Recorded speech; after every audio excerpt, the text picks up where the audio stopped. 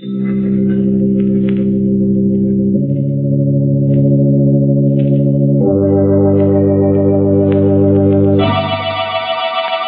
Tea and Lipton Soups present Inner Sanctum Mysteries.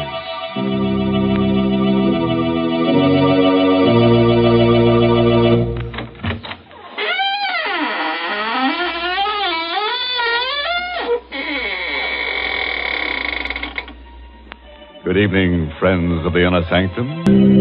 This is your host, waiting to act as your guide through the squeaking door on a specially prepared travelogue. First, we'll take a little jaunt with jeopardy along the path of peril, where we'll prowl with panic until we take the left turn into Horror Highway, and thence via Terror Turnpike straight into the road to ruin.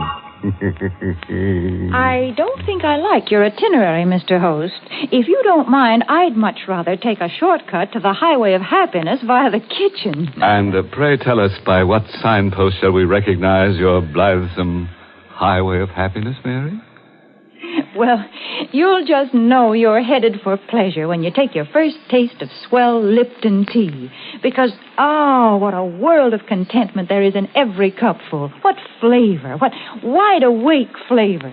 No wonder the tea experts say there's only one word to describe Lipton's, and that's brisk.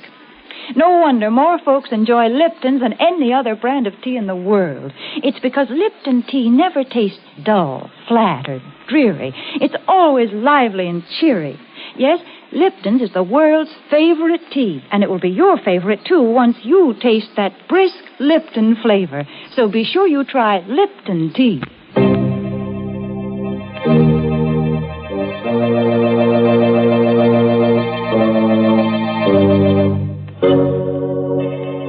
Listen now to the strange tale of a boy and his twin sister, and their dog, and the wreckers of Hurricane Cove.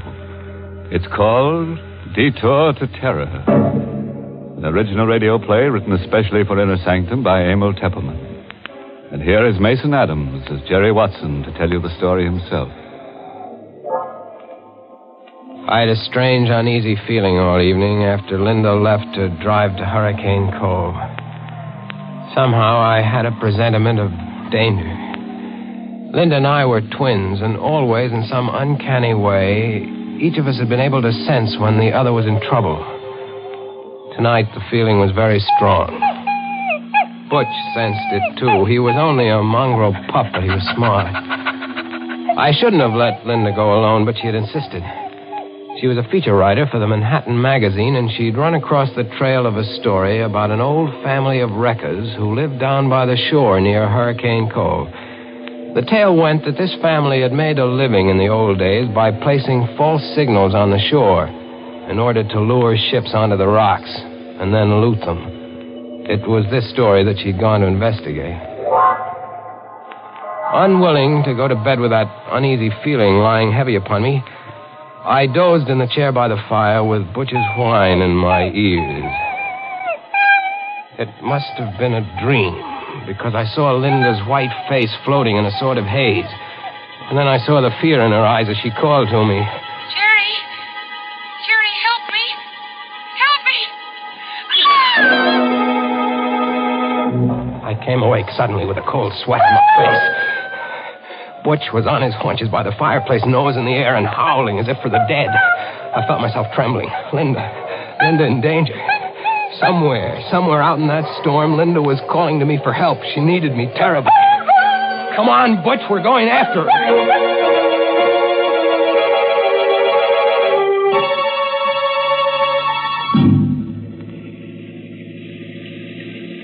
Within 20 minutes, I was speeding through the storm out along Highway 9.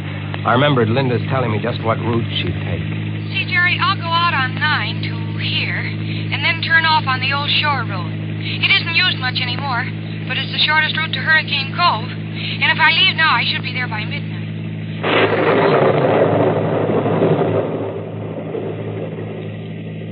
The mist lay heavy on the old shore road, and the rain drove against the windshield, and the swirling fog played strange tricks with my eyes.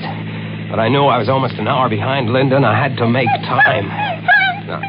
Don't worry, Butch. We'll catch up to her. We'll find her. If I could only go faster. It's fog. I can't see 20 feet ahead of... Hey! It's a red lantern on the road. What? It's a detour sign. Bridge ahead, washed out. Detour. What'll I do, Butch? How do I know what Linda did? Did she drive straight ahead or did she take the detour? I've got to know. I can't sit here waiting. We'll take the detour, Butch, and pray it's the right choice.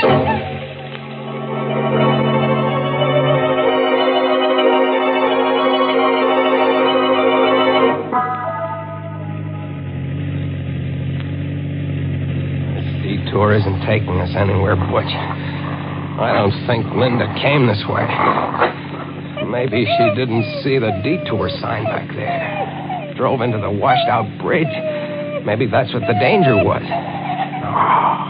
No, she couldn't have missed that red lantern even in the fog. She must have turned off. She must have come this way. Hey! There's the car, Butch, stalled in the ditch and blocking the road. It's Linda's car. Come on, let's get to her quick. Gosh, it's coming down and bucking. Never mind the lightning. Let's go. She's not in the car, Butch. I don't see her in the car. Oh, no, she's not in here. Linda! Linda! Where could she have gone, Butch? She was always scared of thunder and lightning. Linda! How can we look for her in the dark and the fog? What is it, Butch? What have you found over there? I'm coming, Butch. I'm coming. Where, Butch? Where? Behind the tree? All right. Linda. She's not. Linda. Open your eyes. It's Jerry, Linda. Linda, don't be scared, Linda. Everything's all right. It's me. It's Jerry. Oh, Linda. Jerry. Yeah. Oh, thank heaven. Oh, Jerry, take me away from here. Sure, kid. Come on. Here, I'll help you out. Come on. My car's over this way. I must have fainted. I knew you'd come, Jerry. I had a feeling you would. I was afraid it might be too late. Here, get in the car. Yeah. Come on in, Butch. Gosh, you're soaked to the skin, kid. What happened here? Well, there was a man. He was hiding up there behind a tree. The headlights caught him when I got stalled in the ditch. How'd you come to land in the ditch? Well, there's a tree lying across the road. See, look over there. You can just see it in the headlights. Oh, yeah. Oh, I see. Gosh, it's a big one. Must have been struck by the lightning. That's what I thought at first. But when I got out to look at it, I saw that it wasn't struck by lightning. What? Jerry, that tree has been deliberately cut. Linda, are you sure? Sure I am. It's been cut by a saw. The minute I looked at it, I realized it wasn't any accident. Somebody meant to block this road. Great Scott. So I hurried back into the car, and I tried to turn around. I wanted to go back. You couldn't have turned around anyway. This road is too narrow. Yeah, well, I was too scared to realize that. I started backing up, and the rear wheels landed in the ditch. And it was just then that I saw the man. He was coming out from behind the tree, and he was all hunched up so I couldn't see his face. Then when the headlights struck him, he ducked back, and he disappeared. I was afraid to stay in the car, so I jumped out, and I started to run. Then I could hear him coming after me. And I must have tripped, and my head struck something. That's all I knew till you found me. Are you sure it was a man you saw, kid? Yeah, positive, Jerry. I don't get it. What was the idea of blocking the road? What's the matter, Bush? He hears something. Look over there. Someone running through the woods carrying something. I'm going after him. Careful, Jerry. Look, Butch has that man by the trousers. Oh, he kicked Butch. Hey, you don't kick my door! Jerry, be careful. Come on back here, you! Jerry, I'm coming with you. Oh, it's no use. He ran away in the night. Are you all right, Butch? Look, Jerry. Whoever he was, he dropped what he was carrying. What is it? Looks like a big board of some kind. Here, I'll turn the flashlight on.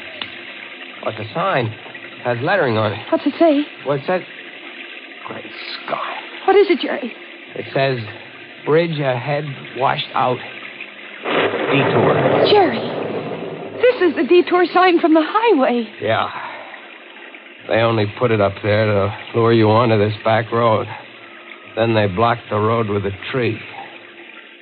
Kid, it looks like we're in some kind of a trap.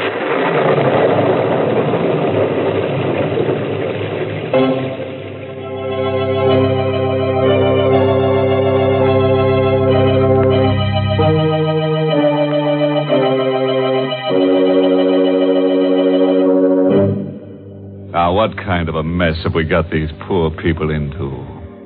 Imagine finding that poor twin sister unconscious behind the tree. And it took Butch to find her, too. I wonder what kind of a tree it was. Oh, probably a dogwood tree. As you can always tell a dogwood tree by its bark. There's poor Linda in all that trouble, and here you go, making puns. I can't help it, Mary. That's my nature. I ought to know it's your nature by now. And I ought to know, too, you can't change people. Take those of us who like to start each day off with piping hot Lipton tea. Why, nothing in the world could change us. In fact, breakfast just wouldn't be breakfast without Lipton. Lipton tea just seems to go with a bright bowl of gay yellow jonquils, a sunny checked gingham tablecloth, and, of course, the morning paper. Part of the reason is Lipton's deep amber color and tempting aroma. But the big reason breakfast wouldn't be right without Lipton's is Lipton's grand, brisk flavor. It's so lively and tingling with zip. Just a cup or two of Lipton's and your spirits catch on and your day's off to a bright start. Yes, breakfast time or any time is the right time to enjoy Lipton tea. So for real tea-drinking pleasure, ask your grocer tomorrow for brisk Lipton tea.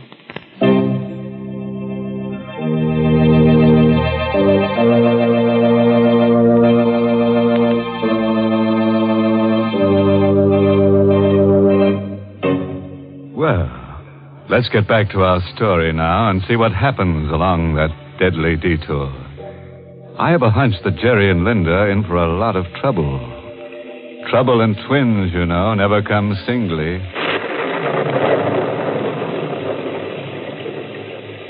We got back in my car, wet and shivering, Linda, Butch, and I. And we tried to figure out what to do. Don't you see, Jerry? This is the way those old-time wreckers used to work. They'd place false signals on the shore so that the ships would be lured onto the rocks. Mm-hmm. You think that phony detour sign back there... It was just like a false signal to a seaman. It lured us onto this back road. When they get good and ready, they'll come for us. Maybe you're right, kid. Well, Jerry, we can't just sit here and wait to be murdered. Look, Linda, up there in the hill through the trees. See those lights? Looks like a big house. Hey, maybe they've got a phone. We could call the police. Uh-huh. And maybe... Maybe what, Jerry? Nothing. You think maybe they're the ones who lured us here? We'll have to take the chance, Linda.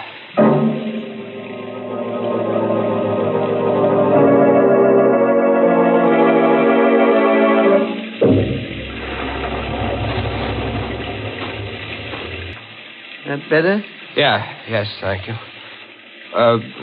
I'm Jerry Watson. This is my sister, Linda.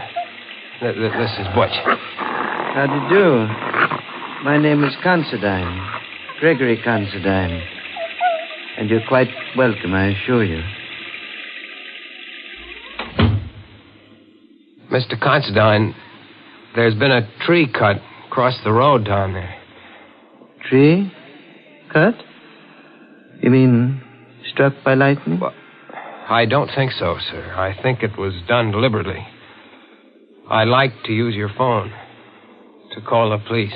I'm so sorry. The phone is out of order. The storm, you know. I'm sure you must be mistaken about the tree. You must be soaked through and through.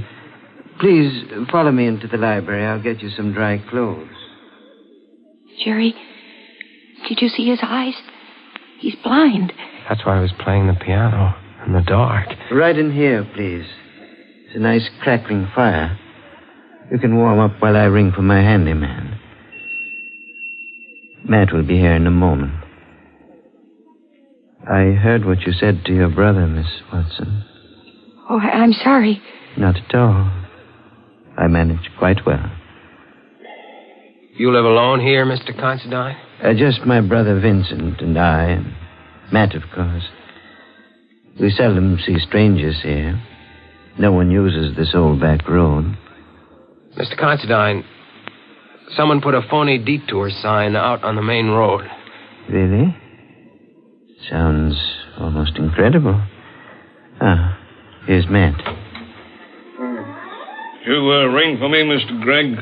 Matt, this is Miss Watson and her brother, and Butch. They've been caught in the storm. I think there's some dry clothing in the west room. Yes, Mr. Gregg. Yeah, this way, please. Are you in there, Gregg? What have you done with those people? Oh, dear. That's my brother Vincent. I'm afraid I'll have to ask a favor of you. Please overlook anything Vincent may say. He's, shall I say, a bit strange. Oh, here you are. Well, introduce me to your friends, Gregg. Go upstairs, Vincent. Go upstairs, Vincent. Is that all you have to say to your brother? What are you going to do to these people? What are you planning for them? Vincent. You can't shut me up. Look here, mister. And young lady. Take a bit of advice from me. Don't stay in this house overnight, or you'll never live to see the morning. Get out, quick. Matt, you know what to do. No. Yes, Mr. Gregg. No, please, keep away from me, Matt. Keep away. I warn you, mister, get your sister out of it. No, hey, let go of me, Matt. Hey, he knocked him Out. I regret that it was necessary, Mr. Watson. Vincent is difficult at times. Please pay no attention to what he said. I'm very sorry that you had to witness this painful scene. Matt, please carry Mr. Vincent upstairs and lock him in his room.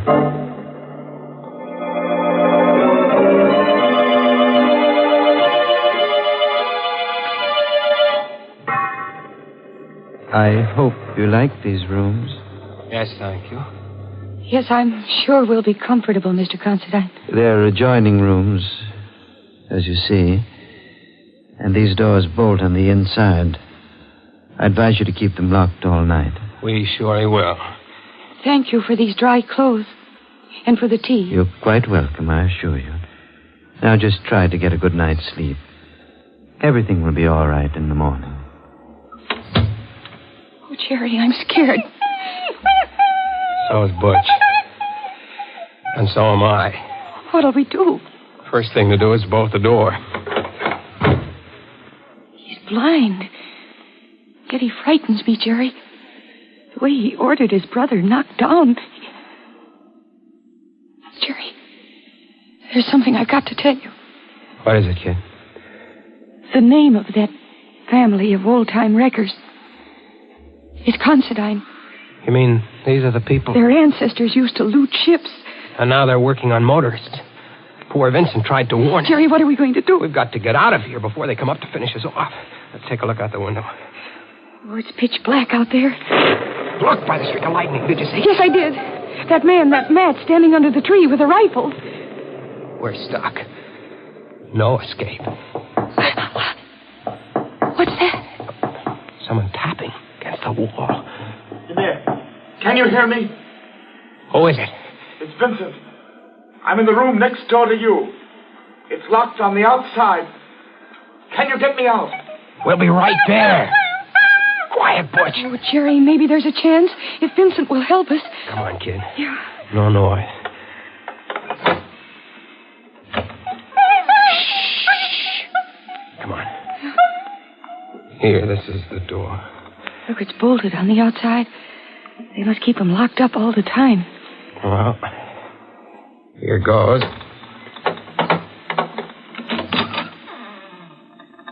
Vincent? Here I am. Don't make any noise. My brother has ears like a cat. And don't let him fool you. He may be blind, but he's more dangerous than any man who can see. How are we going to get out of here? Matt's watching outside with a rifle. Listen. The piano. My brother is amusing himself in the dark. He always plays the piano when he has something on his mind. Do you know any way for us to get out of here? Well, there's only a slim chance. Now listen to me carefully. The only chance is to get out the back way. But you have to pass the open living room door downstairs. And Greg is in there at the piano. And what'll we do? Oh, you wait here. I'll go down first. See if they've left the cellar door unlocked. I'll come back for you. Please, don't move until I return. Be careful. Don't worry.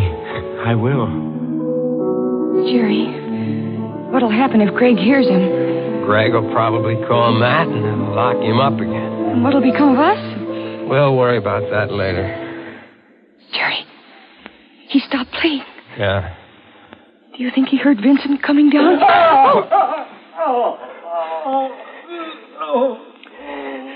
Jerry, Greg caught him. What'll we do? Come on, we're going down. The lights are all out down here. I don't hear anything. Where do you think Greg is? Maybe waiting to jump us in the dark. Come on, I don't care. Stick behind me. We're going in the living room. Where's Butch? I don't know. What is it? My foot touched something. A body. Then I'm going to take a chance on the flashlight. Stand by. All right. Great Scott. What is it? Look.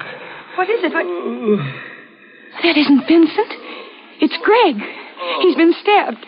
Watch out. Vincent is somewhere around. He'll kill you. What do you mean? My brother Vincent, the one who's been doing the wrecking. We always keep him locked up. But tonight, he got away. Planted the detour sign. Cut the trees. Vincent did all that. Matt and I, we tried to stop him. Matt went out to the road, took down the detour sign, but it was too late. Watch out. He'll be back to kill you.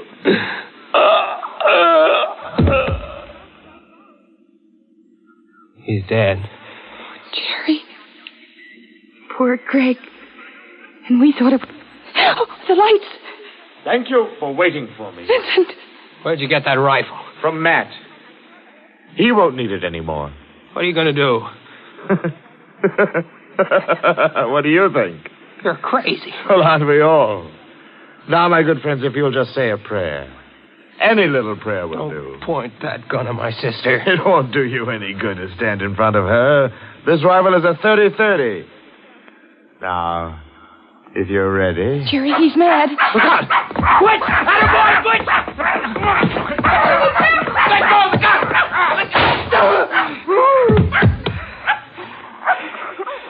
The gun went off in his face. Oh, Jerry. Take it easy, kid. He's dead. Oh. Don't look at him. He isn't pretty to look at. Butch, you did all right. Oh, kid, you can write your feature story now. The story of the wreckers of Hurricane Cove. And it'll be under your own byline, too. Oh, I'm going to write it under a double byline, Jerry. The Wreckers of Hurricane Cove by Linda Watson and Butch.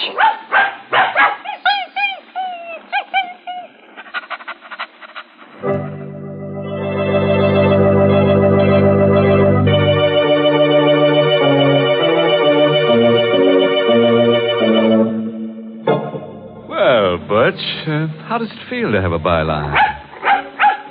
You like it. You like collaborating, don't you? Especially with a pretty girl like Linda, huh?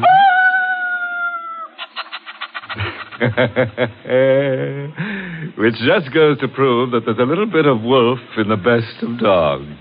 But do you know the difference between a wolf call and a wolf whistle, Mr. Host? Let me think. When a fella gives a wolf whistle, he's starved for love. And when he gives a wolf call, he's just plain starved. In which case, there's just one thing to do. Feed him. But if you really want to appeal to his better nature, see that he winds up every meal with a good big cup of satisfying Lipton tea. Men certainly go for that brisk Lipton flavor. It's so lively and full of zip.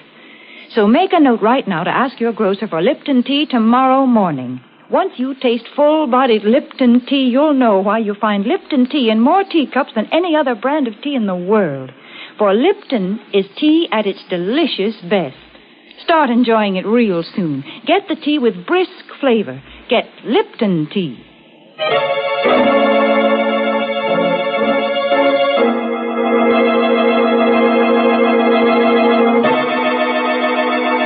Oh, by the way, this month's Inner Sanctum mystery novel is Benefit Performance by Richard Sage. And next week, the makers of Lipton Tea and Lipton Soups will bring you another Inner Sanctum story, directed by Hyman Brown, and called Murder in the Night. Correction. There'll be 3 murders. You know, it's going to take a lot of nerve to hear this tale out, so I don't suppose you'll be listening. That is, unless you've just got to find out how a brass button in a dead man's hand traps the murderer. If so, tune in to Inner Sanctum next week at this same time. Until then. Friends, here's a good way to lead off a meal. Serve quick, grand-tasting chickeny Lipton's noodle soup. The first taste of Lipton's noodle soup takes you back to Grandma's own country kitchen. But you get Grandma's results in a jiffy, because Lipton's noodle soup is a real old-fashioned noodle soup with oodles of tender noodles in savory golden broth that's easy to fix and costs little. Ask for Lipton's when you ask for noodle soup, and you'll hear your folks ask for more. And tune in next week for another Inner Sanctum mystery.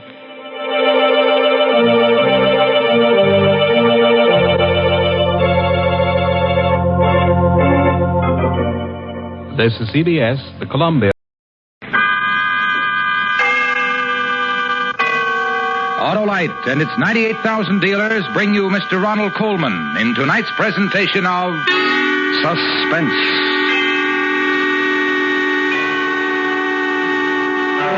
Tonight, Autolite brings you the story of a mind reader who discovers his nightclub act is not a fake, a vision of death. Our star, Mr. Ronald Coleman. Help! What's the trouble, Oscar Otto? It's my battery, Harlow. Water, please. Why, sure. But why not avoid that battery distress, Oscar? Get an Autolite Stay Full, the battery that needs water only 3 times a year in normal car use. Is that a fact, Harlow? A fact that millions of cars and owners have proved for themselves, Oscar. And the Autolite Stay Full gives longer life, too. Fiberglass retaining mats protect every positive plate to reduce shedding and flaking, and give the Autolite Stay Full longer life, as proved by tests conducted according to accepted life cycle standards. Where do I get this no-worry battery, Harlow? From your nearest Autolite battery dealer. To quickly locate him, phone Western Union by number and ask for Operator 25. I'll tell you the name of your nearest Autolite battery dealer, where you can get an Autolite Stay Full, the battery that needs water only 3 times a year in normal car use. And remember, from bumper to tail light, you're always right with Autolite. And now, Autolite presents A Vision of Death, starring Mr. Ronald Coleman, hoping once again to keep you in suspense.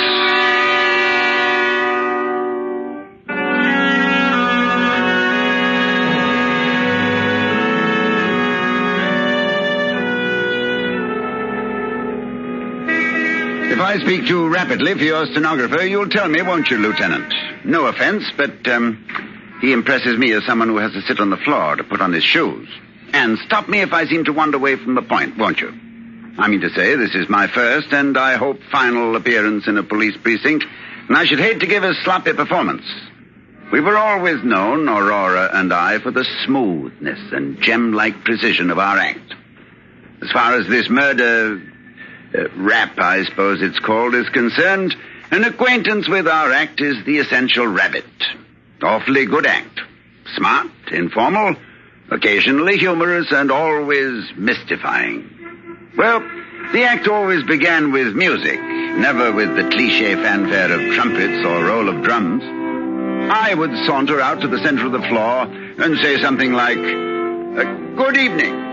You are about to witness an exhibition of mental telepathy. Ladies and gentlemen, may I introduce Aurora, my wife?" Ah, they never failed to give her a hand. What would they applaud? Why, the vision she presented as she came toward me. There has never been anyone as lovely as Aurora, the most beautiful flesh in the profession.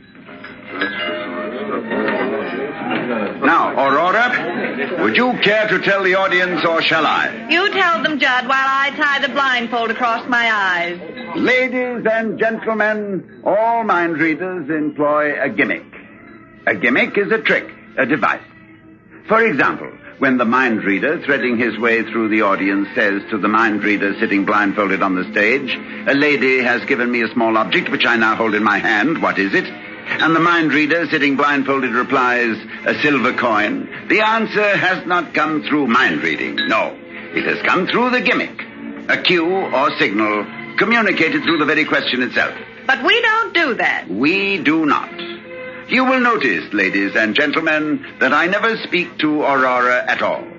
Now, are you ready, Rory? Ready, Judd? Here we go, then. Now, you, sir, you have something? Good. Concentrate upon it like a good chap. And the you, gentleman holds a coin in his hand. It's a Mexican peso bearing the date 1892. Oh, that's very clever of you, madam. I'll be surprised if she gets this one. The lady holds in her hand her other hand.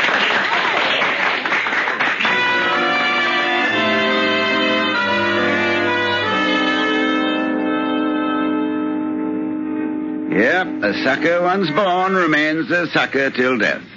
The audience never realized, never in all the years we worked, that although I was not speaking to Aurora directly, my chatter nevertheless was loaded with signals and cues for her guidance. By revealing the gimmick, we concealed the gimmick, and that, Lieutenant, is the ne plus ultra of gimmicks. Yes, it was as crude as that. But it enabled us to work 50 weeks a year here and abroad at an average of over 1,000 a week. Of course, I always gave some credit for our success to our agent, Harry Arnold, although Rory was inclined to give him no credit at all.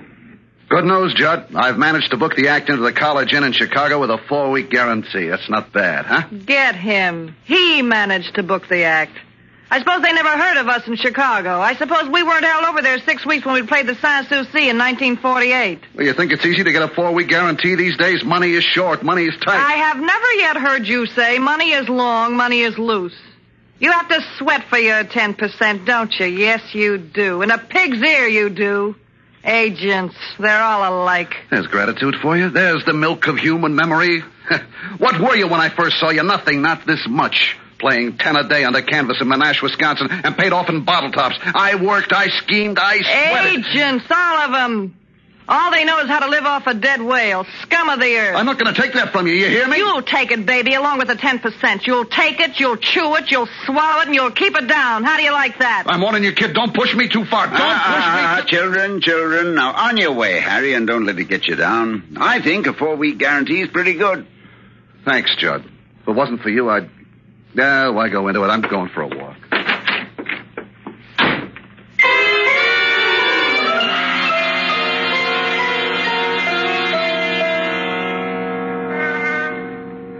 But aside from these altercations between Rory and Harry, it was smooth sailing. We wore the best, ate the best, drank the best, stayed at the finest hotels. And every Saturday night after the performance, Harry would bring us our salary. He'd bring it in cash. 1,000, 1,250, 1,500. I've the old performer's distrust of checks. Been given too many with a high latex content. Anyway, life couldn't have been more placid. And then, one evening, about 5 weeks ago, soon after we opened at the Grove here in town, a frightening thing occurred. We'd just begun the act, and I was out in the audience. You will notice, ladies and gentlemen, that I never speak to Aurora at all. Now, are you ready, Rory? Ready, Judd? Here we go, then. Now, you, madam. The lady you have holds in her hand a compact. It is platinum. It bears her initials, R.C. You, sir. The gentleman is holding an engagement ring. In it are 3 small diamonds. Miss, what would you... The young lady is holding It's a small cameo brooch. Rory! Maurice! Music! I picked Rory up from the floor and hurried with her to our dressing room, almost beside myself with anxiety. I placed her on the couch, dampened the towel, and put it on her forehead and began to chafe her wrists. Rory, honey, Rory. Judd. I'm here, Rory. Are you all right? I guess so. I don't know what happened. Well, you fainted away. Try to remember what happened. I felt funny. I don't remember. Oh, try, Rory, try. Try to remember. It's important. I can't. Why is it important? You don't know? Rory, you don't know? You were calling out the answers before I even had a chance to give you the cues.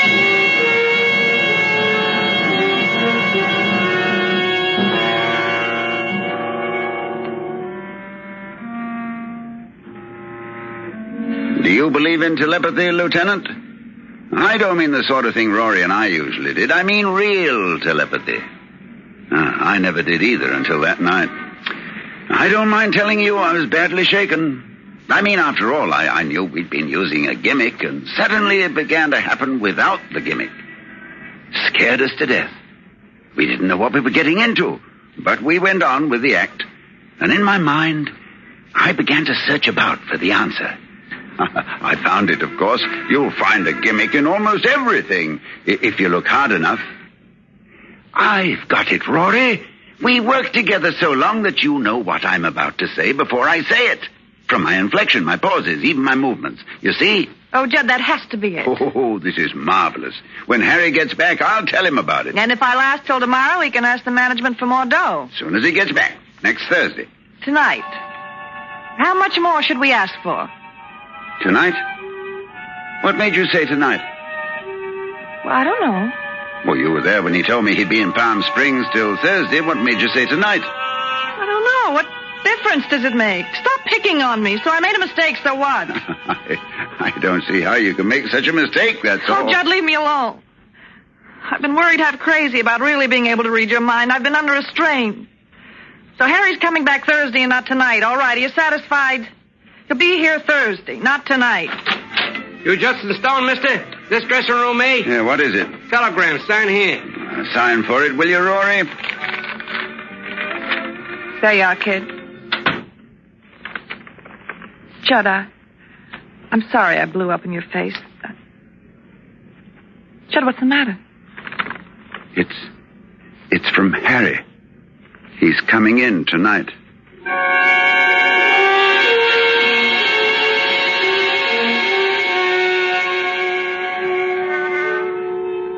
And he did, too, Lieutenant.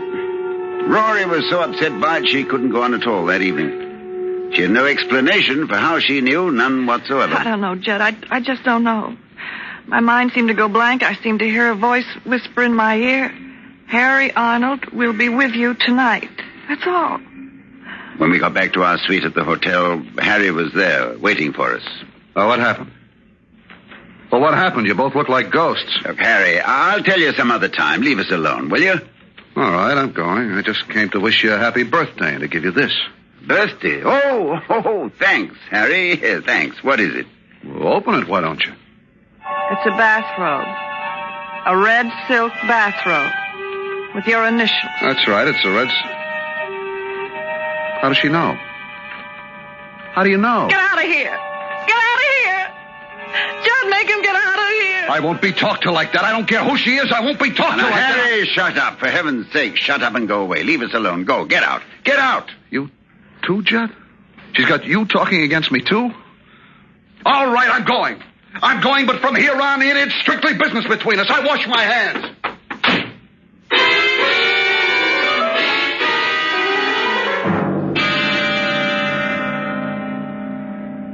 He kept his word, Lieutenant. From that time on, he kept himself to himself. And I was prepared to let it go at that, much as I liked Harry. Until the night I was awakened by Rory, moaning in her sleep. No. No, please, no. No. Rory, no. Wake up. You're having a bad dream, Rory. No.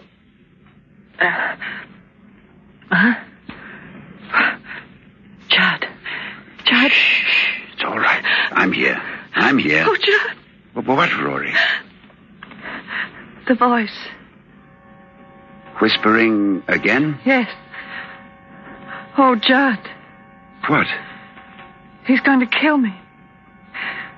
Harry Arnold is going to kill me.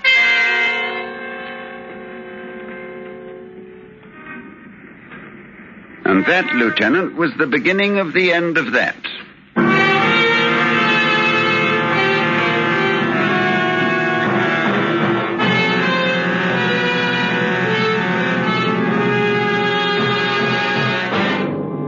Autolite is bringing you Mr. Ronald Coleman in A Vision of Death.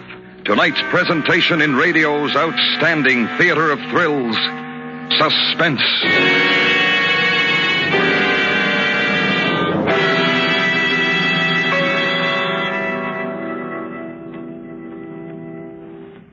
Hey, Harlow, here's a riddle. Shoot, Oscar Otto. I got it, and I have it. You've got an Autolite Stay Full battery, and now you have a power-packed Paragon that gives quick, dependable starts and needs water only 3 times a year in normal car use. You said a stay full, Harlow. Just what every driver should say when he needs a battery, Oscar. An Autolite Stay Full with the fiberglass retaining mats protecting every positive plate to reduce shedding and flaking and give that brawny battery longer life, as proved by tests conducted according to accepted life cycle standards.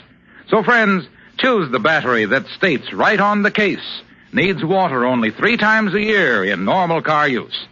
To learn quickly where to get an Autolite Stay Full battery, just phone Western Union by number and ask for Operator 25. I'll tell you the location of your nearest Autolite battery dealer, the expert on all makes of batteries. And remember, from bumper to tail light, you're always right with Autolite.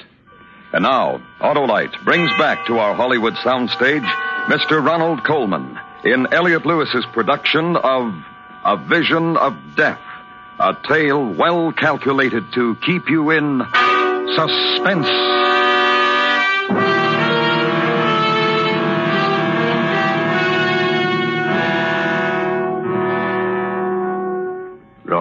Rory, get a grip on yourself. He's going to kill me. Harry's going to kill me. Don't be ridiculous. Stop it now. It was just a bad dream. He's going to kill me. Will you stop that? Will you stop saying that? Judd, hold me. I'm frightened. Harry's going to kill me. You've had a bad dream, I tell you. He hates me. He hates me. Oh, Judd, he's going to kill me.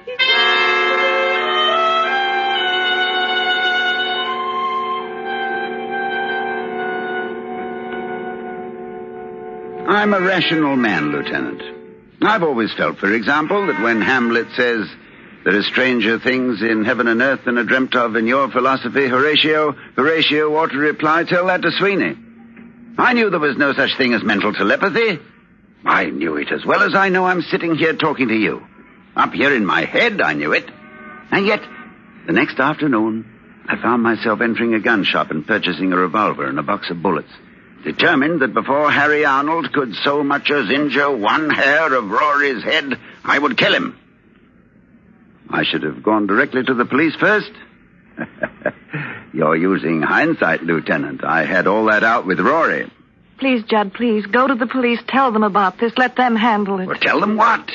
That by reading his mind, we've learned Harry intends to murder you? They'll believe us. They've got to believe us. You're reasoning like a child. They'll decide that it's either a publicity stunt or else that we're both lunatics. But if I tell them about the telegram and the birthday present... Rory, we have no proof. We have to do something. What? Tell me what? You know he intends to kill you. I know he intends to kill you. But what can we do? Do you know when he's going to do it or how he's going to do it? No. He hasn't decided yet. Oh, Judd, isn't there anything we can do? Nothing. Except wait.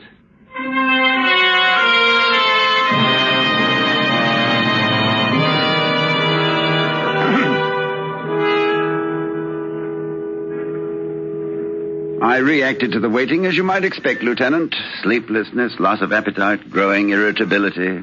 I flared up at everyone. Waiters, chambermaids, elevator boys, the manager of the club. The manager of the club? He finally said to me, Stone, what the devil's gotten into you? I'd really like to know. none of your business. Well, look, I'm only trying to be nice. Oh, shut up and leave me alone. Sure, I'll let you alone. I'd let you alone right now if your contract didn't have another week to run. But after that, I'll let you strictly alone. You'll never work this club again. You maniac.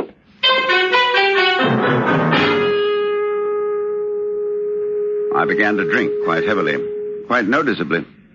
I was going crazy just from the waiting. And then the waiting came to an end. It was around 3 in the morning. I was sitting up in bed, in the dark, smoking, when Rory opened her eyes and said, Judd. Yes? The voice. Yes. He's going to kill me here. Right here in this room. Rory. Saturday. This Saturday. At midnight. Oh, Judd. Oh, Rory. Rory, sweetheart. He's going to shoot me. He has a gun. He's going to shoot me. He's going to get you downstairs in the manager's office at the club. And while you're there, he's going to come up here. No, Rory, listen to me. I want you to listen to me. You're mistaken, do you understand? You've been having another bad dream, and that's all there is to it. No, Judd, I swear it. He just thought of it. Just this minute. He's standing at a bar. Standing there all by himself, drinking. And he's just this minute decided. You're making it up. Judd, no.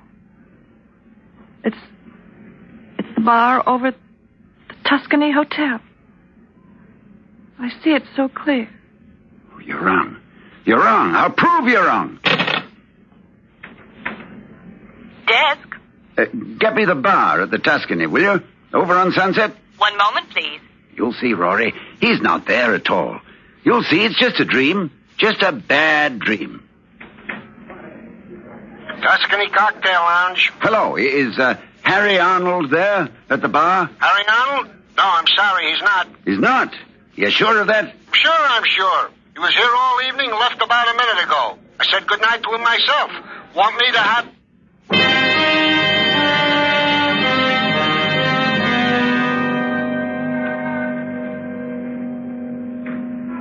Look, Lieutenant, my hands. It's just the memory of how I felt at that moment of my hands begin to tremble again. Amazing, isn't it? Now, that was last Thursday night, or rather Friday morning. Towards daybreak, Rory sobbed herself to sleep, but I was restless. I got dressed and went downstairs and got into my car. The long drive, as always, relaxed me. But when I got behind the wheel... Oh, I don't know what it was, possibly the fresh air, but all at once I felt as though I couldn't keep my eyes open for another moment. Simply had to have some sleep.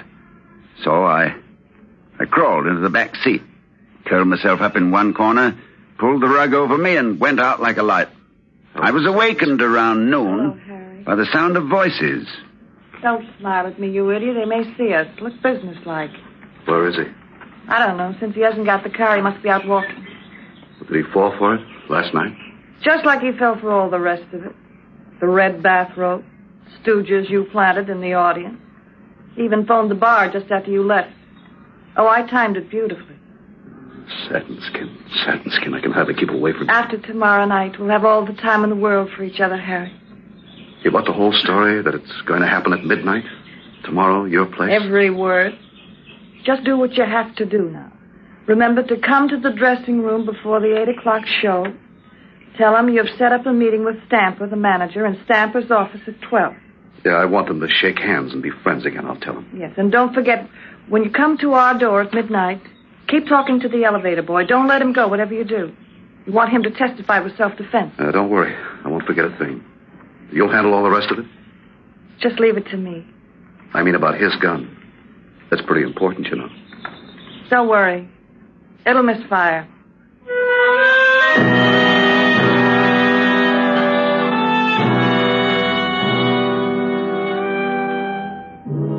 It'd be difficult for me to tell you what I felt as they walked away, Lieutenant. One part of me felt the way a man ought to feel, I suppose, when he learns that the woman he loves is not only unfaithful, but plotting his death as well. But another part of me felt only relief. relief at learning there was a gimmick in this too. They'd been fairly clever for amateurs. Harry had a good excuse for carrying a gun to protect the cash he brought me each Saturday. My own behavior in recent weeks would lend weight to what he would probably offer in his defense, that I must have been crazy, that for no reason at all I'd opened the door, pointed a revolver at him, and threatened his life, that he had to shoot in self-defense. The presence of the elevator boy, well, that could mean only that Harry would shoot just as soon as I opened the door. I'd be found dead with a revolver in my hand and a heartbroken agent at my side. Tableau. I found myself hoping, as I never hoped before, that they'd come to their senses before Saturday. That they'd realize what a vicious, inhuman thing it was they were planning. But just before the 8 o'clock show that night, there was a knock at the door of our dressing room. Come in. Judd, I've been talking to Stamper, the manager. He's sorry there's bad blood between you and wants to square it. I told him you'd be in his office at 12 to talk things over. All right with you? Yeah. We don't want it so that we'll never work here again, do we? I mean, there's no reason we should. No reason at all. Button my dress, Judd. See you later, Judd. Yeah, later.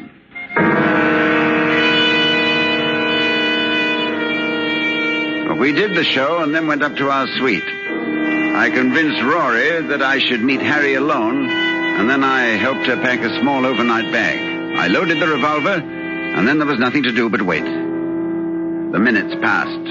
9 o'clock, 10, 10:30, and I waited. Judd? Yes? It doesn't seem right to leave you here alone. Harry might... No, you go. Things might not turn out as I planned. I might not be able to stop him. If I fail to stop him... No, it's best that you go. Just wait at the motel until you hear from me. What time is it? Almost 11. 2 minutes of 11. I'm out of cigarettes. Desk. This is Mr. Stone in 1101. Please send up a carton of players, will you? Right away, Mr. Stone. I want you to go now, Rory. Judd, let me call the police, please. It'd be useless. We've gone into it, and it would be useless. Well, then come with me. He won't find anybody here. And he'd choose another place, another time. Now, here's your valise. You have your gun? In my pocket. You won't take any chances. I don't know what I'd do if you were hurt. I won't take any chances. Now, let me help you on with your coat.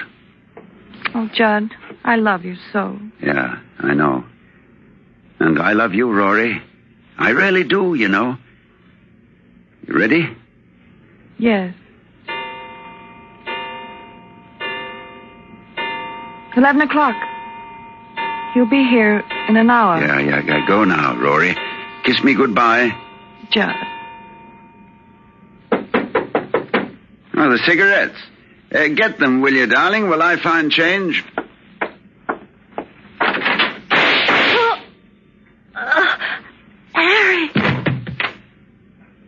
Harry. Rory.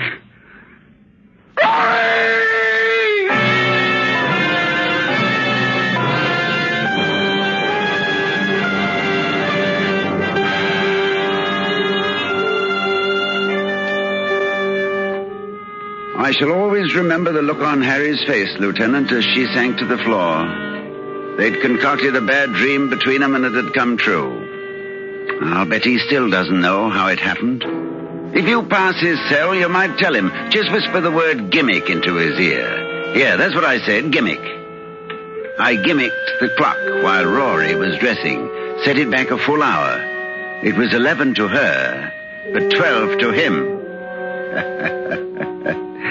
I adore gimmicks, don't you?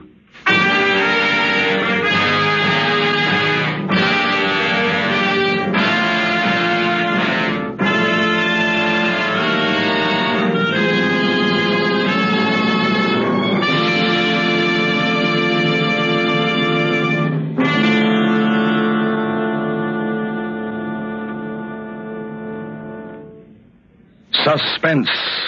Presented by Autolite. Tonight's star, Mr. Ronald Coleman. This is Harlow Wilcox speaking for Autolite and bringing back our distinguished star, Mr. Coleman. Thank you, Harlow. You know, it's been over 2 years since I last played in Autolite's Theater of Thrills. But I've listened to Suspense attain new dramatic heights this season, with such exciting fare as Edwin Drood and, of course, Othello. Harlow, my congratulations to our producer-director, Elliot Lewis, and to Autolite for magnificent radio entertainment. Thank you, Mr. Coleman. And friends, you can always expect the finest from Autolite, the world's largest independent manufacturer of automotive electrical equipment. Every Autolite product is backed by constant research and precision built to the highest standards of quality and performance. No wonder Autolite serves the greatest names in the industry. Yes, from bumper to tail light, you're always right with Autolite.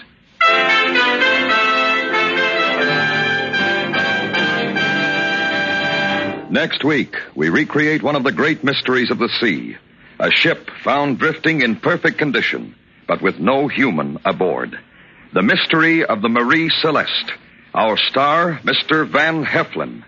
That's next week on Suspense. Suspense is produced and directed by Elliot Lewis, with music composed by Lucian Morowick and conducted by Lud Gluskin.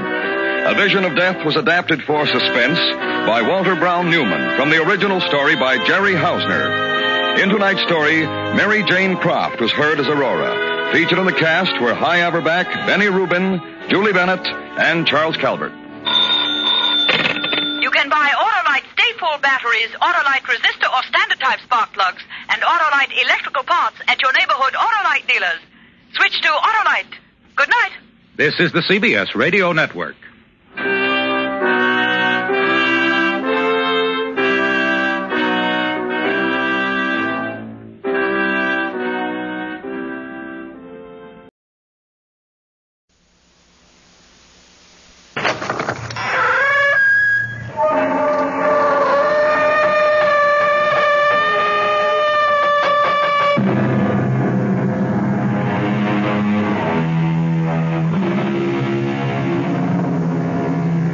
Come in. Welcome. I'm E.G. Marshall. Welcome to the world of terrifying imagination, to the fear you can hear. There is a green land called the Emerald Isle, where stardust dapples shining lakes that sparkle against blue mountains which fall away to winding bays. But there are darker sides to Ireland, currents that run deep. A wasting, bitter civil war in the north, and everywhere, lurking behind the shamrock and beneath the laughter, a dark world of legend, of banshees and warlocks, of voices on the wind against which the traveler should stop his ears, or the sound of the death bell. Our mystery drama, The Death Bell, was written especially for the Mystery Theater by Ian Martin, and stars Michael Tolan. It is sponsored in part by Anheuser-Busch Incorporated, brewers of Budweiser, and by the Kellogg Company, makers of Kellogg's Special K cereal. I'll be back shortly with Act One. Hello, this is Goldilocks. It seems like only yesterday that I was a little girl tasting porridge. You know, this one's too hot. This one's too cold. And now I conduct taste tests on diet drinks. And there's one I must tell you about. Sugar-free Diet 7-Up. It has a fresh, natural, delicious taste. It drives my taste-o-meter crazy. Sugar-free Diet 7-Up. This one's just right. Computers. We're big on that. You deserve an airline that remembers your name. Ozark's computer helps us not to forget your name, reservation, connections, your return plans. At Ozark, a big impersonal computer helps us deal more personally with you. Computers, we're big on that at Ozark Airlines. Now go Ozark's evening jet at 6:45 to Washington with through service to Champaign-Urbana and Peoria. Since time immemorial, man has sought to trace the future in the lines of the palm. The best answer always is, if you truly believe. As in spite of herself, it would appear that Sheila Doyle does.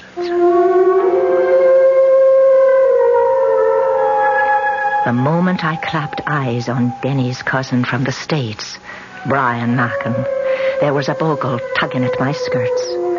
And the one look in his hand ran the blood in me cold, for I never saw a shadow plainer.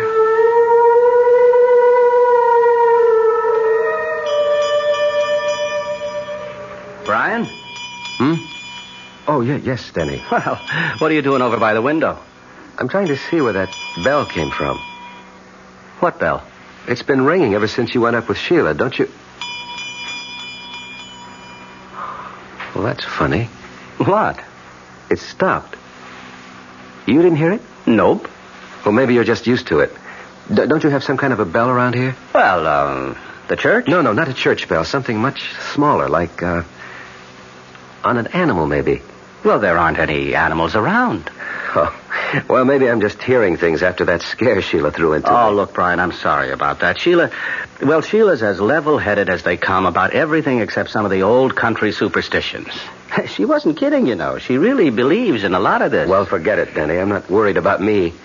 I was only concerned about Sheila. She looked all shook up. Oh, she was embarrassed. I think she felt she'd made a fool of herself. I don't think she'll be able to face you again tonight, but by morning she'll cook you a breakfast that'll stick to your ribs. You are going to stay, huh? Oh, I can take the car and run down to the local inn. No, sir, not on your life. My cousin comes all the way from the States. I don't let you get away till we do some catching up. Catching up? Yes. I want to hear all about your wife. My wife? Yes. Sheila and I are so sorry she didn't come along with you. She wasn't feeling herself at the last moment. Yes, I know, so you said. You see, this isn't so much a trip. It's more a sort of pilgrimage. A what? I want to find Carrie Kleiner. I want to see it for myself. If it exists. What do you mean? Well, Brian, I always understood it was just a family legend. You mean to say you've been here in Ireland now for 3 years and you haven't tried to look it up? Man, it's near 250 miles from here and I haven't a car. Anyways, it wasn't my side of the family. Well, it was mine. Or should have been. At the very least from my mother's side. You know that. Well, I honestly don't. All I know is that my mother used to ramble on when she got older about how there was royalty in the blood somewhere far back and the ancestors lived in a castle in the north. Carrig Kleiner. It was a castle. Huh? The Carrigs were said to be in the direct line of descent from Brian Boru himself. And it was a family custom to name the residence for the family name and for the wife who reigned over it. My great-great-grandmother, Kleiner, was married to the last of the line, Lord Carrig. Your great-great-grandfather? That's one of the things I'd like to find out. See, I think he was. You think? Lord Carrig didn't. He killed Kleiner and threw the man he said was her lover from the balcony over the sea to be smashed to death on the rocks below. And he sent my great-grandfather to be brought up by his wife's family, the Mackins. Your great-grandfather? You mean Carrig's son? He refused to recognize him. Claimed he was illegitimate. I see. Well, now, look. Looking for an old lost castle is as good a way as any of spending a vacation. You'll get a chance to see a good bit of Ireland on the way. Now, come on. Let's go get your bag out of the car and I'll show you to your room.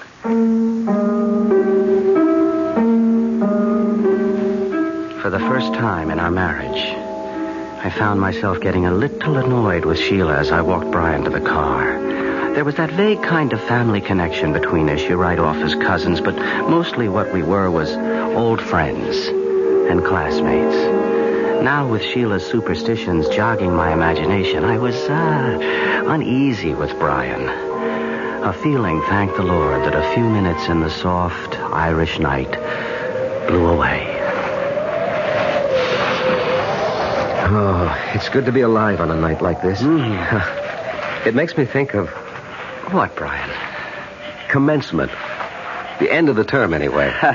or after the last ball game of the season. Tired, but loose. You remember? Well, for pitchers, maybe. Catchers with old football knees took longer to unwind. Well, so, how's the old rat race? Advertising? Oh, it still goes round and round. Hamsters on a cage wheel. How's the writing? Slow, but sure. And I make an honest buck cutting peat to keep myself in shape. You're a happy man. Oh, what more could I ask for? Wait till you see your namesake tomorrow. Little Brian. How soon will he be 2? About the time his little sister comes to join him, 6 months or so. Oh, hey, you're having another? Yes. Well, that's That's solid, man. It's solid. Well, you know I always liked kids. Nothing like having your own, though. And how about you, senior citizen? What does that mean? Well, you have been married longer than Sheila and me. When are you and Gloria going to have yours? As a matter of fact, Gloria got pregnant 7 months ago. Oh, and you're trying to keep it secret. So that's why she didn't come along, huh? That's one of the reasons. But come on, I can't keep you away from your wife any longer. Here, just let me get my gear and we can hit the sack. Oh, there's no hurry, no hurry. For my money, we could sit up all night and shoot the breeze. Well, that'd suit me if I didn't have a long journey ahead of me tomorrow. Oh, I see. You're still determined to go chasing rainbows. I heard the door close when they left the house, and had gone to the window to watch Denny and Brian talk at the car. I couldn't hear the words, but at least Brian's arms slung around Denny's shoulder eased my mind enough to make me go to bed. Still and all, even with the soothing sound of their voices rumbling below and their laughter, it was long before I fell into an uneasy sleep. Oh, Danny? Oh, I'm sorry. Shh, Sheila, shh. Darling, go to sleep. That's all right. I was half on to waking.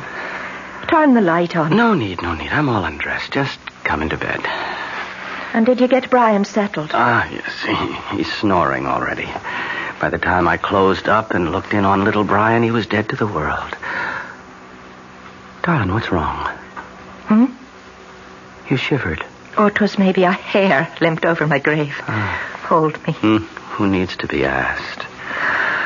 Sheila, you're wrong about Brian. What way? We've had a long talk, just like old times. I never felt closer to him. Well, I know you've missed him since you came away here. We were always more like brothers than cousins. Well, I'm not saying he isn't tense and all wound up, but that's old stuff to me, Akushla. Oh, you're making to be a real Irishman again. Well, next to you because of you, and grateful I am. Are you for real, Danny? Don't you know? Oh, Sheila, I used to be all tied up in knots like Brian, and that's all it is, you see. Well, I hope you're right. You haven't heard the best news yet. What? Well, you're not the only one that's carrying a heart beneath your own. Gloria's expecting. Brian's wife? When? Before you. That's why she didn't come along this trip. Well, that's good news, Denny. I want to be happy for your friend, your cousin, your brother, almost. Well, so you can be. Sheila. What did you think you saw in Brian's palm? Don't ask me. First of all, because I have no words to tell you. And second, I'm praying to sweet Mary to forgive me. For I'm hoping it was himself who's only giving me a warning not to meddle in the Lord's business. The night is quiet outside, except for the tinkle of that far-off bell. There's a kind of peace. I had to stop here with Denny, touch normal life, if only for a moment. I will not think back, and tomorrow must wait till I find it. I know what it will bring to so many people. I wonder what it will bring to me, Brian Mackin. The last thing I hear is the bell, lulling me to sleep.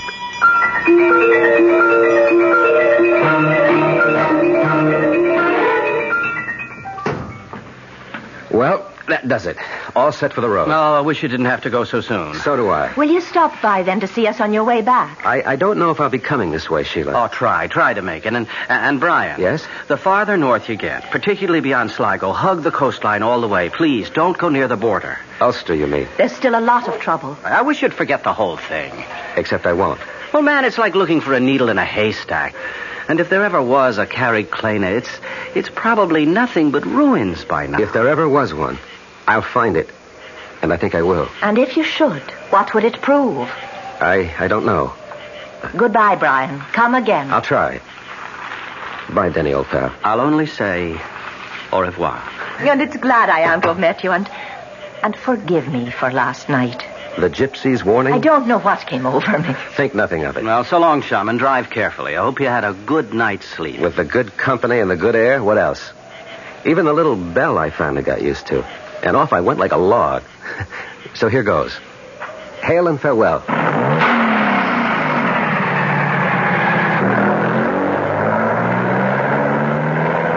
that about a bell, Denny? Search me, Mavourneen. When I came downstairs last night after I took you up to bed, Brian was by the window. He insisted he could hear a little bell ringing somewhere, but I couldn't hear it. What kind of a bell was that? Like it was on an animal, he said. Not like a cow, but more, say, like a goat. The Lord and all his saints be praised. No. What is it, Sheila? We should call him back. He should get out of Ireland. Well, what are you getting all riled up about now, honey? I told you he was holding the shadow of death in his palm. Now I know I made no mistake. There's no bell in this town he could have heard like you said. Except one. What? The one that's only heard by him it sounds for, and I know it for sure. 'Twas the death bell. Is Brian Mackin really marked for death? And if so, how soon? And how? We will return shortly with Act 2.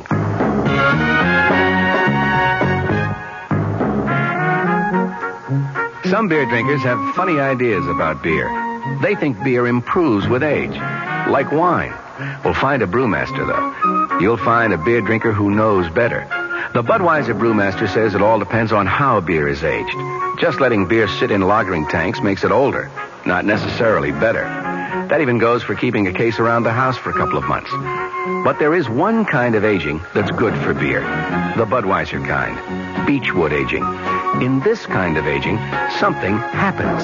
It lets all the flavor of the choicest hops and best barley malt that go into Budweiser get through to you.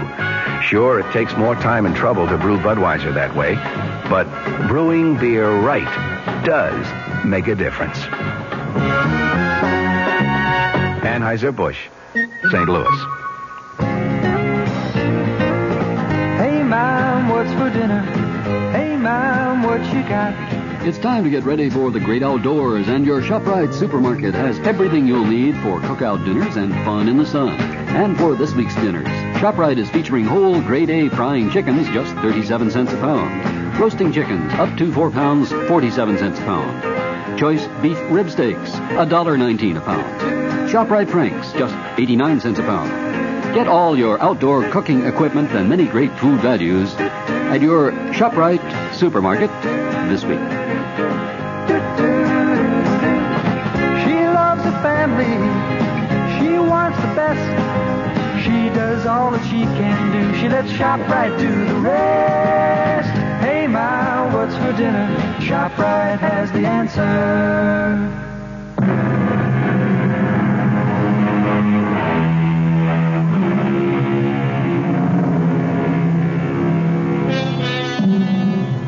250 miles is a short day's drive as we reckon it in the good old US of A.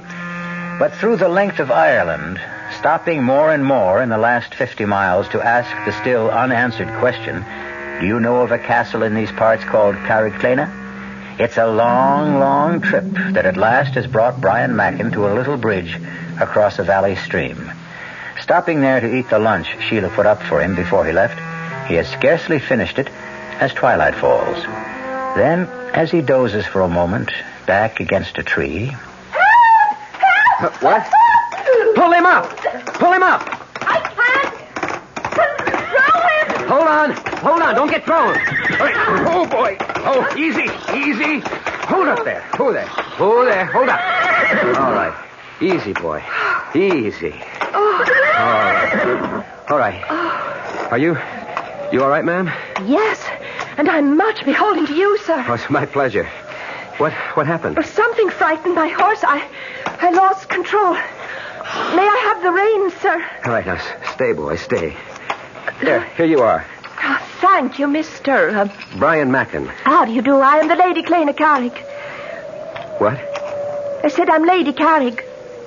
Of Carrickclena? Well, naturally. Then it does exist. I should hope so. I was just on my way home. Where is it? Just across the bridge and over the hill. Oh, now that I've regained my composure. On my soul, you do look familiar. I didn't catch your name. Brian Mackin. Oh, no. No. You must be mad to try to intercept me here. Run, Brian. Run for your life. Reach him. Yes. Wait a minute, my lady. If you value your life, stay away from me. I am frozen at her sudden flight. Then suddenly I find myself running after her, laboring for breath over the last burst to the crest of the hill. Oh, damn, the light going. But where? Where? She couldn't have just disappeared into thin air. But she had. In the lowering darkness, I can see the long sweep of the countryside down to the rocks and sea cliffs. And there's no sign of horse or rider, or of any destination they might be bound for, nor any road for a horse to follow, much less my modern car. For the moment, I realize I must return to my car and seek some lodging for the night.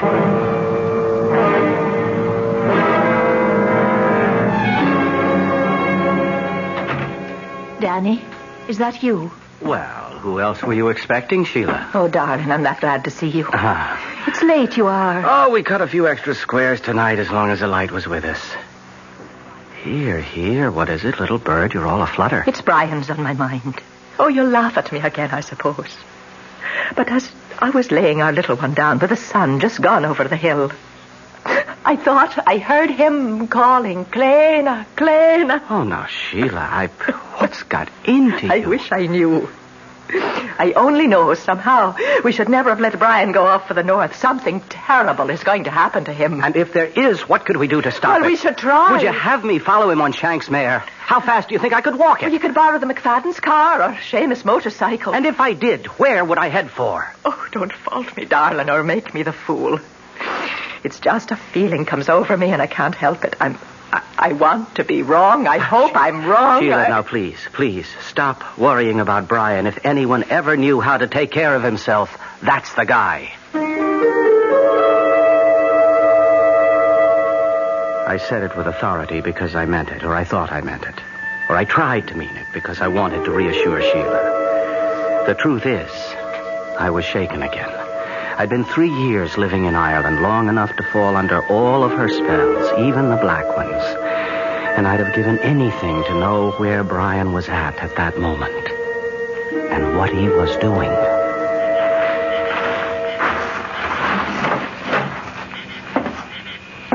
Excuse me, gentlemen. Sorry. Closing time is posted. I wasn't looking for a drink as much as I was for accommodations tonight. Well, now, as to that... I'm willing to pay well for it. An American, is it? Well, for that much, I suppose we could be after finding your room and a bite to sup. And perhaps a little information? We're not for doing much talking around these parts, in particular to strangers. What would you want to know?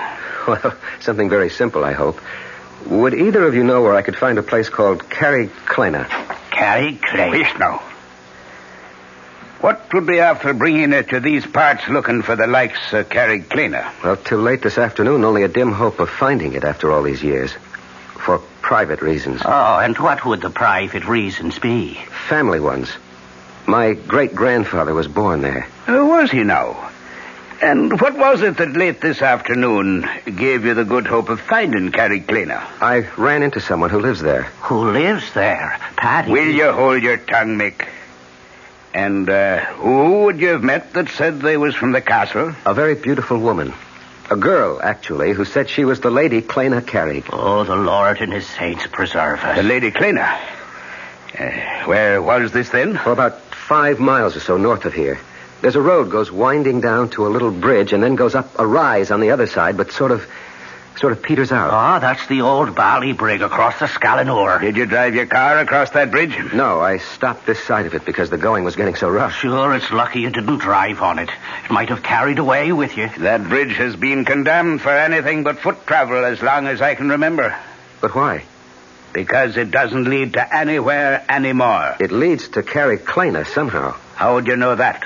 Because the lady was bound for there on her horse. Ah? Was it a big bay mare with a mane as white as snow? Yes, that's the one. And the woman? How was she dressed? Why, she was in sort of a green velvet dress with a big hat, like an old-fashioned riding habit, you'd say. Oh, Mary bless us. And the good Lord save us all. Old-fashioned it is for sure. For the Lady Kleina has been dead these 100 years and more. No, this was a young woman. She was only past her 21st year when she died. That was no real woman you saw this afternoon, stranger. That was her ghost. But I talked to her. Did you now, then? What you saw was never real. And you can take that as gospel. Well, perhaps. I hadn't eaten all day, and I did take a nap under a tree. And 'twas twilight, when all fancies begin. We'll let it go at that anyway. But Carrie Kleina, is that just fancy, too? Well, now, as to that... Must you always put your oar in, Mick? I'm talking to the gentleman here, Mr... Mackin. Brian Mackin. It is a good Irish name. I mentioned that my family came from Ireland. So you did. And at least you've had the sense God gave you to come back. I'm Paddy Flynn, and the little runt here is Mickey Mahan. The top of the evening to you. Is it back you are to stay, Mr. Markin? That depends on what I find at Carrie Kleina. It's little you'll find there. Deserted and empty, and blown by the winds for a century. It's not but a ruin. Not worth the effort to go by it. And sometimes at nightfall, there's a woman's voice that'll call, come away, and ill betide the man who listens. Well, just the same, I want to see Carrie Kleina. Can you guide me there? Not by night. I wouldn't stir out by night for all the gold in a leprechaun's hoard. Maybe tomorrow. We'll see. It's time we were all to bed. Come, I'll show you your room, Mr. Mackin.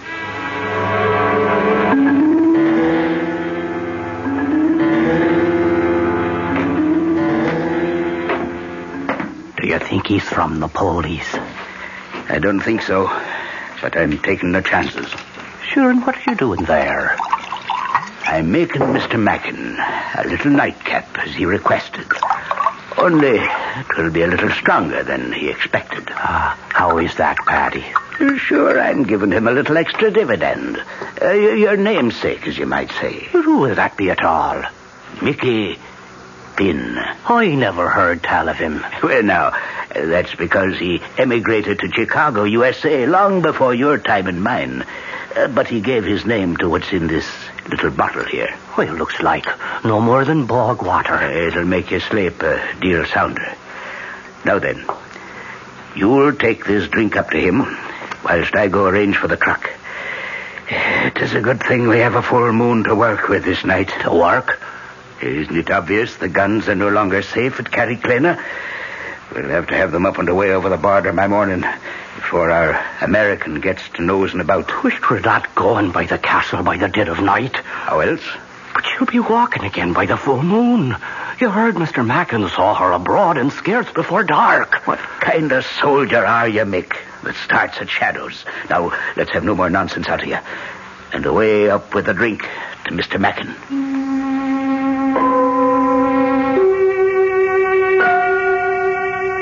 I look at my watch. It's just after midnight. The nightcap is untasted on the table beside my bed. I don't trust it. I don't trust a lot of things. But where to get rid of it? A vagrant memory drifts across my mind of jokes among old country people. A quick look under the bed, and there is the receptacle. It's a matter of a moment to empty the glass in it. And none too soon. I can hear stealthy footsteps approaching. Don't use the curse, Mick. Unless there's trouble. If there is, I'll put him to sleep myself. Mr. Mackin? Mr. Mackin? I think he's away. Follow me. He's dead to the world. We'll check that out. He's drunk it. Will it keep him quiet long enough? 8 to 10 hours. And even when he wakes, he'll not want to leave his bed. Now come away, man. We've much to do.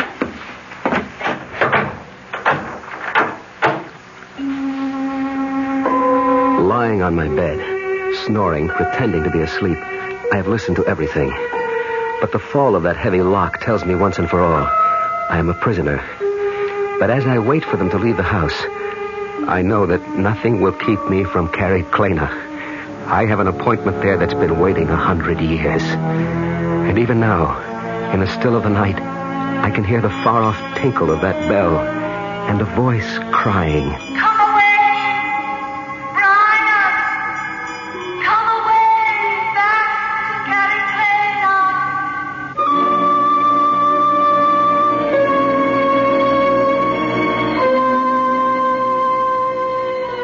I will return shortly with Act 3.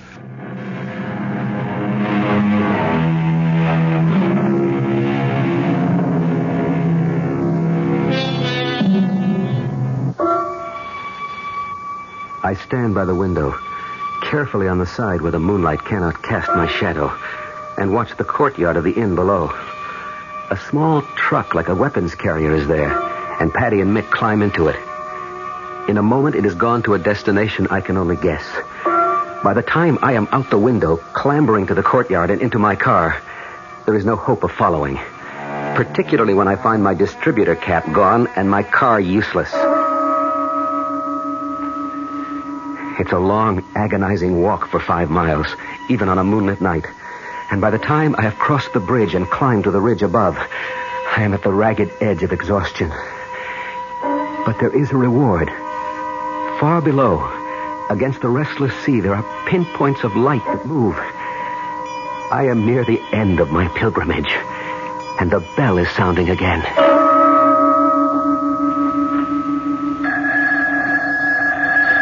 Danny. Danny.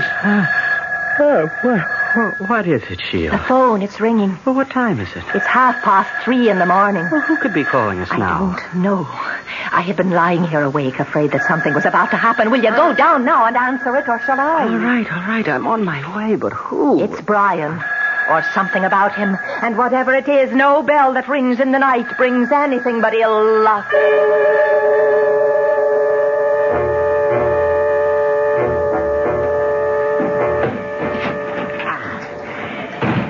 Is that the last of them? Not by a long shot. And damn the moon.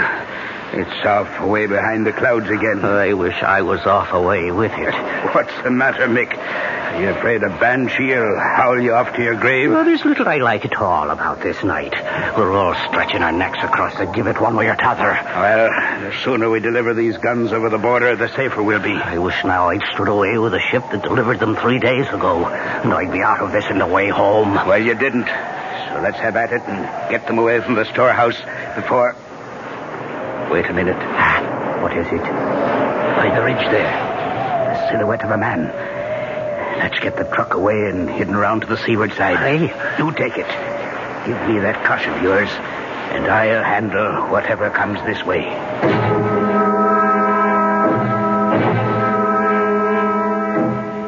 Yes, Sergeant, he was. Well, he left yesterday morning about 9. All I know is he was headed somewhere north of Sligo, Galway Bay area. Yes, he was looking for a place named Carrickclena. No, not at all. And please, he's a cousin of mine and a very good friend. You will keep us notified and let us know what's happening. Yes, I'd appreciate that. Thank you. What is it, Denny? What are you doing out of bed, Sheila? Who was on the phone? You said Sergeant. It was Liam Flaherty of the police. Sheila, there's all hell to pay. Tell me. There was a tracer from the States. They called the local here to get in touch with us. Why? The police in America. They're trying to get in touch with Brian. What has Brian done? That isn't the point. It's what's been done to him. What? Brace yourself, my darling. Somebody murdered his wife.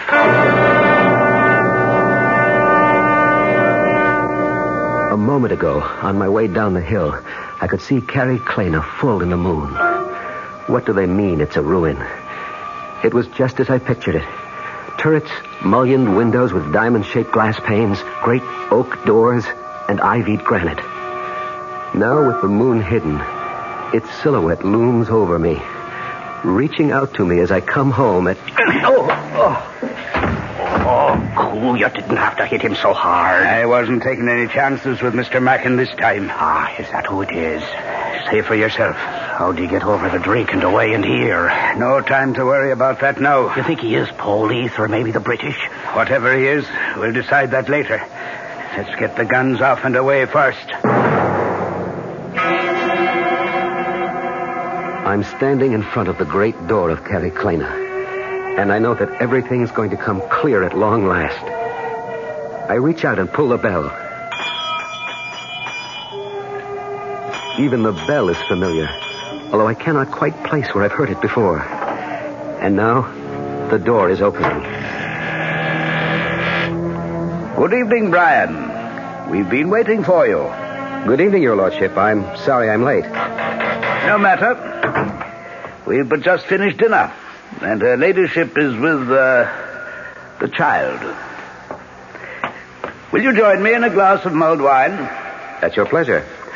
I've not seen you for some time, and... the devil. I forgot. I must catch my sea captain before he leaves to send some packets. Will you forgive me? I should not be over 2 hours or so. May I hope you will attend milady in my absence? I should be happy to, except... Would you not rather I transmit the packages for you on my way home? No. I must have certain words with the shipmaster that I alone can bring. Besides, I would not deprive Kleina of some outside companionship. We're so isolated here, it would be cruel to deny her a new face to brighten her solitude. The hour is late. Perhaps it would be better... No, I won't hear of it. You shall be our guest for the night, and I shall be back post-haste. I'll try to make it in as close to 2 hours as possible. Meanwhile, make yourself completely at home. I am in a dream, I suppose. For by my host's clothes, the speech, a calendar I find on the wall, I am back in the past over 100 years. But more important, I am within the walls of Carrie Kleina, and the riddle of my whole life, I feel, is near to being solved. When Lord Carrig leaves, I am too impatient to wait for my answers. So I climb the great staircase to Kleina's bedroom and knock on the door. Who is it? Brian. A moment. What are you doing here? I grew tired of waiting for you to come down. My husband, he's... Lord Carrig has ridden to town. It will be 2 hours before he returns. May I come in? I shouldn't let you. It's too late. I thought you'd left for good 2 years ago. When I lost you to him, I meant to. But for a while I stayed hiding in the fen. Oh, I know you were seen. Do you know what you've done to me? And why do you come back now? I wanted to see the boy. By what right? Is he mine, Kleina? I have to know. Is he mine? No. You called him by my name. It was a foolish choice. Why? Because I loved you. And now? Oh, Brian, the years have come and gone. Lord Carrig is my husband and the father of my child. And I have a whole new life I've learned to accept. I still want to know if the child is mine. Let me go. When you answer me. How could he be yours? He was born 10 months after I married Lord Carrig. Then why does everyone whisper he's mine? Because you didn't leave as you promised. Why didn't you take yourself right out of my life? But there was nothing between us after your marriage. We know that, but no one else believes it. They still think the child is mine. Even Lord Carrig. I can't imagine why he could have welcomed you here tonight. I can't tell you how he... Wait a minute. What is it? Hush. Dear God, he's here. You'll kill me. Over my dead body. And here it is. The moment I've reached back through a century for. The one I want to change. It's today I want to bring back. And Gloria and my own child that I killed in one moment of anger and hate as Lord Carrig plans to do with me and Kleina now. I have only one chance of bringing Gloria back. To change history. Or at least to set it right. He's coming up the outside balcony stairs. Through the French windows. Run, Brian, he'll kill me if he finds you here. I'll kill him first for doubting you. In heaven's name, no. Lord Carrig, hold. So once again you tried to steal my wife. Put up your dagger. I am unarmed. So much the better. You first, and then my wife. This time not so easily. I'm not the hunted, but the hunter. Look to yourself! He stands with his dagger half raised, frozen with inaction as I hurtle myself towards him, hands raised to shield and grapple and destroy him. But what I reach for is nothing but a shade. My outstretched hands grasp only air, and my hurtling body passing through his spectral waist crashes full tilt against the crumbling battlement, which gives way like powder. And of a sudden, just like the lover in the ancient legend, I am plummeting like today's skydiver towards the rocks below. And in this awful moment, I know that I was just as wrong about my wife, Gloria, as Lord Carrick was 100 years ago about Plana. Small comfort now to know that I am legitimate as the rocks below rush up towards me like an express train, and I am no more.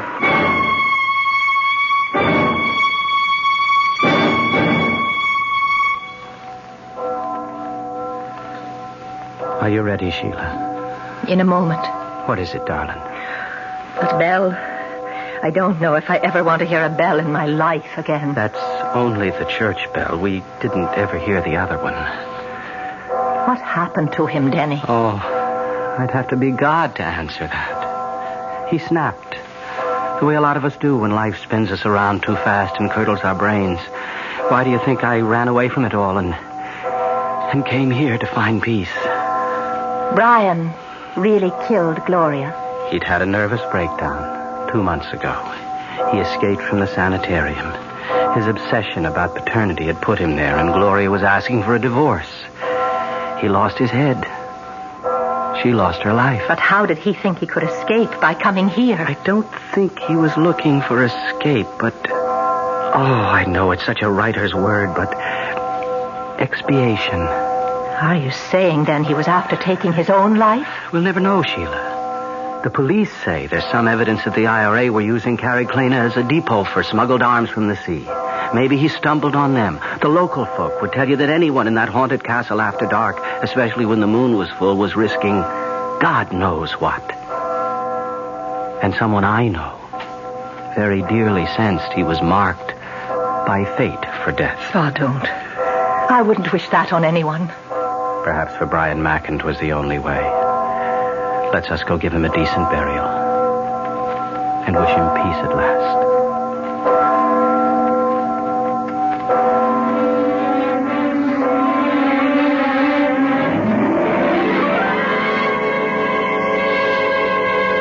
A strange tale.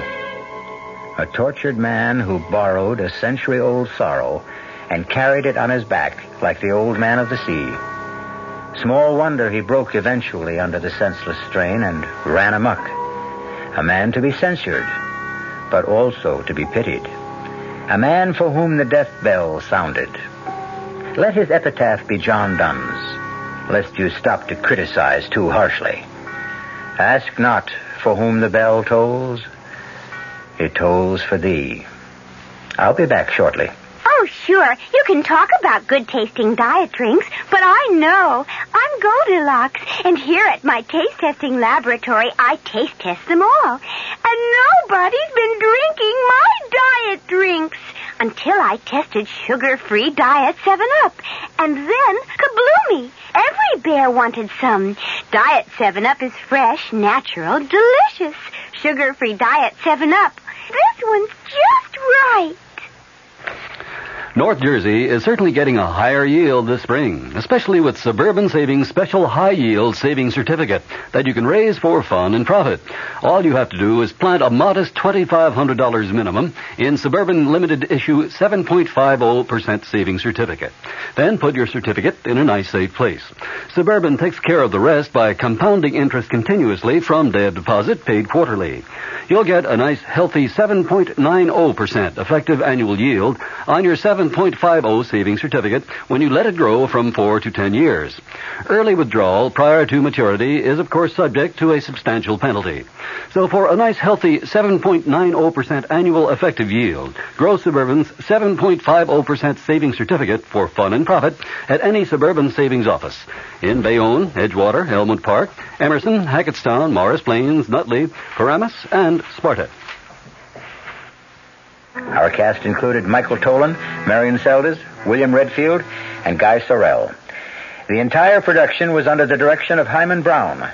Radio Mystery Theater was sponsored in part by new sugar-free Diet 7-Up. This is E.G. Marshall inviting you to return to our Mystery Theater for another adventure in the macabre. Until next time, pleasant dreams.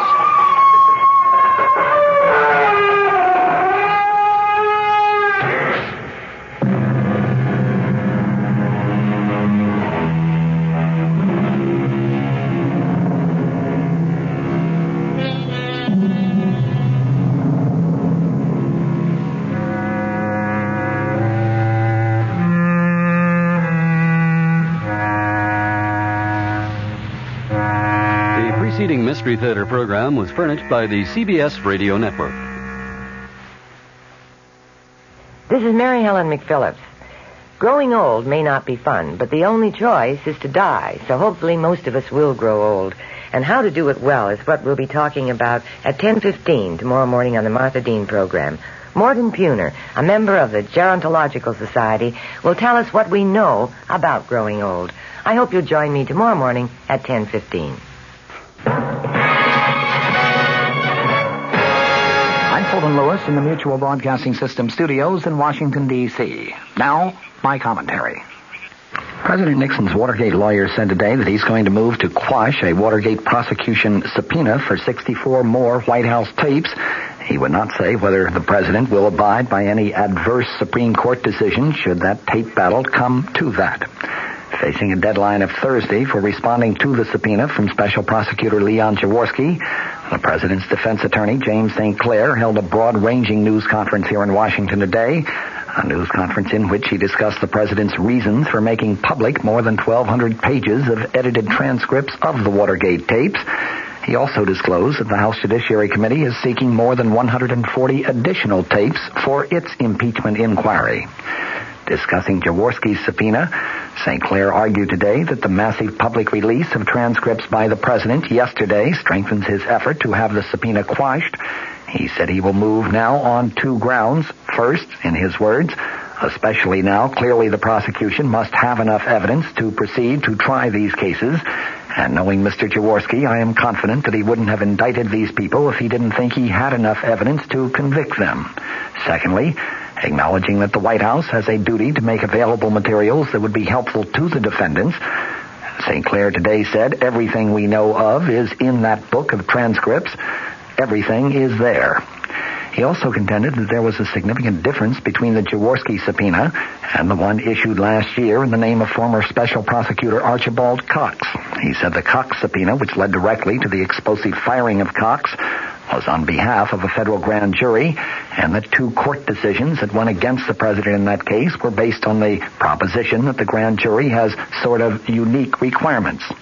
The Jaworski subpoena, on the other hand, St. Clair noted today, is aimed at providing materials for use in court trials rather than in grand jury deliberations. Asked whether the president would abide by an adverse Supreme Court decision should the Jaworski subpoena lead to a court fight and eventually reach the Supreme Court, St. Clair today said, quote, I wouldn't want to comment one way or the other because I have not discussed it with the president, and I would not want to presume on his decision. In any case, he said, I don't believe that we will come to that. St. Clair also was asked to outline the strategic or tactical advantages that the president hoped to reap by making public the massive array of edited transcripts. He cited the following as the basic consideration, and I quote, people were getting more and more imbued with the idea that the president had something to hide to the extent that it endangered the presidency. The facts ought to be known, and then let's argue about them. The president's Watergate attorney, James St. Clair, today volunteered that the staff of the Judiciary Committee is seeking tapes of 141, 142 maybe, those additional presidential conversations. He said he hoped the committee would take a second look at that request in light of Tuesday's disclosures and decide not to press it. Since most of these tapes are understood to deal with the controversies involving milk producers and the ITT, St. Clair was asked if he meant to suggest that the committees should forget those two issues. He said, based on what I know about it, the answer is yes. St. Clair made it apparent, however, that he is not opposed to providing additional materials relating to political contributions by the milk producers and the administration's controversial decision to raise milk price supports. He was asked if he felt that yesterday's disclosures might prejudice the cases of Watergate defendants that are still facing trial. St. Clair said, I do not think so.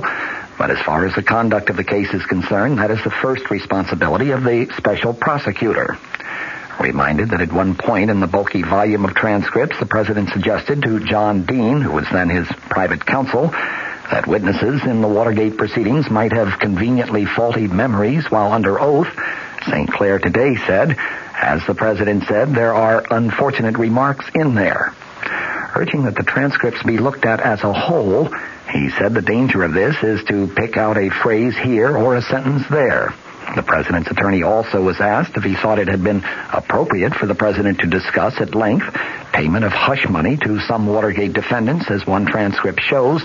St. Clair today responded, "I'm sure if he had to do it all over again, he wouldn't have done that." The president is looking to the American people for vindication in the Watergate issue, while House impeachment investigators meet tonight to decide their next move in the quest for White House evidence. A majority of the House Judiciary Committee evidently was dissatisfied with the edited White House transcripts that the president delivered yesterday in lieu of tapes of those 42 presidential conversations that the committee had originally subpoenaed. The panel's Democratic majority planned to stop short of any formal demand for enforcement of the subpoena in favor of seeking bipartisan support for a simple statement declaring that the president had failed to comply with the subpoena. It was clear from the time that the president disclosed his transcript plan on Monday night that the support he sought was far beyond Capitol Hill, that his eventual goal was to try to persuade the American people that he did have no advance knowledge of the Watergate break-in, that he had no knowledge of the cover-up of the Watergate issue, and that he was providing investigators with a full story of his role. For all of the 1,308 pages of presidential transcripts, there are nonetheless many uncertainties about just what the president did or did not know and when he knew it, and what he intended to be done. It was, as the president's lawyers and the president himself had said, a document that is marked by ambiguities. One White House covering statement that was delivered with the transcripts declared, in all of the thousands of words spoken, even though they often are unclear and ambiguous, not once does it appear that the President of the United States was engaged in a criminal plot to obstruct justice. Those words also created a picture of a president feeling increasingly embattled and frustrated by a scandal, the disclosure of which he considered inevitable, but which he hoped to control, possibly even avoid. And they showed the president considering many alternatives, many different options, including at one point the payment of some hush money to the original Watergate conspirators. The transcripts covered conversations between September 15th of 1972 and April 27th of 1973. There were a few critical meetings, though. There was one on September 15th of 1972. That was the day that the indictments were returned in the Watergate break-in case. On that day, the president met with White House counsel John Dean, who was later to become the president's chief accuser before the Senate Watergate Committee. There was another meeting on March 17th, 1973. That's the day that the president learned that members of the White House Plumbers Unit, set up to trace leaks of classified information, had engineered the break-in at the office of Daniel Ellsberg, psychiatrist. There was a meeting just 4 days later, March 21st of 1973. That was the day the president said that John Dean first told him about the Watergate cover-up. Numerous alternatives, including meeting demands for hush money, were considered by the president, by John Dean, and by White House aides H.R. Haldeman and John Ehrlichman. Less than a month later, April 14th, 1973, there was a meeting. That was the day of a rambling discussion of Watergate by the president, Haldeman, and Ehrlichman, during which they talked about the need to fire John Dean and the equally important need to convince former Attorney General John Mitchell to appear before the prosecutor and a grand jury. There were also a series of meetings in mid to late April 1973, during which the president learned more and more of the extent of the cover-up and the various progresses that were being made in the Watergate investigation. Those sessions climaxed with decisions to finally accept the resignations of Attorney General Richard Kleindienst, Haldeman, and Ehrlichman, and, of course, also the decision to fire John Dean. After voting to revise oil taxes, the House Ways and Means Committee is turning to general tax reform, but a personal income tax cut does not seem to be on the panel's present agenda for possible action. The committee was at work again today on a sweeping series of items, ranging from cutting Social Security taxes to reviewing tax shelters and tax treatment of capital gains, and from tax provisions for single people and married couples to tax simplification involving itemized deductions. Tax staff experts told newsmen following a closed-door committee meeting yesterday that the panel plans to consider this material in the next 60 days and may have to omit some of these items from the list, but hopes to cover as many of these as possible. Missing from the listing of more than 25 topics, though, was a general personal income tax cut along the lines of a $5.9 billion measure that has been suggested by some members of the Senate. In the Senate, that body voted today to let states decide whether a motorist could buy group health insurance to cover accidental injuries. The action came as the Senate neared a final vote on no-fault automobile insurance, which would compensate accident victims without regard to who caused the accident. San Francisco Mayor Joseph Alioto announced today that police in his city have arrested 7 black men in the so-called Zebra Street killings carried out by a black group, which in Alioto's words was dedicated to the murder and mutilation of whites and dissident blacks. He told a news conference the police have pierced the veil of a vicious ring of murderers called the Death Angels. The Death Angels is kind of a reverse Ku Klux Klan. 12 whites have been killed, 6 others wounded in San Francisco, in very random, very unprovoked attacks over the past 6 months. From the Mutual Broadcasting System studios in Washington, I'm Fulton Lewis, and that's the top of the news as it looks from here.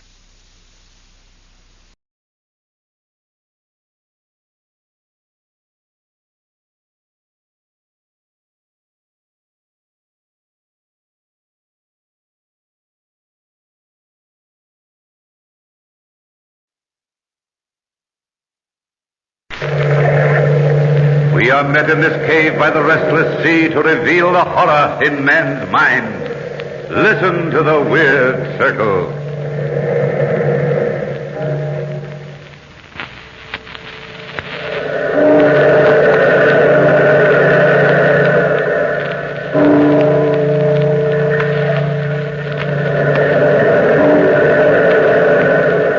Out of the past, phantoms of a world gone by speak again the immortal tale.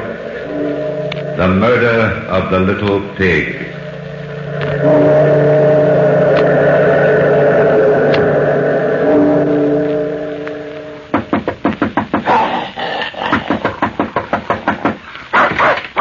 Down, Coquette. Down, I say. Now go to your corner.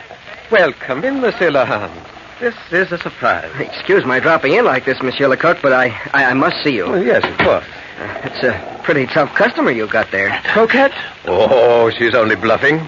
Please make yourself comfortable. Now, Coquette, stay in your corner. Coquette?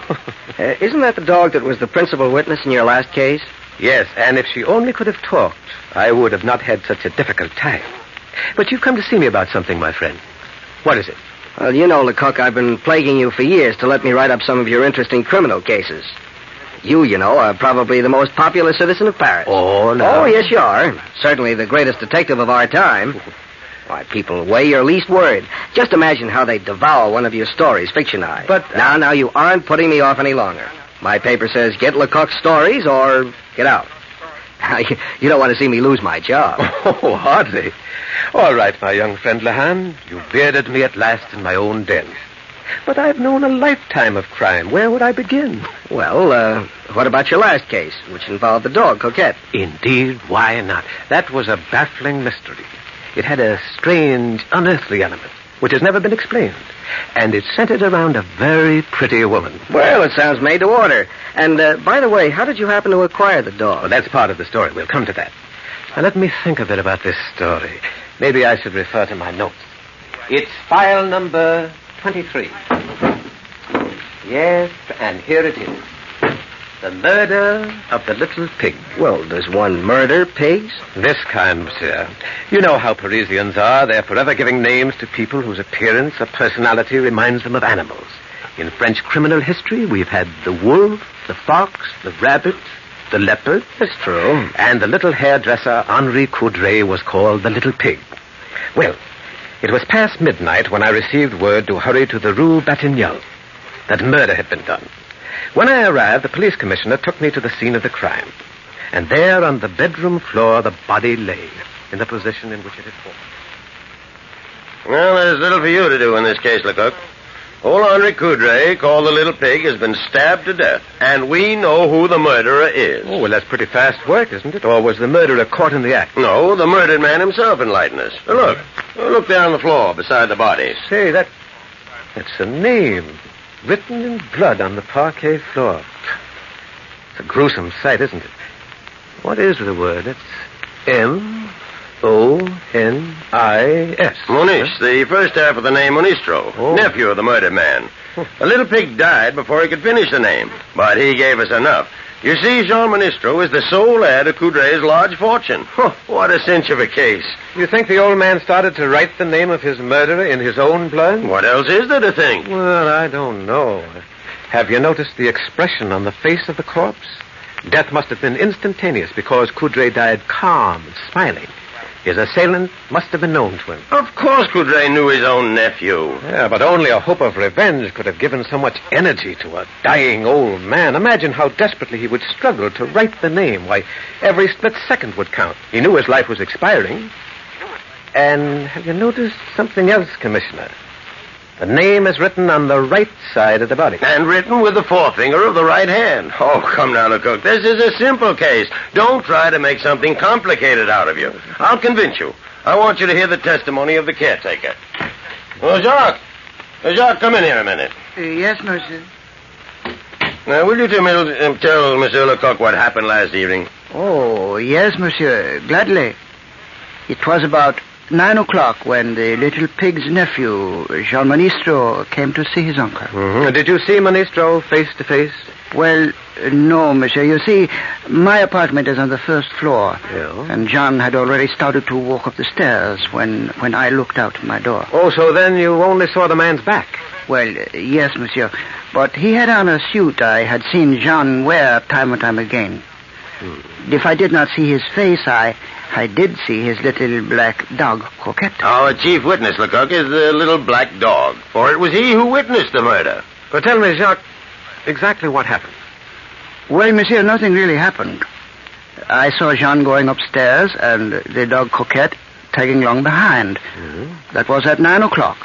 And then at about 9:30... I'm a great one to look at my watch, monsieur. That's it. At 9:30... I heard the entrance door open, and I saw Jean Ministro leave the building with the dog. Commissioner, what time do you fix the murder? Between 9:15 and 9:30. Mm-hmm. Well, Jacques, did you see Jean Ministro's face as he left the house? Well, no, monsieur. I only saw his back. But I would swear it was Jean, all right. There's no doubt it was Jean Ministro who killed his uncle to get his inheritance. I've ordered my men to arrest Ministro. Yes. Commissioner, have you observed that the night table is on the left side of the bed? And there's a newspaper dropped to the left of that chair. And an empty wine glass on the left of the desk. Oh, go home and go to bed, Lecoq.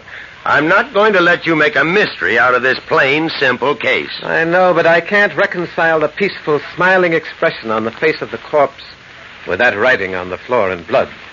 I feel in my bones that Jean Ministro is innocent.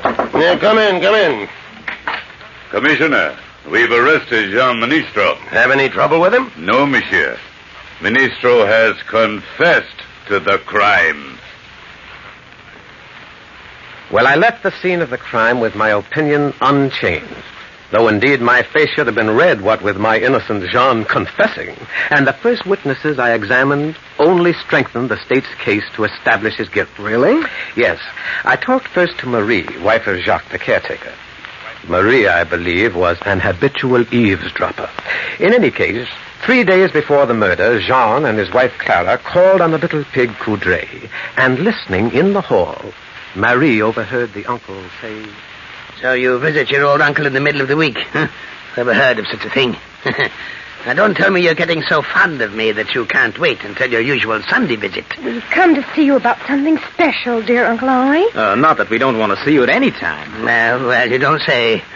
You'd ever expressed yourselves in such affectionate terms before. You must want something. Well, out with it. Out with it. My friends are waiting for me at the cafe for my usual glass of wine and game of cards. I can't keep them waiting all night. Well, you see, Uncle, business is not going very well with me. How can you run a jewelry business, Uncle, without plenty of stock? Jean simply can't design and make decent pieces. Yes, I don't have enough stock on hand, not enough variety in jewels, and not enough general equipment. And now I have a chance to buy a jeweler's stock at the Palais Royal for 100,000 francs. 100,000 francs? Yes. That's a very great deal of money, Jean. Took me many years to save that much money. But you wouldn't miss it, Uncle, and it'll put Jean on his feet. On his feet? Or on his head? I'm not really concerned where Jean finds himself, my dear Clara. After my death, you two may throw away my money as you see fit. But until death closes these eyes, I intend to keep my money and enjoy it. Yes, all of it. No wonder you're called the little pig. Clara, hold your temper. Why should I? At last I'm going to tell him what I really think of him. You were even more beautiful, Madame Clara, when you were angry. But you should watch your words. I just might take it into my head to leave all my lovely money to a foundation for stray cats. I don't care what you do with it. The money will do us no good when we're too old to enjoy it. We need 100,000 francs now. Now. Oh, come, Clara. It's no use. Jean is wise, Clara. I couldn't even part with the 100,000 francs I've worked so hard to earn. Worked so hard to earn. All Paris knows how you earned your fortune. The rich, silly women whose hair you dressed talked too much, didn't they? I told you enough so that you could find out more. And you blackmailed them one after the other. You blackmailed them. Oh, Uncle, don't pay any attention to Clara. You know how impulsive she is. She doesn't know what she's saying. I'm too old to hold grudges. I'll come now. My friends at the cafe are waiting. Night, children. Good night. Watch the stairs. The hall is dark. Pig. You little pig. Oh, Marie. You nearly tripped me. What are you doing out here in the hall? Oh, merely cleaning up, madame. This time of night. What do you take me for? Well, I'm glad you know now what kind of a man dear Uncle Henri is. Come along, Clara. You've said enough. Marie, when you bring up Uncle's cafe au lait in the morning, put a little arsenic in it for me, will you? Oh, madame, how you talk. Well, I hate the little pig. I'd kill him if I could. Come, Clara, come. You shouldn't say such things. Well, Marie's story made my theory of Jean's innocence seem very weak indeed. Oh, I should think so. Still, I insisted that when Jean left his uncle's house that night, he was not as yet a man driven to murder. Why, Jean wasn't even angry. And he was not temperamentally the type to murder in cold blood. I see. But Lahan, early in the morning after the murder, a surprise witness brought the guillotine even nearer to Jean Monistro. A well-dressed matron, Madame Dupont, told us this story. On the day previous, at some 10 hours or so before the crime, Madame Dupont went to Jean Monistro's shop in the Rue Vivienne. Good morning, Madame Dupont. Good morning, Monsieur Ministro. I am returning the bracelet. Oh, is there anything wrong? I thought I had repaired it very skillfully. This is not the bracelet I brought to you, monsieur. You have substituted paste for my genuine stones. Oh, I've done no such thing. I'll let you look at them through my glass. But I see you're right. Well, these are substitutes. Oh, I swear to you, madame, I don't know how it happened. I don't know what to say. Perhaps your wife will know what to say. What do you mean by that, madame? Your wife was in the shop yesterday when I called for the bracelet. I thought she acted very strangely. She avoided looking at me and was eager for me to leave. She is not a good thief, monsieur. But I can't believe that Clara would do such a thing. Well, if you didn't remove the stones, monsieur, who else except your wife had the opportunity? No one. Clara knows the work well enough to make the substitutions herself. Yeah. Oh, I see it all. Poor Clara's been worried half sick. We need money, and my uncle refused to help us. Clara did this thing for me. You love your wife very much, don't you, monsieur? Oh, yes, very much, madame. I swear I'll get the jewels back for you. Please don't go to the police. Why do you think I've come to you, monsieur? I could have gone at once to the police. But I am a sentimental woman, and I have eyes in my head. One doesn't often see a man so much in love with his wife. Oh, then you will promise to wait a little? I'll get the jewels back for you. But what if she's already sold them? What if she spent the money? Can you buy such valuable jewels? Don't worry, madame. I'll get the money. I'll get it somehow.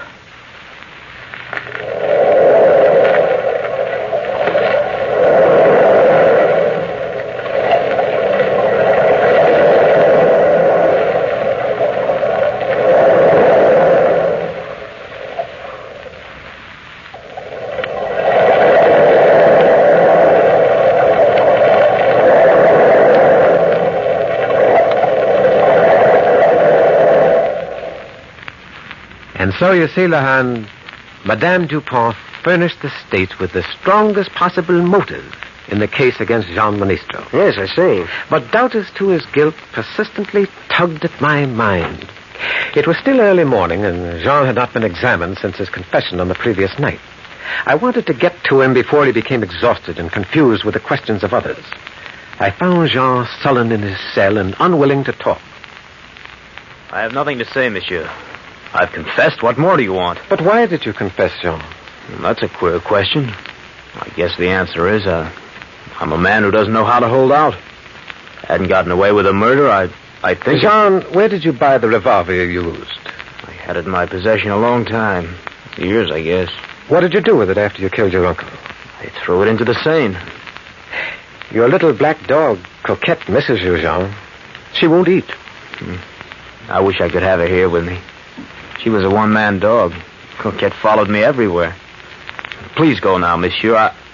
I've no more to say to you. I left Jean now convinced that he was innocent. But where in all Paris would I find the guilty one? I decided next to go to the Rue Vivienne and call on Madame Clara. What can I do for you, monsieur? No one is here. I mean to say, poor monsieur is away, and madame is just leaving. Well, who are you, young woman? Sybil, madame's maid. Now, if you wish to leave an order, or if you wish to buy anything... I'm not here to buy, mademoiselle. I am Lecoq of the police department. Oh. I must speak to Madame Monix. Oh, my goodness, monsieur. Right away. Madame. I'm right here, Sybil. I heard what the gentleman said. Down, Coquette. Go back. Go back in the room. Take him with you. Come along, Coquette. Like a good dog. Well, you have a very good watchdog, madame. Jewelers keep good watchdogs, monsieur. Does your dog never make up to strangers? No, never. Coquette really only likes my husband. Why are you here? I heard you say you're from the police department. Yes. Here is my identification. I see.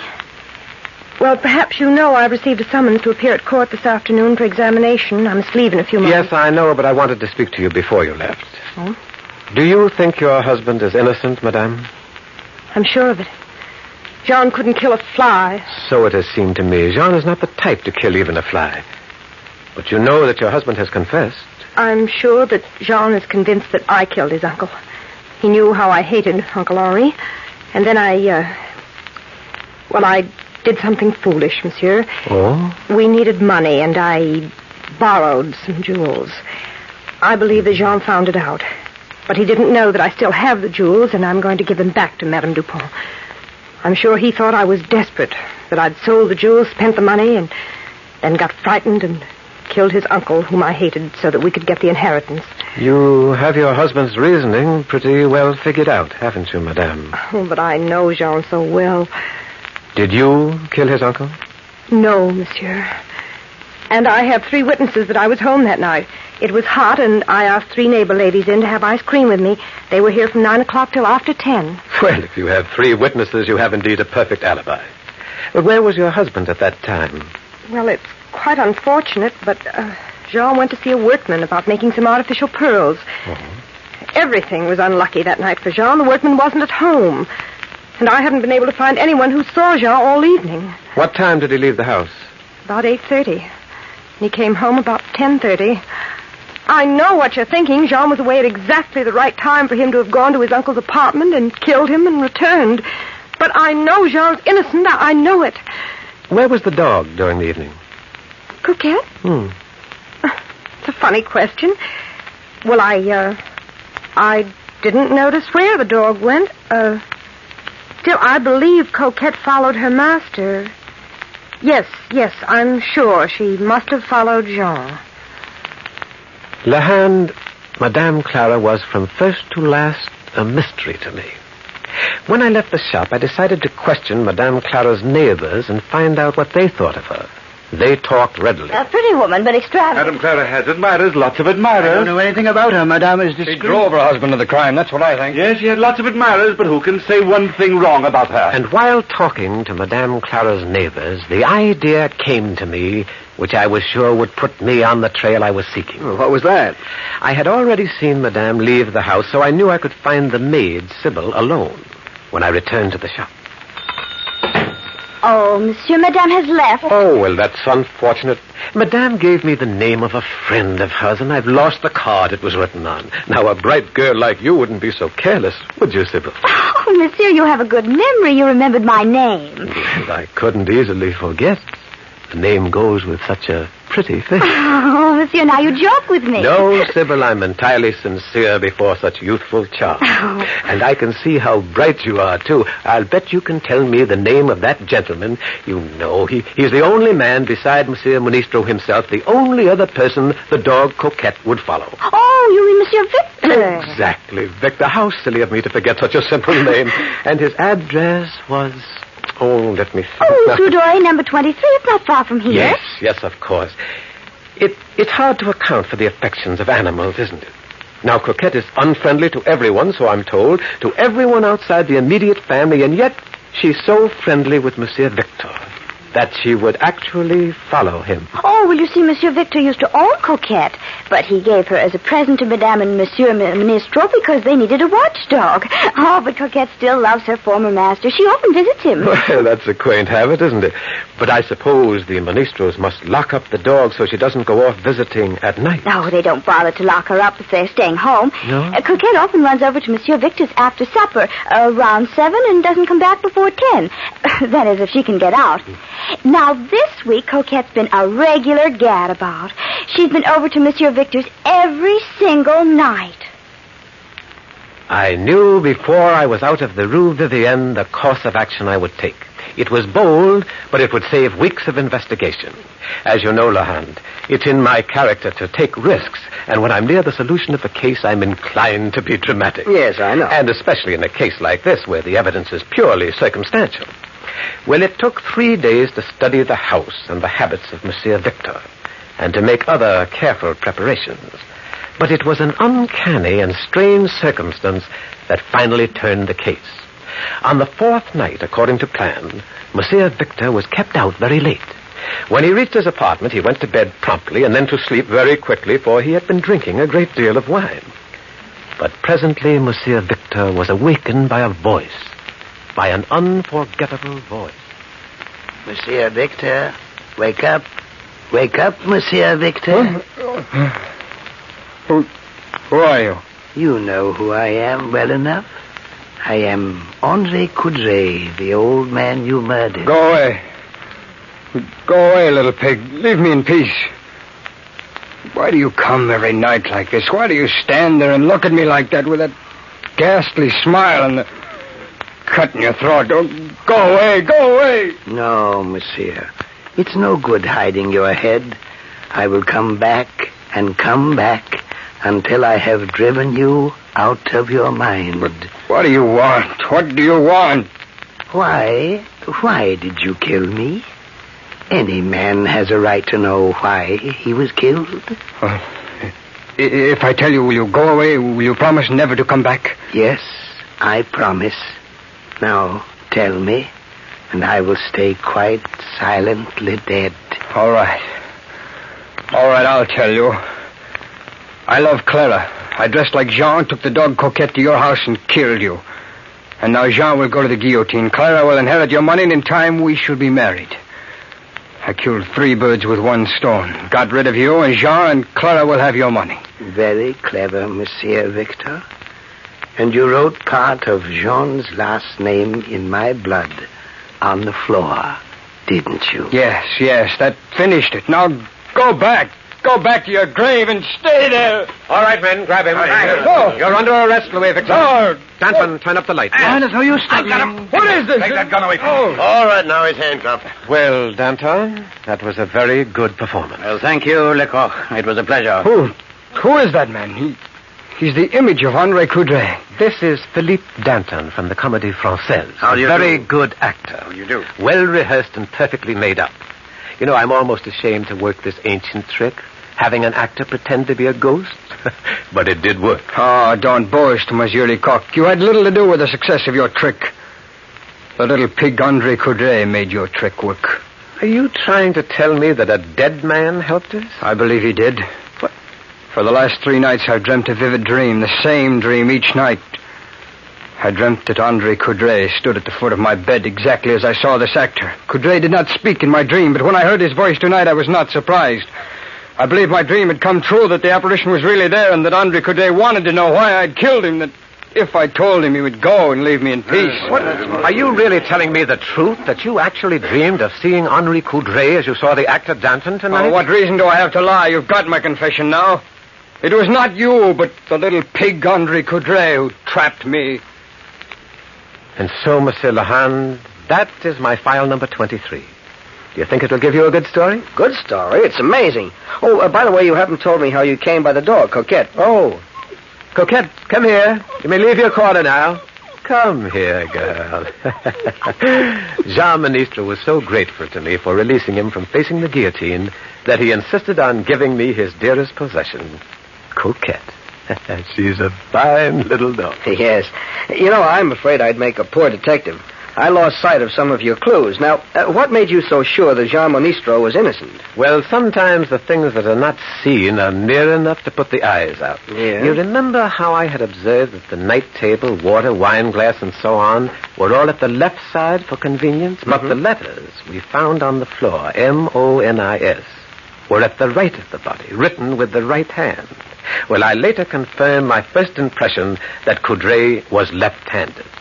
And besides, the police commissioner had greeted me with the information that Coudray had been stabbed.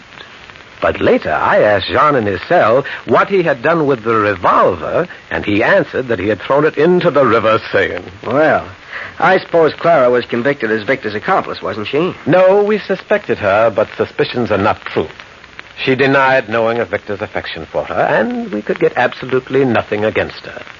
But always I have wondered, was Clara merely a clever, discreet woman and a good actress? Was she Victor's accomplice? What do you think?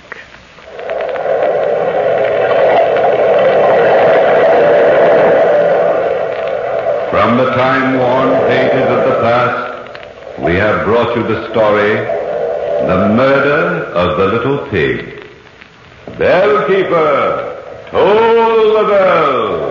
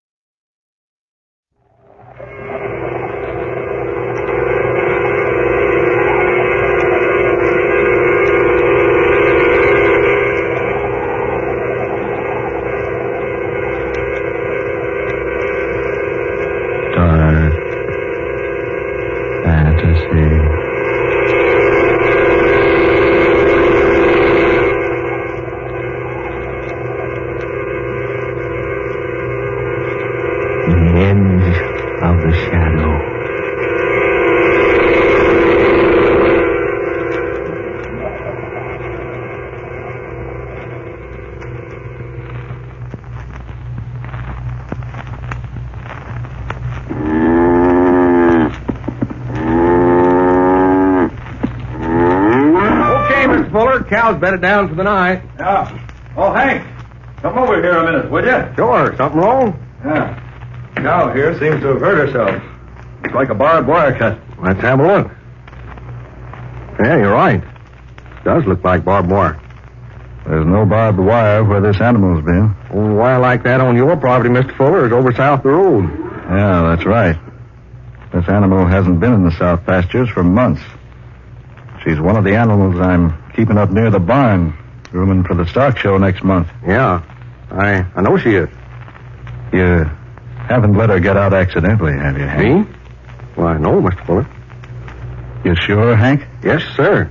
You said you wanted all animals you brought in off the range kept inside the wooden fences. You're the boss. I wouldn't let any of them near any barbed wire. It's mighty funny. Can't figure out no other way she could have hurt her leg like that. Me neither. It's pretty bad, too.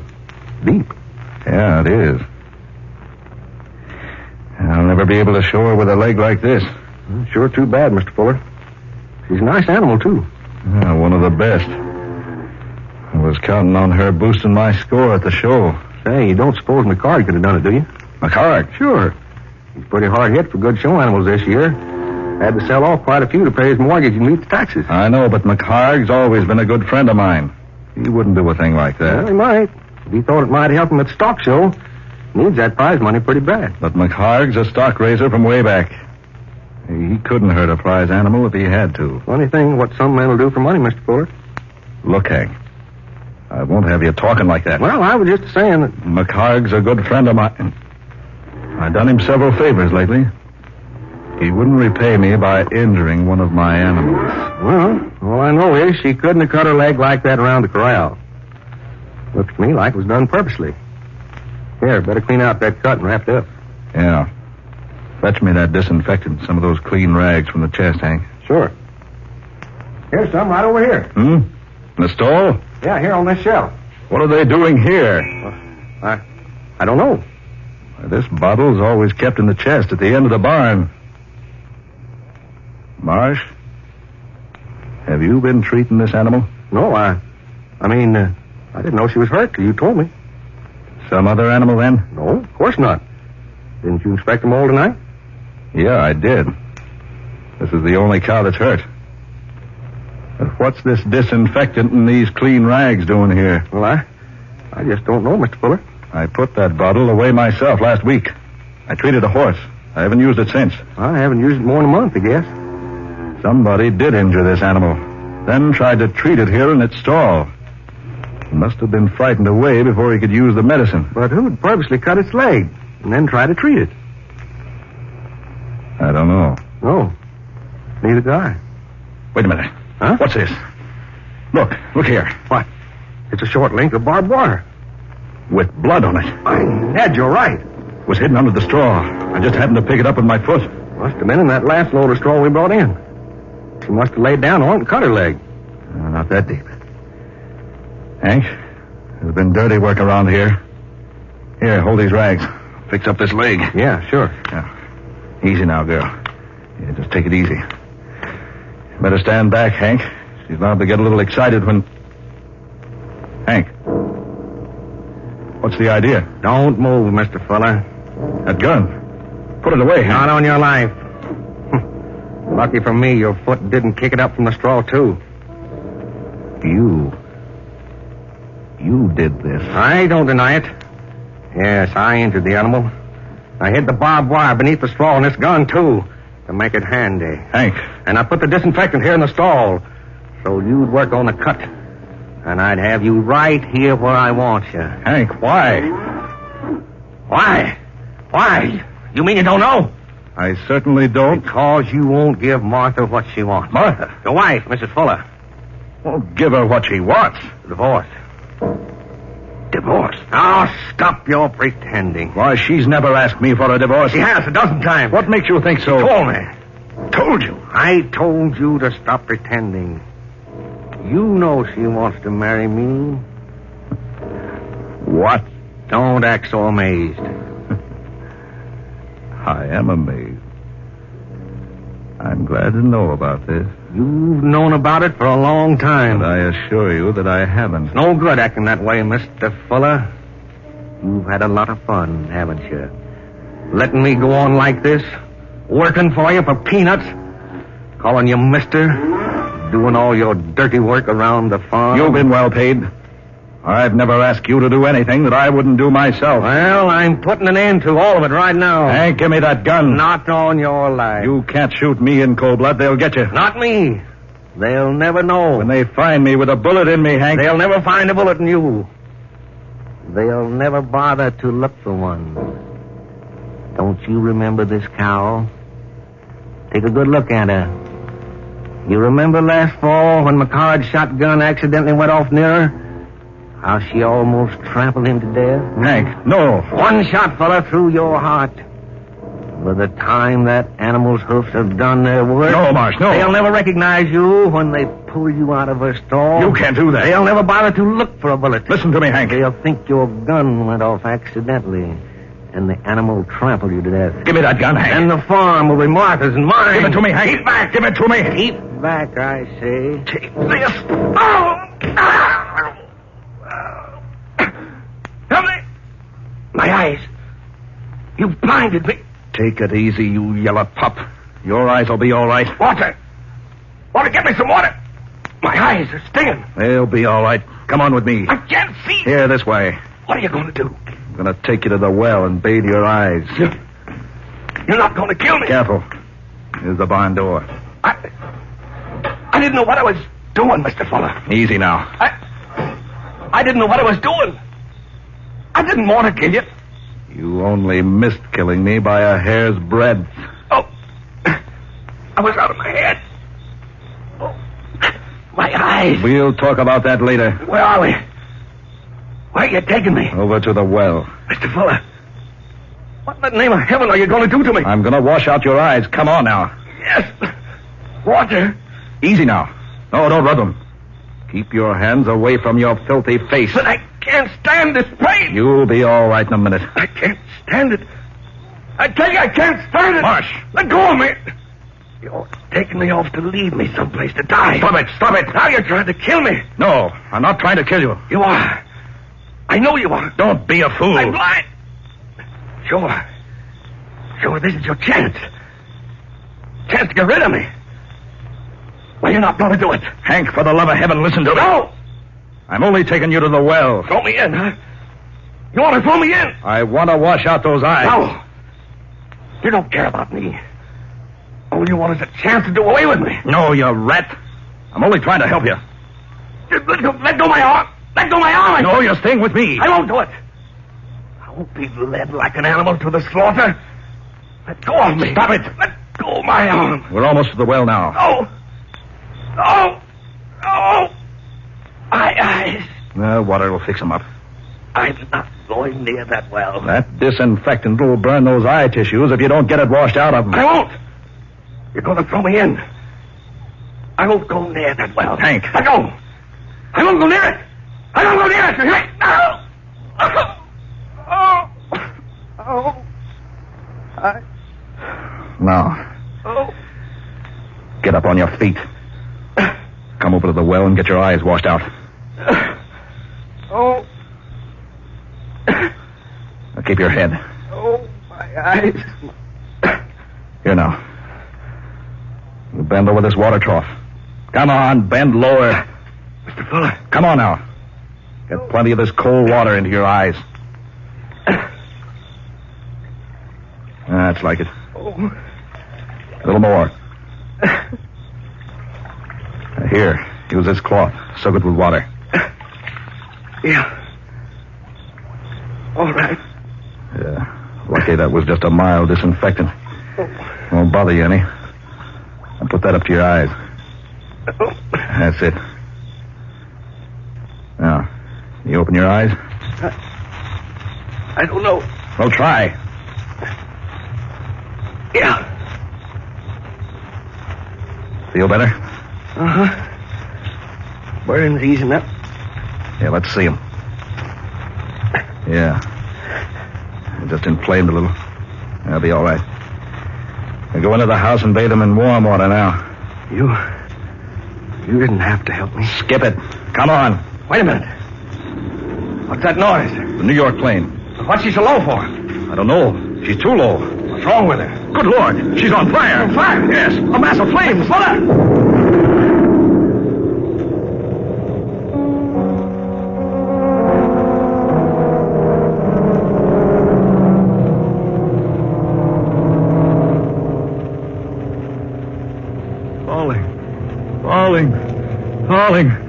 Falling. Stephen. Falling. Stephen. Falling. Wake up. Falling. She exploded in midair and now she's falling. Stephen. Martha. Heavens, Stephen, you've been having a nightmare. I'm going to sleep. You're screaming at the top of your lungs about something falling. The plane. Plane? The night plane to New York. What about it? She was low. Too low. She was in flames. Exploded in midair. Oh, you were dreaming. The plane did go over just as you began to scream in your sleep. Oh, let's see the clock. Yes. She goes over at the same time each night. And she was extra low tonight. The motors were awfully loud. Close. Yes. But there was no explosion. A dream. Yet so real. Oh, you better go back to sleep, dear. But that wasn't all of the dream. Oh, you can tell me all about it in the morning, Oh, dear. that wasn't all. Stephen, where are you going? To Hank's room. Why? No, where's that other slipper? Here. Stephen, what's wrong, dear? That's what I want to know. Stephen?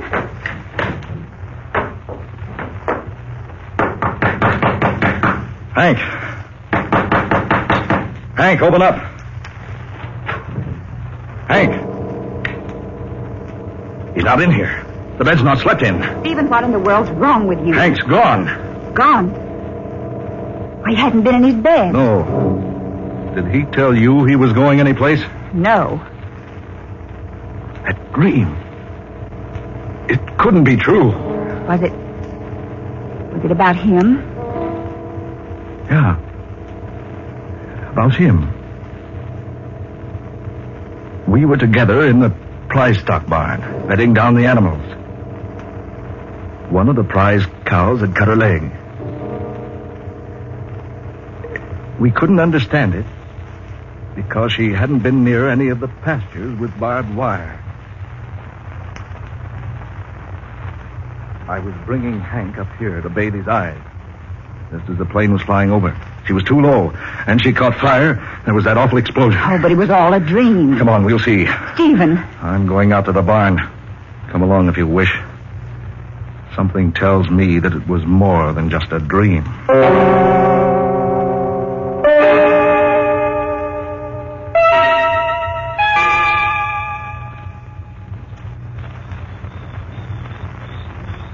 Stephen, this is so foolish. I tell you, it was just a dream. Here. Do you hold this lantern? Oh, but you need your sleep, dear. Get this door. I'll take it now. All right. Come on.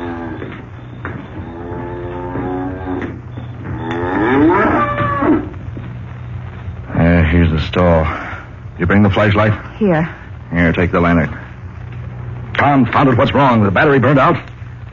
Oh, there. Martha, look.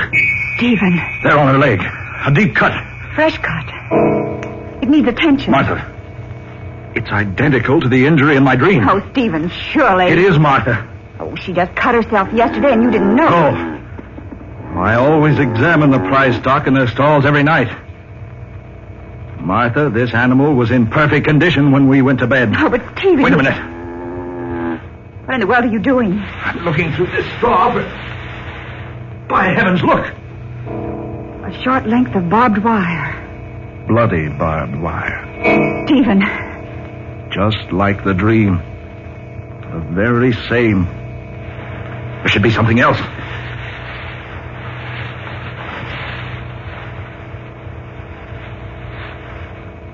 Yes, here. Look. A gun. Hidden here in the straw. Here where he put it. Who? Hank Marsh, of course. Who else? Oh, no, Stephen. Yes. And look. There on the top of the feed box. The bottle of disinfectant. Some clean rags. Oh, but Stephen... Just like the dream. Every bit of it is just like the dream. But you couldn't have dreamed all that. The hidden barbed wire. The cut on the cow's leg. The hidden gun, the medicine, all the same. Stephen. And this cow. She's the one that almost trampled McHarg to death last fall when his shotgun accidentally went off. But surely you don't think Henry Marsh planned to kill you. Yes, he planned it. He worked it out carefully. Very carefully. But now his plan's no good because of that dream. No, Stephen, he couldn't have. Yes. And in my dream, I saw how it was all going to work out. I was shown how I could save myself by throwing the disinfectant into his eyes. I tell you, there's some other explanation. Then that plane. It did fly over low tonight, you said? Yes. Then it must have caught on fire. It must have exploded. But it couldn't have. I didn't hear a thing except the motors. You heard me screaming about it in my dream. Yes, but you... Well, you must have been so intent upon what I was saying that you didn't hear the noise of the explosion. Oh, no, that's impossible. It was over south of the road. Here, give me that lantern. Stephen, you go back to the house. I'm going to look for that wreckage.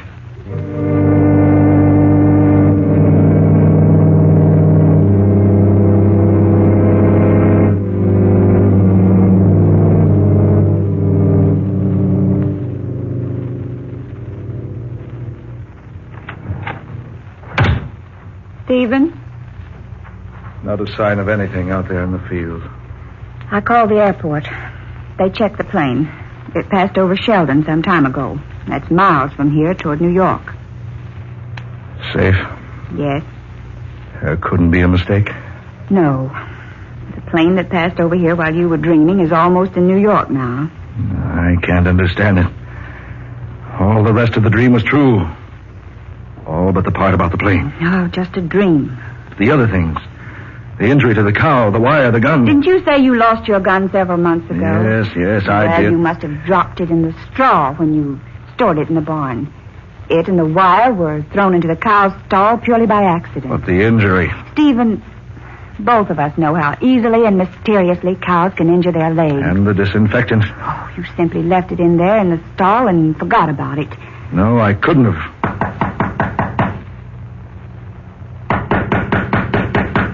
Well, are you going to open it, Stephen? It's unlocked. Come in. Hank. Golly, I'm glad you're up, Mr. Fuller. Henry, it's late. You haven't been in your bed tonight. I forgot to tell you I was going to town. Mr. Fuller, that cow in stall 13, she's cut her leg. Henry, Well, I just happened to look at it. Looked in, found the barn door open, and... Why? What's the matter, Mr. Fuller? Say, why do you look at me like that? Stephen. You want me to come out to the barn, Hank? Why, yes. That cow's leg's pretty bad. A barbed wire cut? You know about it? And isn't the wire lying beneath the straw of the stall right now? Mr. Fuller, And isn't this the gun you hid under the straw? How'd you find that? Oh, Stephen. So it is true. You plan to kill me. No. Plan for the animal to trample me and mutilate me. No! Plan to marry Martha and get my farm. Oh, Stephen, no, you're wrong. No, I'm not wrong. You planned it together. Only my dreams spoiled your plans. Well, now you can be together. Stephen, no! Put that gun down! Well, I'm going to send you. You can burn together. No, Stephen, no!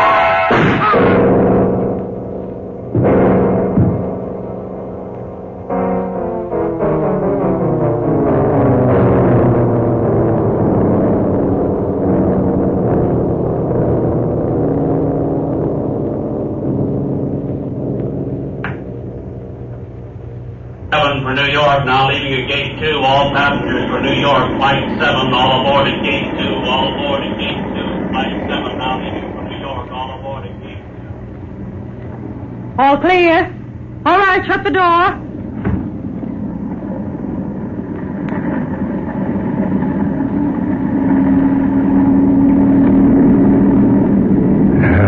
Confound it. 5 minutes late taking off. Why don't they get this thing into the air? I've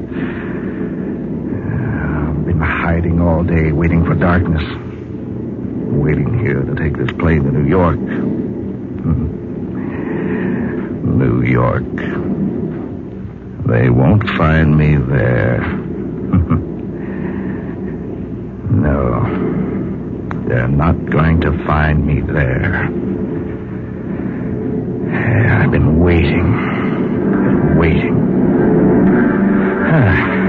Taking off. Yeah. I'll be in New York soon. You can unfasten your safety belt now, Mr. Fuller. Huh? You know me? Yes. We always have a list of all the passengers. Let's see, you're going to New York. New York? Yes. Taking a little weekend trip. Just up and left the farm for a weekend. Decided I needed a vacation. Vacations are good for a person. Yeah.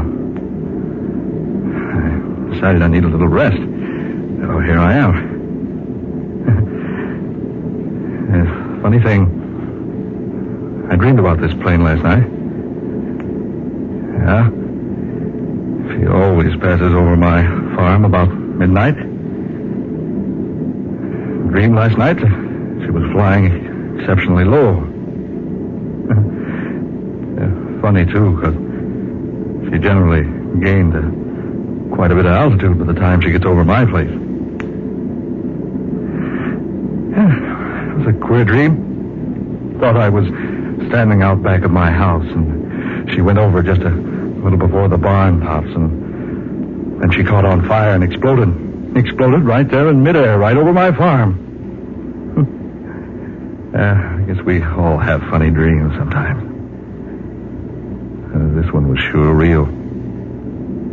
Look, there's my farm down there now. See? Had a red light put on my windmill so it could be seen at night. And look how close it seemed. How close?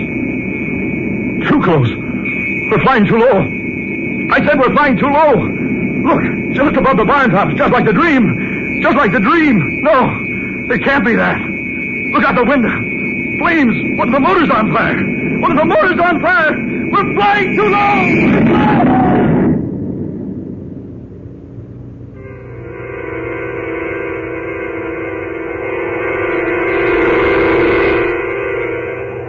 Dark fantasy. You have heard The Edge of the Shadow, tonight's original tale of dark fantasy by Scott Bishop, originating in the studios of WKY. Ben Morris was heard as Stephen Fuller, Eleanor Corrin was Martha Fuller, Muir Height played Hank Marsh, and Georgiana Cook was the stewardess. Next Friday at this time, listen to the 22nd in this series of dark fantasy adventures created for you by Scott Bishop, a weird and pulse-pounding tale of terror.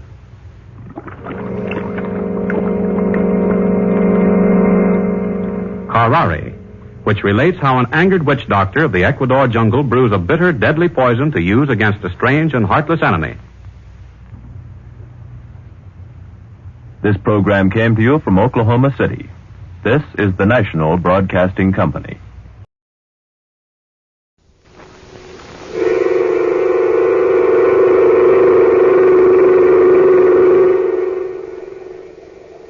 Dark fantasy.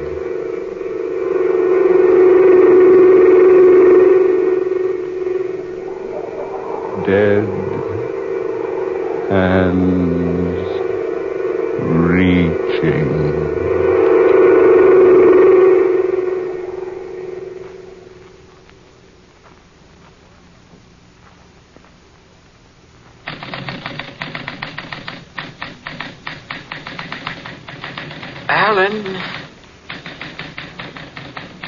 Alan. Alan Blaine. Huh? Oh, I thought I heard someone. Listen to me, Alan. Someone did speak. I spoke to you, Alan. Who's that? Don't be alarmed. There's no one here. No one in this office but myself. I am here. Am I losing my mind? No, there's no one. Listen to me, Alan. I hear you, but where are you? I am here. But you can't see me. Who are you? Listen to me, Alan. Yes? How much money are you making? Not much. How much? $25 a week. You're worth more. I know I am. Then why haven't you done something about it? Well, there are hundreds of men who could do my work. I can't afford to lose my job. You won't lose your job, but you will get a better one. What do you mean? Go talk to your employer today, Alan. Today, you hear? Yes. There's a position open. Assistant manager? Exactly. That's too big a position for me. You're capable of handling it. Go in. Ask for it. Ask for job of assistant manager? Yes. You'll never get it unless you ask for it. Look here, who are you? Where are you? You cannot see me, Alan, because I am not of your world. Are you some devil? Some evil spirit? I assure you, I am not. Then why don't you show yourself to me? I am not permitted to do that. Be thankful that I am able to advise you. Why do you advise me? Because there is much I can do for you. I don't understand. Your voice. Out of nowhere. That must not worry you, Alan. Do as I say. Go now. Ask for assistant managership. Go, Alan. Ask for it now. Wait. Don't wait, Alan. Wait, I want to talk to you some more. Don't wait until it's too late. I warn you. Come back. Come back.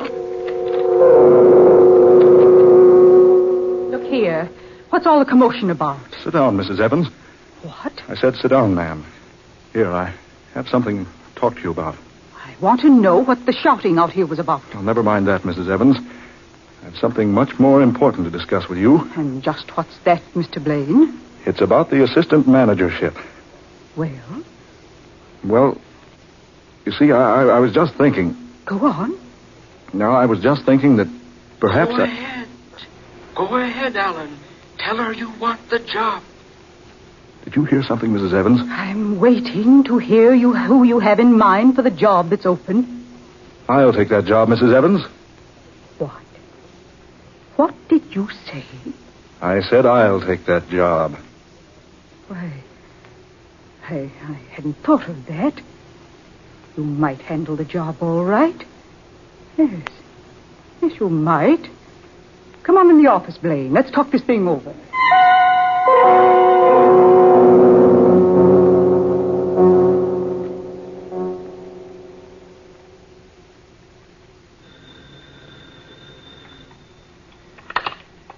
Assistant manager's office? Oh, Judith, darling. How are you? Hey, you coming down to see my new office? Oh, I thought you said you'd try to make it today. Well, I've had my new job for 2 weeks now, and All right, dear. Yes. Goodbye.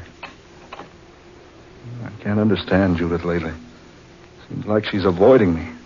Don't trust her, Alan. You again. Don't trust her, Alan. Don't trust her. What? Don't trust her. Don't trust her, Alan. I warn you, she's not to be trusted.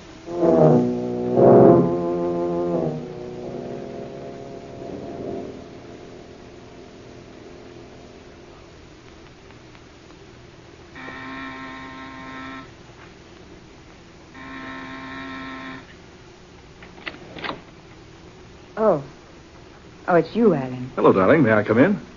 Yes, I suppose so. My, you're beautiful tonight. Am I? Oh, that dress looks wonderful on you. I'm glad you're all dressed up. Honey, we're going to celebrate. Alan. I've just been promoted, darling. Now I'm making enough for us to live on. Come on, let's paint the town. Then, when we find just the right spot, I'm going to ask you to marry me again. Aren't you going to say something, Judith? I have an engagement tonight, Alan. Oh, but you can call it off. No, I'm afraid I can't. Think what's happened to us. Now I'm making the money you always wanted me to make. You'll have to go now, Alan. What? I've just a few minutes to finish with my makeup. You'll have to go now. But, Judith... Please, Alan. Now, wait a minute. Alan, really? I've asked you to go. I haven't much time. Oh.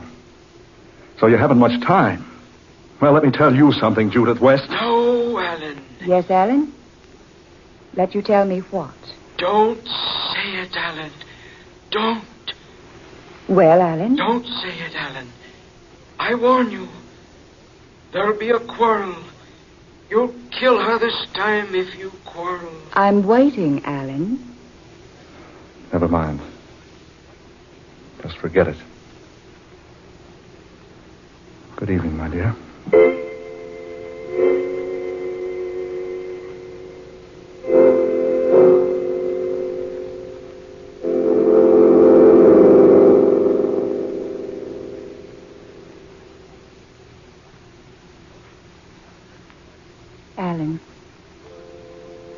I should have told you last night.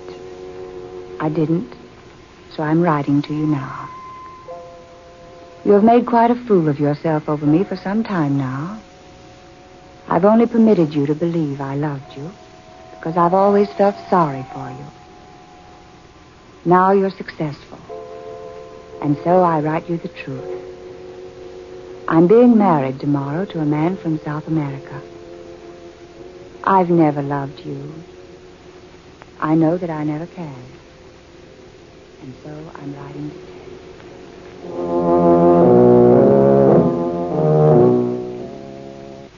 you. Miss Adams, will you please call me at 11:30? I have a 12 o'clock luncheon date. A letter from Judith. It's probably an apology for last night. I wonder what she said.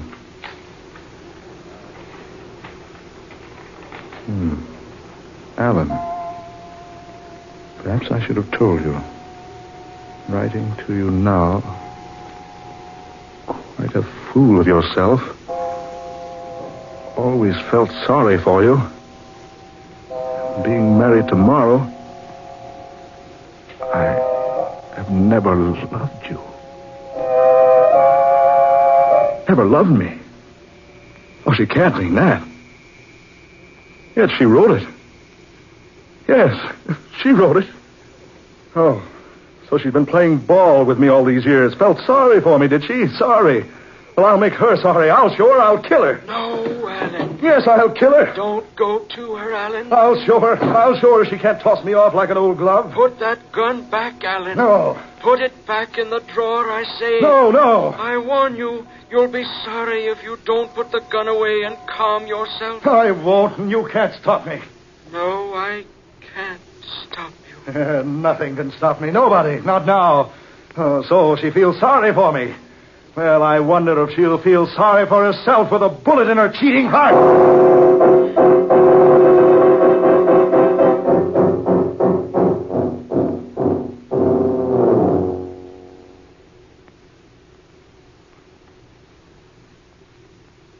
All right, darling. I'll meet you at 8. Yes, I've written a note to Alan. I've broken things off completely. All right, dearie. Goodbye. Yes?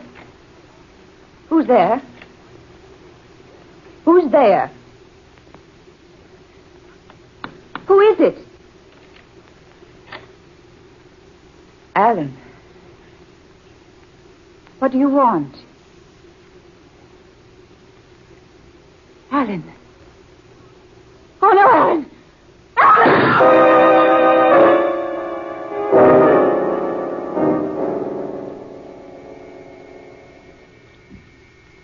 Alan.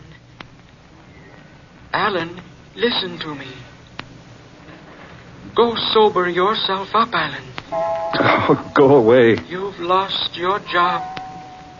Spent all your money. This is no way out. Leave me alone. I want to help you. Help me. Why didn't you leave me alone to begin with? I warned you not to go to her apartment. You're a murderer now, Alan. You're wanted by the police. Oh, go away. Go away. You should have listened to me. I was trying to guide you. Leave me alone. Oh, leave me alone. I know what you're thinking. You're tired. The spirits aren't enough for you now. You want something else. Yes. Don't do it, Alan. Stay away from it. No. I'm not listening to you anymore. I'm not listening. Do you hear me? Go away. I'm not listening to a thing you say.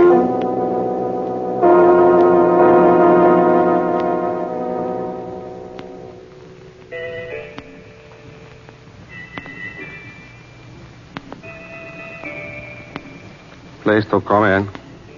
A friend of mine sent me. Jake Mullins. Oh, Honorable Mr. Mullins. So, young C4, glad to help any friend. Honorable Mr. Mullins. said I could forget my troubles here. Trouble? You have trouble, please? Plenty. You want maybe sleep? Anything.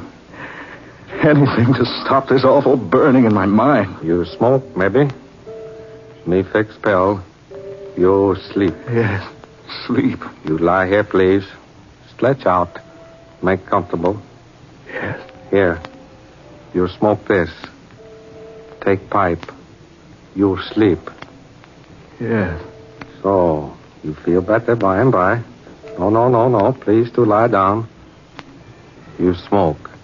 Pretty soon, sleep. Don't, Alan. I beg you. Don't smoke that. Go away. Please, not too sharp. Tell him to go away. There is no one. Don't do it, Alan. You hear him? I hear no one. Now, please, to be quiet. Just smoke. Plenty soon, sleep.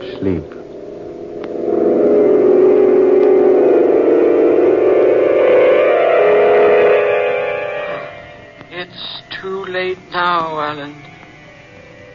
I tried to warn you, but it's too late now.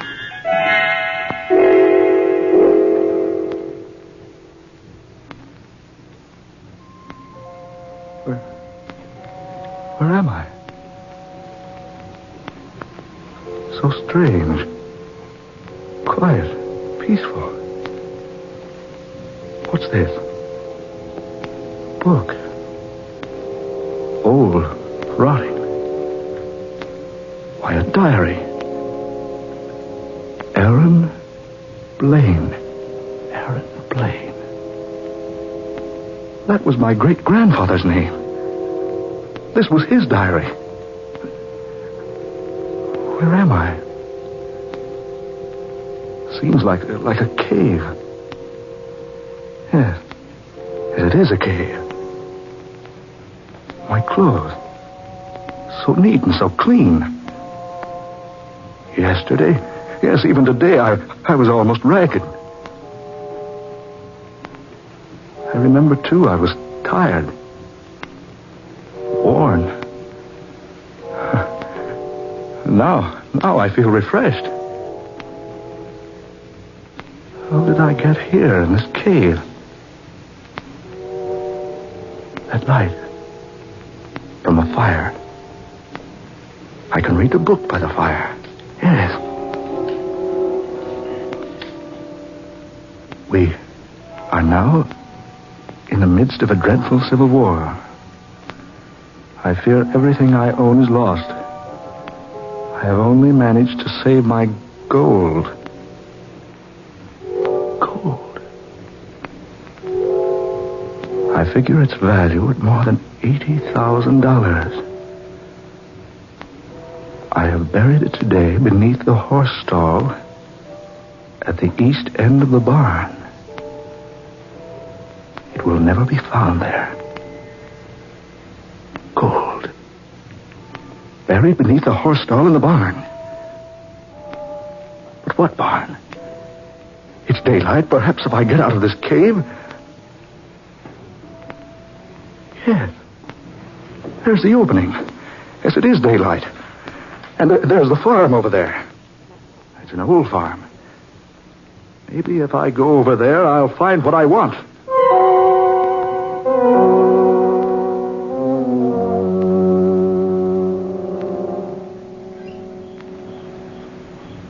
You say this farm did belong to old Aaron Blaine. That's right, boss man. About the time of the Civil War was, I reckon my pappy done worked for him. Who owns the place now? I reckon Uncle Sam do now, boss man. I pays the taxes when I can, and they lets me live here.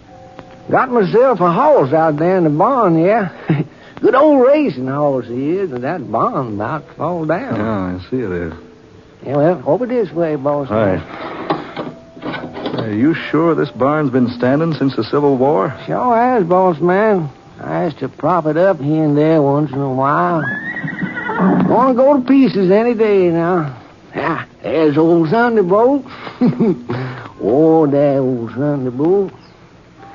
You was asking about a spade here, mister? Well, there's one right over here. Yeah. I'll set the lantern down right there. Keep that animal back. I'm going to start digging. Digging, boss man? Yes. And if I find what I'm looking for, you and I are going to be rich.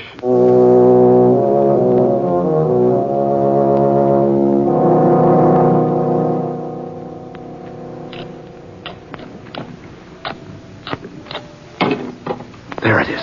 Lord have mercy, boss man. Something buried there? Yeah, a metal box. Come on, help me get it out of there. Okay, boss man. Did you get a hold of that corner? I think so. The pull's hard enough. Right. There. Good work. Heavy. Yeah, got a lock on it. You'll fix that. Golly, it's heavy. There we are. Lord have mercy, boss man. Look at that gold. Yeah, gold. $80,000 worth of gold. What's that? Must be the Pearson boys. Who? Pearson boys, boss man. Who are they? They've been trying to get this farm, only ain't got enough money to pay the back taxes. Folks around here always said they knowed there was gold buried here someplace. They must have seen you, and now they's trying to scare y'all. It's a good thing it's night. I was going to come down here this afternoon, but I decided to stay in the cave till dark. Cave, you say, boss man? Yeah, over toward the hills. We better get ourselves over there, boss, if we's going to keep this here gold. Them Pearson boys been looking for it for 10 years. If they catch us with it, they's going to take it away from us.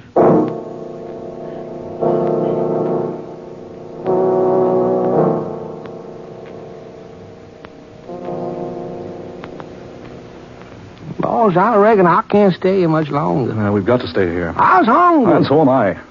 We can't leave this cave until those murdering thieves out there go away. Boss, we done been here 2 nights and a day. They've gone now, Alan. You again? Who, boss, me? It's safe now, Alan. Boss man, what you looking so funny about? You look like you done heard a spook or something talking. You can go out now, Alan. They've gone away. Come along, Sam. Are we going to leave you, boss man? Yeah. Help me carry this box. How come you to change your mind? I didn't. It was changed for me. Come along. Careful there. Sure will be good to wrap this old boy around a good thick old steak or maybe a fat old chicken. Easy now. Careful. Let's scout around behind this tall grass. All right, boss man.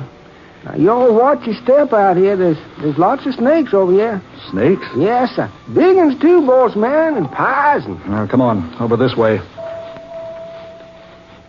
Wait a minute. Huh? Look. Over there. Lordy, boss man, that's an old grave. Yeah, come on. Good Lord. Look. Boss man, looky over there. A bony, fleshless hand. Reaching up out of the grave. Boss man, how come that a hand over there? Whoever that was, they buried him alive. Come on, boss man. I don't feel none too comfortable around here. Now, wait a minute. Something scratched into this tombstone. I can't quite make out what it says. Yeah, that's better. What does it say, boss? I can't read. It says, Aaron Blaine. Aaron Blaine. Died August 16th, 1861. August 16, 1861. My great-grandfather buried alive. Lord of mercy, your grandpappy? I didn't die then. I was only unconscious from exhaustion. They thought I was dead, so they brought me here. Where are you? I brought you here to show you this. How did I get here? The opium removed the spirit from your body. I brought it here. No, take me back. You can never return. Yes, take me back.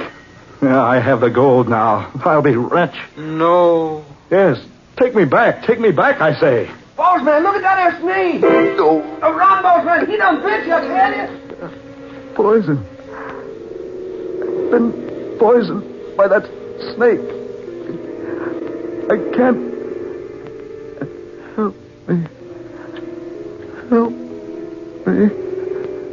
I can't get back. No, Alan. I warned you. Now, you'll never get back.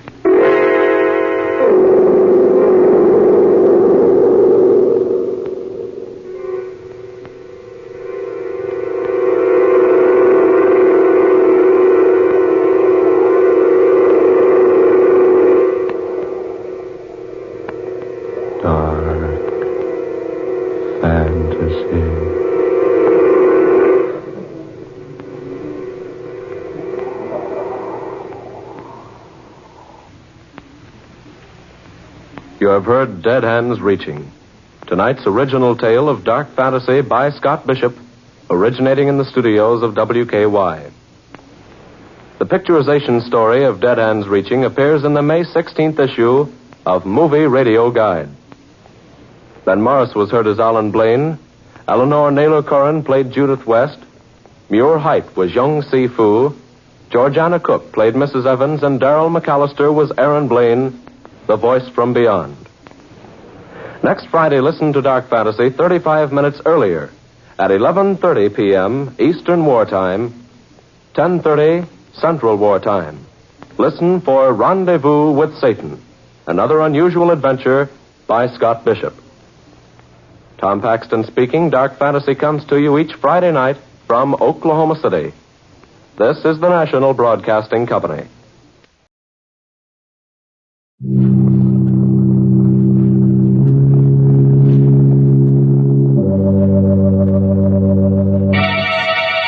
Lipton Tea and Lipton Soup present Inner Sanctum Mysteries.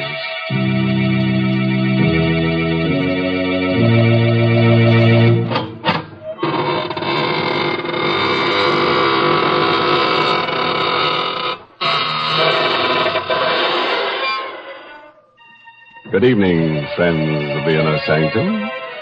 This is your host to welcome you through the squeaking door. Draw up a tombstone and sit down. Don't mind the fact that we've carved your name on it. Well, it's rather lonesome around here tonight, isn't it?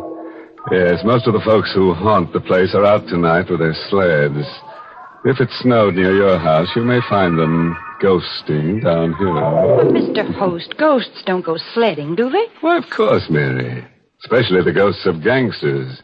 They're used to being taken for a sleigh ride. Well, now, why don't you take your sled and join your friends and let me have a word with our Lipton listeners? Folks, have you ever noticed how often we all use the words good, better, and best? We're always comparing things, because comparisons help us decide what the best things in life are. For example, the perfect way to prove how really flavorful Lipton tea is to compare Lipton's to any other tea and taste the difference. Lipton's flavor is brisk, never flat or wishy-washy. It gives you all the flavor, tastes just the way you like tea best. No other tea gives you more bright, mellow goodness, because that superb flavor of Lipton's is extra rich, extra satisfying. Yes, friends, just compare Lipton's to any other tea. You'll find Lipton's gives you brisk flavor, and you'll find Lipton's wonderful brisk flavor gives you more contentment in every cup. All right, Mary. Now you go and perch yourself on that teapot over there and get ready to hear about The Dark Chamber. It's an original radio play by Robert Newman, who witnessed the story while peeking through a keyhole. Yes, and our star tonight is Kenneth Lynch, who plays the role of Joe. Our story tonight is about death, violent death. And also about something which is even more terrifying, the unknown. You don't believe that anything can be more frightening than death? Then you've never experienced the ultimate in fear. But you will within the next few minutes. If you'll put out the lights, pull your chair up close and listen to The Dark Chamber.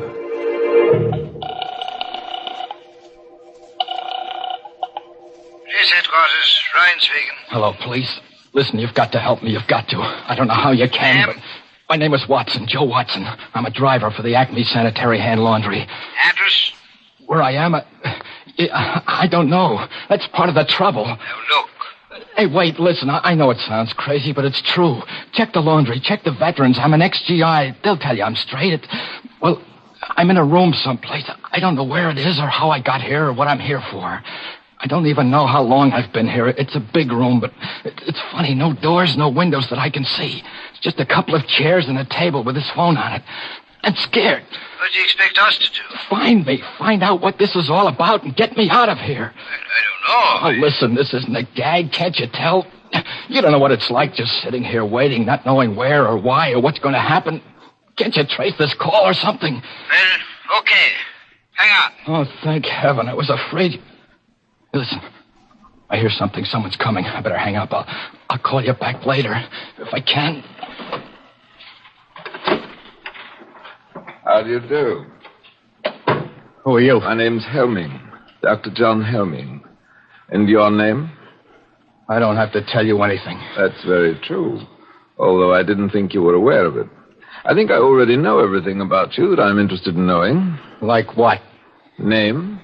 Joseph Watson, age 26, occupation, employee of the Acme Laundry, honorably discharged from the Army 6 months ago, with the Bronze Star and the Purple Heart. What the... So you cased me. Went through my pockets, huh? Well, if you know that much, you know I haven't got any dough. Money? I'm not interested in money. Well, what do you want, then? And where is this place? The last thing I remember is making a delivery on Spruce Street, noticing that the lights were out in the hall and hearing a noise behind me. You or somebody slugged me. That's right. Well, will you stop grinning like that and tell me what this is all about? Of course. I brought you here because I need your help in an experiment. An experiment whose details I've already worked out with mice and rabbits and cats and other animals. What kind of an experiment? An experiment in fear. Fear? Yes. You fought in the war. You were wounded. That means you've probably known fear. And still, you won the Bronze Star, which means you overcame it. Now, the question is, can you overcome your present fears? What are you talking about? You're afraid. Nothing has happened to you yet, absolutely nothing, and yet you are afraid, aren't you? You're afraid because you're face to face with the unknown. Because you don't know what I want and what I'm planning to do. Which is as it should be.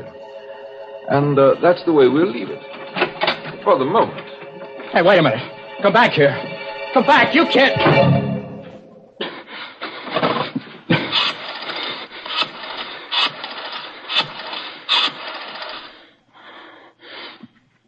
Hello, police. This is Joe Watson again. Listen, I got a little more dope. I don't know if it'll help, but there was a guy in here just now. Said his name was Helming, John Helming. That's probably a phony. He's about 50, tall, over 6 foot, white hair and gray eyes. No, I still don't know what it's all about or what he's after, but have you been able to trace this number yet? Well, how long will it take? Okay, I'll hang on, but... What? The lights just went out. The room's pitch dark and somebody's coming in again. I better stop. But for Pete's sake, hurry!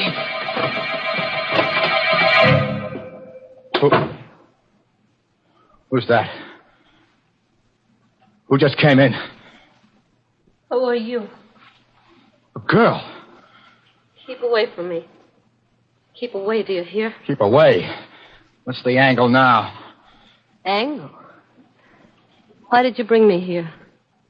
Wait a minute. You mean he put the snatch on you, too? When I was on my way home, chloroform or something. And the next thing I knew... Why are you pretending? You're in on it, too. You must be. It's a trap. It's a trap, all right. But I'm not in on it. I'm in it, along with you. My name is Watson. Joe Watson. I'm Betty Grant. You swear? I swear. What would I lie about it for? I wonder why he put you in here. Put us together. Who is he? What's he going to do? I don't know. He said something about an experiment. An experiment in fear, but... Hey, listen, we've got to get out of here somehow, some way. He might be listening. Very astute, my dear. Of course I'm listening. What the... Where are you? Right here in the dark. I've been here all the time. Why are you... No, Joe, don't. He must want you to go for him. He's probably got a gun. Right again, my dear. Not that I'll need it. This is stage 2 of the experiment. A new stimulus to action has been introduced. Man against the unknown has become man and woman against the unknown. Look, let's get down to brass tacks. Be sensible about this. Thank you, Joe. That's why I won't need my gun. This new stimulus has been negated by an increased sense of responsibility. Responsibility towards the girl, and therefore by increased fear. Blast you, gun or no gun, if I get my hands on you! Where are you? Where are you? Outside now, so you can relax. That was the final stimulus in this stage. Injured pride. The discovery that I could read your innermost thoughts and knew exactly what you were going to do. But you mustn't let that bother you. I already know everything you're going to do from now on. Till the end. Listen, you! Helming! Helming! He's gone. Joe. I know. Hold on, baby. Don't let it get you. There must be a way, some way. I suppose he's still listening? It's hard to say. But I'm going to take a chance. There's one thing he didn't figure on. A telephone. Here? Yes. If I can find it again in the dark. It was over on the... Here it is. I put through 2 calls already to the police. Told them what was happening and asked them to get me out of here. I had to hang up both times before they could trace the call and get this number, but this time... Hello, operator. What? No, this isn't the operator. You're on a busy wire. It doesn't matter. Thank heaven I got somebody. I've been trying for about 10 minutes now. Look, get off the line, will you? I've got to get through to the police. It's terribly important. But you've got to help me. You've got to. My name's Ben Lazarian. I'm a prisoner someplace. I don't know where. What? It's true. Strange house somewhere. A doctor who says his name is Helming. What? What are you laughing at? Joe, what is it? What is it? I haven't got headquarters. I've got a guy that... I'm sorry, Ben. It's no use. What do you mean? We're in the same boat you are. A girl named Betty Grant and myself. Helming's got us locked up, too. You too? Yeah. He said he knew everything we were thinking, everything we were going to do. I did get through to the police before, but I guess he caught wise. We're talking to each other over an inside line. Then... Yeah. We're through. No. Joe, don't say that. Don't even think it. Look, ask him exactly where he is. Just where are you, Ben? Do you know? It's hard to say. I was out cold when he brought me here. It's a kind of a hall, a passageway. Cement floor, ceiling, stone walls. There doesn't seem to be any door opening or anything like that. That's what I thought here, too. But there must be one, or how would he have gotten you in there? Listen, start looking. See if you can find it.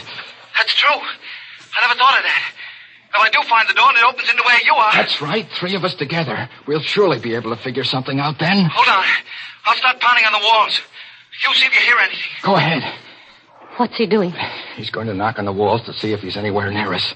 And if he is, if he can find a door, we can get together.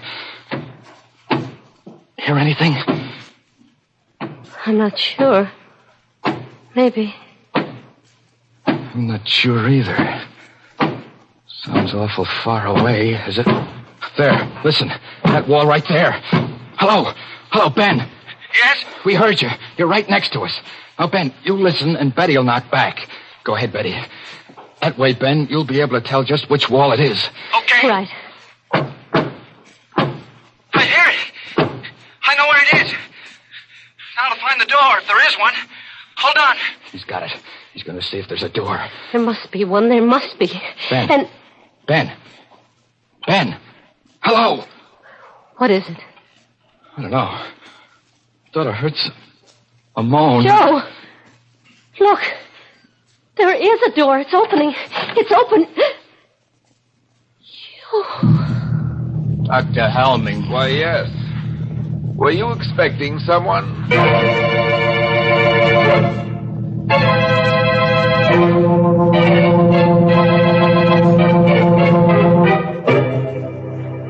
Well, now that you mention it, Doctor, there was someone we've been expecting and waiting for. since we first heard about that cozy little place of yours. I think he's finally arrived. He's a tall, rather striking gentleman with a skull for a face, and his name is Death. Mr. Host, that Dr. Helming is insane. He gives me the chills. Oh, maybe it's just because it's so cold tonight, Mary. You know, it's getting so nippy these days that some of my friends are having fur collars put on their shrouds. Well, my friends are smarter. They know that the way to warm up in cold weather is with a hot cup of fragrant, delicious Lipton tea. A cup of tea in front of the fireplace just hits the spot these chilly days. But make it Lipton's and your pleasure's complete.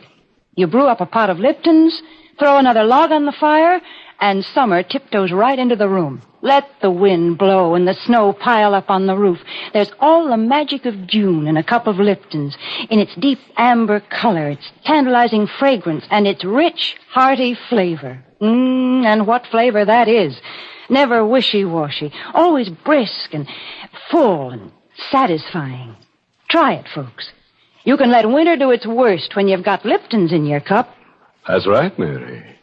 But I think it's time now for something a little more cold-blooded, such as a cold-blooded murder. We're having a juicy one here tonight. Tale of gore galore, so let's see what's happening in the dark chamber. It's just a moment later now. Standing in the darkness of the strange room, Joe and Betty stare at the tall figure of Dr. Helming, silhouetted against the dim light from outside. I asked you whether you were expecting someone. Then it was just a trick. It was you on the phone all the time. Now, don't you think I'd know his voice? Where is he? Our friend, Mr. Lazare, right outside. What did you do to him? Answer me. What did you do to him? Don't you know? Sure, I know. You killed him. Did you kill him? Quite a state you've gotten yourself into. Why? Is it because you finally tried to do something about your predicament and failed? Or is it because you weren't sure whether I would kill or not, and because you still don't know? You're mad. Really mad. You'll be interested to know you have not done, nor will you do, one thing that I did not foresee. Every move you made, every emotion you felt, was charted, outlined, and... What's that? That, I think, is probably the police. The police? Yes. I know that you're very anxious to talk to them, and I'll see that you get a chance to. Soon.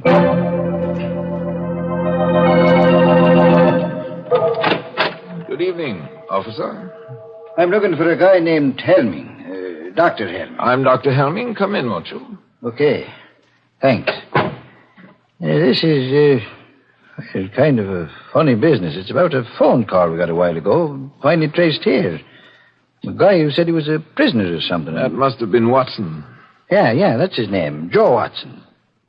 Do you know him? Of course. I can't tell you how sorry I am. It was really very careless of me, and I'll see that it doesn't happen again. What do you mean? If you did any investigating, which I'm sure you did, then you know that I don't run a sanitarium exactly, but I do take a few patients. Mental cases for treatment. Ah, so that's it. A nut, eh? I wish you wouldn't say that. Watson's case is particularly interesting. A 4F who wasn't able to enlist, and he developed a persecution mania. Thinks that everyone is down on him, eh? Not everyone, exactly. His present fantasy is that he's an ex-GI and that I'm keeping him prisoner. Sure sounds plenty tough. Well, I guess I'll run along. I'm sorry I bothered you. Don't you want to see them first, officer? Talk to them? There's no need of that, Doctor. We get calls from cranks every day. We always investigate a cause. But I insist. After all, you only have my word for it. There's just one thing I'd like to caution you about. Sure, I know. I'll play along. Humor them. Splendid. Right in here. It's quite a room. Joe, look. It's a cop, and that means... Then you did get my message. Sure, Joe. Took a little time to trace the call, but everything's okay. Oh, thank heaven. It was such a screwy story, I was afraid that... Hey, wait a minute. Then why is he standing there like that? Why haven't you got the bracelets on him? After Helming? No need for any rough stuff. He said he'd come along quietly. What? You're lying. I don't know why, but there's something wrong here. Something... I know. You think we made the whole thing up. That we're crazy. No. It's true. He told you we were, and you believed him. Of course not. Look, Stop it, will you? Stop saying that. Well, if I could only prove it somehow, show you. I know. Lazzari. Joe. Murder. That'll open your eyes. Somewhere in that wall is a door. Make him open it. Show you what's behind it. I think maybe I'd better be going, Doc. But there is a door there, officer. Just a second. I'll open it for you. Here we are. Joe. Body. It's gone. These doctors are always hiding the bodies. But turns up again later. Give us another ring, huh? Maybe I shouldn't have said that. Can I go out this way, Doc? Down to the end of the corridor, then to your right. I'm sorry I gave you all this trouble. Perfectly all right. Thank you for being so understanding. Quite all right. Goodbye. Goodbye, Doc. Well, children? Don't look that way, Joe. Don't. I know what you're thinking, and it's not true. We're not crazy. There was a body there. Of course. You hid it when you went out to let the cop in. And the telephone. You left that here purposely. Wanted me to use it. Get the police here. Obviously. I told you that this was to be an experiment in fear. What I didn't tell you was that, in a sense, I was one of the subjects, too. It was important for me to learn how I would function under pressure. And speaking objectively, I think I did rather well. Don't you? Why are you doing all this? What are you after? There's no reason why I shouldn't tell you. If anyone truly understands the nature of fear, is able accurately to forecast the actions and reactions of an individual, then he can use fear as a weapon. Society will react as the individual reacts. You see, society doesn't want to believe that anything can menace it. Doesn't want to take action to protect itself, any more than the individual does. This was something that Hitler and Mussolini understood intuitively. I understand it scientifically. They failed, but I shall succeed. You mean that you... I'm afraid that's all I have time for. As far as you two are concerned, the experiment is finished. Completely finished. I have a few arrangements to take care of, and then, well, make the best of these last few minutes, for they will be your last.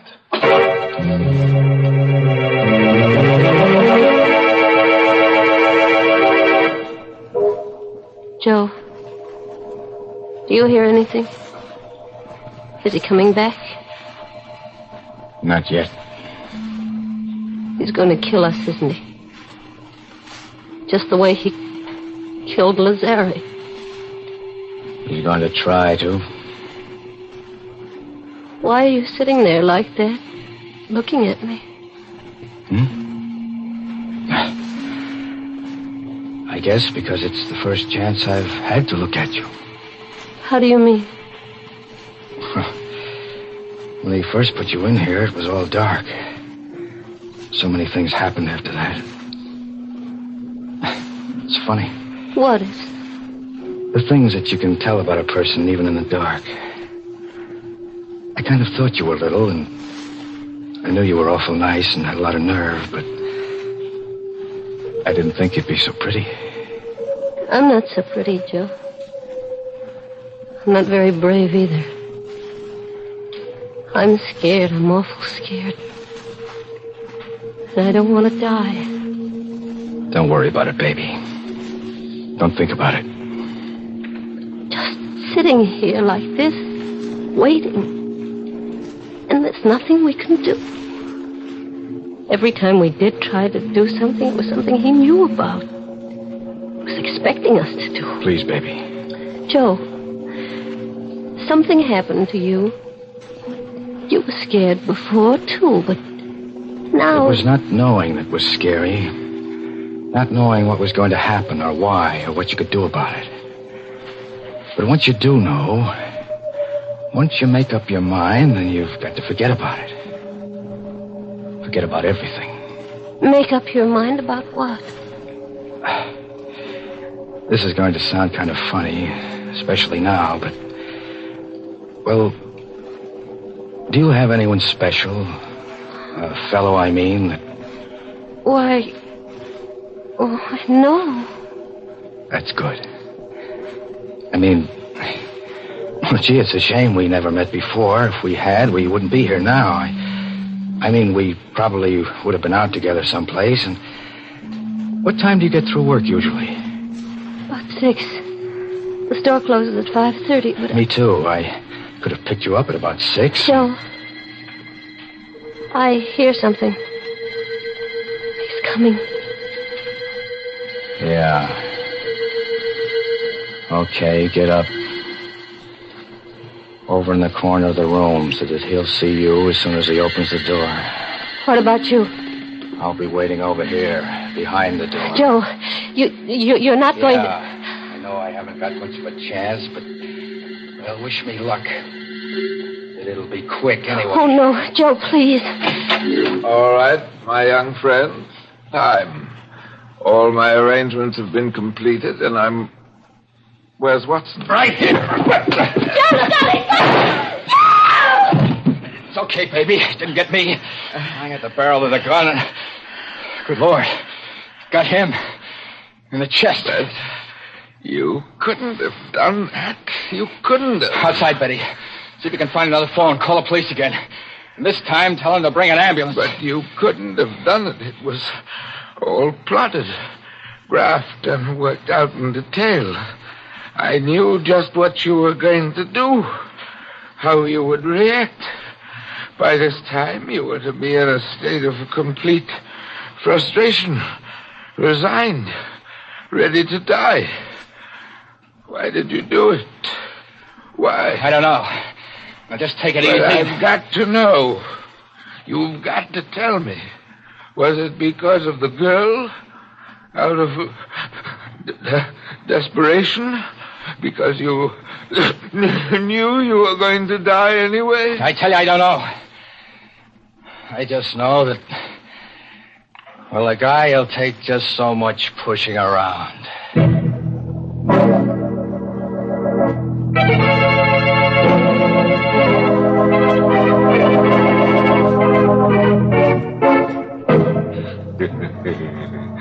Pushing around, eh? Well, it sounds to me as if one of our characters is going to get a lot of pushing around at the end of a pitchfork and in a very warm climate. Yes, good old Helming's finished. He's got to be if we're to have at least 2 corpses, the inner sanctum minimum. Oh, you think that's a little arbitrary? Not at all. We've got to have at least 2 corpses to play our theme song, When a Body Meets a Body. Theme song? I didn't know we had one. Oh, Mary, we've got lots of them. Didn't you ever hear our skeleton song? I ain't got no body. Mr. Host, let's be serious for a moment, because I want to talk about one of the most serious things in life, our health. For instance, the war may eventually lead to an increase in tuberculosis. And that's why the makers of Lipton tea and Lipton soup have asked me to remind you of the annual sale of Christmas seals. Funds raised by this sale support tuberculosis control programs, X-rays, health education, and medical research. Remember, over 500,000 people in the United States and Canada suffer from this disease. So buy as many Christmas seals as you can. No one is safe from tuberculosis until everyone is safe. And Christmas seals can save lives.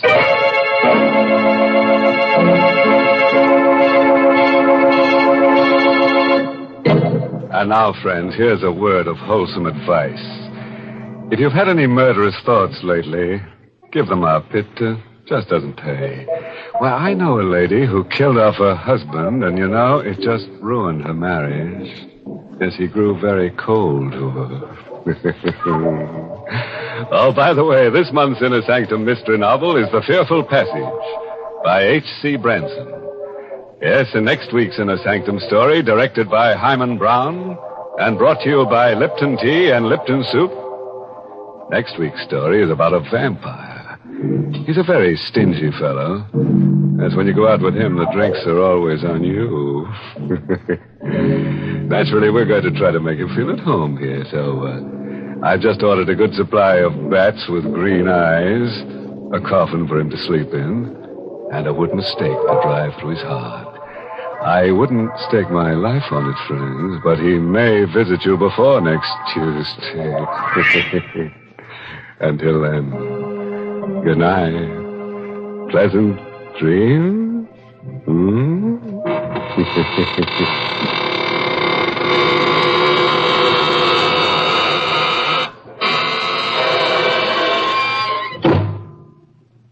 Easy to make and easy to take. That's Lipton's Noodle Soup. The perfect opening dish for your cold weather menus. Lipton's Noodle Soup has that real chickeny flavor your family likes so much, and it has that wonderful fresh cooked homemade goodness. You can prepare Lipton's Noodle Soup in a jiffy, too, and it's oh so kind to your budget, costs less and makes more than canned soups. So don't forget to serve Lipton's Noodle Soup. And don't forget to tune in next Tuesday night for another Inner Sanctum Mystery.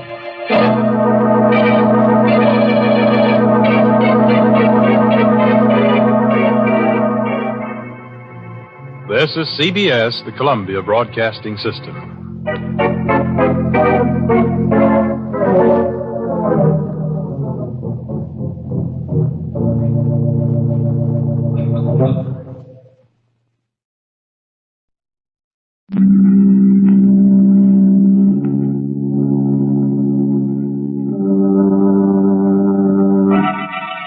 Lipton Tea and Lipton Soup present Inner Sanctum Mystery, starring Irene Wicker.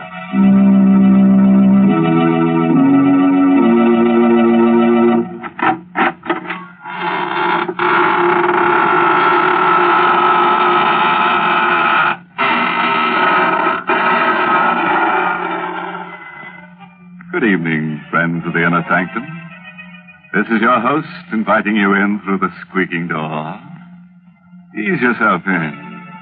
The welcome bat is out. Pick yourself a place to stand. You have several choices. You can stand in awe, or stand aghast, or stand rooted to the spot. Or if you find you can't stand it at all, just stretch out on the floor and lie still. You'll have plenty of company there before we get through with tonight's list of victims. Good gracious, Mr. Host. I don't think I'd enjoy that company. Well, they're not very lively, Mary.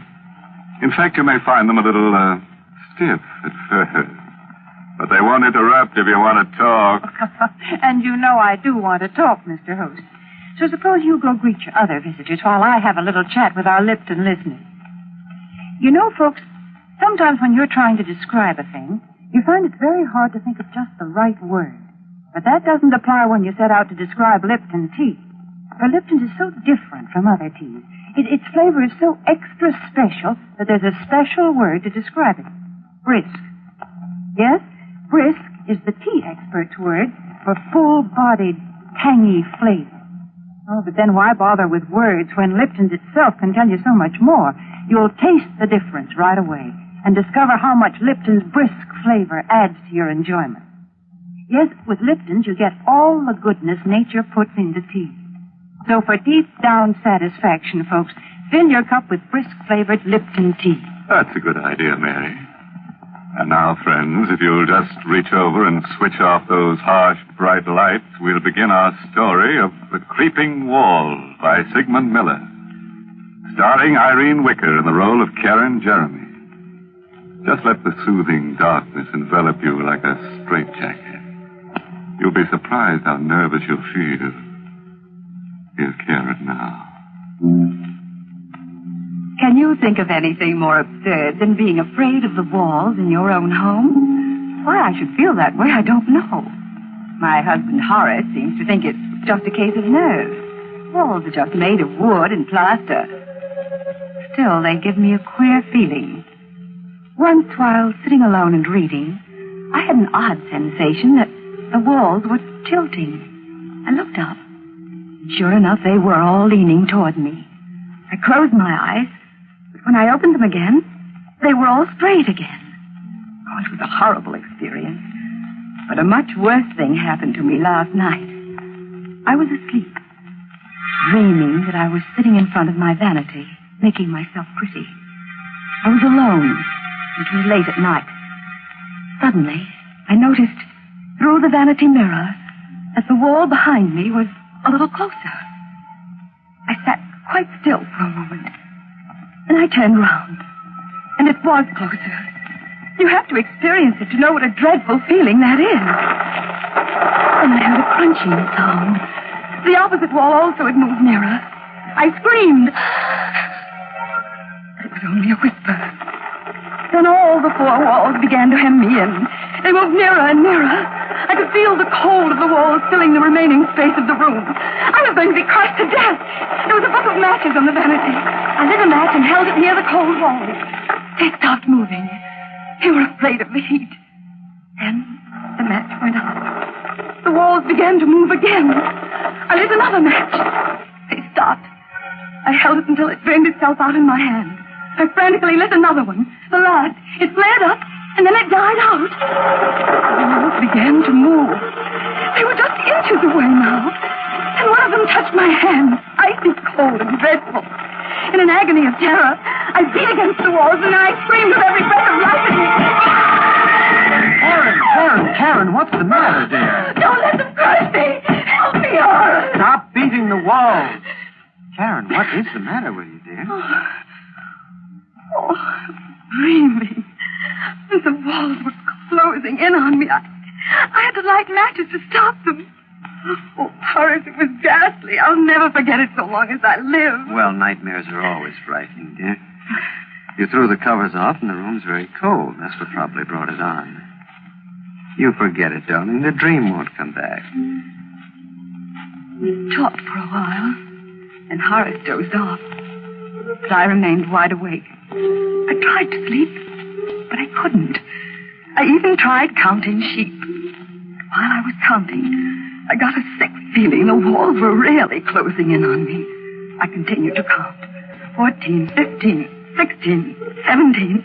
The walls were coming closer. I mustn't believe it. It was my imagination. Only in mind.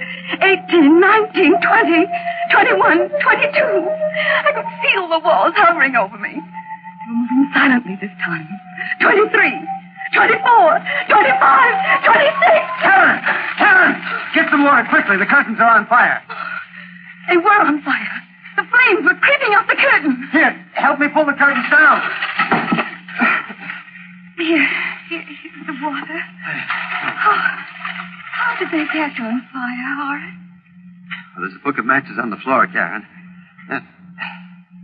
Here's a burnt-out match. I didn't do it. Oh, believe me, Horace, I swear I didn't. Darling, you haven't been feeling well lately. I think you ought to see Dr. Gustafson. I'm you sure don't that... believe me. I wouldn't do anything like that. I couldn't. You probably weren't aware of it. Probably nothing serious. Dr. Gustafson's a very good man. Now, Karen. Don't be a baby, darling. All of us get ill sometimes.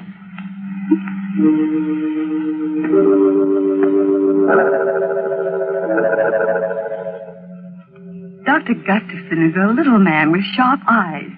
I told him the whole story about the walls and the dream. Tried to be at ease.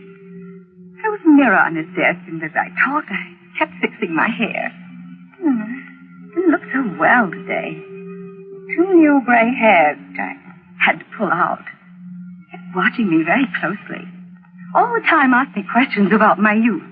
I told him everything, even about winning the beauty contest when I was 17. He seemed very interested. Mrs. Jeremy, seems to me you have an obsession about being beautiful. You're not as young as you used to be. Neither is your appearance. That's why you're afraid of close scrutiny. That may account for your fear of close spaces. Went on like that, looking at me as though I were a drab, middle-aged woman. He didn't like me, and I didn't like him. I didn't like the way he spoke to me, the way he watched me. Karen! Put the letter opener down. I was just holding it. You'll hurt somebody holding it that way, darling. No harm was meant, I'm sure. The first thing you should do, Mr. Jeremy, is to get larger living quarters. Your wife may be suffering from acute claustrophobia, among other things.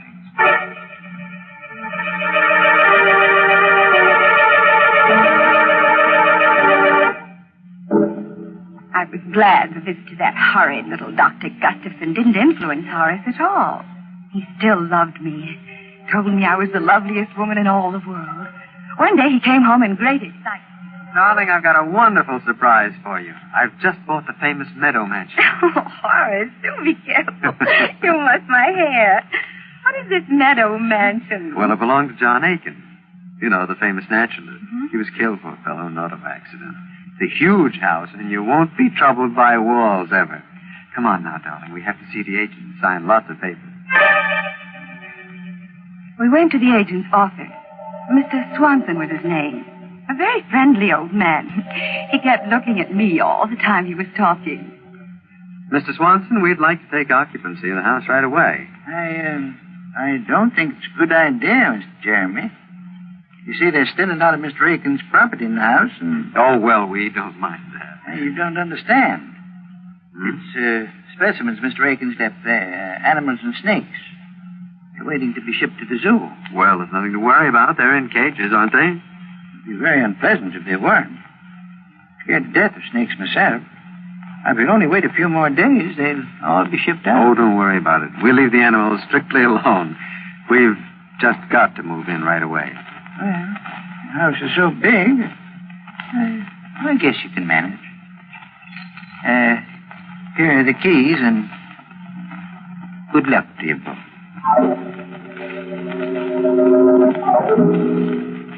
Meadow Mansion was magnificent. It was big and gracious. The rooms were huge and beautifully decorated. The high ceilings gave you a wonderful feeling of freedom. But the drawing room was loveliest of all. A large prism chandelier hung in the middle of the room, and the walls were paneled halfway up to the ceiling. But most exciting of all, each wooden panel had a darling little mirror set into it. There were easily 100 such mirrors. Oh, it was very gay. You could see images of yourself anywhere in the room. It was all breathtakingly beautiful. Except for a picture on the wall of a very flashy-looking woman called Delilah. Well, darling, how do you like our new home? Oh, it's wonderful, Horace. I love it all. Everything. Except that picture. Oh, you mean Delilah? Well, that's a fine painting, dear, of a very beautiful woman. Well, she looks evil to me. Darling, I do believe you're jealous. You needn't be. She isn't half as pretty as you are.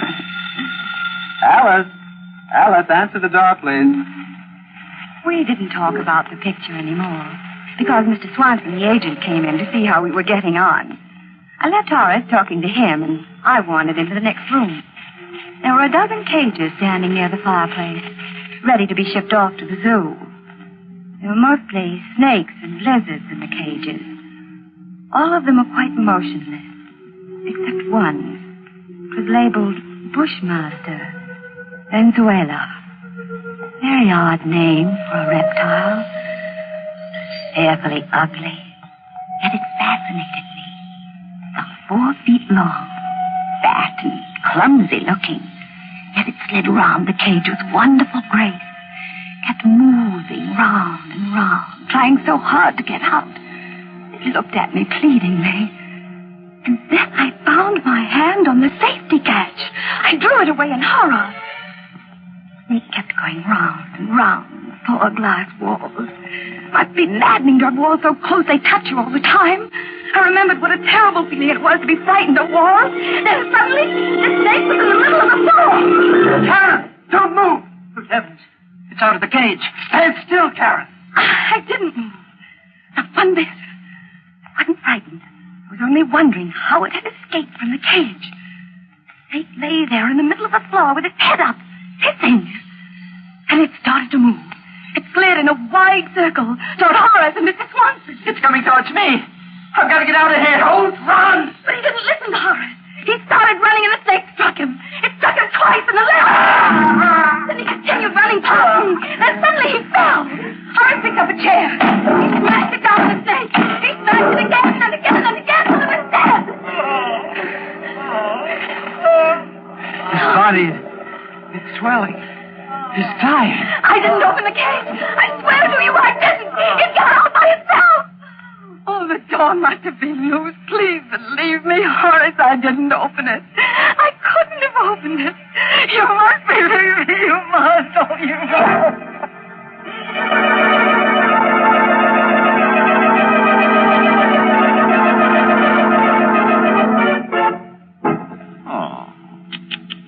You know, I'm really upset about poor Mr. Swanson. He hardly opened his mouth in the story when he was out like a light. Not a nice way to make an exit. I'm really sorry we had to lose the Bushmaster. A very valuable reptile, and we could have used it in another story. But that's the way it is in our business. Our losses are terrific. Houses burn down, money is stolen, characters die away on us. Every week it's something else. It's simply murder. You do have a lot of trouble, don't you, Mr. Host? Mary, we have so much trouble on Inner Sanctum, even our troubles have trouble. I think there are times when all of us feel that trouble is piling up on us. But you know, friends, I've found a good way to get over that feeling. Just say to yourself, I'm going to relax and have a cup of Lipton tea. Then when you're comfortably seated with your teacup within easy reach, give your mind something pleasant to think about. That Lipton tea, for instance. Notice Lipton's deep amber color and its welcome, familiar fragrance that's so tempting. Then taste it and discover how really delicious that brisk flavor is. Just for real enjoyment any time during the day, just take a few minutes out to enjoy a piping hot cup of brisk-flavored Lipton tea. Well, I'll certainly give your suggestion a try, Mary. And now, friends, if you'll give me your hand, we'll go on with the story.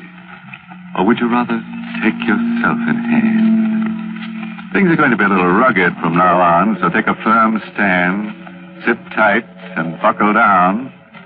And it won't be a bad idea to grit your teeth and square your shoulders at the same time. By the way, if you can do all those things at once, let me congratulate you. You're quite an athlete.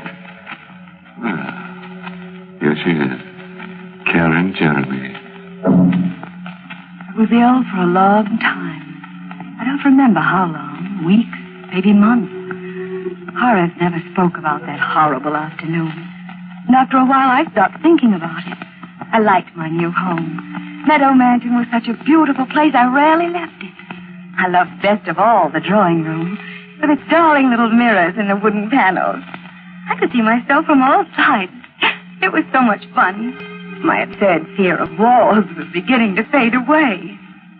There was only one thing that irritated me. That was the picture of Delilah. I was determined to get rid of it. Karen, stop glaring at that picture. I don't like it, Horace. I wish we'd get rid of it. It's a fine work of art. Why? I don't care. It's an evil picture to me. Karen, look here. You're just jealous of her. You're jealous of any beautiful woman, even if she's only a painting. You don't care for me anymore. That is a ridiculous thing to say. You know it's not true. If you really love me, you take that picture down off the wall. That picture is staying right where it is. Now, it's for your own good. I'm going out for a walk. And, Karen, I absolutely forbid you to touch that picture. I'm in it. I sat there for quite a while, staring at that picture that was upsetting my life with Horace. He was always kind and gentle with me. For the first time he'd ever lost his temper. I looked at Delilah. With a gleam of white teeth between her full lips. She was an abandoned-looking thing. Her long hair cunningly untidy. Her eyes sparkling, black, shameless. She seemed to be laughing at me. I made up my mind. Horace would understand. I got a knife from the kitchen. And I pulled a chair over to the picture. And I stood up on the chair. Then began to slash down the length of the picture. Mr. Jeremy, what are you doing? It's no business of yours. Go away, Alice. Oh, you mustn't do that. Mr. Jeremy will be angry. I told you it's none of your business. Please. Please come down off that chair. You're destroying a beautiful painting. You meddling little fool. I'll teach you to interfere. Mrs. Jeremy, I've put up with you for a long time. Nobody's ever dared to slap me. You vicious, miserable hag. That's what you are, a hag. For years I've pampered you. I've always told you how beautiful you were, how lovely you looked. Well, maybe you were beautiful once, but now you're just a self-centered, haggard old woman. But just look at your face. She was lying on the floor. Silent. Bleeding. I didn't stab her. It wasn't me. It couldn't be me. I wouldn't do such a thing. I looked at myself in the paneled mirror. I looked pale. My hair was all untidy. And I thought of Horace. He would never believe I didn't do it. He'd look at me in that piercing, sad way. No, he mustn't see the body. I must hide it before he gets back. I dragged her over to the closet. And I hid her body in the corner. I locked the door with a key. There was blood on my hand. I don't know how it got there, but I had to wash it off. And the knife, it threw it in the garbage pail. There was blood on the carpet, too. I took a scatter rug and carefully placed it over the spot. I sat down. I waited for Horace to come home. The room was very queer. The chandelier seemed to be lower. All the walls, they seemed to be closer. I sat there fighting off that old terror, praying and praying that Horace would come home. As soon as he came, I'd put my arms around him and never let him go again. Never let him go.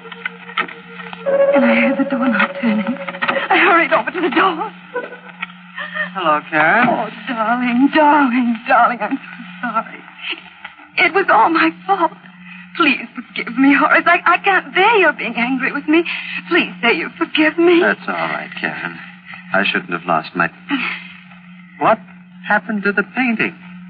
It's cut. I don't know what came over me. But you see, I didn't cut it all. I stopped. It just cut a little. I can repair it. It'll be just as good as new. I'll never do it again. I swear I'll never touch it. Well, it's not too badly damaged. I'll get Alice to take it over to the art shop. Maybe they can repair it. Well, Alice isn't here. She's gone to get your blue coat from the tailor's. Karen, that is not true. Alice got that coat this morning. Where is she? I don't know where she is. Karen, you do know. Where is she? She was here just a little while ago. She must have gone out. Alice! Alice! I'm going to find her. No. Please don't leave me. Please, Horace. You must tell me where she is, Karen. I can't remember. I can't remember anything. Karen, did you do anything to her? No, nothing. You're not telling me the truth. Something has happened to her and you're hiding it. Now, I'm going to find her. She must be somewhere. No, she isn't in the house. How do you know she's not here if you don't know where she is? I didn't mean that. I'm going to look around. All right. There's blood on the floor near the closet. Yes, I cut my finger. The closet is locked. Have you the key, Karen? No, I don't have it. Karen, give me that key.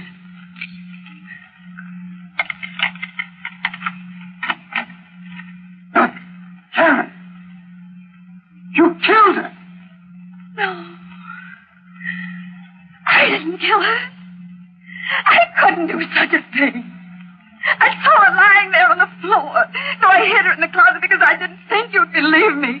But I didn't kill her. I didn't do it. I'm going to get Dr. Gustafson, Karen. Maybe he can help. Please don't go. I can't bear being alone. The walls, they'll crush me if you leave. I'll be back as soon as I can. He left me in the room all alone. I looked at myself in the mirror. All my beauty was gone. I looked haggard. I wasn't beautiful anymore. My face was all wrinkled and pale. My hair hung down lifelessly. I was ugly. I mustn't let Horace see me now. I looked evil. I bolted the door. I didn't want him to come back and see me looking this way. He would hate me. The walls were moving again. They were very clever. They waited for Horace to leave. They were afraid of him. I looked at myself again in the mirror. There were dozens of me. Then something very strange happened. All the images of me began to come out of the mirrors, right into the room. It was incredible. They were all ugly. They kept coming out of one mirror, going back into another. I watched them. They began to move very fast, in and out, in and out, in and out. It made my eyes hurt to watch them. The walls were moving slowly, but they couldn't fool me. I knew they were moving because the picture of Delilah was nearer than ever. She was still laughing. I could even hear her laughing. Then she put one leg out of the picture frame. Then the other. She came slowly toward me. Hello, Karen. Don't you think I'm beautiful? I didn't answer her, but she kept on talking to me. I'm Delilah, and I'm going to cut off your hair. Oh, I couldn't stop her. She laughed as she cut my hair. It made me very, very sad. I began to cry. She began to cut faster and faster because the walls were very close now. I could even feel their coldness. Don't be frightened, Karen. I turned around. A man I never had seen before. He had a kind, good face. He looked at me tenderly, admiringly. I'm Meadow, the spirit of his love. You mustn't be afraid of me. I think you're beautiful. I've always admired you. You're even lovelier than Delilah. Oh, please help me, Mr. Meadow. The walls are so close. They're going to crush me. If you get into the picture frame, they won't be able to harm you. Quickly, before Delilah comes back. Open the door. Hurry. You'd better hurry and climb into the frame, Karen, before it's too late. Alice, open the door. Hurry. You haven't much time. You'll be safe inside the picture. Miss, heaven, her head. In the picture frame. Karen, you cut your hair off. It's amazing. She looks 20 years younger. And she's beautiful. I'm safe now, darling. The wolf can never get me. Ever.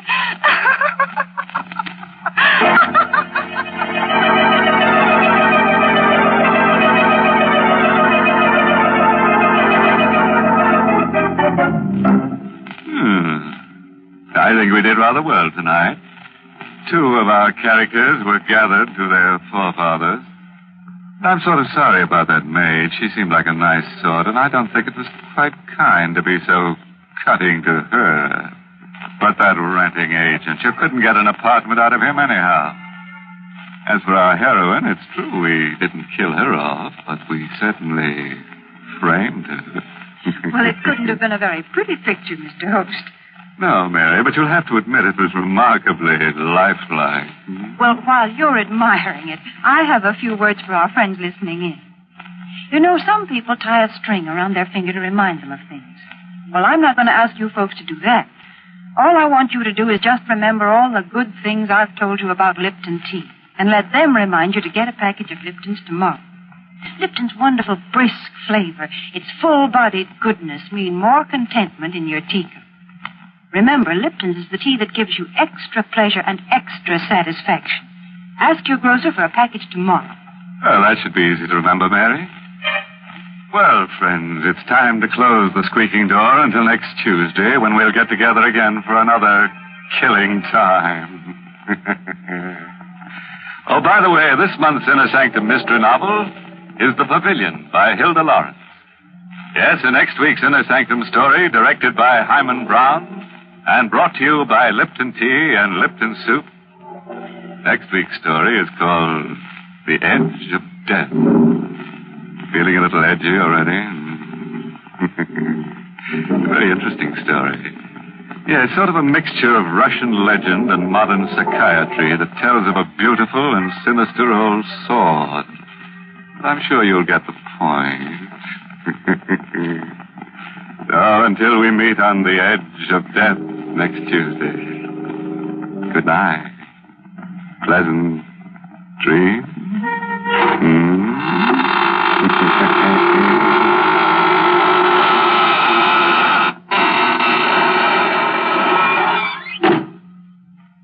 Here's a grand dish to get your dinner off to a good start. Lipton's Noodle Soup. It has all the homemade goodness and real chickeny flavor your family loves. Lipton's Noodle Soup is seasoned to perfection, and it's full of tender, golden noodles. Hard to prepare? Not a bit. It takes only a few quick minutes from package to soup plate. Economical, too. Costs less and makes lots more than canned soups. So get Lipton's Noodle Soup mix tomorrow. And don't forget to tune in next Tuesday night for another Inner Sanctum Mystery. This is CBS, the Columbia Broadcasting System.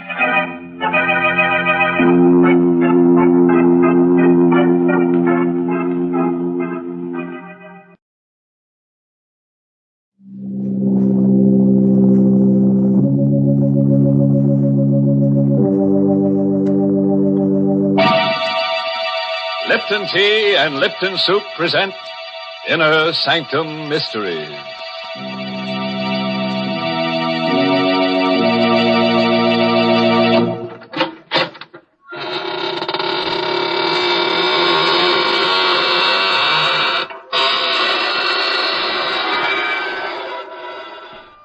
Good evening, gentle friends of the Inner Sanctum. Welcome through the creaking door for another soothing half hour of sweetness and light. Oh, I've learned a new trick. Would one of you like to step up here and be sawed in half? What? No volunteer? Well, maybe you're right. The first part, the sawing in half, that's easy. But the second part, the putting together again, I'm still not very good at that. Mr. Host, how can you joke about such things? Are you trying to get our listeners in a mood for enjoying themselves? That's it, Mary. Well, jokes like that certainly won't put people in a good mood. Here's a much better way to do it. Just serve folks a piping hot cup of Lipton tea, and they'll be in a good mood in a minute. For Lipton's is the password to pleasure. It's tea at its delicious best, thanks to Lipton's brisk flavor. Brisk, you know, is the tea expert's own word for the fresh, lively, full-bodied flavor of Lipton tea. Unlike ordinary dull-tasting teas, Lipton's is never flat. It's always spirited and satisfying. Try it real soon and get the extra enjoyment of Lipton's wonderful brisk flavor.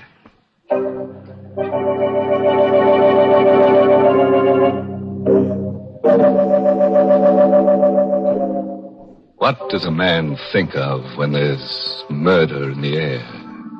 The close presence of death. Does it have matter and substance? Does it generate unseen light waves that touch a man's subconscious?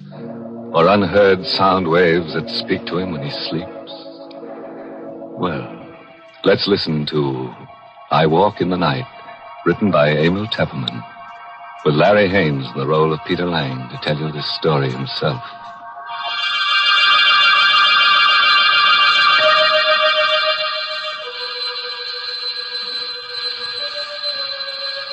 I don't know if it was the ringing of the doorbell that awoke me, dragged me back to consciousness out of a deep, heavy sleep.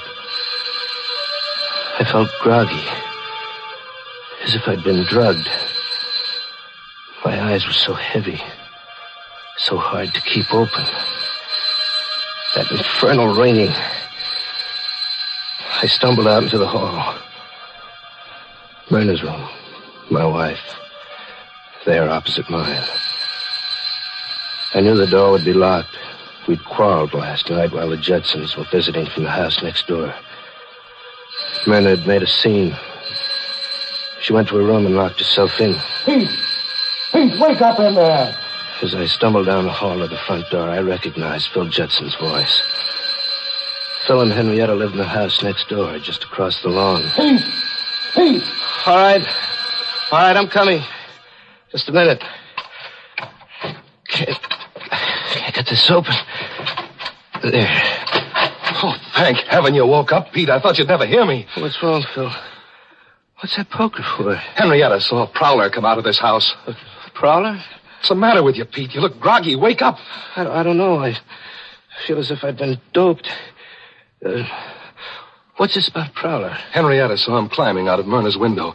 She yelled to me, and I grabbed the poker and came running out. The poker? What's the matter with you? Didn't you hear me? A man was in Myrna's room just now. Great Scott. Myrna's alone in there. Come on. Myrna. Myrna, you all right? Open the door. She doesn't answer. Phil, are you sure the prowler came out of this room? Yes, they ran around the house and got away. Look, Pete, have you got a key to this door? No, it's bolted on the inside. We've got to break it down. Come on, put your shoulder to it. Once more now. Where's the light switch? Oh, here, I've got it. Better not come in, Pete. No, let me in. I've got to see. Myrna. Take it easy, Pete. Oh, Myrna. Strangled to death. Myrna. Look at the black and blue marks on her throat. This chain on her neck, it's broken. It was her locket. The one I gave her last Christmas. Killer must have taken it with him. And see here, her fingernails, there's bits of skin under them. She must have struggled and scratched the killer's face or hands. Why, Phil? Why should anyone want to kill her?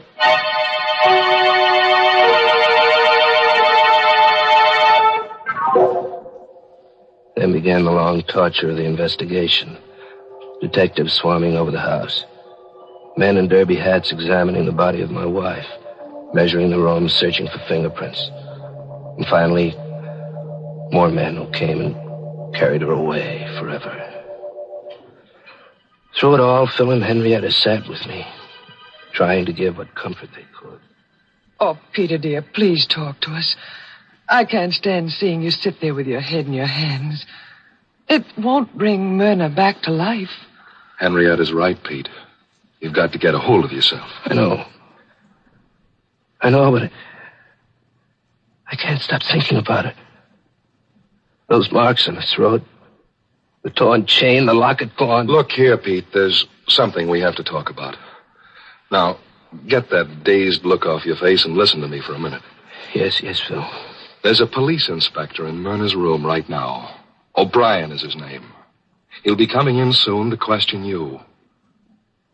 Now, you'd better not tell him about the quarrel you had with Myrna last night. I don't get you. It would look bad for you. For me?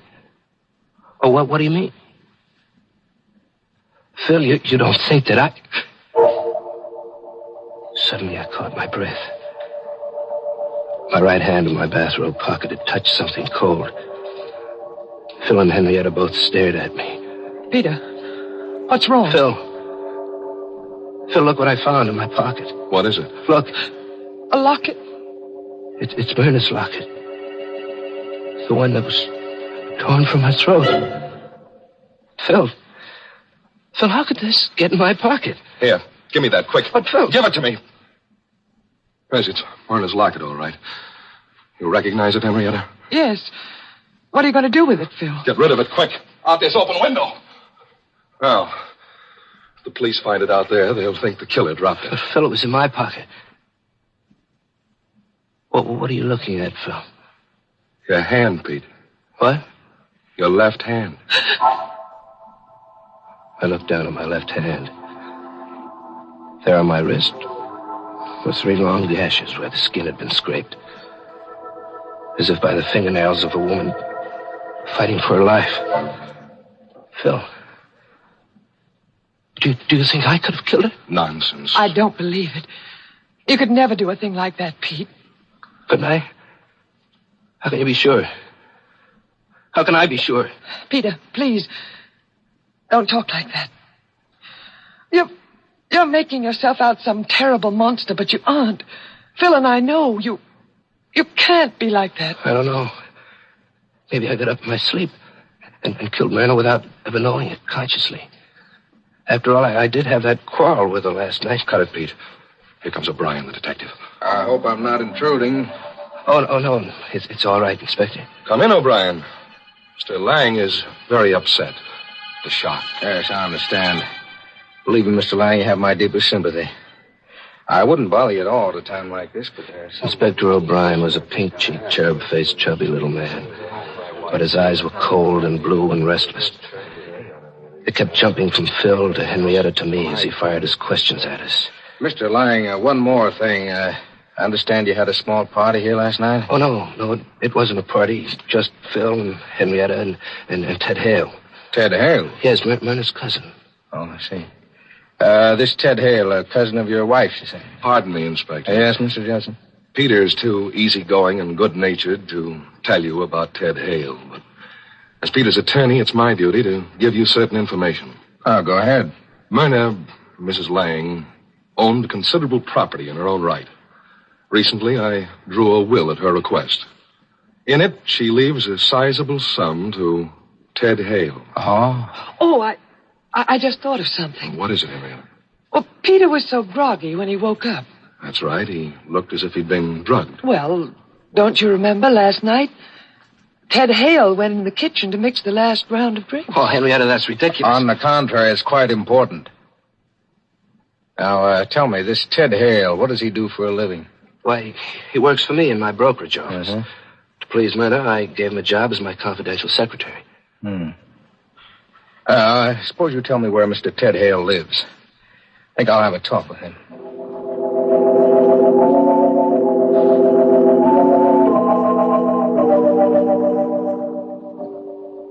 Now, all you have to do, Pete, is sit tight. Let O'Brien follow up his lead. But, Phil, I can't let him arrest Ted Hale. He didn't kill Myrna. I did. I must have.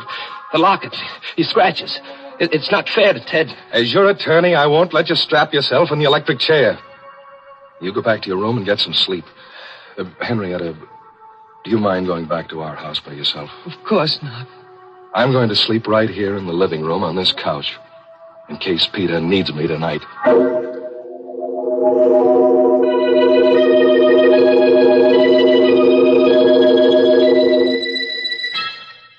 On my bed in the dark, I kept seeing 1,000 pictures. Myrna, her face mottled with strangulation. Phil, always so sure of himself. Henrietta, worried and frightened. And O'Brien, his face grim and his blue eyes cold, going off to question Ted Hale.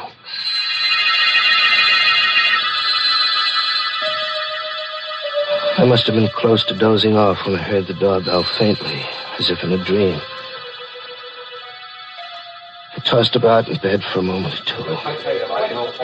And then I heard the voices in the living room.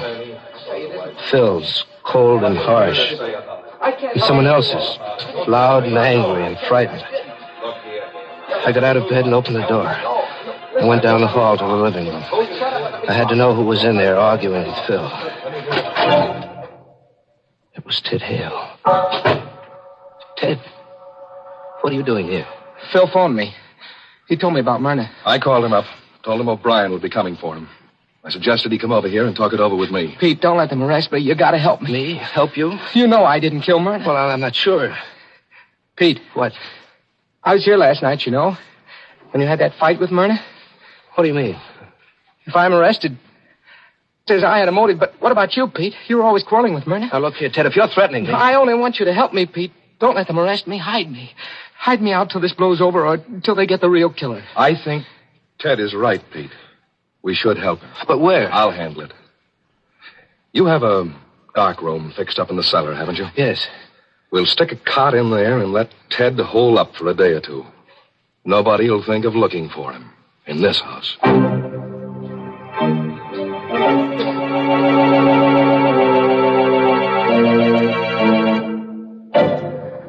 Poor Peter.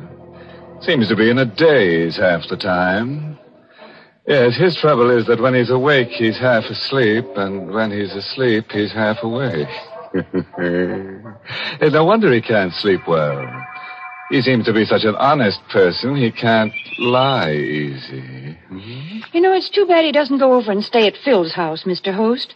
Phil and Henrietta seem the kind of people who do everything to make him comfortable. Well, I just hope they know something about hospitality, Mary. Oh, I'm sure they do. Why, everybody knows that the proper way to treat guests is to serve them something delicious. For example, when guests drop in at my house, the first thing I do is put on the tea kettle. And almost before they have their wraps off, I have my best tea service out, and I'm serving them some of my fragrant, fresh-made cake and a cup of heartwarming Lipton tea. For no matter what time of day or night guests arrive, there's nothing like wonderful Lipton tea to make them relax and feel at home. Yes, Lipton's brisk flavor is so lively and full-bodied and satisfying, it just naturally hits the spot with everybody. In fact, I always say, whenever you want to serve your friends or your family a grand, refreshing drink, make it tea. And make it tea at its delicious best. Lipton tea.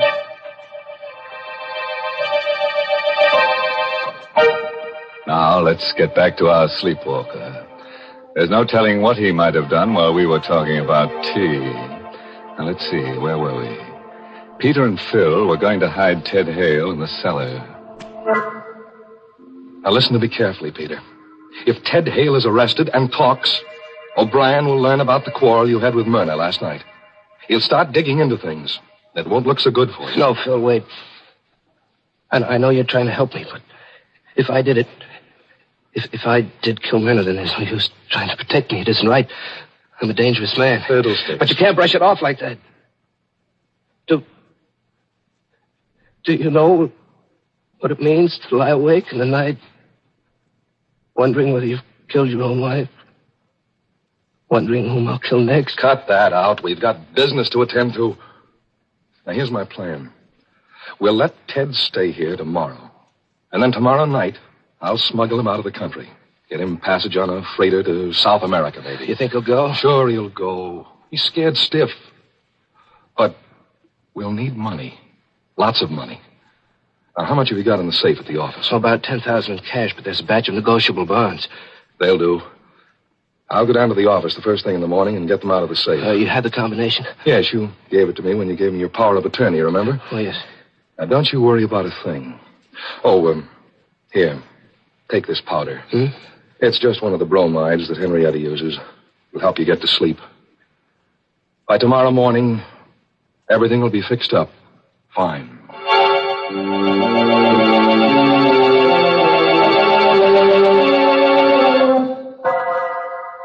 It was almost dawn when Phil left. And it must have been hours later, close to noontime, when I felt myself being roughly shaken out of a heavy, troubled sleep. Pete, wake up. What? Hey, wake up. Come on, snap out of it. Oh, Phil. Gosh, I feel groggy. What was in that powder you gave me? Never mind the powder. Get your eyes open. Got something to tell you. Phil, what's wrong? What happened? Listen to me carefully, Pete. I went down to the office before business hours this morning and opened the safe to get the money out. Yes? The safe is empty. Empty? The securities are gone. Well, it can't be. Who else had the combination besides you and me? Only Ted Hale. Oh? Do you think that... I'll bet you $1 to a donut he's gone. Come on, let's check.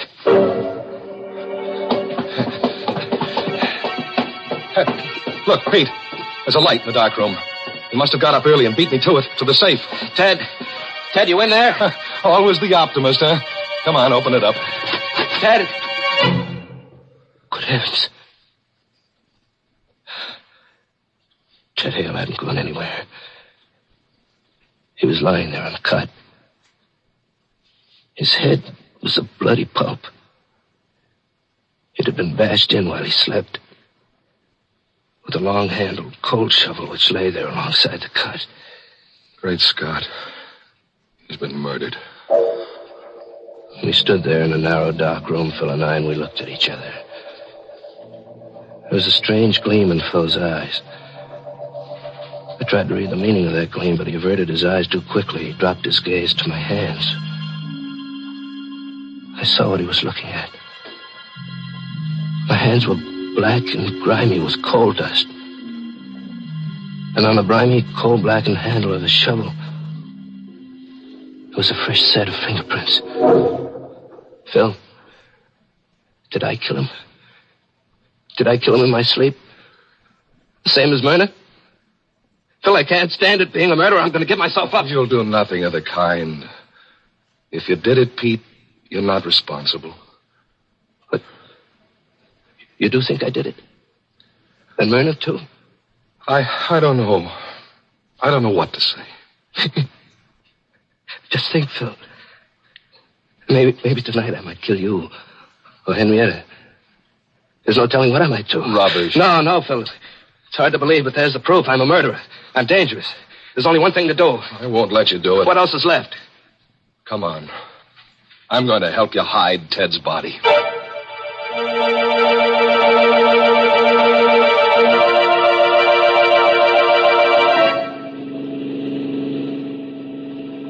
How much further, Phil?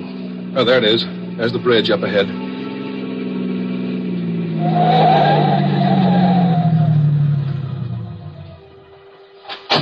Okay. Here, help me with it. We had the body of Ted Hale in a sack with a pair of 100-pound dumbbells to weight it down.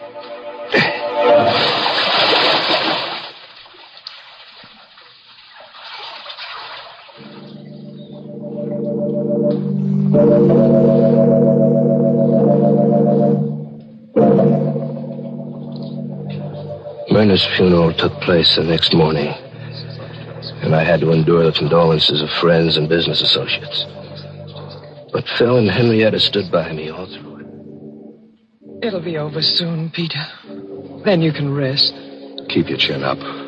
I'll get rid of the stragglers. Look who just came in. Where? Oh, Inspector O'Brien. What does he want, Phil? Take it easy. Let me do the talking. I came to pay my respects, Mr. Lang. Oh, well, thank you, Inspector. No trace of Ted Hale, is there, Inspector? I'm afraid not, Mr. Judson. We're combing the city for him, but I'm afraid he's got clean away. You see, It was marvelous to see how calmly Phil could talk to O'Brien about Ted Hale, knowing all the time just where the body was, under that bridge. I glanced at Henrietta. She was watching Phil, too. Know what I think, Mr. Judson? I think Ted Hale will never be caught. I have a very funny feeling that he's dead.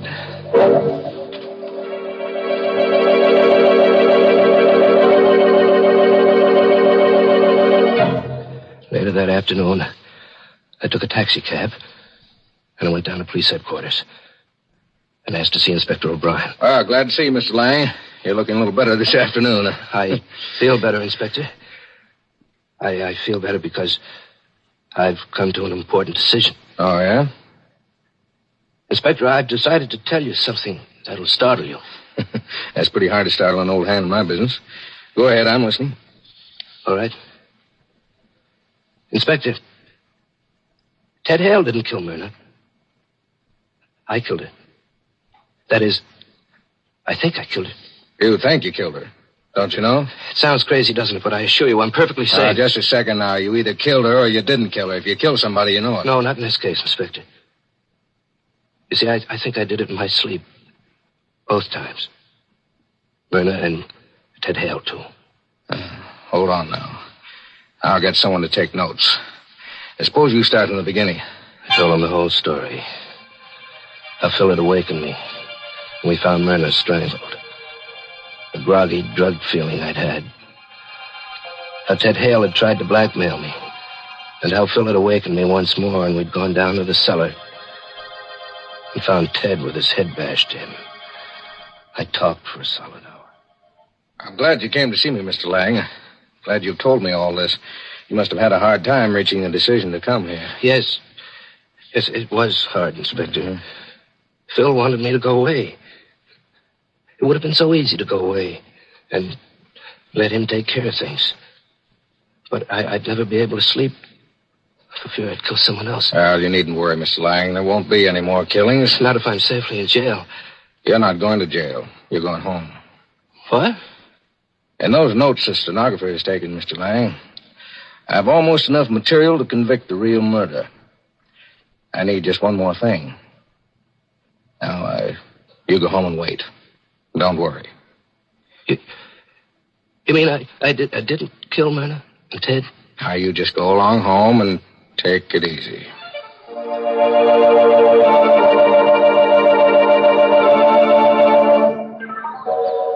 I'm back at home now. It's 2 hours since I left O'Brien's office, and I've taken the time to write down this full account, just as I gave it to the stenographer. As I write now, I can look across the lawn to Phil Judson's house. 5 minutes ago, I saw Inspector O'Brien and 2 detectives go in there. The front door is opening now. I can see them coming out. O'Brien first, then the 2 detectives, with Phil between them. They've got handcuffs on Phil. And here comes Henrietta. She's running across the lawn, coming here. Peter! Peter! Coming, Henrietta. Peter, they've taken Phil away. Yes, I saw it off from the window. Oh, darling. Everything went right. Exactly as we planned it. Oh, baby. Hold me tight, Peter. Tight. We can be together now. Forever and ever. I'd have killed a dozen Myrnas for you, baby. I know. And you were clever, Peter. So clever. And the hardest part was getting Phil to cooperate. But I knew he'd do anything for a friend. What a fool he is. He stepped right in and took over. You should have seen O'Brien when I told him the story. I could tell exactly what he was thinking. Here's a poor innocent sap whose best friend is framing him, giving him drugs and then making him think he commits murders in his sleep. Oh, Peter, as soon as he's convicted, I'll be free, and we can go away together. Sorry. Huh? But you'll have to cancel that trip. Both of you. O'Brien. You heard what we said? Sure did, every word. Remember at my office, Mr. Lang, when I told you I only needed one more thing to clinch the case against the murderer? Well, this was it. I faked the arrest of Mr. Judson. Then I sneaked back to see what you'd do about it. You did plenty.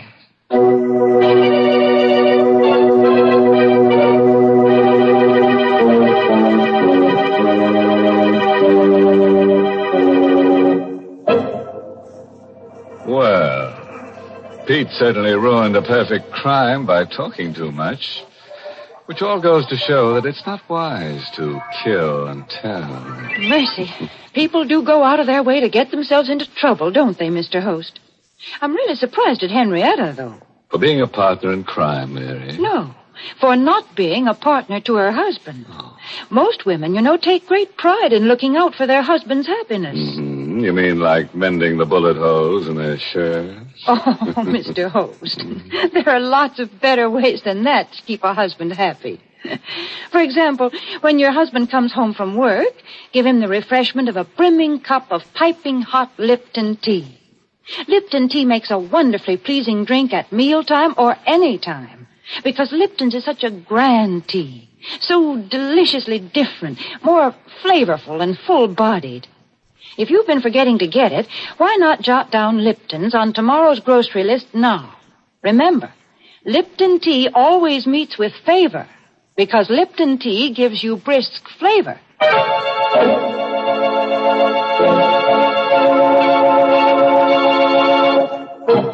And now, friends, a parting word of advice. If you ever wake up and think that you've murdered someone in your sleep, don't go to the police.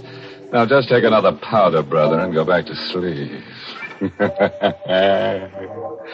Oh, by the way, this month's Inner Sanctum mystery novel is The Innocent Mrs. Duff by Elizabeth Sanksey Holding. And next week, the makers of Lipton Tea and Lipton Soup will bring you another Inner Sanctum mystery directed by Hyman Brown and called Accident. Does the wind whistling in your ears frighten you, folks? Oh, now don't be scared. Because when you're pushed down an empty elevator shaft and you hit the bottom, nothing ever can frighten you again. It's just an accident. And you'll learn all the mystery of it if you're listening to Inner Sanctum next week. Until then, good night. Pleasant dreams. Hmm?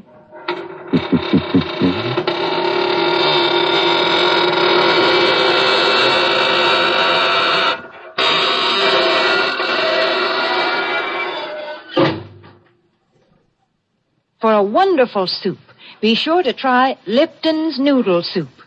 Lipton's is the extra delicious noodle soup that folks rave about on account of all those tender golden egg noodles and that honest-to-goodness chickeny flavor. Tastes like homemade soup that you'd spend hours in making, yet Lipton's is ready in a jiffy. Lipton's noodle soup mix costs less and makes lots more than ordinary canned soups. So get some Lipton's Noodle Soup tomorrow. And tune in next week for another Inner Sanctum Mystery. This is CBS, the Columbia Broadcasting System.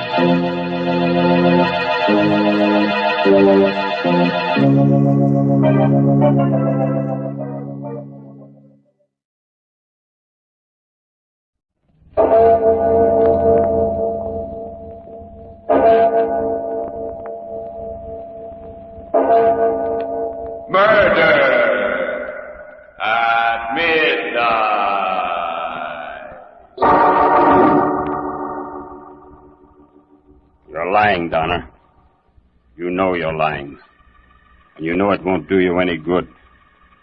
Because this time I'm going to pass judgment. Myself. 15 years. I've been thinking about this. Dreaming about it. My fingers around your throat. Digging into that flabby windpipe of yours. Tighter. And tighter. Till you stop struggling and... Yes.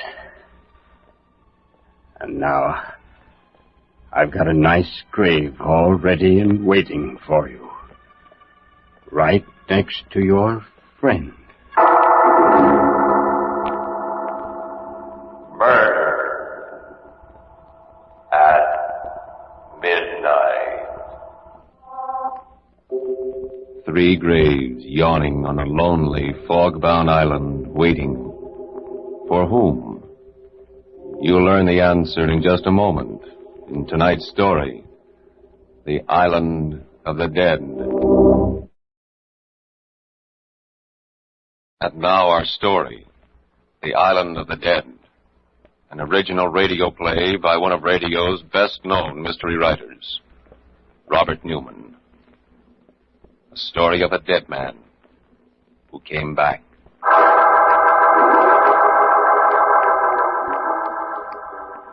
It's a small island, flat and barren, lying in the middle of the river. And it's truly an island of the dead, for it's the city's Potter's Field.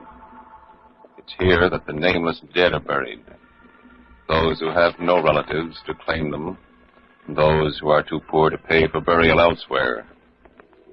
At one end of the island is the pier, where the city launch docks.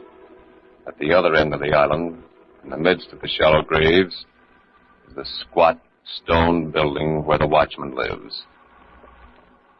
It's 11:30 at night now, and he's sitting in the office, reading a paper and listening to the river sounds when...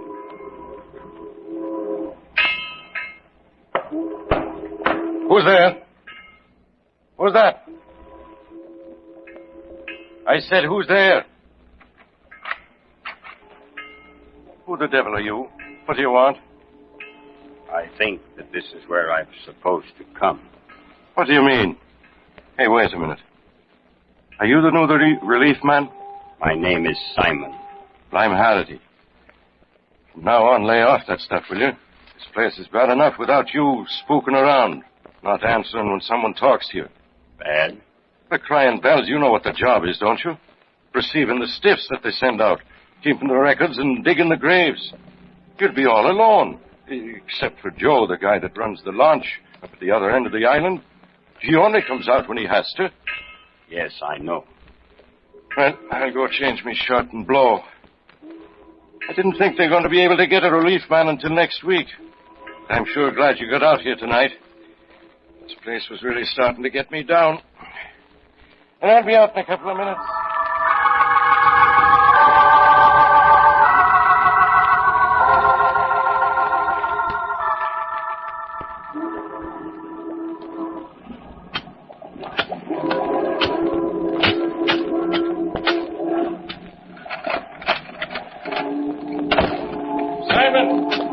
Simon, where are you? Over here. I didn't know where the blazes you'd gone. Simon, what in thunder are you doing? Digging. Digging some graves. I see that. 3 of them. What for? Because they'll be needed before the night is over. Huh? You mean they called up and told you to get them ready? It's funny. I didn't hear the phone. No. No one phoned. Well, then why are you doing it? I told you.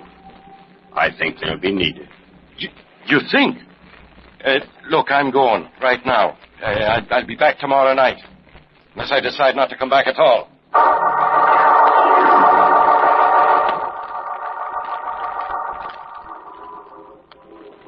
Wait a minute, Harry. I don't get it.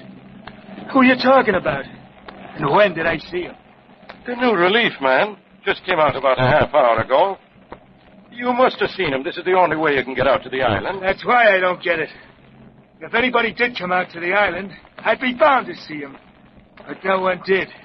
Not tonight. What? What do you mean? I mean, I only made one trip out tonight. I didn't have no passengers. At least not live ones. All I brought out was a stiff.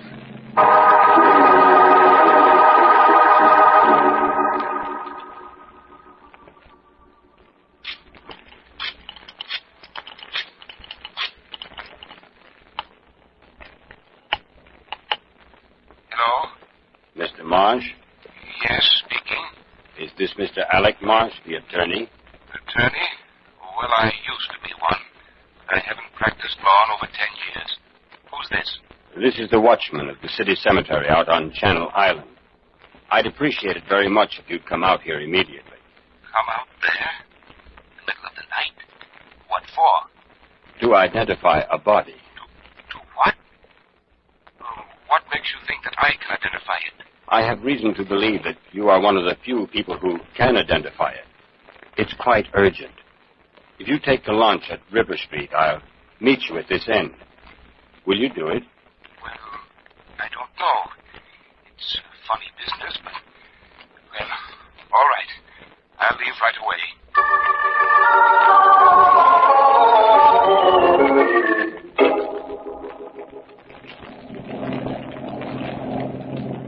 Is it much further to the island? Nope. You can't see it because of the fog, but it's just right ahead there. Is this something new? Getting people to go out to the island to identify bodies? Don't they usually do it down at the morgue? Yeah, mostly, but once in a while I get some dope after the body's been shipped out to the island. Oh. Well, I don't like it, any part of it. Getting a man out in the middle of the night. This trip, especially with a river like this, not being able to see anything. Just the whistles and the foghorns. And then landing there on the island where... Oh, for 2 cents, I'd go right back with you. Not go ashore at all.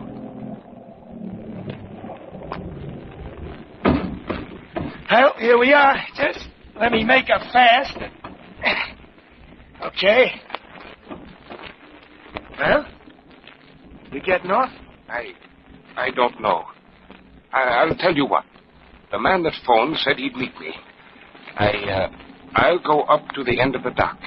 If he's not there, I'll come back. Okay.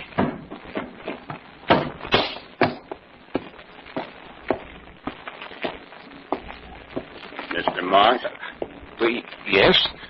Was it you who phoned me? Yes. Will you follow me, please? This way. How the dickens can you see where you're going when it's so dark? You get used to it. Just as you get used to anything. As a matter of fact, it's probably just as well it is so dark. Why? It couldn't be worse even in daylight, when you can see the graves. But how did you happen to call me on this business anyway? I told you. Because you're one of the very few people who can be of any help. Weren't you the attorney for the defense in the Sloan case? Sloan? Sloan? I can't remember. Simon Sloan. Yes. I'm not sure. If I was, it was a long time ago. More than 15 years. But you should remember. Yes, I think I was. He was convicted on a charge of murder in the second degree and got 20 years. With time off for good behavior, he's probably out now and... Wait a minute. Is that who you want me to identify? Is he dead? Here we are.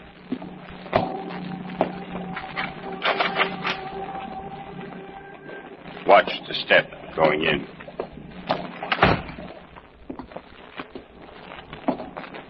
Well, what are you waiting for? Aren't you going to put on the light? No, not yet. What was that? The door. You locked the door. What's the idea? What are you trying to do? That's just so we won't be disturbed. Disturbed? Well, who's going to disturb us? I insist you put on the light. Open that door immediately. We were talking about the Sloan case. You admitted that you were the attorney for the defense. Do you feel that you did a good job of defending him? How do I know? How do you expect me to remember? The fact that he was convicted doesn't mean that it was my fault. Besides, what's that got to do with you? Did you think that he was guilty? How do I know what I thought? What difference does it make? He pleaded guilty. He wasn't guilty. He didn't want to plead guilty. Who made him change his plea? I did, so what? Very well. There. Where it... You. It's you. You're Simon Sloan.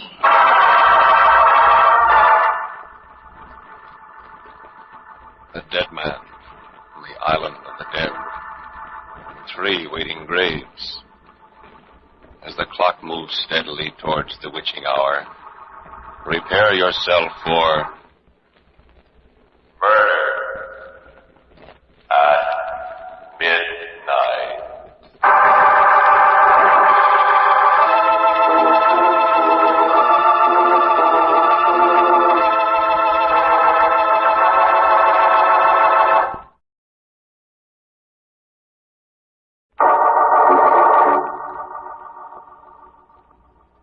now to go on with the story of the Island of the Dead. It's just a moment later. There is silence in the small, bare room as Marsh stares at the strange figure that stands opposite him. Then slowly, his face pale and drawn, sinks into a chair. You shouldn't have done this to me. I told you I'm not well. I've got a bad heart. Why did you do what you did to me? Why did you make me change my plea to guilty? I had to. Why? Because Donna, the district attorney, made me. He wanted the conviction to build up his record. And he had something on me. An attempted bribery in another case. What are you going to do to me? I've got to get away from here. I'm a sick man, I tell you. I'm not going to do anything to you. You can go now. If you can. There. The door's open. Why are you looking at me like that? You think I can't make it, don't you? And that's why you're letting me go. Well, I'll show you. I just have to take it easy and... No, I didn't think you would make it. That is why I'm not angry at you. Now I have a place for you. Right outside here. For you. And for some others, too.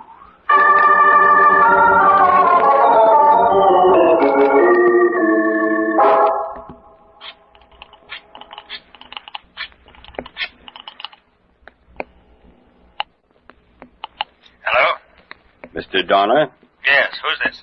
This is the watchman at the city cemetery out on Channel Island. We have a body out here that we'd very much like you to look at. A body? What for? We think that possibly you may be able to identify it. And what makes you think that? Well, after all, you were district attorney for several years. What? Why, I haven't been DA for... What's that got to do with it? It may have a great deal to do with it. Will you come? The launch leaves from the foot of River Street. Yes, I know. Something very strange about this, but all right, I'll come. Will there be someone to meet me at the other end? Yes, Mr. Donner. I'll meet you. I'll be waiting for you.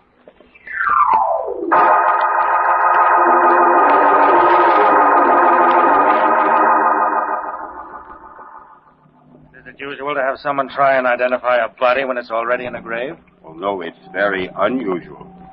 But this was a rather special case. I'm sorry I haven't any flashlight, but I do have a candle. There. Good Lord. Then you do know him? Yes, I know him. His name is Marsh, Alec Marsh. He was disbarred about 10 years ago. When did he die? About an hour ago. But that's impossible. He couldn't have gotten here so quickly. Not if he was dead. But when he came here, he was still alive. I don't understand. Why should he have come out here in the first place? Oh, because I phoned him. I asked him to come out. Just as I asked you to come out. You see, I wanted to talk to him about this Simon Sloan case. The Sloan case? But what? How? Wait a minute. Lift that candle up. You're Sloan. Yes, Donner. I'm Sloan. What's left of him after 15 years in jail. And you're the man who sent me there when you knew I wasn't guilty. You can't blame me for that. After all, it was my job to prosecute. And when I did find out the truth... You did find it out, eh? When I did, it was too late. You'd already been convicted and sent up, and I've got to get away from here. Let me go. No, Donner. Not yet. There are a few more things you're going to tell me first. How did you find out I wasn't guilty? A detective in the case told me. A chap named Richards. Bill Richards. Richards? Yes, it would be Richards. But afterwards, when you found out the truth, you could have ordered a new trial and gotten me out. But you didn't. You let me stay there and rot. No, I couldn't. It was just Richards' word. He said he wouldn't testify. You're lying, Donner. You know you're lying. And you know it won't do you any good. Because this time I'm going to pass judgment. Myself. 15 years. I've been thinking about this. Dreaming about it. My fingers around your throat. Digging into that flabby windpipe of yours. Tighter. And tighter. Until you stop struggling and... Yes. Now I've got a nice grave. All ready and waiting for you. Over here, right next to Marsh. And one more. For our friend, Richard.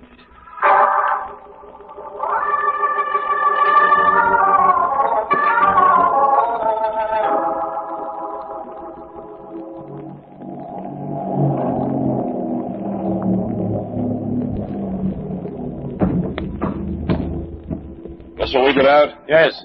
Now, you wait right here for us, Joe. As soon as it's you, Hardy, I will. Be sure I've had my belly full. What a night. Well, look who's talking. Me, I've got to go traipsing all over this bloody island just because your friend here comes into the station house with a story nobody will believe except the captain. For crying bells, Richards. You think I made it up? What about those two other guys Joe said he brought out here? What about those 3 graves this guy Simon was digging? Well, where are they? Did you dream them up, too? I didn't dream anything up, Richards. They're right over here. They do look like graves. I got a match here someplace. Let's take a look at them. Good. Good Lord. There's a body in this one. And in this one here, too. I see them. This one here looks like... Why, it is Marsh. Alec Marsh.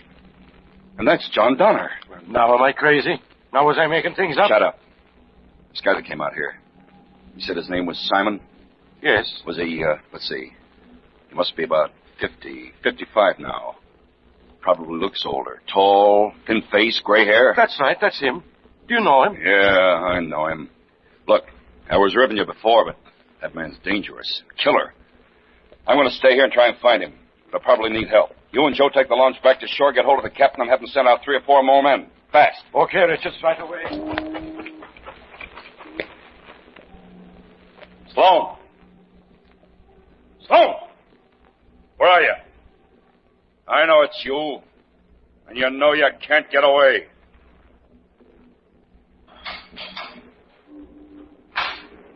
That building. Went in there, huh? Wonder if he's got a gun. Yeah, so see.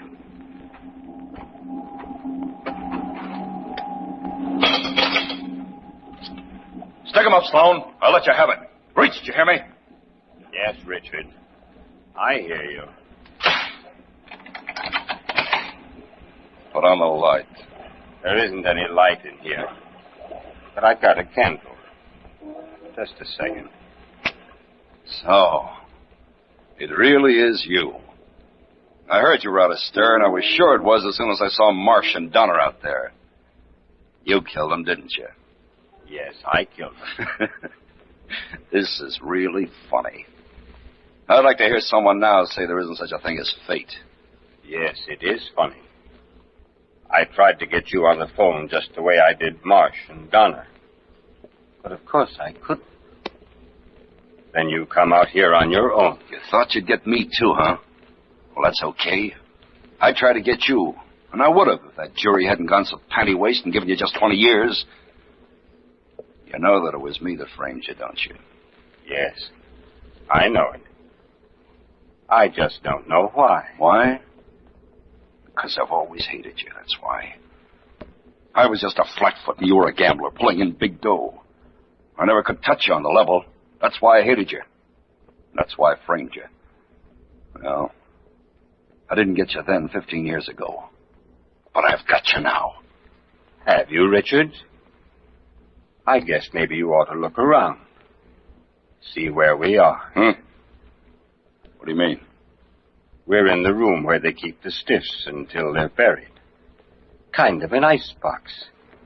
And if you'll notice, there's no handle on this side of the door. That means there's no way of getting out. What? Why, you... So what? Someone will be along sooner or later. Oh, when anyone does, it'll be too late. Because that door is airtight. That means that as soon as we use up the air that's in here now, we're finished. Both of us. And it's starting to get bad already. Feel it? I mean, you trapped me. You got me in here deliberately. Well, you won't get away with it.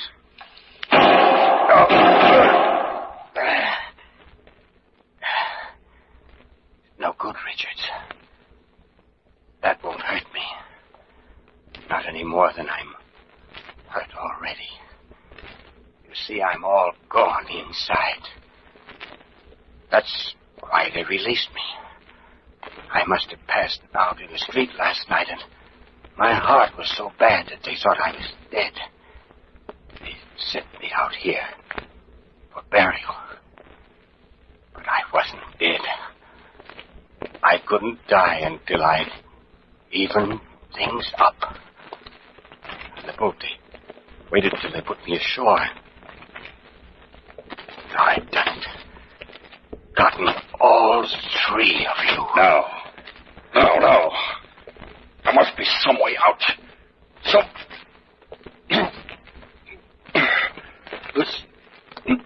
The smoke. I can't breathe. No, Richards. It's getting worse every minute. There's no way out. That candle. That's our lives, see? When that goes out, we're finished. And it's starting to flicker. Turn blue already. Help. Help. Somebody. Please. There's no help, Richards. This is it. There. The candle's gone out. You might just as well lie down and take it quietly, like me. Well, there's just one thing. One little thing.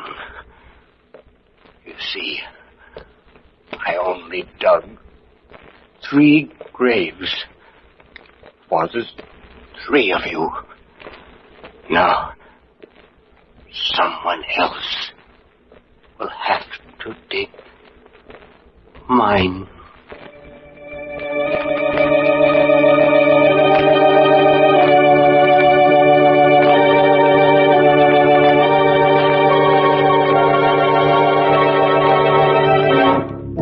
And so, as 2 gasping bodies drop to the floor, the mission of Simon Sloan is completed.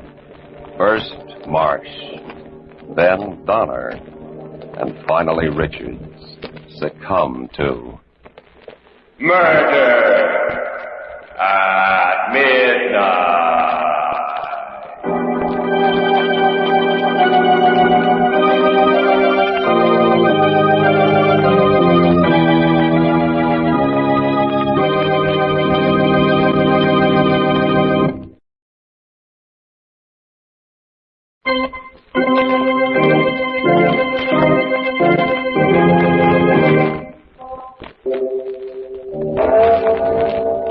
Remember to be with us again when death stalks the wicked, as the clocks strike 12 for Murder at midnight.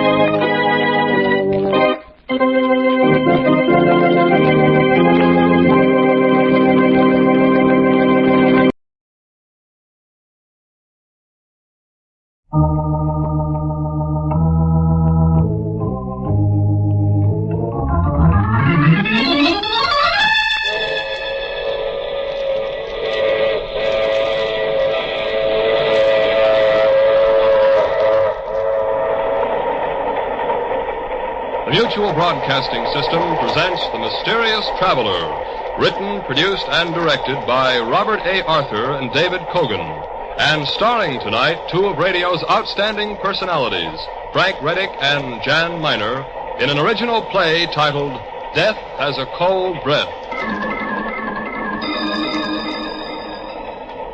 This is The Mysterious Traveler, inviting you to join me on another journey into the realm of the strange and the terrifying. I hope you will enjoy the trip, that it will thrill you a little and chill you a little, as we discover that death has a cold breath.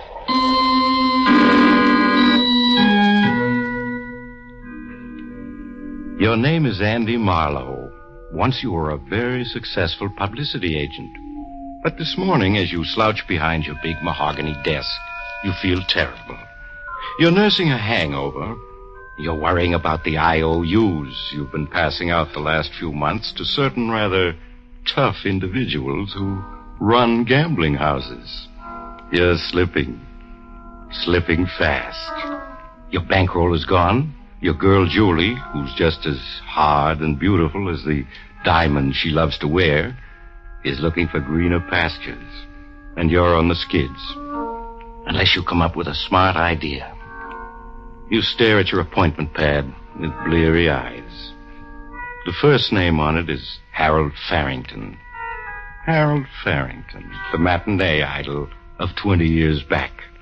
Now he's a has-been ham. You almost tell your assistant to send him away, but you change your mind and have him sent in. Andy, old boy, you're looking splendid. I just got back from Florida. Thought I'd drop in and say hello. Sit down, Harold, and cut out the hot air. You haven't the price of a trip to South Jersey, much less Florida, and I know it. Always bluff and direct, Andy. That's what I like about you.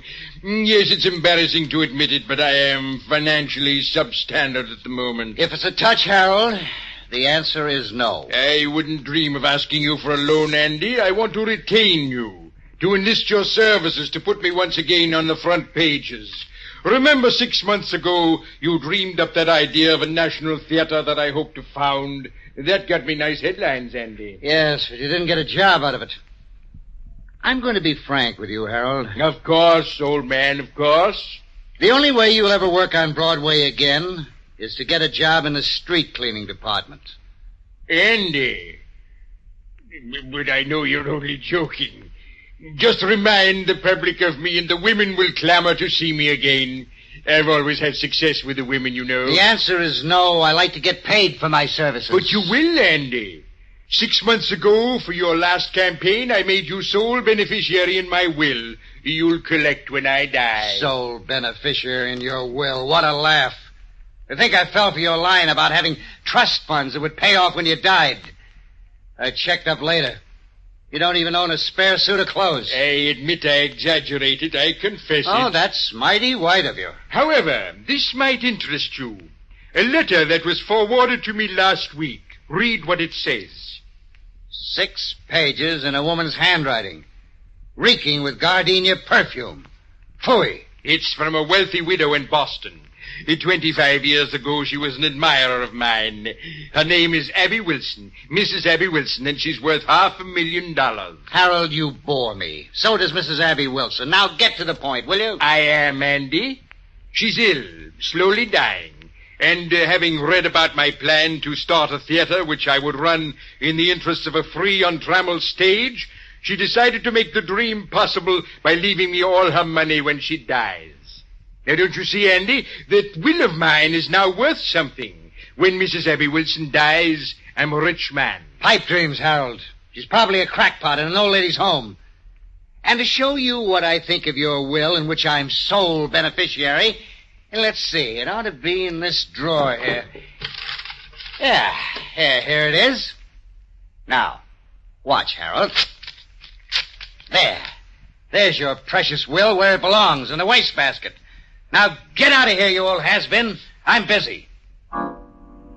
Your exasperation finally has gotten the better of you, Andy. You kick Harold Farrington out.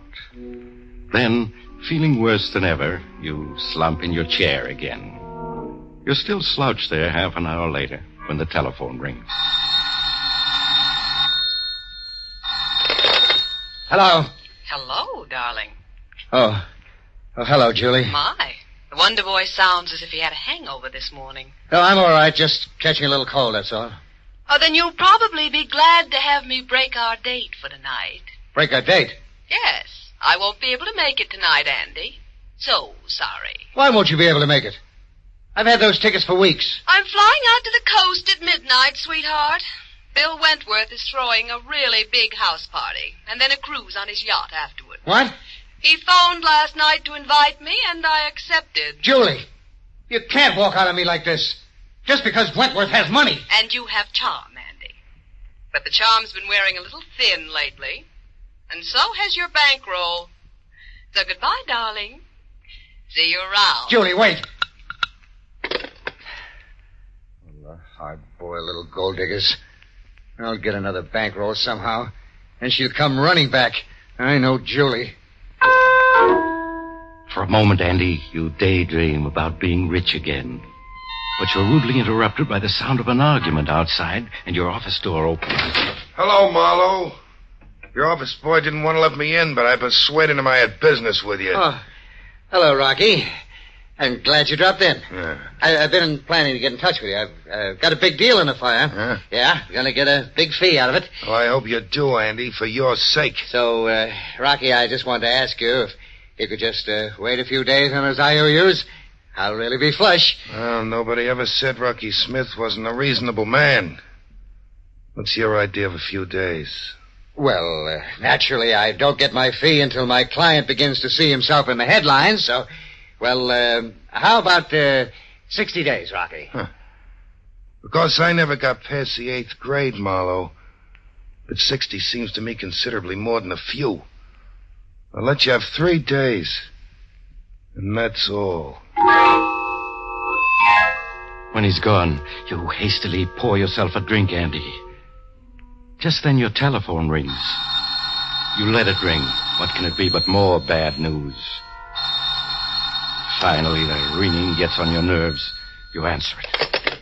Hello? Hello, is this Mr. Andrew Marlowe? Yes, this is Marlowe speaking. Well, my name is Phelps, Mr. Marlowe. I'm calling from Boston. Yes, Mr. Phelps. Well, Mr. Marlowe, I'm very anxious to contact Mr. Harold Farrington. I believe he's a client of yours. Well, you could call it that. Yeah, he was here. Left about half an hour ago. Oh, well, can you possibly locate him for me, Mr. Marlowe? It's rather important. You see, I represent the estate of the late Mrs. Abby Wilson. I'm anxious... Wait a minute. Did you say the estate of the late Mrs. Abby Wilson? Oh, yes, Mr. Marlowe. Mrs. Wilson died day before yesterday. And it appears that her new will leaves everything she owns to Mr. Farrington. I believe she was once an admirer of his. Oh, yes. I know all about that, Mr. Phelps. I'll tell you, I'll locate Harold for you. You just leave it to me. Well, I'd certainly appreciate it, Mr. Marlowe. I'd like him here for the probating of the will.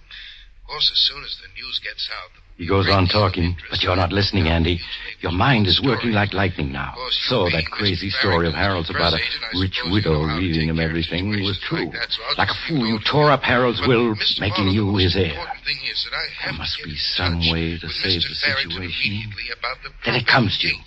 The whole plan in one brilliant inspiration. So, Mr. Marlowe, I want to stress... Oh, Mr. Phelps, excuse me, please, but... Yes, Mr. Marlowe?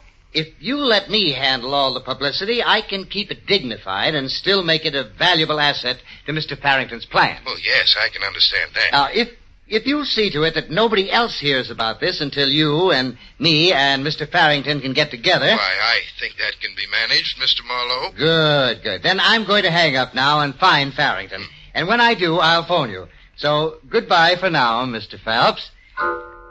You hang up and snatch that torn-up will from the wastebasket. Carefully, you paste the torn will together with Scotch tape. Then you set out to find Harold Farrington. You try his rooming house first. No, Mr. Farrington ain't in. I don't know where he is, and I don't care. Unless he comes back with the $35,000 rent he owes me. You might try Tim O'Sullivan's saloon round the corner. That's where he usually hangs out.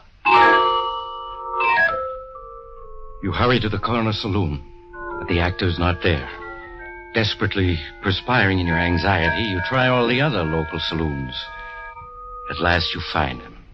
In a corner table in the cheapest bar of them all. You can see he's almost pie-eyed. Well, if it isn't my good old friend Andy. Have a drink.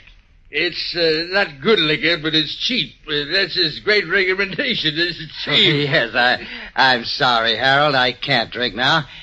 I've hunted you up to apologize. I was only joking this morning. I am going to put on a campaign for you. I'm going to get your name in all the papers. Well, that's mighty fine, Andy. Calls for a celebration. Waiter, 2 more. You sit down, Andy, controlling your impatience. You bring out the damaged will and get Harold to initial each torn section. Then you tell him about your publicity scheme for him. He's to disappear, you explain, after threatening to kill himself. Threaten to kill myself, eh? To die, to sleep, perchance to dream. Aye, there's the rub. For in that sleep of death, what dreams may come when we have shuffled off this mortal coil must give us pause. Shakespeare, Andy. All right, sounds like a good scheme. I'll cooperate. Your plan is working, Andy. Working beautifully. You get Harold Farrington into the phone booth. You phone Ross of the Daily Ledger, and Farrington talks to him. Hello, Ross. This is Harold Farrington. Just wanted to tell you I'm going to play a big role soon in The Tragedy of Man. I'm going to play the corpse. What am I talking about? I'm just trying to tell you, old boy, the time has come to ring down the curtain. Going to end the little drama of Harold Farrington. Hello. Andy, how do you like that? He said I was drunk, and he hung up. Yes, your scheme is working beautifully. You have Harold Farrington phone all the critics and tell them he's going to kill himself. But then Farrington collapses. Desperately, you realize you have to have help. You telephone Julie. You persuade her to bring her car and meet you. You show her the will. Tell her about Mrs. Abby Wilson. Surely, Julie, you understand. If this will is legal, I'll come at $500,000 soon. I understand that, darling. But just how are you going to collect? I mean, suppose dear Harold decides to stay alive and then changes his will. He won't. I mean, how long can he live drinking as he does? He's on his last legs. You mean you'll keep him supplied with free liquor until he obligingly drinks himself to death, Andy, dear? Yes, something like that. I haven't time to tell you the details now, but somebody has to get Harold to my cabin up in the woods and keep him hidden there. That's your job, Julie. Get him there, keep him there, and don't let anybody know he is there. Darling, for both our sakes, say you'll do it. Well, it means missing Bill Wentworth's party, but all right, I'll do it. Only, Andy, darling, this scheme of yours had better pay off. So that's taken care of. Julie starts off for your secluded cabin in the mountains with Harold Farrington. You promise to join her the following night. The next morning, you get busy on the phone, ostensibly trying to trace Farrington.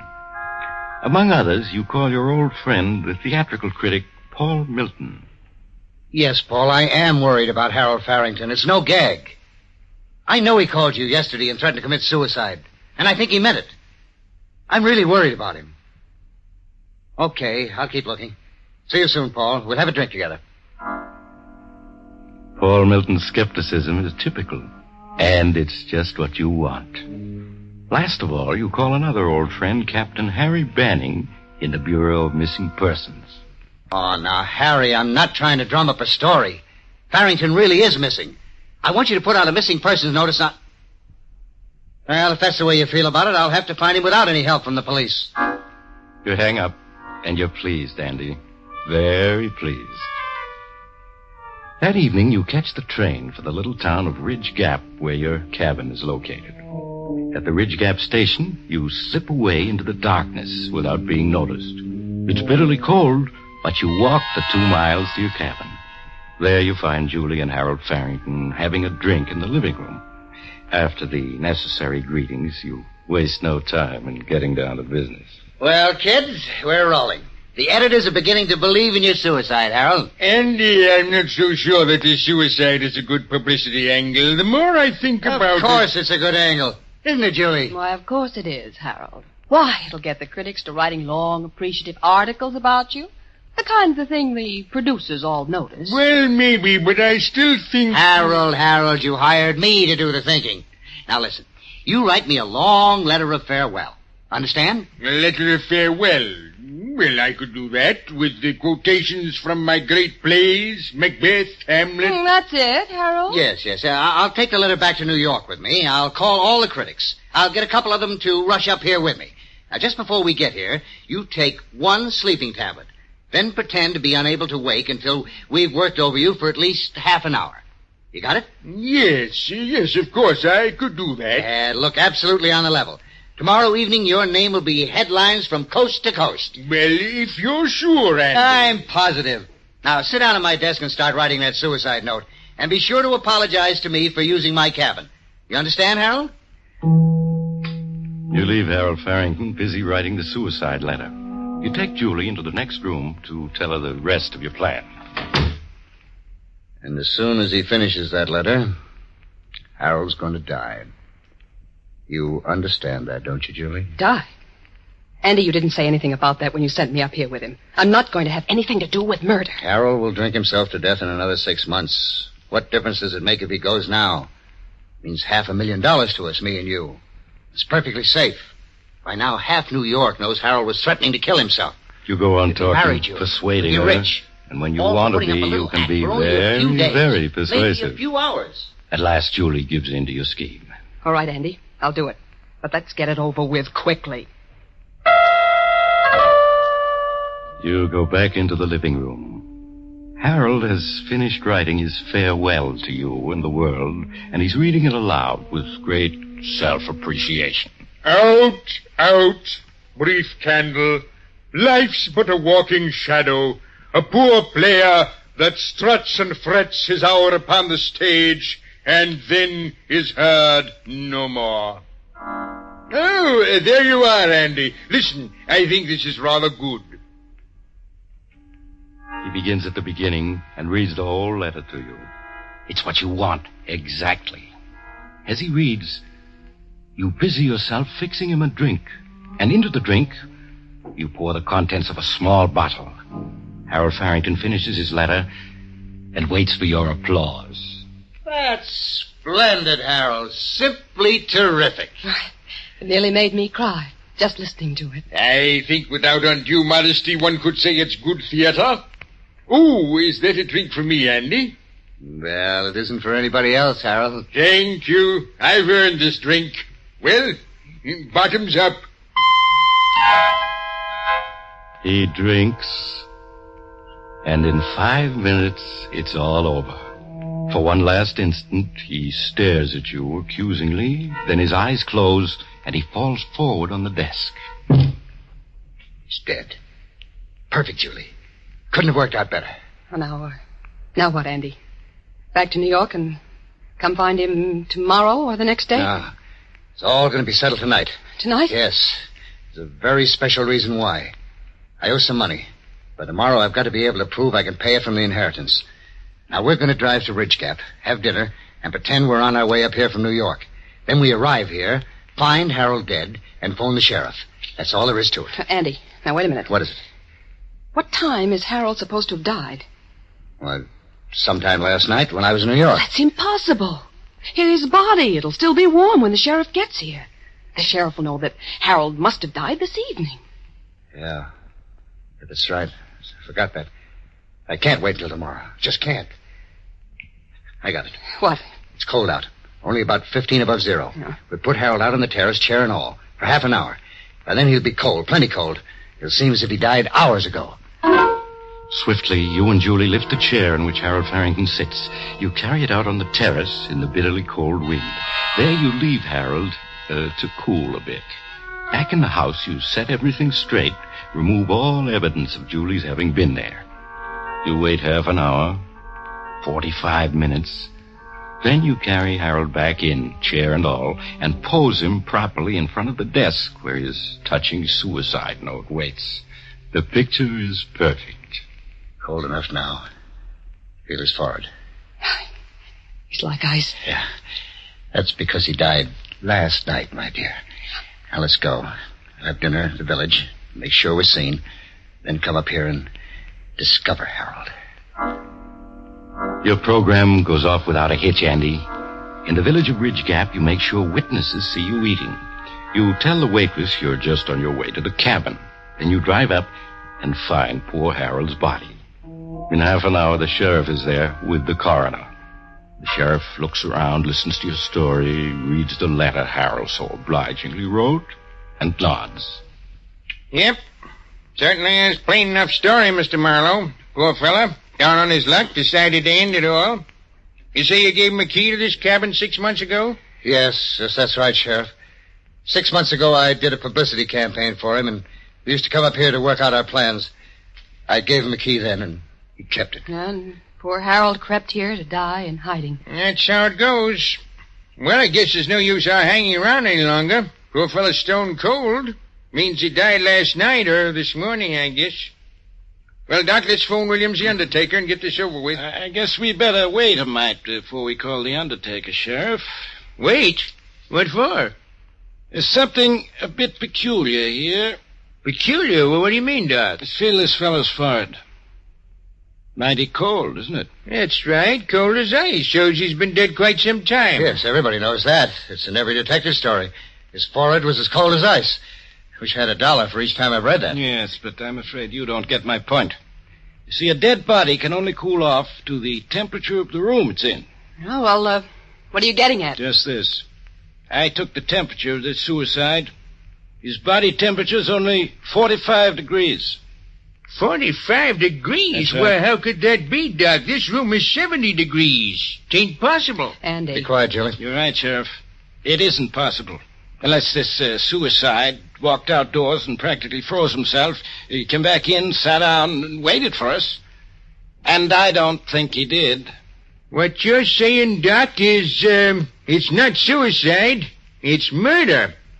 And I reckon we got the murderers right here in this room with us. Well, folks, how about it?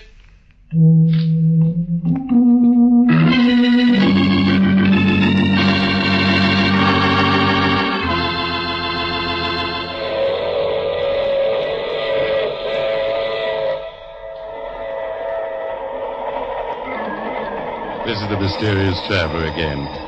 Dear me, it's a cold wind that blows nobody good, isn't it? Yes, Andy and Julie were persuaded to confess. It wasn't hard to get a confession, since each rushed in to blame the other. Such a clever scheme, too. Not a flaw in it. If only Andy hadn't been in such a hurry to cool the corpse off. The moral is, never rush a corpse. Let it take its own time, even if it kills you.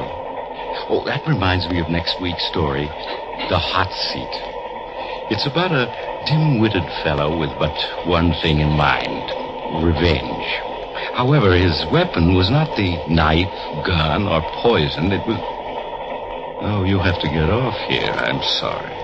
But I'm sure we'll meet again. I take this same train every week at this same time.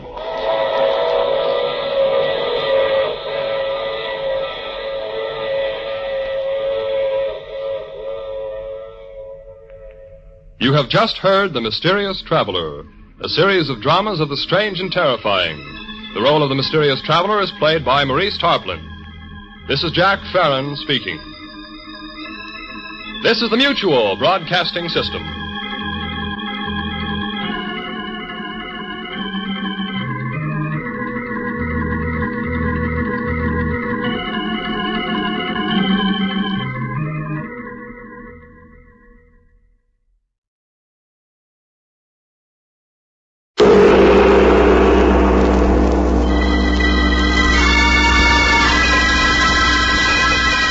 The Sealed Book.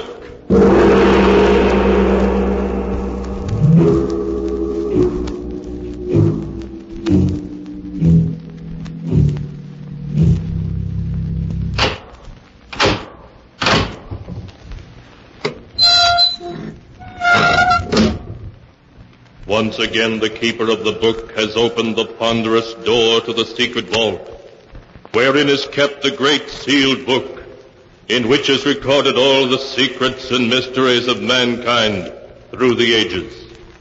Here are tales of every kind, tales of murder, of madness, of dark deeds, strange and terrible beyond all belief. Keeper of the book, I would know what tale we tell this time. Open the great book and let us read. Slowly, the great book opens. One by one, the keeper of the book turns the pages and stops. Ah, the strange story of a murderer who found that justice has an uncanny way of working itself out, as in the tale titled, Murder Must Be Paid For.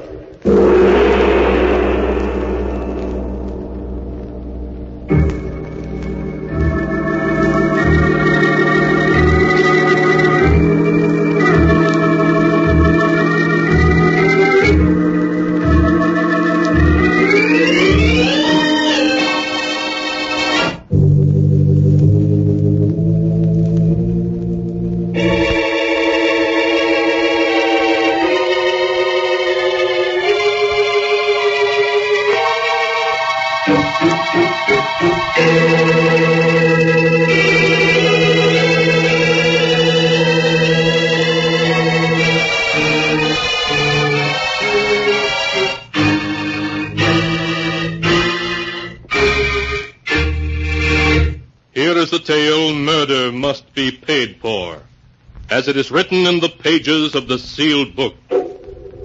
Our story begins in the office of Judge Wallace, Lucy Holden's legal advisor.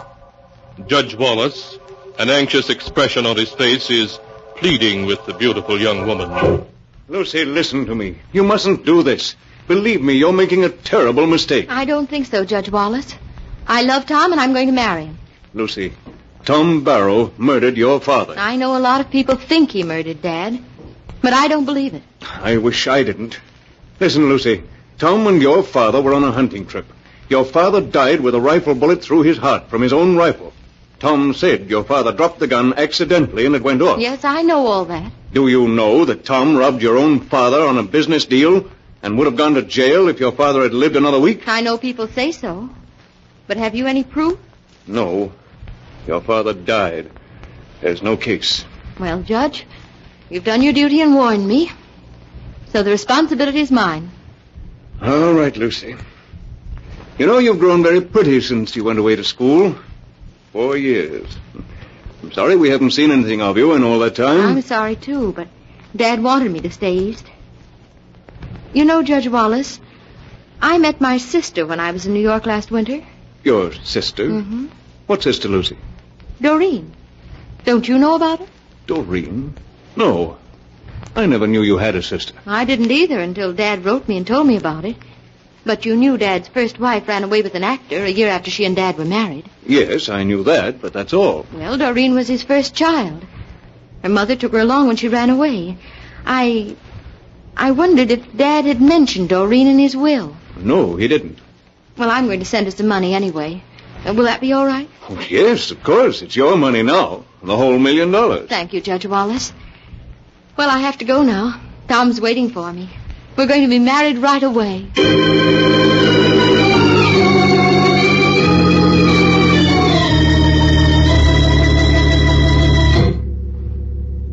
And Lucy married Tom Barrow, big and blonde and arrogantly self-assured. Tongues wagged over the marriage, but ignoring the gossip, the happy couple settled down at Barrow House, on the edge of high cliffs, looking out over the Pacific. There, Lucy wrote many letters, especially to her half-sister, Doreen. Dear Doreen, I hope that at last you're going to have a chance to visit Tom and me here at Barrow House. I know you'd like Tom, and he'd like you. Hello, darling. Oh, more letters to Doreen? Oh, yes, Tom. I'm trying to persuade her to come visit us, and since her show's going to be in San Francisco all this week. Oh, good. If she's half as pretty as you are, I'll welcome her with open arms. Oh, people in New York used to take us for twins, but she's really much more sophisticated than I am. She's an actress. Sounds more and more interesting. But how about coming for a speedboat ride, hon? Water's just right. Oh, I can't. This is the day I volunteered to help the sisters at the Mission Hospital. Oh, for Pete's sake. That's a 30-mile drive, 20 to town and 10 more beyond. You won't get back till after dark. I'm sorry, Tom, but I promise.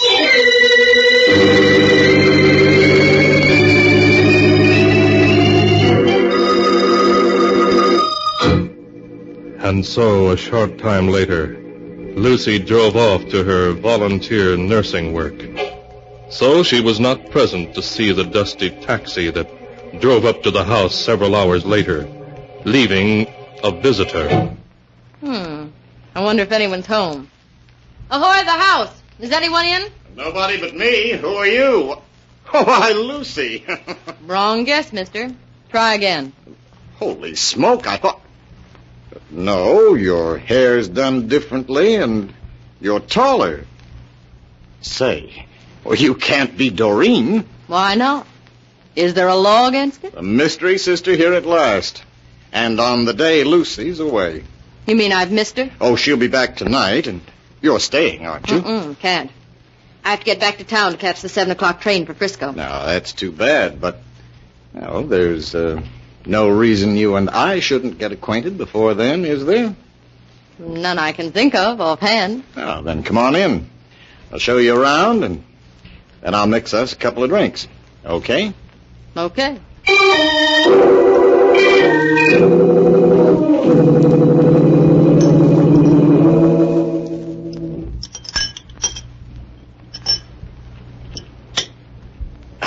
That tastes good.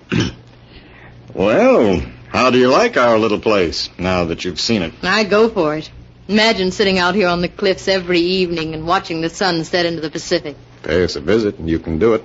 Maybe I will. How high are these cliffs anyway, Tom? 80 feet, straight down to the Pacific. There's deep water at the foot of them. Oh, I'd hate to fall off.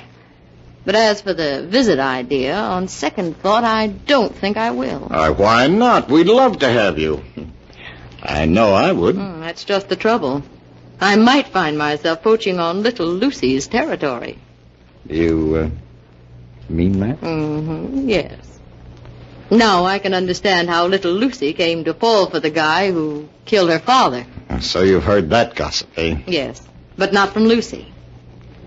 You did kill him, didn't you? Of course not. It was an accident. A very regrettable accident. Oh, of course. Now, how about driving me back to town? I'll just have time to catch my train. All right, but you're going to come again.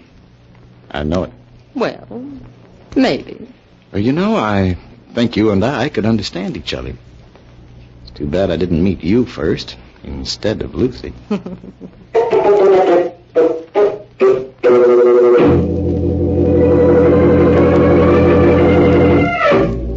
That evening, when Lucy returned, she was upset to learn that she had missed Doreen. But Tom said that Doreen had promised to come again in a few weeks. And then, because Lucy was tired, they retired early. But during the night, Tom awoke to find Lucy shaking him. Tom! Huh? What's the matter? What is it? Tom, you were talking in your sleep. Talking in my sleep? Yes. I thought you might be having a nightmare. No, I'm all right. Oh, I'm sorry, Tom, but when I heard you talking in your sleep, I thought what was I saying? Well, nothing that I could understand. Why? No reason, just curious, that's all. I've never talked in my sleep before that I know of. Oh, yes, you have, darling. Several times the last few weeks. Lucy, are you telling me the truth? Why, of course. Why should I lie about such a silly little thing? No, of course you wouldn't. Lucy. Yes, Tom? Suppose I sleep in the corner room after this. In the corner room? Oh, Tom, you aren't serious. I'm perfectly serious. The realization that I might be disturbing you would make me more and more nervous until I wouldn't be able to sleep at all. Well, if that's really the case. It is, and anyway, we'll try it for a while, shall we?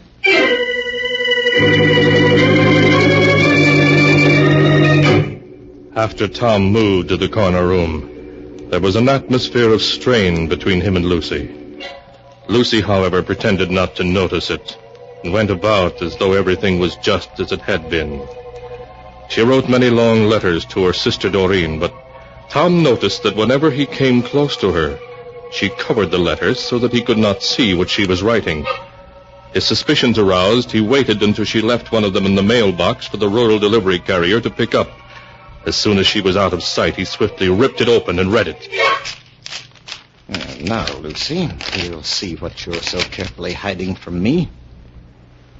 Dear Doreen, I have dreadful news for you. Now I know that Tom did kill my father. Night after night, I've been listening outside his door, becoming more and more certain. Last night he cried out distinctly, I killed him, but they'll never prove it, never. Doreen, what shall I do? If he killed Father, he may kill me. I go in fear of my life. I've taken one of his hunting knives, and I carry it around with me to protect myself in case he attacks me. So, that's how it is. That's what you've been up to, eh? Well, Lucy, I think that you and I must have a little talk.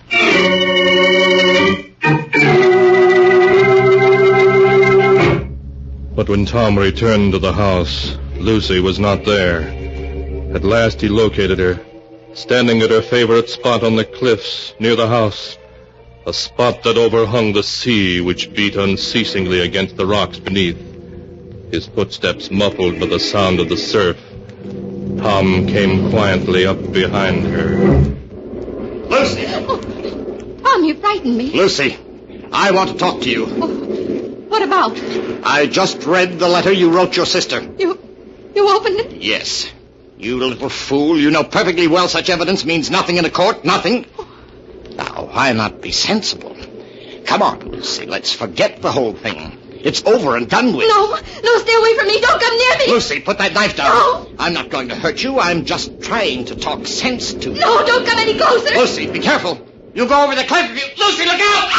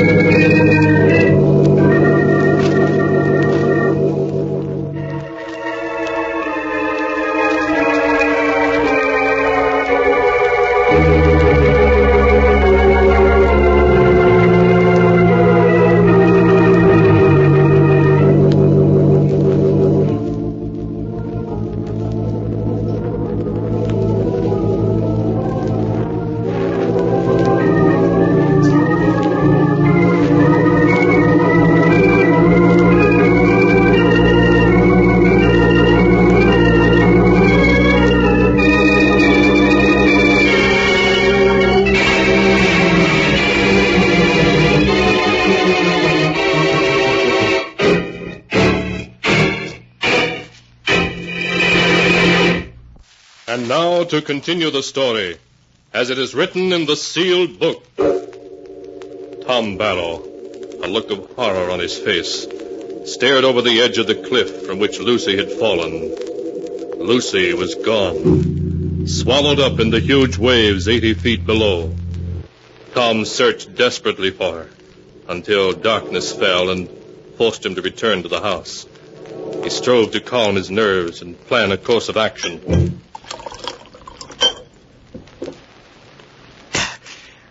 That's better. Now maybe I can think. They'll say I murdered her, but they won't be able to prove it. No matter what they think, they'll be able to prove nothing. Then the joke will be on Lucy. I'll inherit the whole estate her father left her. And that is a laugh. Hello? Hello, brother-in-law. Doreen. Where are you? In town. Is Lucy there? I thought I'd come out and visit you two. No, she's not here just now. Well, when'll she be back? Or don't you want me to come see you? Yes, but... Doreen, listen. Yes? There's something I've got to talk to you about, privately. Where are you now? At the restaurant across from the railroad station. Stay there for half an hour. I'll meet you there. I have a proposition for you, and I think you're going to like it.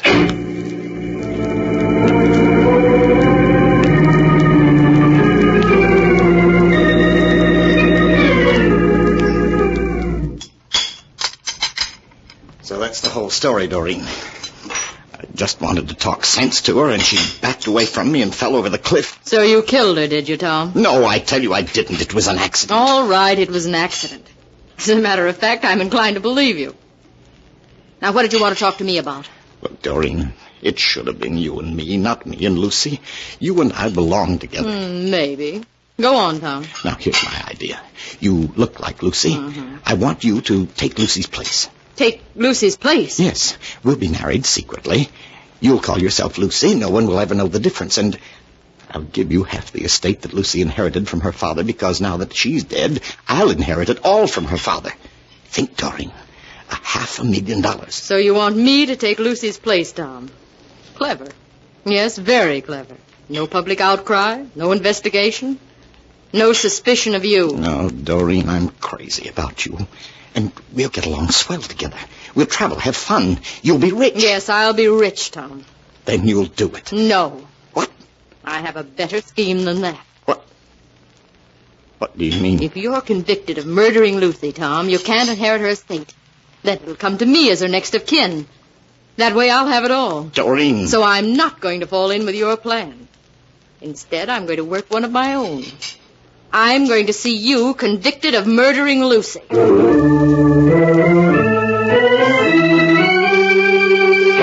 And so, despite Tom's frantic arguments, Doreen insisted that he go with her to Lucy's old friend, Judge Wallace. Judge Wallace called in the prosecuting attorney, and they heard Tom's story in silence. It won't wash, Barrow. First the father, then the daughter die in accidents, with you the only witness. It's too much for anyone to believe. Judge Wallace, I have letters from Lucy proving that she'd heard him admit in his sleep that he killed her father and that she was afraid of him. How about it, Mr. Roden? Can we hold him for murder? I'm afraid not, Judge Wallace. The letters would help, but they're not enough legally to win a conviction. Unless Lucy's body can be found with some evidence of murder about it, the law can do nothing. Lucy's body will be found sooner or later. I'm going to offer a reward for it. And then we'll see whether you can be convicted or not.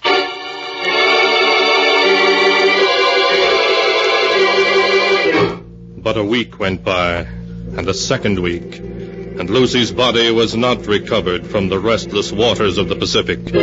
A third week, and Tom Barrow began to breathe easily again. Then one morning he received a call from the prosecuting attorney to view the body of a young woman that had been found on the beach by fishermen not far from Barrow House. Well, here I am. Where's the body? Is it Lucy, Mr. Roden? I prefer not to give an opinion until you've both seen her.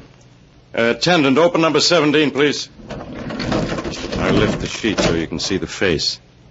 I'm afraid it's badly battered, probably by rocks. Oh. That's not Lucy. I'm positive of it. Well, Miss Holden, what do you say? I'm not sure. Now, I have everything that was on the body here in this envelope. 2 rings and a silver pin. Here they are. Mr. Barrow, do you recognize them? No. No, I don't. I can't be sure about the rings, but that pin was Lucy's. I sent it to her for a wedding present. If you look on the back, you will see engraved, "To L from D with love." That would be to Lucy from Doreen, wouldn't it? It would. I think that settles the identification. But there's one more point, as you'll see when I turn back the sheet further. A knife. A knife through her heart. No, it can't be. Your knife, Mr. Barrow, with your name stamped on it. Thomas Barrow, you're under arrest for murder.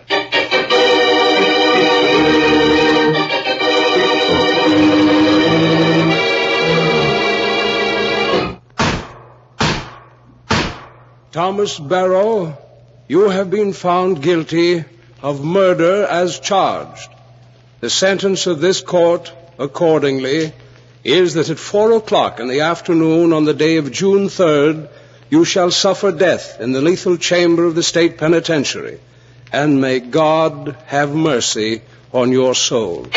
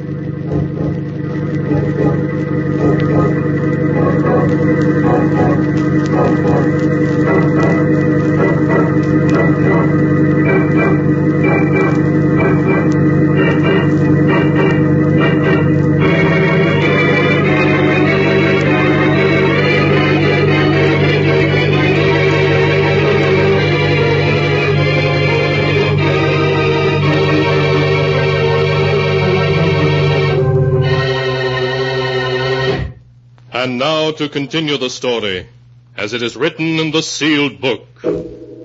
Tom Barrow's lawyer appealed the death verdict, but his appeal was rejected. The evidence was far too overwhelming. Tom kept protesting, but of course no one believed him, except the visitor whom the guard brought to his death cell one afternoon. Here you are, Miss Doreen. Thank you, guard. You can talk to him for 10 minutes, that's all. I'll stand back here where I can keep an eye on him, but I won't be listening. Hello, Tom. You devil. You did this. If it hadn't been for you, I wouldn't be here now. But you are here, where you belong. You ought to be amused at the way things turned out, Tom. If it hadn't been for you and those letters and that knife. You know how that knife came to be in Lucy's body? Yes, I do know. Lucy put it there. Lucy put it there? Yes, Tom. You killed Lucy's father, but the law couldn't touch you. So Lucy married you, just so she could see you punished. I don't believe you. You will. First, Lucy made you think that you talked in your sleep. That you'd admitted the truth that way. Made me think I talked in my sleep. Yes, because you didn't, ever. But when you got frightened and insisted on having a separate room, she knew definitely you were guilty. Then she carried out the plan she'd made long before, to see you punished. You're crazy. It was all an accident. She fell off the cliff. Yes, Tom, that's right. She fell off the cliff, but she's not dead. In college, Lucy was a swimming champion. She'd dive from that cliff many times. When she fell, she simply swam underwater until she was out of sight behind some rocks. Then she swam ashore. A few miles down the beach, she had a motorboat hidden in an old boathouse. She reached it, changed her clothes, and got to a fishing village down the coast in the boat. Then she simply took a bus to town. No one paid any attention to her. The body, her rings. That wasn't Lucy's body. It was the body of a girl who happened to resemble her in size and coloring. I knew it. That girl had been killed in an automobile accident. Lucy was able to secure her body, never mind how, and concealed it in the water in the boathouse only a day or two before she put her plan into operation. After she fell off the cliff, she put her rings and pin on the body and thrust the knife into the heart. And after 3 weeks in the water, well, you understand. So that's it. Well, go on. What's the rest of it? When the time came, I saw to it that the body was taken from the boathouse and put on the beach where it could be found. And then I identified it. And here you are, Tom. You devils, both of you. But you won't get away with it. I'll get my lawyers to find Lucy. I'm afraid that's impossible. No one can find Lucy. What do you mean, if she's alive? She's alive, but no one will find her, Tom. Because, Tom, I'm Lucy, too. I'm both Doreen and Lucy, you see. You can't be. Oh, but I am. Think, Tom. Did you ever see Doreen and Lucy together? Of course, that day you went to the mission. Yes. It was easy to stop in town, change my clothes, fix my hair differently, put on lots of makeup and high-heel shoes, and come back as Doreen, the sister I'd been so carefully making you believe in all along. I should have guessed. I should have guessed. Why should you? No one else did. There was a real Doreen once who died as a baby. But that gave me the idea. And I made you think Doreen had her own selfish motive for seeing you convicted, so you wouldn't suspect we were both the same girl. You devil. Perhaps some people would say what I've done is wrong. But I don't think so. Because you killed my father. And murder must be paid for, Tom. As you're going to pay. Guard! Guard! What is it? What do you want? Call the warden. My wife isn't dead. This is her. Do you hear? It's all a trick. Oh, I'm afraid his mind is given away under the strain, guard. Yes, you'd better leave now, miss. We'll look after him. Yes, thank you.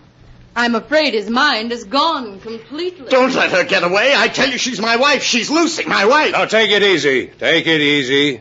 The warden will be here in a minute, and you can talk to him all you like. On your way to the lethal chamber. No, I'm innocent. I tell you, I've been framed. She's not dead. My wife's not dead. I'm innocent, innocent!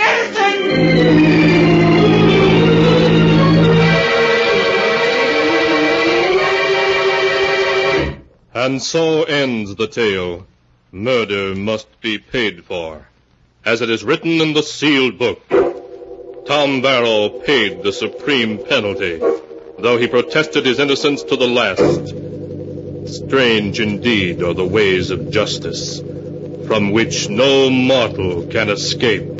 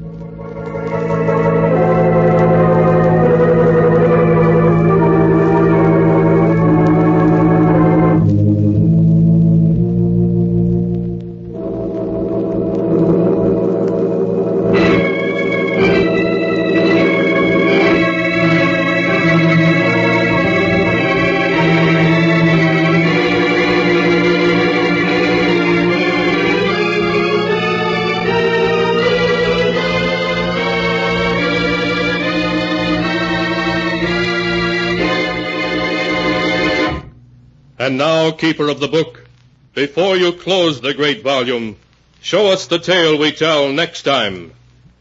This one. Ah, yes. A tale of an old woman who for 40 years lived alone in a huge old New England mansion. A mansion in which death was the master. A tale titled To Have and to Hold.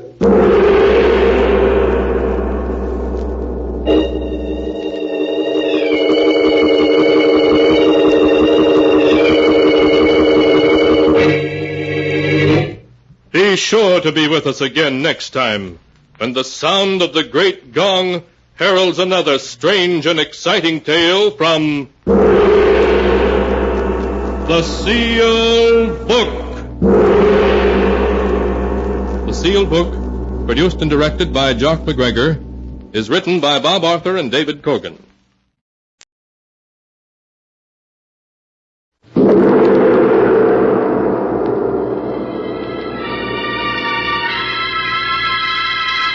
The Sealed Book.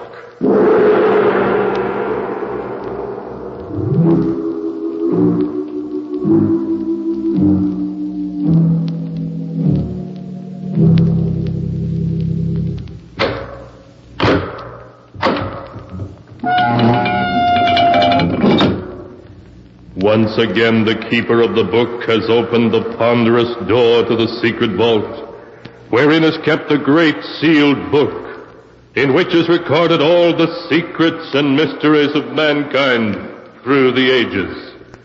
Here are tales of every kind, tales of murder, of madness, of dark deeds strange and terrible beyond all belief. Keeper of the book, I would know what tale we tell this time. Open the great book and let us read. Slowly, the great book opens. One by one, the keeper of the book turns the pages and stops. Ah, the strange story of a man who committed the perfect murder, only to discover that every murder must be paid for. A tale titled Death Laughs Last.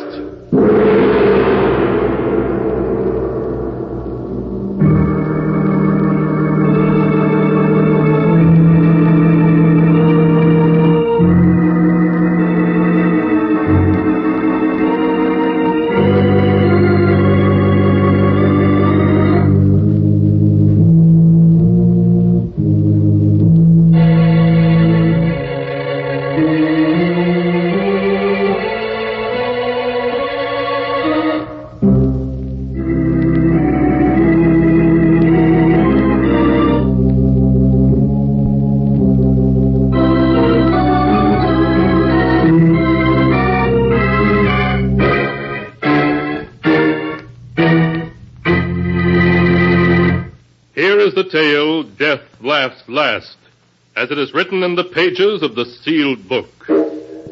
Our story begins in the office of Dr. Robert Smith. There is a worried look on the doctor's face as he speaks to Edward Harrison. Sit down, won't you, Mr. Harrison? All right, thanks. Now, what is it, Doc? I can see by your face you want to tell me something about Mary, don't you? Mr. Harrison, your wife is dangerously ill. Does that mean she's going to die? I must be frank with you. It does. Unless... Unless what, Doctor? Tell me. If there's a chance in the world, she's got to have it, see? Her only hope is a brain operation. A very difficult and delicate operation. Without it, well, I could only give her 6 months, a year at most. No, it mustn't be. She's got to have the operation, you hear? I must tell you, Mr. Harrison, that only one man in this country has the necessary skill for the operation your wife needs. He is Dr. Howard Richards. I don't care who he is. Get him. I was going to say, naturally, he's in great demand. His average fee for an operation is about $1,500. $1,500? Now, of course, if you can't afford that, he might consider the circumstances. No, I can't afford it. I can afford anything Mary needs. Then I'll get in touch with him at once. Yes, sure. You make the arrangements right away. I'll get a hold of the money. I'll get it to you by tomorrow, sure.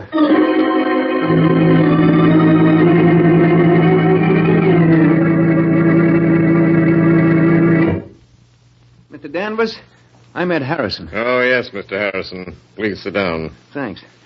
They told me you have to pass on all the real estate loans here at the bank.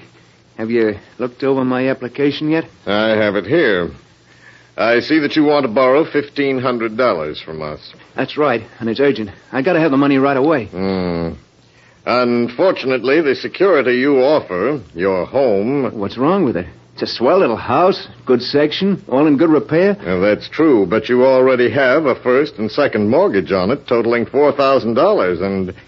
Well, I'm afraid we can't make any further loans on it. But I've got to have the money, Mr. Danvers. I've just got to. I'm sorry to hear that, because there's nothing we can do to help you. Nothing we can do.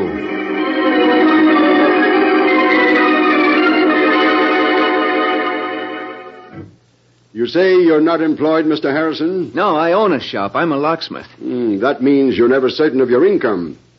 If you had a job now, a regular income you could depend on... What are you getting at? You mean you're not going to let me have the money? I certainly wish I could, but under the circumstances, I'm sorry, very sorry, but there's nothing I can do to...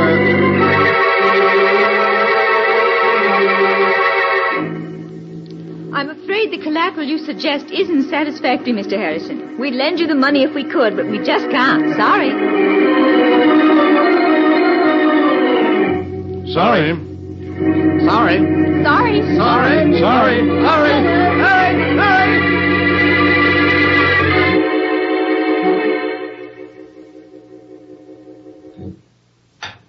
Edward, you aren't eating, and you're so quiet. Is anything wrong? What? Oh, no, of course not. You're worrying about me, aren't you? Well, no, Mary. I just think about making some changes at the shop and... Darling, please, you don't have to lie to me. I know that I'm not well, but I'm going to get better. Really, I am. I promise it. Of course you are. Dr. Smith said so. You're going to be well in no time. Of course I am, dear. Now, I got to go out. I have an appointment over the other side of the city with Horace Latimer. We grew up together. He wants to see me about something important.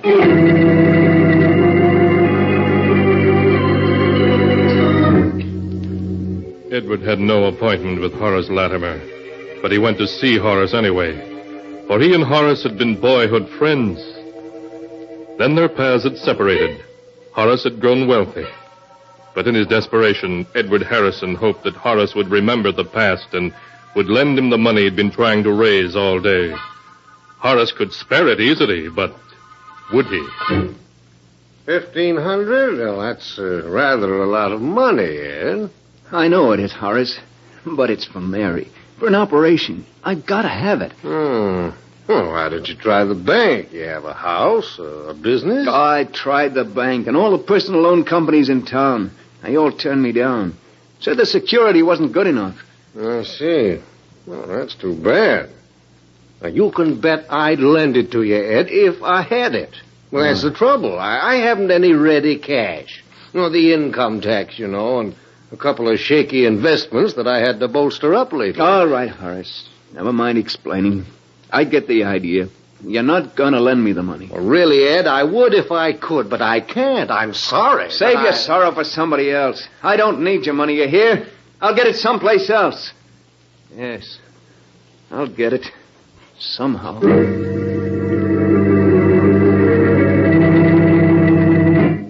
After he had slammed out of Horace Latimer's expensive home, Edward stood for a moment on the dark street corner, staring back with bitterness in his face. Sorry. Yeah, you're sorry. In a pig's eye, you're sorry. Oh, what a sap I was to think you were a pal of mine. What's that, buddy? Was you speaking to me? Oh, no, sorry. I guess I was thinking out loud. That's okay. We all do it sometimes. Hey, you got a match? Match? Well, yeah, sure. Yeah. Thanks. Okay, just hold it like that. Make a move and I plug you. Gun? Well, you're... Yeah, this is a stick-up. Hand over your dough and make it fast, see? My dough? That's a hot one. I'm out trying to raise money myself. Now we're both out of luck. I've only got $1 on me. Take it if you want it. Anyway, it's more than I could raise. Don't try to kid me. Anybody who lives in this ritzy suburb has dough on him. Stand still while I see what you got in your pockets. A wallet and a leather case of some kind. You'll find just $1 in that wallet. And I don't live in this neighborhood. I came here to try to borrow some money from a friend. $1. One measly buck. What a lousy break. But I bet you got a roll hidden in this leather case. It's heavy enough. You'll lose your bet. There's nothing in there but my emergency kit. Yeah? Well, I'll just see for myself.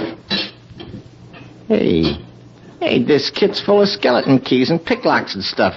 What are you, anyway? A second-story waker? I'm a locksmith and safe repairman, if it's anything to you. Oh. Were you on the level just now when you said you was trying to raise dough? What's it to you? Yeah, you'd be surprised, pal. Okay, I'm putting the gun away, but you ain't leaving yet. Me and you, we're gonna talk business. Because I got a plan that'll get us both all the dough we need.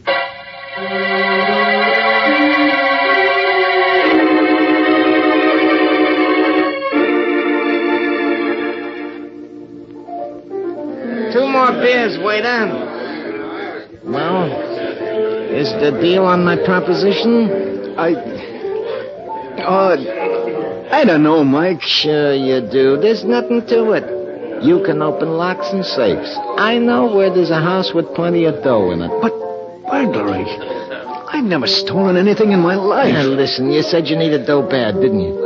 And so do I, plenty bad. But all you gotta do is get the back door open and then the safe. In half an hour, you'll have your 1,500 and more. How else you ever gonna get it? Answer me that. I don't know. You sure the money's there, Mike? Positive. I was casing the joint and looked in the window in time to see the old geezer put a whole roll of bills in a safe that's no stronger than a bread box. You can open it with your teeth. Gotta get the money somehow. All right. I'll do it.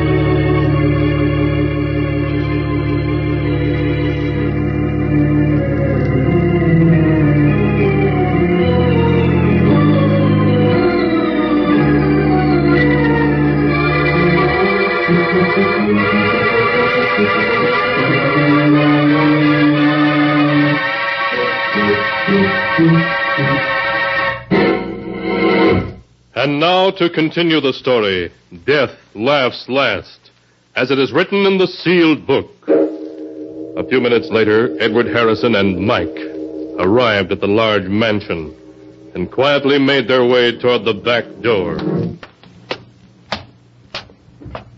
Okay, this is it.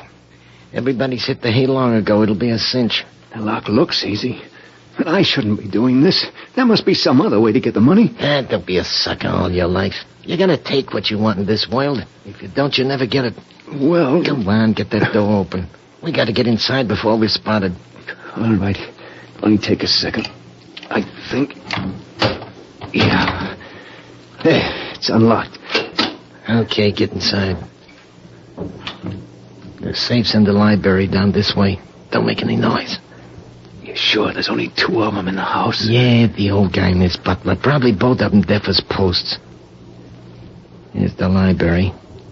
Come on, the safe's behind the picture on the wall. This picture? Yeah, that's it. I'll lift it down. There you are. That safe is just a kid's toy. Go ahead, get it open. It won't be that easy.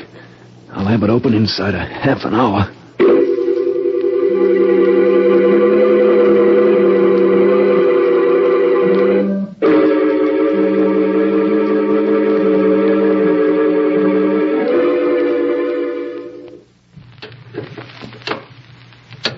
Hurry it up. You've been 40 minutes on that thing. It's coming now. There. The safe's open. About time, too. Now, let's see what's in it. Here's the cash box. What'll I open it? There, look. Dough, cash, Mazuma. What'd I tell you? There must be thousands there. Easy. Come on, we'll count it and divvy it up. No, never mind. Just give me 1,500. That's all I want. You can keep the rest. Are you kidding? No, that's all I want. Just the 1,500 that I need. Okay, it's your funeral. Here you are. 10, 11, 12, 13, 14, $1,500 bills. $1,500? Yeah, for just an hour's work. Easy money, huh? What do you say we crack a couple of more cribs tonight, huh? No. I just want to get out of here now. Someone's coming. Someone's coming. Yeah, here, get behind this door. I'll take care of this. Who's there? Jenkins, is that you? Oh, where's that light switch? Burglars! Jenkins! Jenkins, call the police, quick! Nobody's calling any cops tonight, chum. Help, police! Help! Oh! Yeah, maybe that'll convince you. You hit him. And what'd you expect me to do, shake his hand? You killed him. That's murder. Yeah, and you're in just as deep as me. Don't forget that. Yeah, I'm an accessory to murder. Cut the guff and let's get out of here. Or do you want to get caught? No, of course not. Well, then let's get going. Douse that light. I don't hear nothing. Come on, we'll get out the way we come in. But suppose we are caught. Murder. They'll hang us. Hey, we ain't gonna get caught. We haven't left a clue, not even a fingerprint. Stand still, both of you. I have a gun and I have you covered. The butler. If you move, I'll shoot. I can see you perfectly. Standing on the stairs, he's got a gun. We're caught. Not yet. We ain't not by an old scarecrow with a rusty horse pistol. Put up your hands. I'm going to call the police. You've done something to the master. I heard him call. Okay. We'll put up our hands like this. Mike, you shot him. Come on. We gotta get out of here in a hurry. Them shots will bring the cops, but fast.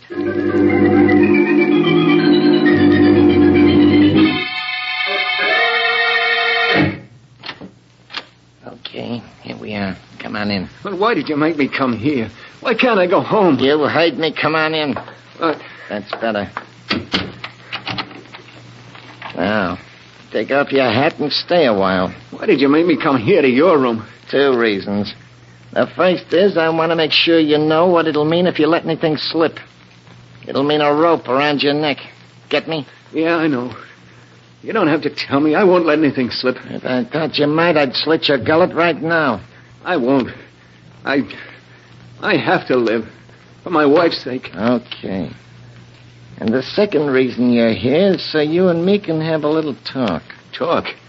What kind of a talk? Well, chum, I like the way you got that door and that safe open tonight. You and me got a future together. What? As soon as the heat's off, we're going to do another little job together. No. I won't do it. I won't. Sure you will. I won't do it. You can't make me. Oh, yes, I can.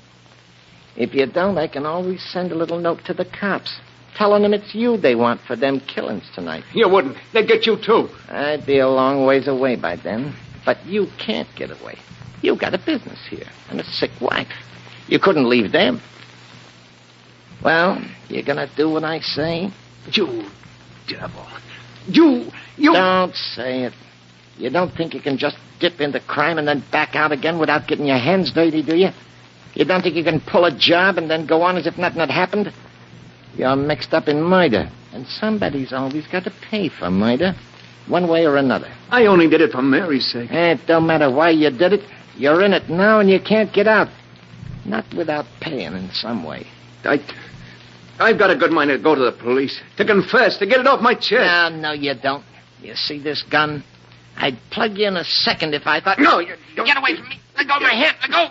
You got me into this. You're not gonna make me go any further with it. I'll take that gun away from you and I'll... You fool. Let go or I'll punch you out. Mike. He's dead. I killed him.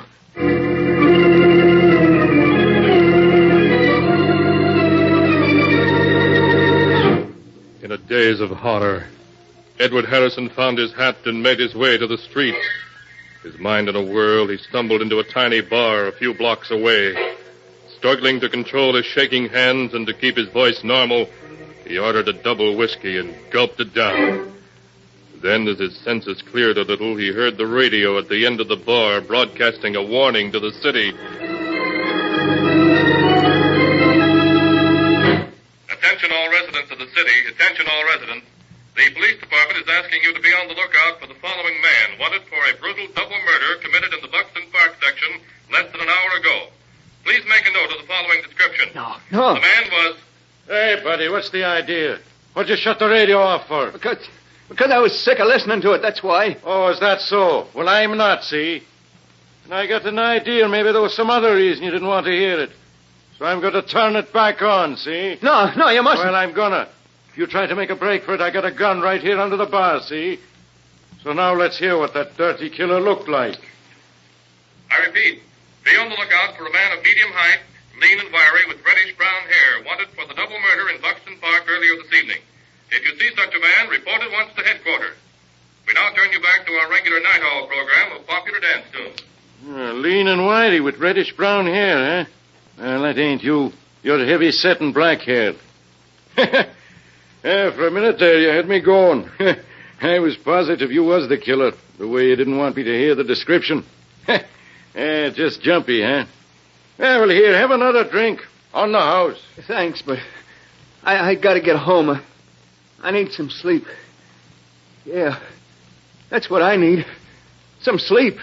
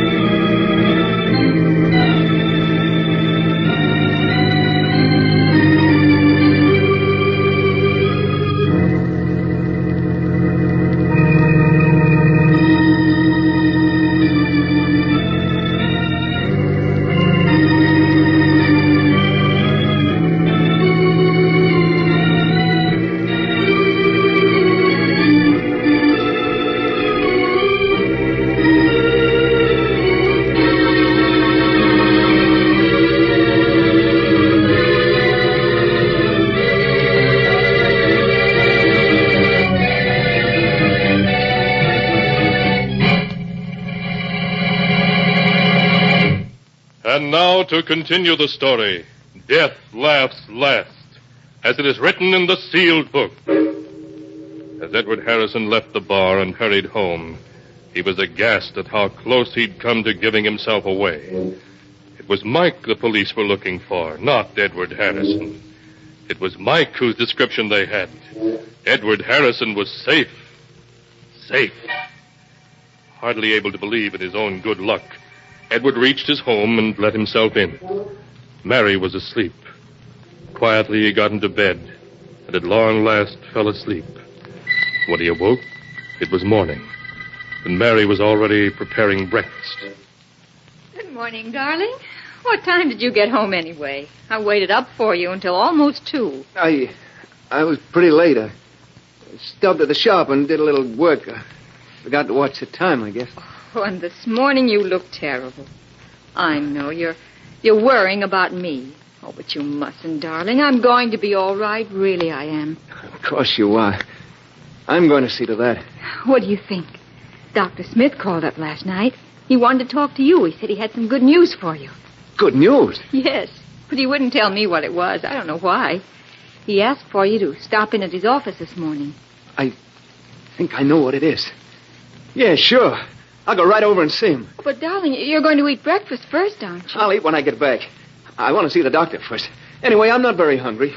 Well, all right, Edward. But please, hurry back. I want to know, too, what the doctor said. Yeah, sure, Mary. I'll be right back. But everything's okay now. Everything's okay. After he left the house, Edward bought a morning paper. Big headlines told of the murders the night before, but he scarcely saw them. His eyes hurried through the story until he found what he was looking for. The news that Mike's body had been found. The butler Mike had shot had given the police Mike's description and then died before he could tell them there was anyone with Mike. So the police had listed Mike's death as a suicide or as an accident and closed the case. Edward Harrison was safe. Perfectly safe. Safe. I'm safe. I've got the money. Mary's going to be all right, and the cops aren't looking for me. Mike was wrong. Sometimes you can get away with murder and not have to pay anything, if you're lucky. And I've been lucky. I've been lucky.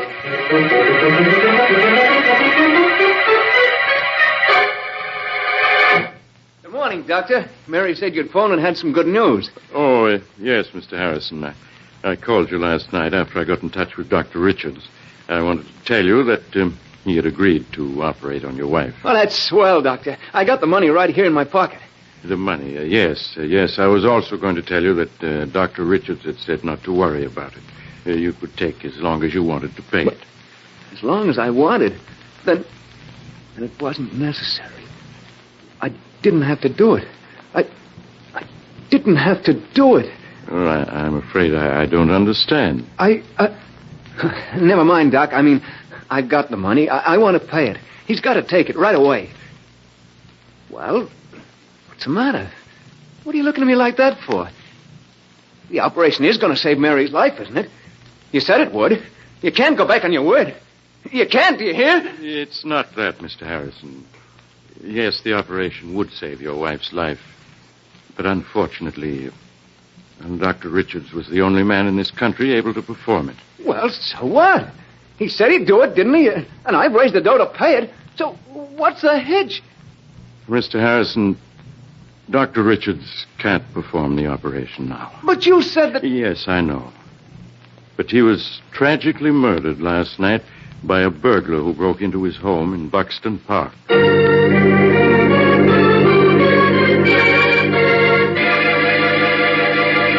And so ends the tale. Death laughs last, as it is written in the sealed book.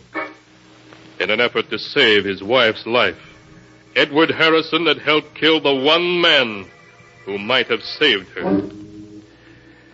Twisted indeed are the strands of fate in which destiny entangles mere mortals.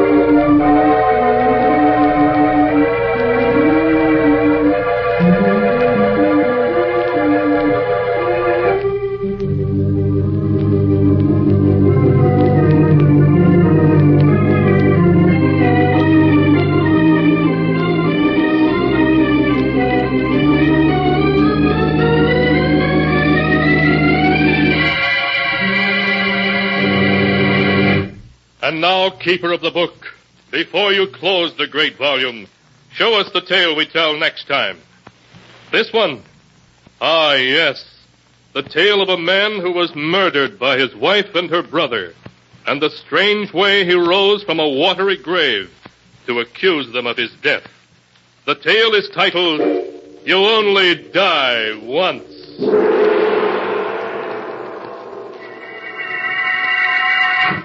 Be sure to be with us again next time, when the sound of the great gong heralds another strange and exciting tale from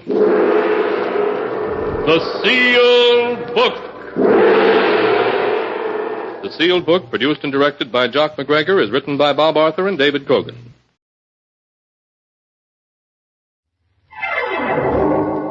Strange Wills. Stories of strange wills made by strange people, starring the distinguished Hollywood actor Warren William, and featuring Lorene Tuttle and Perry Ward, with Howard Culver and an all-star Hollywood cast, and the original music of Del Castillo. I devise and bequeath to my heirs the 7 deadly sins: hate, despair, envy, pride, anger, lust, and jealousy.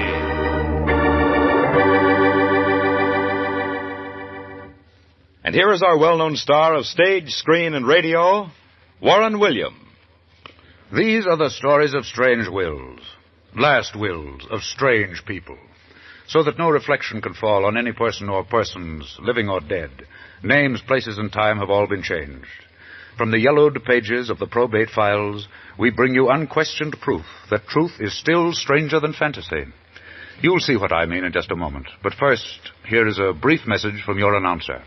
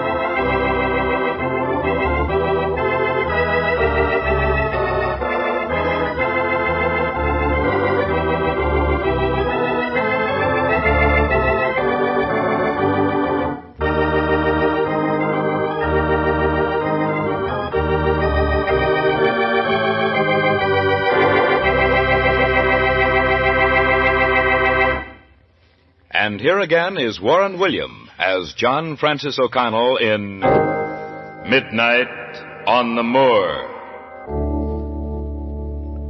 Have you ever walked along the moors of Scotland at midnight, when the fog, thick blue fog, swirls out of the ground and covers you like the shroud that covers the dead? Through the blanket of fog you can hear sounds of eerie night creatures that bring fear of things unseen, fear of the bogs that carry the reward of slow, agonizing death. In the heart of this moor country is the quaint little village of Perth. I'd never heard of Perth before the moment I decided to stop over the night on my way to Stonehaven. The little inn seemed bright and cheerful, the proprietor friendly, and I was tired. But news, I learned, travels just as fast in Perth as in any American community. Somewhere along the wee hours of the night. Yes? Yes? Well, just a moment. Mr. O'Connell, I hate to awaken you at this hour of the morning, but you've a visitor. A visitor, but I don't know anyone. Well, just a minute, please. I'll be right out. Now then, Angus. You say I have a visitor? Aye, Mr. O'Connell. It's the Mistress McClanahan. She's from the McClanahan Castle over in the moors. Where is she, Angus? In the parlour, sir. But please, sir, be careful. People shy clear of the McClanahans in the castle. Why is that, Angus? 5 years ago, there was a tragedy. Young Moffat McClanahan disappeared into the night in the fog, and he was never found. And ever since, people tell us strange noises coming from the moors around the old castle. It's Haunted, they say. How very entertaining, Angus. Show me to the lady, please. Aye, sir. This way, sir.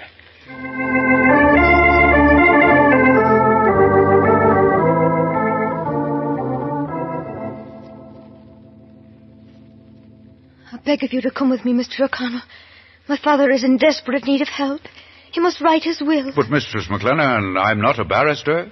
I have not the right... I know. But there are no lawyers, no barristers in all of Perth. Please come, sir. Very well, young lady. I'll dress and be with you in a moment. I'll do everything I can to help.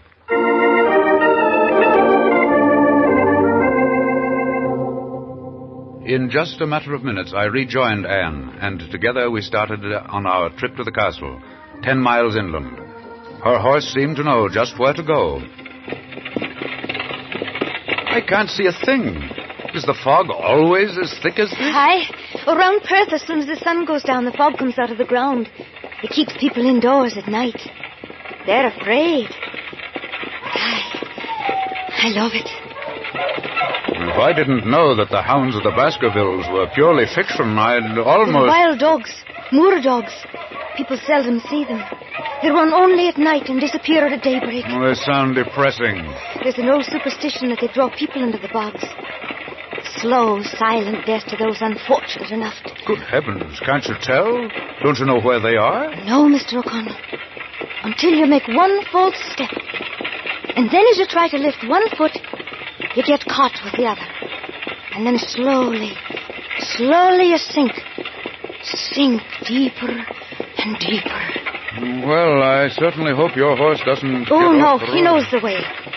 But heaven help the stranger who walks the moors alone at night when the fog comes down. I'd simply say, Anne, heaven help the stranger. And that includes an American lawyer by the name of John Francis O'Connell. I agree, Mr. O'Connell. Yes, I agree. Heaven help you. What?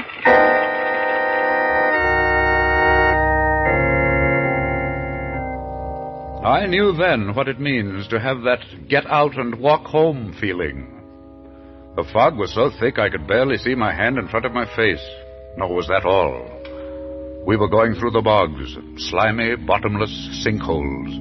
And here I was riding next to a young girl who asked that heaven help me. And as I listened to the strange sounds all around us, I agreed. Anne, look over there. It looks like a blue haze coming out of the fog. You see it? Oh, yes, we're getting near the castle, Mr. O'Connell. That light has been burning from the tower every night. Every night since my little brother Moffat disappeared. Father lights it to let him know where the castle lies. Angus MacPherson, the proprietor of the inn, told me there'd been a tragedy. Would you tell me about it? Of course, sir. It's common knowledge. You see, it happened 5 years ago. There isn't much anyone knows. Moffat and I had adjoining bedrooms. Sometime around 1 o'clock in the morning, I was awakened by a noise in Moffat's room. Moffat! Moffat! What was that noise? Moffat! Are you all right? Ah! Father! Father, help! Help! Anne, why are you screaming? What's the trouble? Moffat! Moffat! I heard him cry out! Moffat! He's gone. Moffat is gone.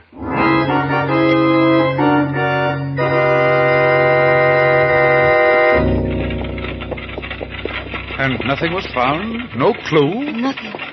Next morning, Father took a searching party through the moors. They found footsteps leading into a bog. But that was all. Well, here we are at the castle, sir. I'll take you right up to Father. And if you can find my hand, I'll help you down. Thank you. Now then, just take hold of my coat tail and follow me.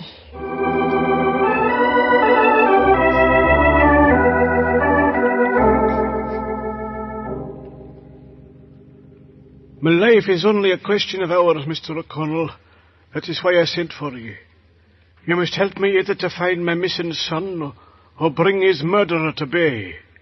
I couldn't rest in my grave otherwise. Anything I can do, of course, but I know so little about it. Aye, all of us know so little. A cry in the night, An open window, footprints leading to the bog. But that's not enough, Mr. O'Connell. Moffat McClanahan is the last of a great line. If he dies, so does the illustrious name of McClanahan, a name that meant honour and bravery since 1707. Sir Walter, tell me what I can do. I have a plan, but I want no one to hear it but you and I. Where is the lass Anne? Why, she went to her room, I believe. Good. Then we can talk as man to man. O'Connell, there are 4 people who might have kidnapped or murdered my son. The first on the list is my housekeeper, a Miss Grayson. She always thought that my son was a barrier to my marrying her. She came into my service shortly after my wife died almost 15 years ago. She took care of the children, was a splendid mother to them, but she resented Moffat, hated him because she saw that all of my love and affection was centred around him. She's still with you, Sir Walter? Aye. To have discharged her might have meant the death of my son, should he still live. Hey, Mr. O'Connell, you shall meet her in the morning, but be on your guard. She's sly, artful, and dangerous. I'll be particularly careful, Sir Walter. Then there are 3 others. 2 brothers who are in the line of succession for my title and estates, should my son be dead. And lastly, my nephew Harry, the black sheep of the clan. He'd sell his soul, that one, for power and the title.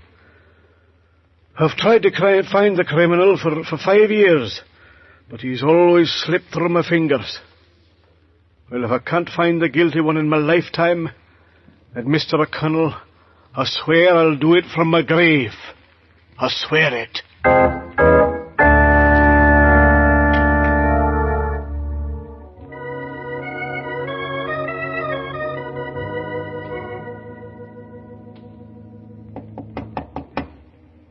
Yes?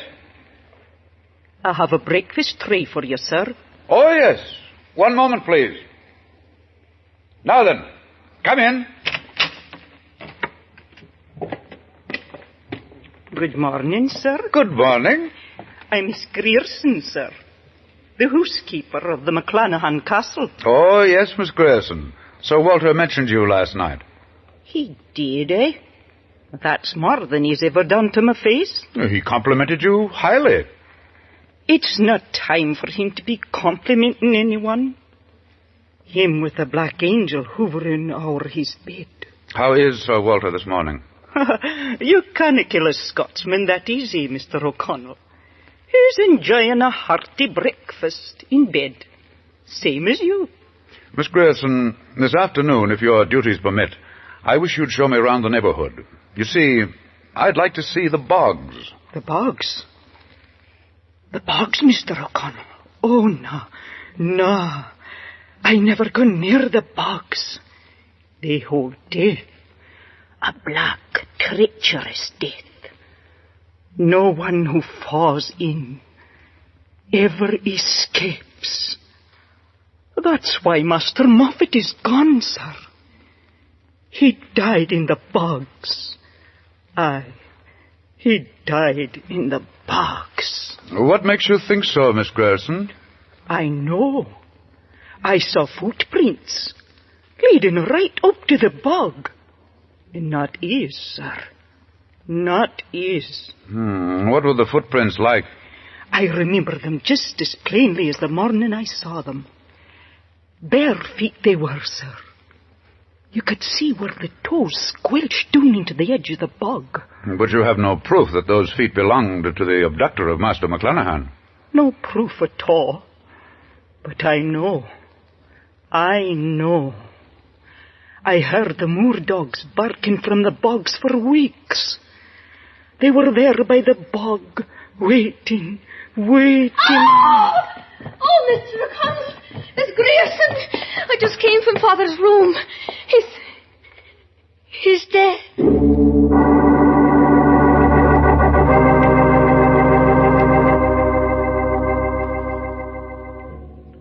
The death of Sir Walter McClanahan made it necessary for me to start out for Perth immediately to carry out the plan that we had worked out the night of my arrival, and arranged that I could have the use of the same horse and carriage that had brought me to the castle the preceding night. At least I felt secure knowing that should I, by chance, be forced to return after sundown, the horse would bring me back safely. Arriving in Perth, I went directly to the inn. Well, Mr. O'Connell, welcome back to Perth. I trust you had a pleasant night out in the moors. The moors were terrifying, Angus. But this morning, Sir Walter McClanahan died, and I must notify his heirs at law to be present for the reading of his will tomorrow night. Aye, Sir Walter dead. That'll bring out the vultures, his brothers and his nephew. They've been waiting for years to get that castle. Aye, Mr. O'Connell, there's not a gentleman in the lot. There's bad blood in the McClanahan line. There is murderous blood, I call it. Trust no one, Mr. O'Connell. No one, if you value your life.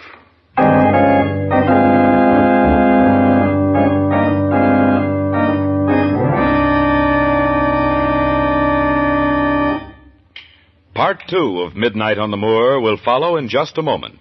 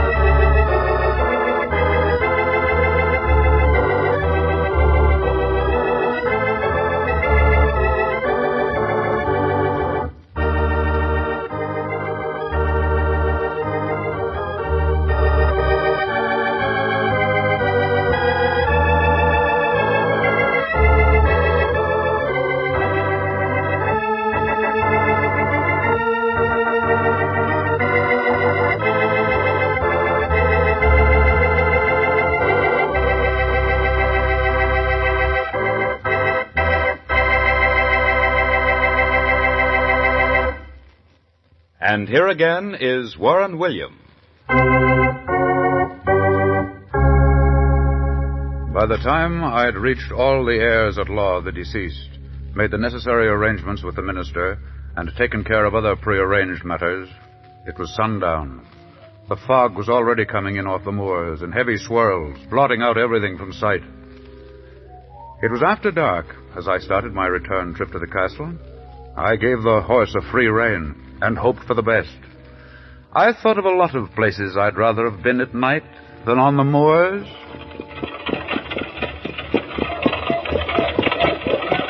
Fog. Fog and cold. You can cut it with a knife. Are you still there, boy? Want to come back here with me?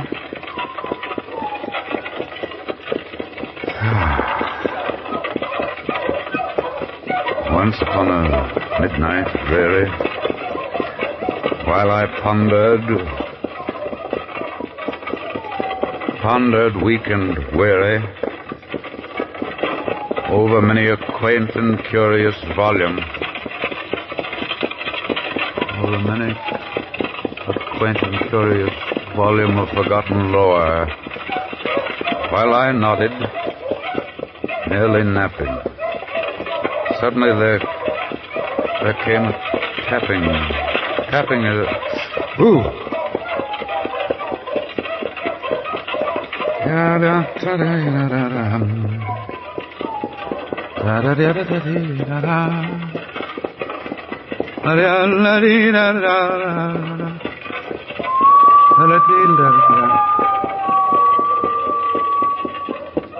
What's that?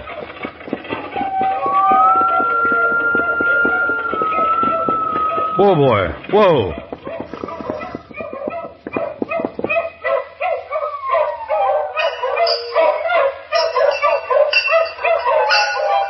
Is someone there? Hello? Hello? Is someone calling?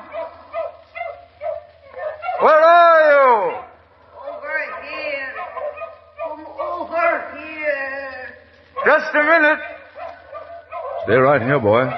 I'll be right back. Hello there! Here!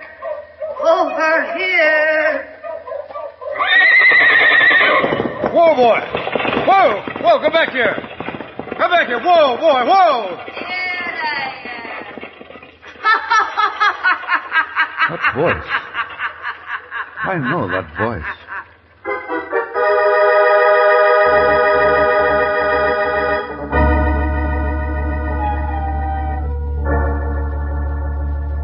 I heard the gallop of the horse flying away in the far distance.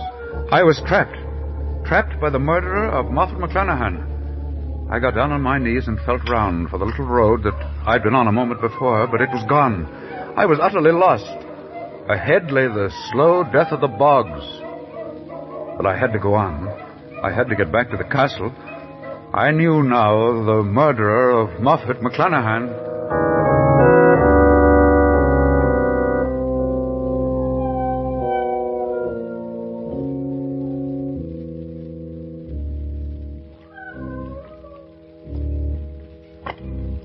Step by step, each one could be my last. Then once more I heard the voice. Goodbye. Goodbye.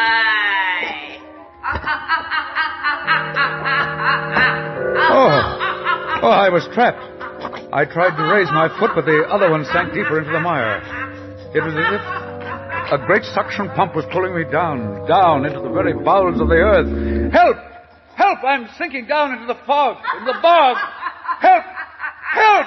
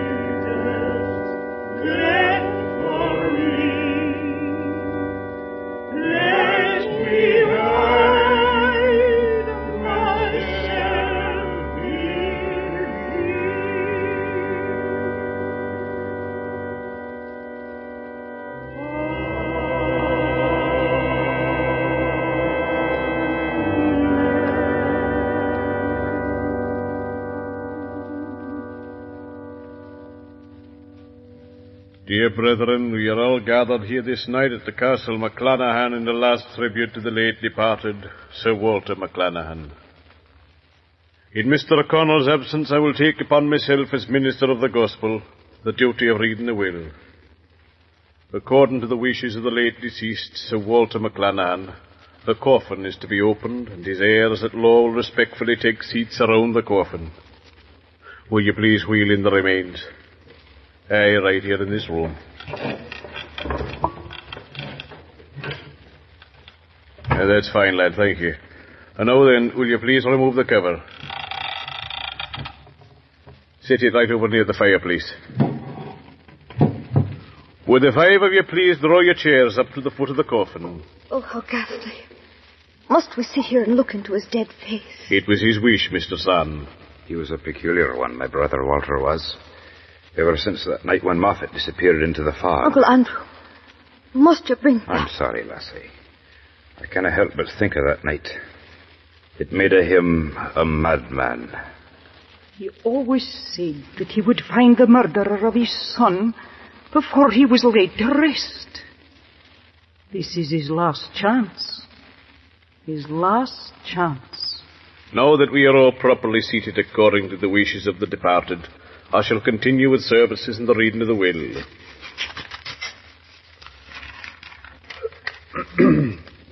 To my heirs at law, one of you is a murderer.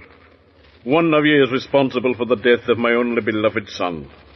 But be not secure in your perfidy. Your sin will find you out. My title and estate must under the law pass on to my oldest brother, Andrew McClanahan. Should he confess to the murder of my son Moffat... He's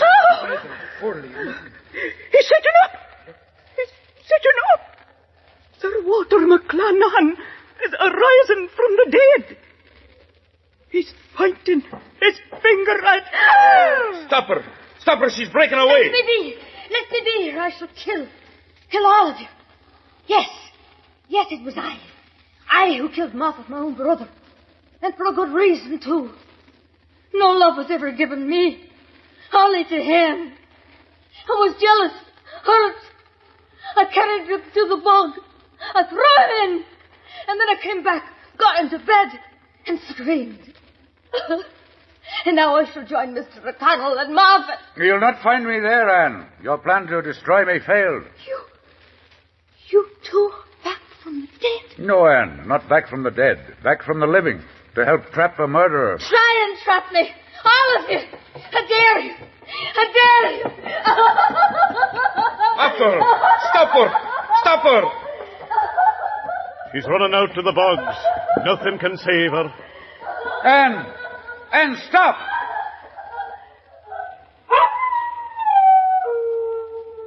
May God have mercy on her soul.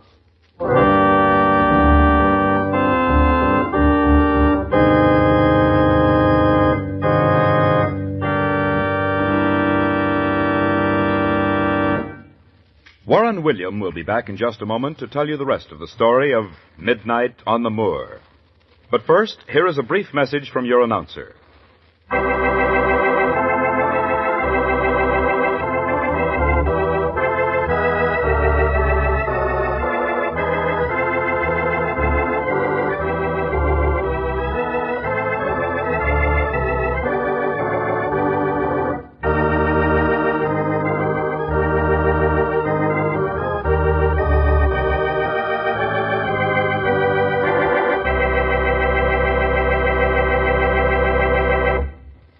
Now, here again is Warren William. How did I come to suspect Anne? Well, when I left for Perth, only two people knew I was going, Anne and Miss Grierson. I knew from my conversation with the housekeeper that she feared the bogs, even in daylight. But Anne was a strange creature. She knew and loved the bogs as well as her father. When she lured me away from the carriage, and I walked into the bog, I did so intentionally. I wanted her to think I was dead. The next night, I called on an old actor friend of Sir Walter's to help me. Under the cover of darkness, we slipped into the castle, and a few minutes later, the actor became the dead image of Sir Walter McClanahan. Well, you know the rest. Under the eerie candlelight of the room, Sir Walter McClanahan came to life to point a finger of doom at a lovely young girl in whose heart was the deadly sin of jealousy. Next week, I have a beautiful story to tell you. A young man was given the opportunity of inheriting an industrial empire or a ticket to Paris. This young man wanted to study art more than anything in the world, but he knew that if he chose Paris, he would not only suffer privation and want, but he would also lose the love of his beautiful, young, and rich fiancée. What did he do? Well, listen to the story which we call 7 Flights to Glory for the answer. This is Warren William inviting you to listen again next week. Strange Wills is written by Ken Crepine and produced by Albert Ulrich.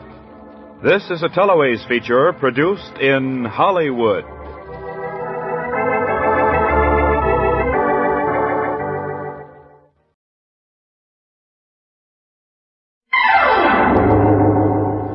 Strange Wills. Starring the distinguished Hollywood actor Warren William and featuring Lorene Tuttle with Howard Culver and an all-star Hollywood cast. Original music by Del Castillo. Dead men's wills are often strange. We do not attempt to understand them or try to find the answers. We can but tell the story. This is Warren William bringing you the story, Madman's Diary. But first...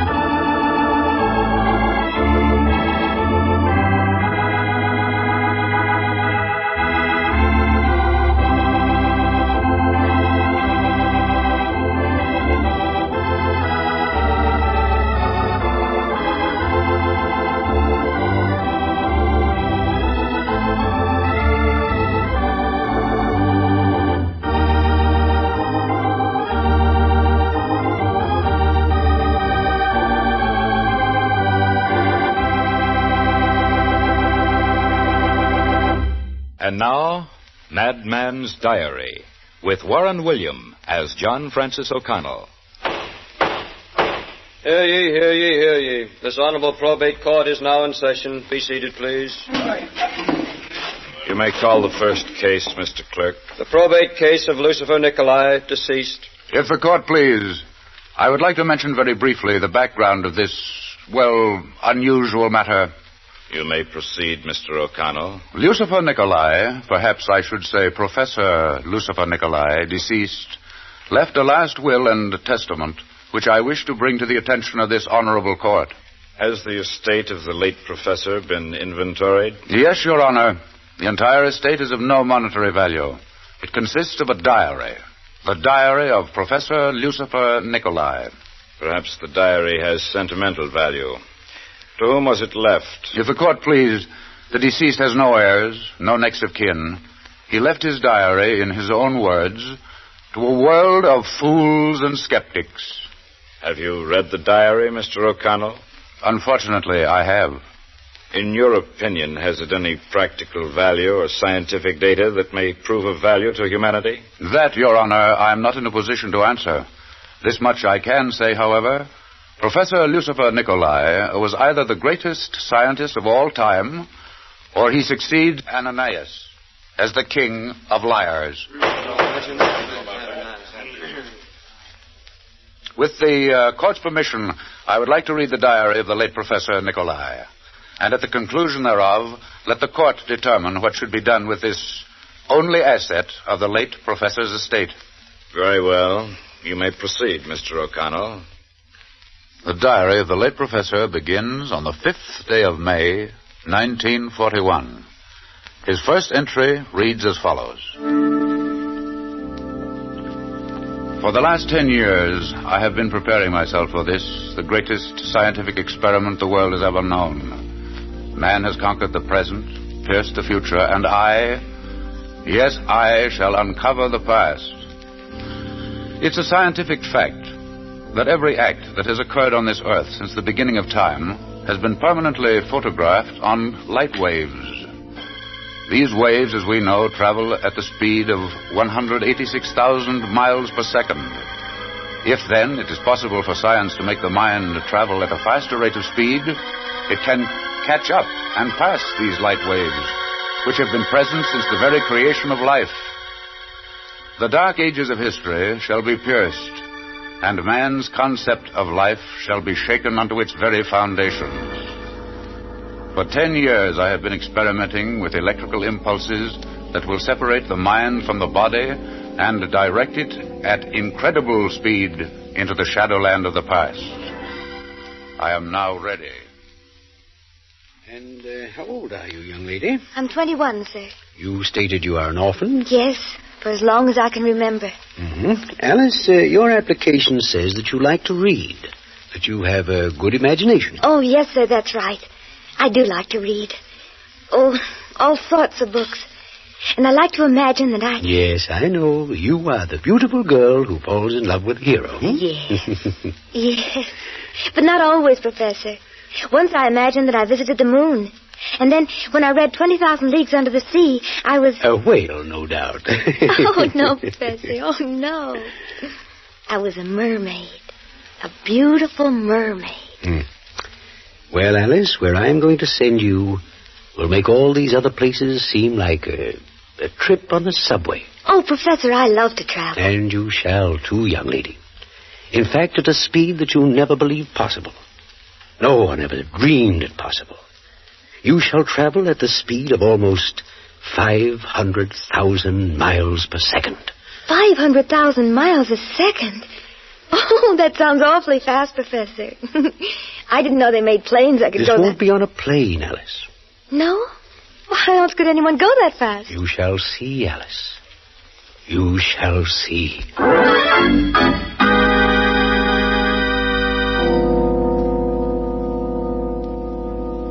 The next entry is dated June 12, 1941. It reads, I am ready for my first experiment into Shadowland. My home in this desolate part of the state has been transformed into an electrical workshop. Alice is calm, at ease.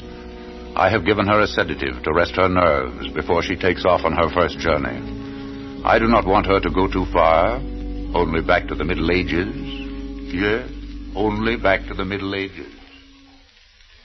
Now, Alice, don't be frightened with all this electrical equipment.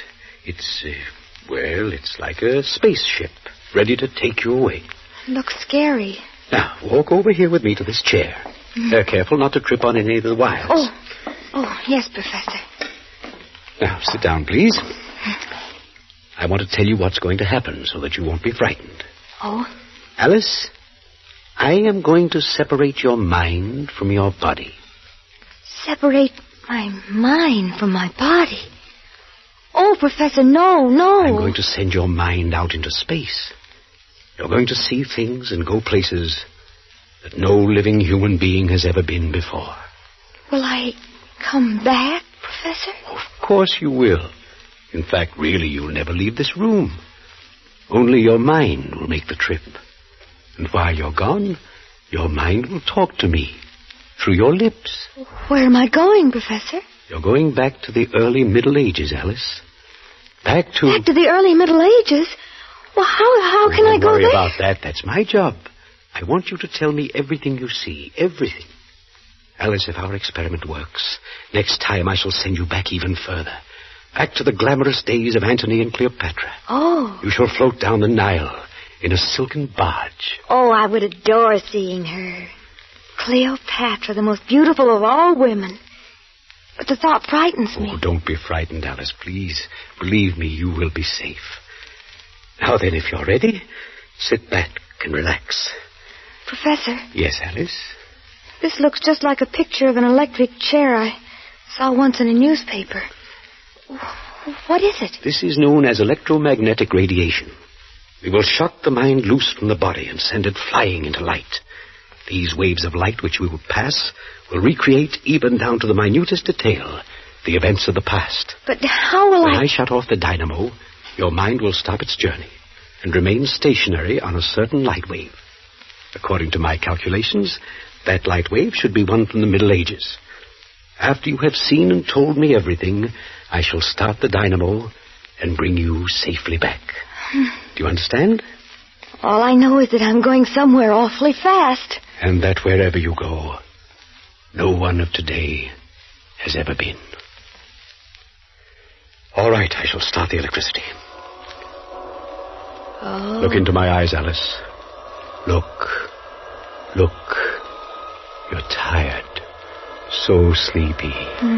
You cannot hold your eyes open another moment. They're closing.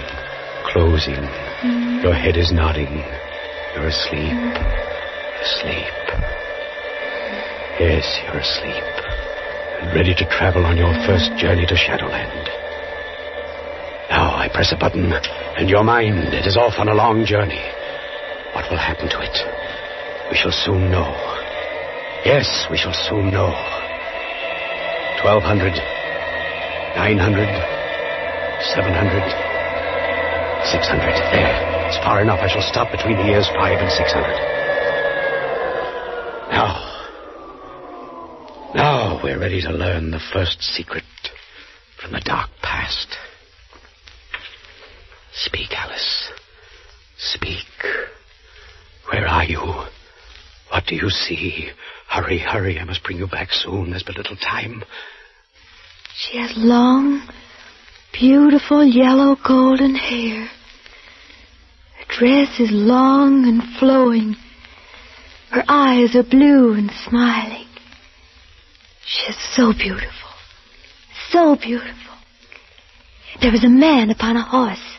A white horse. His face is covered with a visor. His body is concealed in a coat of mail. He's riding up to where she is sitting. Seest thou well, my dearest Guinevere? Aye, my king and master. From this hilltop I can see the justing ground from end to end, and even more. And even more, my queen? There's naught else but forest and glen. Oh, I can clearly see the brave knights of the Round Table in shining armor astride their steeds. See, Arthur, beloved, how they cast their glances upward. They're anxiously waiting for their beloved king and leader to join them. I shall join them anon. Arthur, against whom dost thou ride this day? Charles of Melton, a splendid knight and an able horseman. 'Tis said he is the justing champion of the lowlands. Then, my lord, be on guard, or my king and master may perchance find himself unhorsed. King Arthur unhorsed? Oh, thou jokest, Guinevere. Truly, thy tongue dost wag in a manner uncontrolled. By my yellow beard, I swear that the seat of Charles of Melton will feel the greensward in the very first rush. And I shall make fair wager with thee. Wager? What have I to wager, my lord, but the great love I bear thee? I wager a kiss against a kiss, that ye shall hear the multitudes below cry out the name of their king in final token of victory. A kiss against a kiss. 'Tis done, my lord. I shall accept the wager. Might I offer thee a flower from my hair in token of early victory? Wait. Here it is. A flower plucked from hair of gold. 'Tis well. 'Tis well. Victory is now a certainty. Oh, purse thy lips, beloved. I shall return to feast upon their honey. Farewell, Guinevere. Farewell. Arthur. Yes, beloved? I shall purse my lips in eager readiness, whether it be victory or defeat.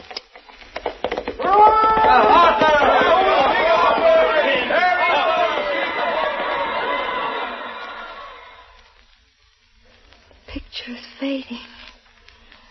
I'm growing tired. Wait, Alice. I shall bring you back. Yes, I shall bring you back. But we have won, Alice. For the first time since creation, we know how to pierce the veil of Shadowland.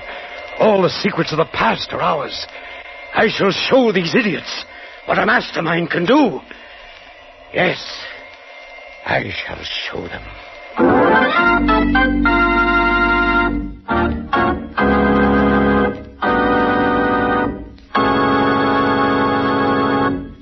Part 2 of Madman's Diary in just a moment. But first, a brief message from your announcer.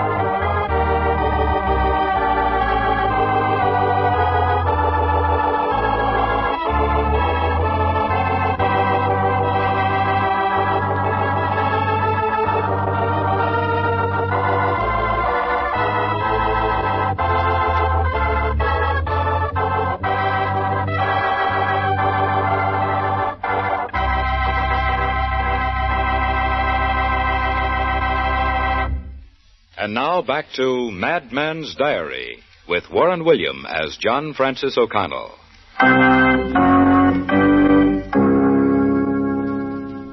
Professor Nicolai's diary continues. November 3rd, 1941. The last few months have been spent in improving the electrical impulses of my equipment in order to bring even greater cosmic speed to the journey which Alice will soon take. Everything is ready for this new experiment. Alice has rested and has regained the youthful appearance which she lost after her last trip. For I know now that only youth can withstand the rigors of these journeys into Shadowland. At 4 o'clock, she comes into my laboratory. She is anxious now to begin her trip. She's had a strange look in her eyes that bothers me. Lately, she's been losing interest in worldly matters and speaks only of her experiences in the mystic realm of Shadowland. I wonder what will happen to her this trip. Please hurry, Professor. Please hurry. I've waited so long to go back. Just a moment, Alice. Just a moment. And then you shall be off. Off on a tremendous new adventure. Will I see the lovely lady with the golden hair? The one who was called Guinevere? No, Alice. But you shall see something far more interesting. Much, much older. You shall see one of the secrets of civilization. You shall see, if my calculations are correct, the building of the Great Pyramid. But that's in Egypt, isn't it, Professor? Yes, you're right. Egypt. But the Egypt of over 5,000 years ago. 5,000 years ago. Think of it, Alice. Oh. You shall actually witness the building of this phenomenon of man. One of his greatest miracles. Egypt. 5,000 years ago. Oh, how wonderful. Yes. There we are.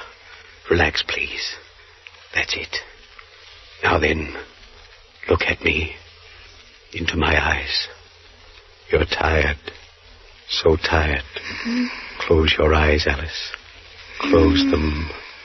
Oh, so slowly. See, you can't open them now because you're sleepy. Sleepy. So sleepy. And now you're going away for a little while. Going out into Shadowland. Your own Shadowland that no one has ever visited. I shall turn on the current. Slowly at first. So slowly. I must not hurt your precious mind. Now I increase the volume. Very, very carefully. And now the shock. I press this little button. Your mind is freed. Freed from your tired body. You're now on your way to Shadowland. 18th century. 14th. 10th. 7th. 3rd. 1000 B.C. 2000 B.C. You're nearing the end of your journey, just a while longer. 3000. Yes, you're there. I shall stop the motor. I can't stop it. I can't stop it. 6,000.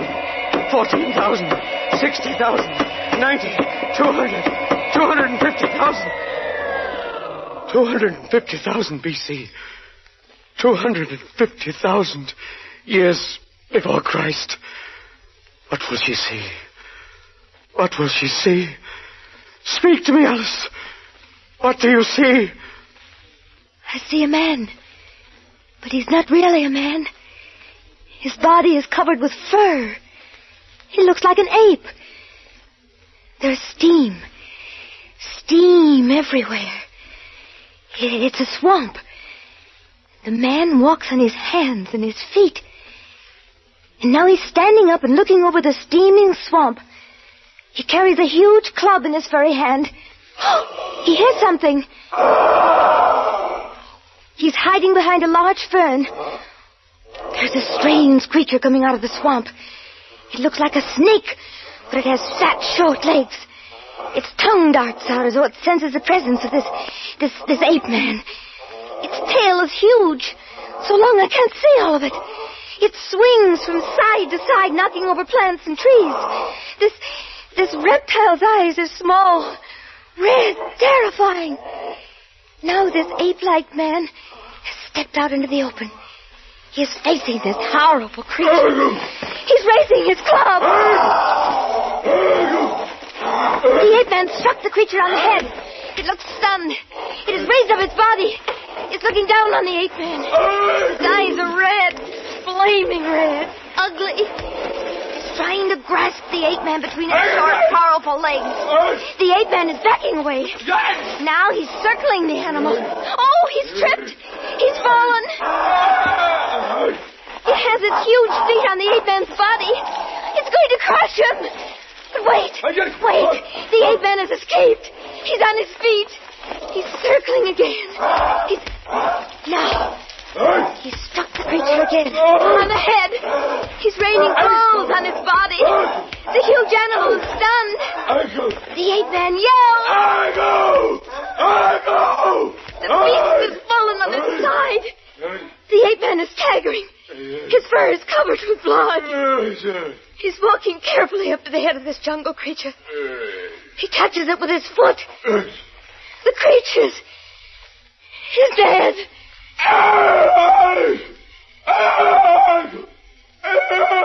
The ape-man cries out in victory. He has won!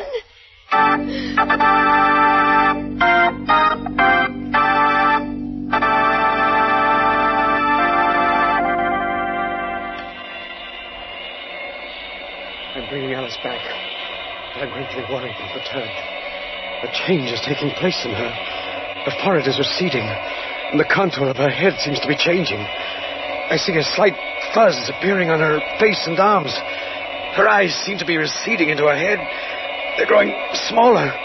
Or maybe I'm losing my mind. I'm afraid I've left her too long in the outer darkness. In just a few more minutes she will return. Just a few more minutes. Alice, just a few more minutes, and you shall be back. She's still changing in physical appearance. Her shoulders and neck are completely covered with soft fur. What is happening? What is happening? I must write quickly in order that posterity and science will know what is taking place, and that I have succeeded in this, the greatest scientific experiment of all time. I have rediscovered the past. I therefore control the future. The world is mine. I am the master of creation. Oh, she's back. She's back. Perhaps I was not too late after all. No, it can't be. Alice, stay there. Don't break your straps. No, don't come near me. I'll save you. No, Alice, no, you fool. The world is ours. We are masters of destiny. No.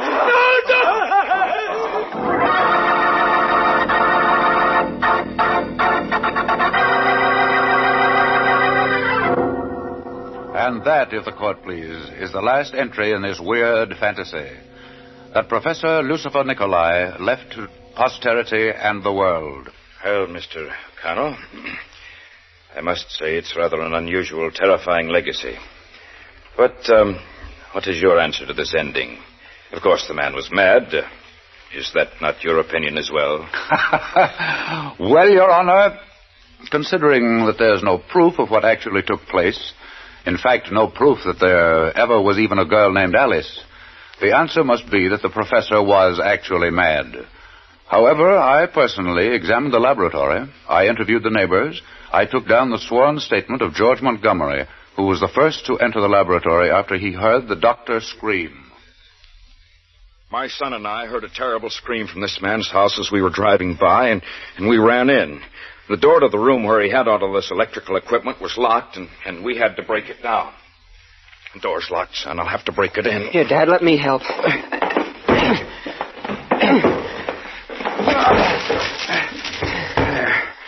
I don't know what we heard in here. It sounded like murder. Here, take this cane. Come on, let's go. Okay, Dad. It came from in here. Here, wait. I'll open the door. Okay. Good heavens. Looks like a cyclone struck. Dad, look. There's a man lying over there under the window. He's dead. Dead as a mackerel.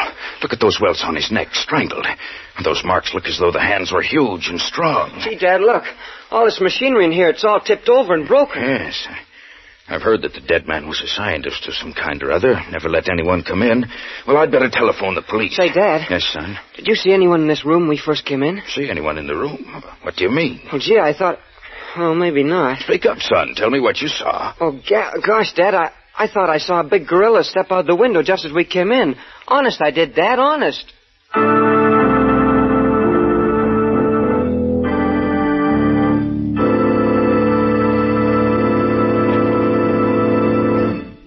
course, Mr. O'Connell, this was just the imagination of a boy. There was no gorilla, was there? But there might have been, Your Honor. You see, one of the gorillas from Slade Circus escaped just 3 days prior to this unusual incident. But I was informed that it was recaptured about 2 weeks later and is now back with the circus. They claim that it was a young female, the pet of the circus, and utterly harmless. So the professor might have been killed by the gorilla. Or by Alice. I see. Well, what is your opinion in the matter of Professor Nicolai's diary, Mr. O'Connell? I suggest, if the court please, that because nothing contained therein has any substantiation in fact, that the said diary be turned over to the medical branch of State College for further study and contemplation by their psychiatric experts.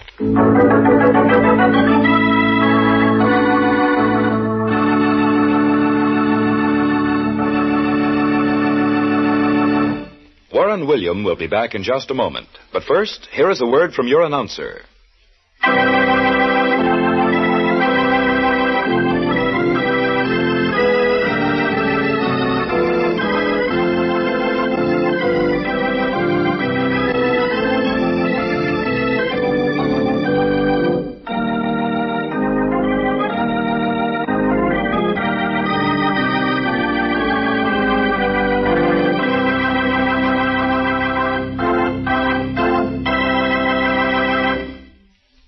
And here again is Warren William as John Francis O'Connell. Is there any doubt in your minds but what the late Professor Lucifer Nicolai was mad? Well, there isn't any in mine. No, sir. I want to sleep nights.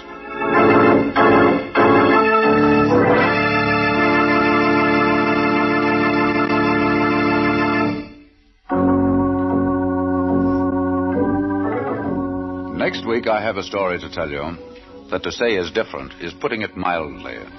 An emerald prospector down in Colombia saw a picture in an old magazine which he found in the jungle.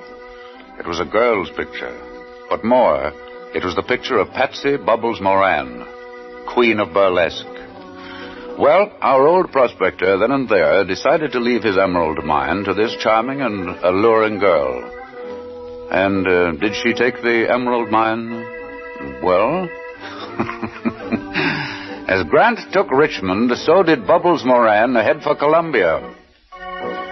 But what happened after she arrived is another matter. We call this unusual story Emeralds Come High. This is Warren William, inviting you to be with us again next week.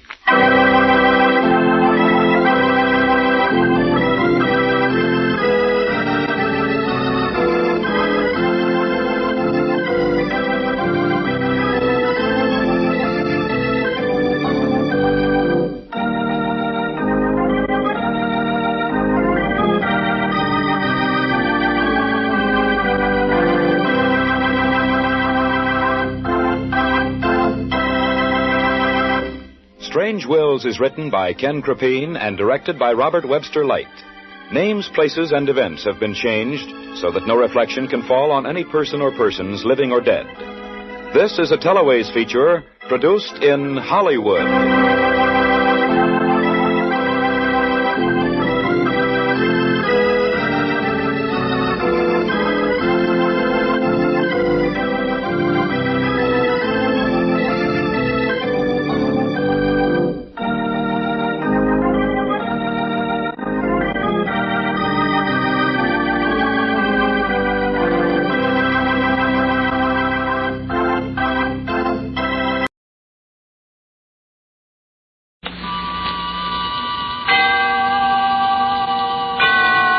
Autolite and its 98,000 dealers bring you Mr. Herbert Marshall in tonight's presentation of Suspense.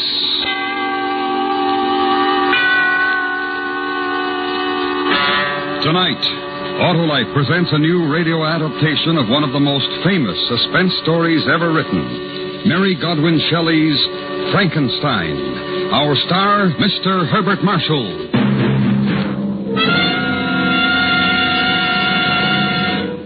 Hello there. Hello. Well, I'll mend my fences if it's not the senator. How's it look for you, Senator? Going to cast your ballot tomorrow, Harlow? Why, Senator, I'd no more forget to vote than forget to winterize my car. And now's the time to do it. Get the oil and grease changed, put in antifreeze, inspect the battery cable. And check the spark plugs, too. Right, Johnny Plug Check. The spark plugs are the very heart of your car's ignition system. And when they're right, your chances of starting, even in coldest weather, are better than ever. Well, I'll visit my Autolite spark plug dealer, Harlow. Do that, Senator, because he's the expert on cleaning and adjustment. And if replacements are needed, he'll recommend those world-famous ignition-engineered Autolite spark plugs, either standard or resistor type. To quickly learn the location of your nearest Autolite spark plug dealer, phone Western Union by number and ask for Operator 25. And remember, from bumper to tail light, you're always right with Autolite. And now, Autolite presents transcribed Frankenstein, starring Mr. Herbert Marshall, and hoping once again to keep you in suspense.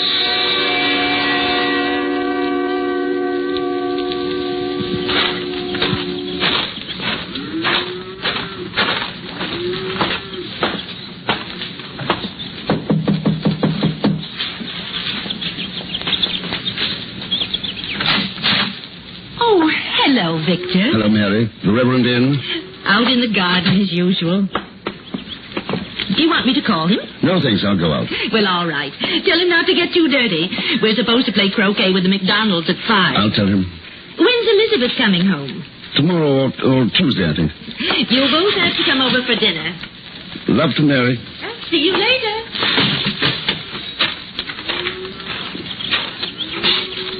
Hi. Oh, you're just in time to give me a hand. Whew. Well, these Indian summers hot, too sticky. James, I got to talk to you. Well, of course. What, anything wrong? You know, you haven't looked too good for the past month or so. Something on your mind? Yes. Oh, well, then. Let's go in the house. I'll get you a beer. We can talk. No, not in the house. Do you mind if we walk? Oh, of course not. Oh, wait a moment. My pipe over there. There we are.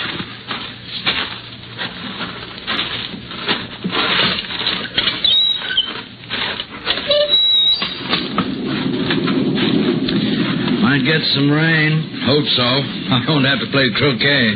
That's not a game. James? Oh, look now, we're friends. You know you can speak to me. What's the matter? One of your patients die? You made a mistake, perhaps? No, nothing like that. Perhaps it's worse.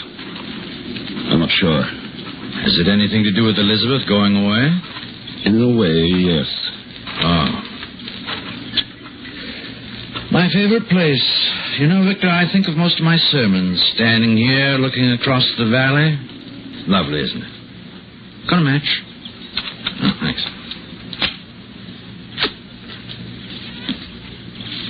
Listen, I've been doing an experiment. It's very complicated. And I've almost finished. Well, that's wonderful. I think I'm a little afraid of it. I don't know. I've tried to think it out myself. I can't find the answer. Go on. You believe in God, don't you? Oh. I mean, because I don't go to church, you don't think that I don't believe, do you? I don't think that at all. You're a good man. I want you to promise me something.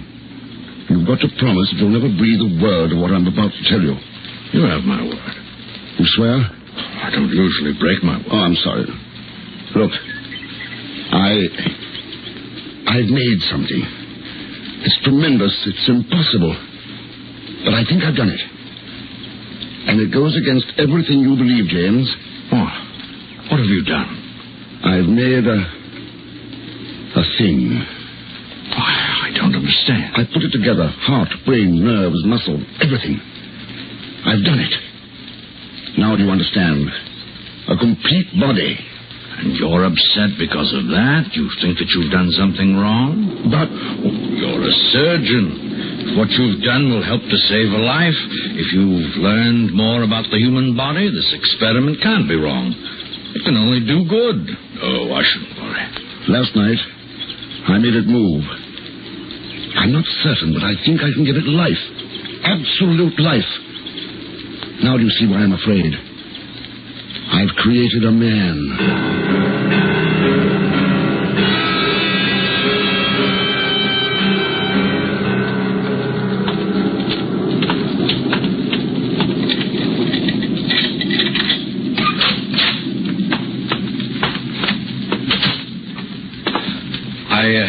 I'd better call Mary. She'll be worried.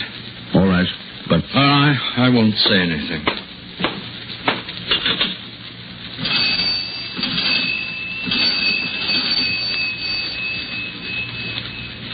Hello. Mary? No, I'm with Victor. Listen, dear, I'm afraid we'll have to put off the McDonald's. Yes, I know. Well, Mary, I have something very important to discuss with Victor. It can't wait. Yes, dear. No, don't wait supper. I'll have something over here. Yes, I will. Goodbye. You don't have to see this thing if you don't want to, James. What is it? In my lab. I had an addition built on. I'm the only one who has a key. I don't say I believe what you told me, but how do you know you can make it live? I mean, is it anything more than galvanic action? You'll see.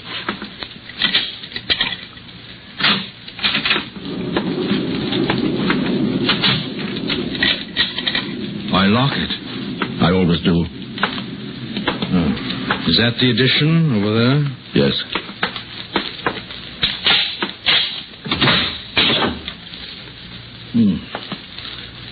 Dark. There aren't any windows. It's better that way.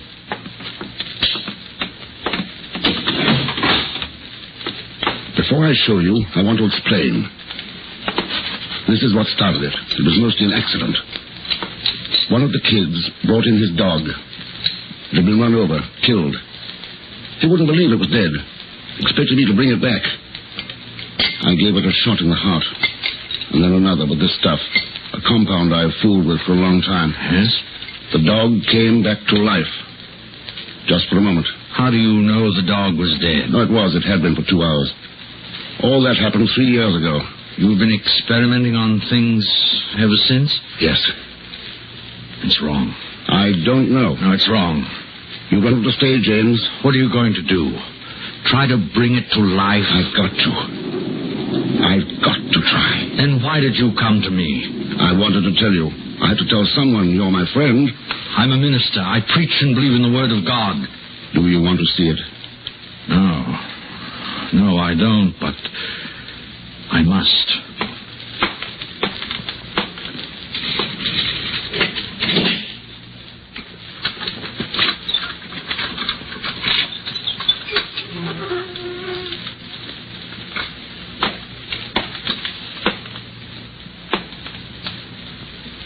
It's not terrible to look at. I've done a pretty good job on it. But it isn't quite finished. I'm not quite done with the face. Oh, my... Well? No, Victor. Bury it. Let it be at peace. Don't do it. Even if you can, and I can't imagine it possible, don't even try. Do you realize what it would mean to me, to the world? Standing here with you, looking at that, it's easy to imagine anything. I don't want to. Put it to rest, Victor. Forget it. That's just it. I can't. Not until I find out, one way or the other. Watch. What are you going to do? I'm going to show you what happened last night. I don't want to see. I don't care. I know better. Oh, listen to me, Victor. This mustn't go on. You've got to stop it. Not yet. Not until I find out. Does Elizabeth know what you're doing? No. Why did you send her away?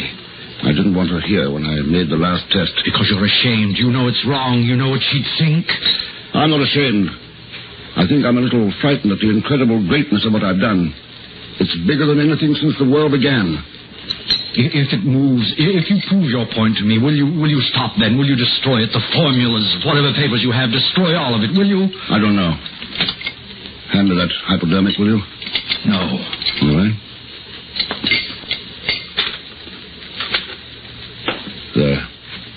If I say I believe you, Victor, if... You don't have to be afraid of it. It couldn't hurt you, you know. There's only enough of this stuff to stimulate a small portion of its brain. I'm not afraid of it. I'm afraid for us all. I've never preached to you, Victor. It moved its left foot last night. Then the right.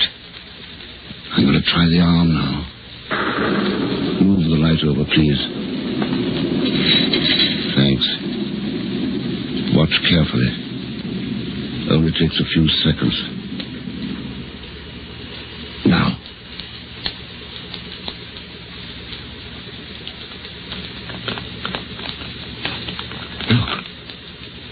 Look. It's hand. I know. That's the way it was yesterday. The movement only lasts for a moment now.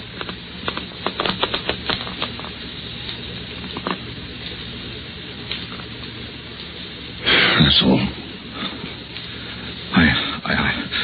I don't know what to say. I don't even think I understand what I've seen, except that it's terrible. Because you don't understand, or because of what it means? I'm afraid, if you like. I'm afraid for you, for what you've done. That thing lying there, you've got no right. I won't allow... What's that? What? Listen.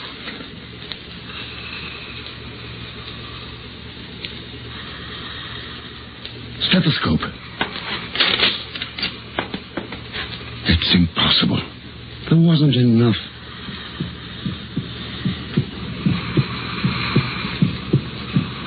It's breathing, Victor. What have you done? The thing's alive.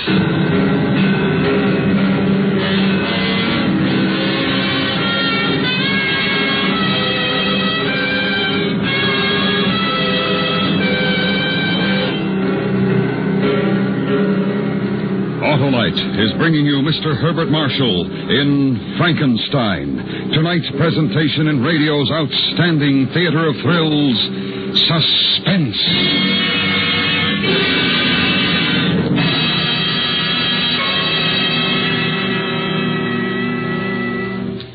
Hello, who's this Johnny Plugcheck who's always electioneering about spark plugs? Why, Senator, Johnny is a helpful hinter fighting Old Man Winter. He's the blithe reminder to wise motorists that now's the time to visit your Autolite spark plug dealer to get ready for the cold driving days ahead.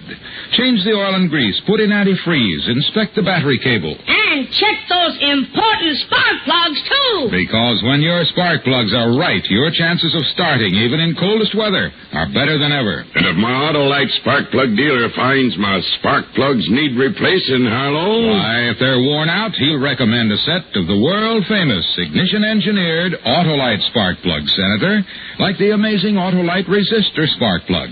It's one of the greatest advancements in spark plugs for automotive use in the past 20 years. When you have a set installed in your car, you'll get double spark plug life, smoother engine performance, and quick starts, as compared to spark plugs without a built-in resistor. So, friends, visit your Autolite spark plug dealer soon. And remember, from bumper to tail light, you're always right with Autolite. And now, Autolite brings back to our Hollywood soundstage Mr. Herbert Marshall in Elliot Lewis's production of Frankenstein, a tale well calculated to keep you in suspense.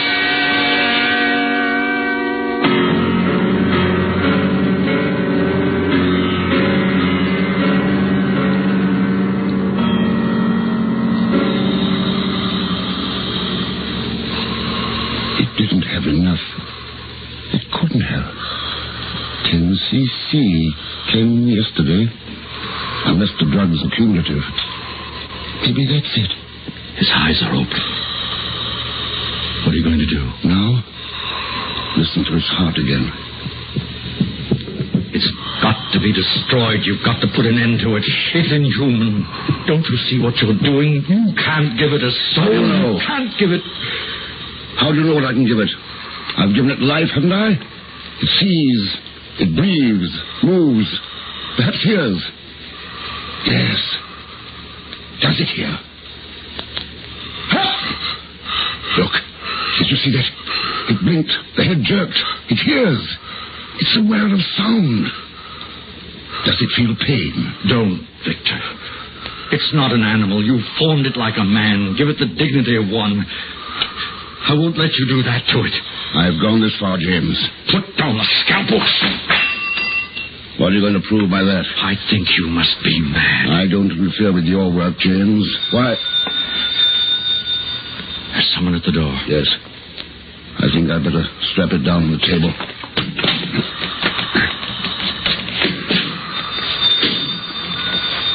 You won't forget your promise, will you? I'm sorry I gave my word. I'm sorry you ever told me about this. I feel I'm as guilty as you are now.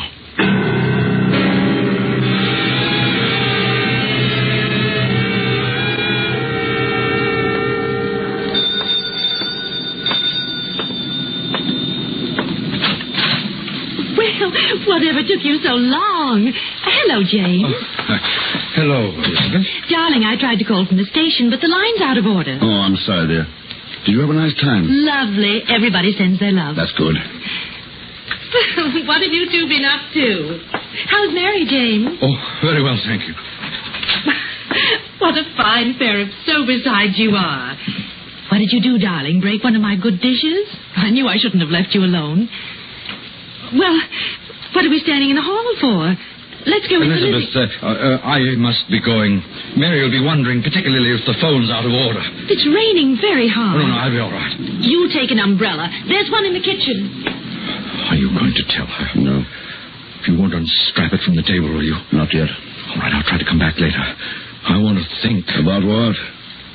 You've changed since you came to see me this afternoon. You really don't care what I think now, do you? I suppose not. Thanks anyway, James. Are you going to let it live? That's funny from you. Have I the right to kill it? You've already done something you had no right to do. Something that you don't even understand. The creation of man isn't your job, it isn't mine. Oh, I know your bright scientific mind's laughing Here's at me. the umbrella, James.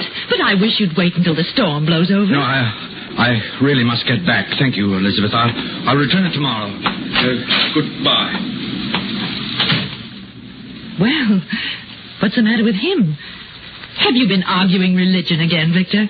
No, dear. Look, I'm doing a little work in the lab. It's rather important. Do you mind? What is going on, Victor? There's something. No, dear, nothing at all. There isn't. I know there is. What's the matter? Nothing, dear, really. I've got to get back to work now.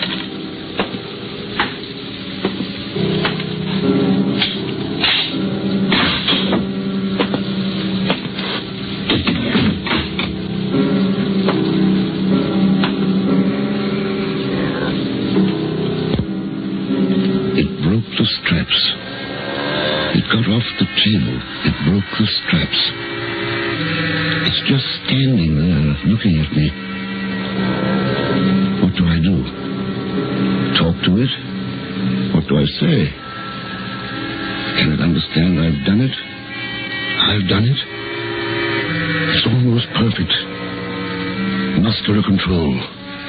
Coordination. I wish I'd finished the face, though. It must be terribly strong.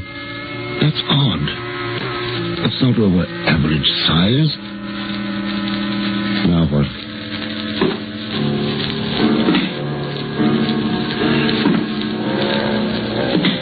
Can you understand what I say?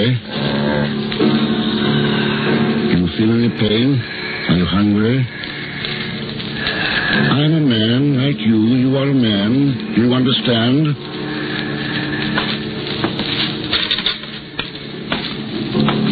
Here.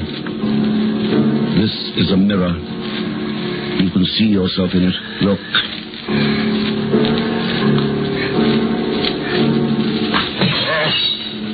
It's all right. It's all right. It's angry. But it doesn't show anger in its face. There's emotion, though. It sees ugliness and is afraid. I'll have to get it back on the the table, put it to sleep. That's the best way. Then use a stronger strap or chain. The eyes just staring. They seem watery. What a marvel it is, though.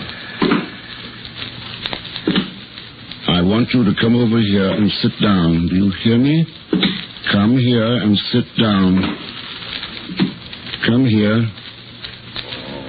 No, don't touch that. No, stop it. Stop it. Put it down.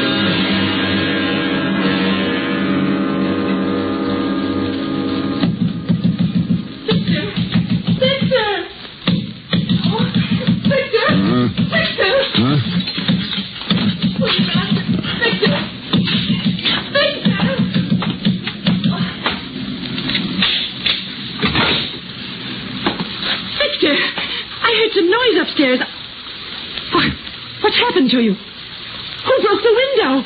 The window. Oh, Victor. What's the matter there? What's happened? Did you see anyone? No. Did someone break in? Elizabeth, don't ask me any questions. Just do what I ask. Get your coat on. But why? I'm taking you over to the Gibsons. I want you to stay there. Oh, why? Why? What is it? Oh, Victor, please. I can't tell you about it now. You may have to stay there all night. Hurry, please.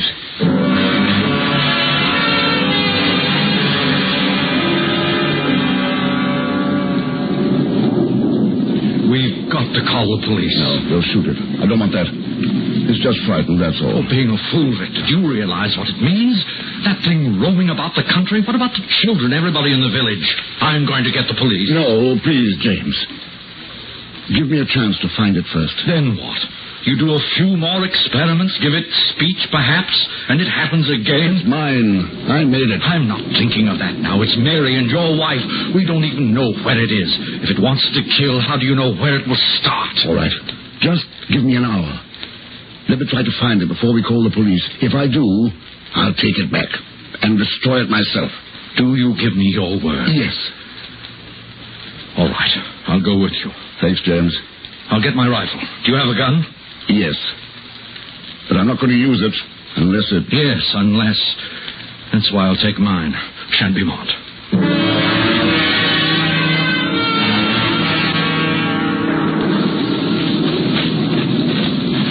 It's getting dark. Where do you think it might have gone? It's hard to tell. It's afraid of thunder. It might be hiding in the barn. The old Hamilton place? Yeah. How are you going to capture it? Have you thought of that? I brought along a hypodermic. You're not afraid anymore, are you? No. That's strange, because I am. Not of what it might do to me, but because of the fact that I've seen it. I know it exists. There's the barn.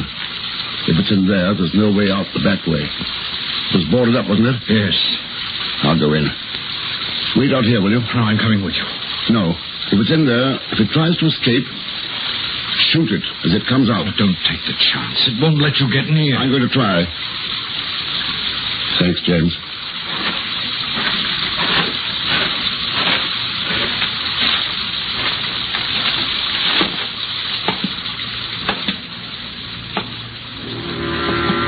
I lied. I'm afraid. It's in here, hiding, waiting for me. I'm afraid. I should have destroyed it. James was right. What's the matter with this flashlight? Wet. That's better. What's that? In the corner.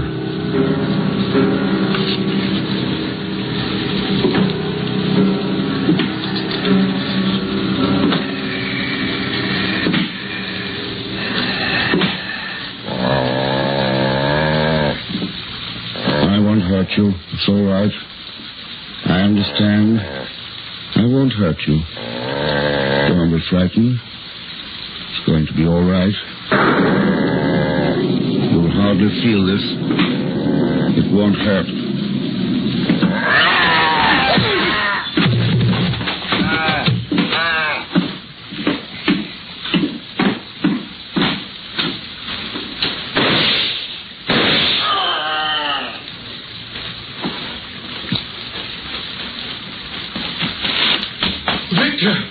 Victor!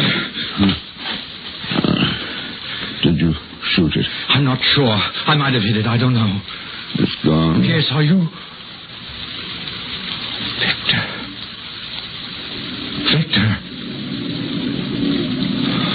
Oh, Victor.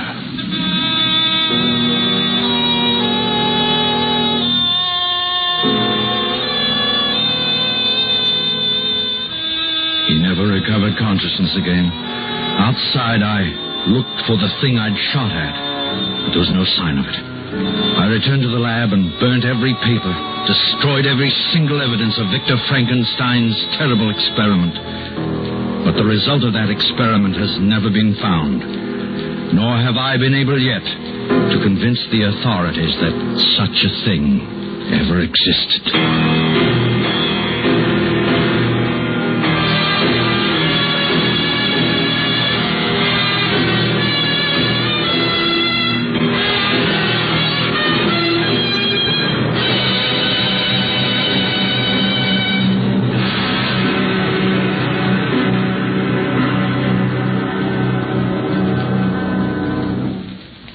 Suspense. Presented by Autolite. Tonight's star, Mr. Herbert Marshall. This is Harlow Wilcox speaking for Autolite, world's largest independent manufacturer of automotive electrical equipment. Autolite is proud to serve the greatest names in the industry. They are members of the Autolite family, as well as other 98,000 Autolite distributors and dealers in the United States and thousands more in Canada and throughout the world. Our family also includes the nearly 30,000 men and women in 28 great Autolite plants from coast to coast and Autolite plants in many foreign countries, as well as the 18,000 people who have invested a portion of their savings in Autolite. Every Autolite product is backed by constant research and precision built to the highest standards of quality and performance. So remember, from bumper to tail light, you're always right with Autolite.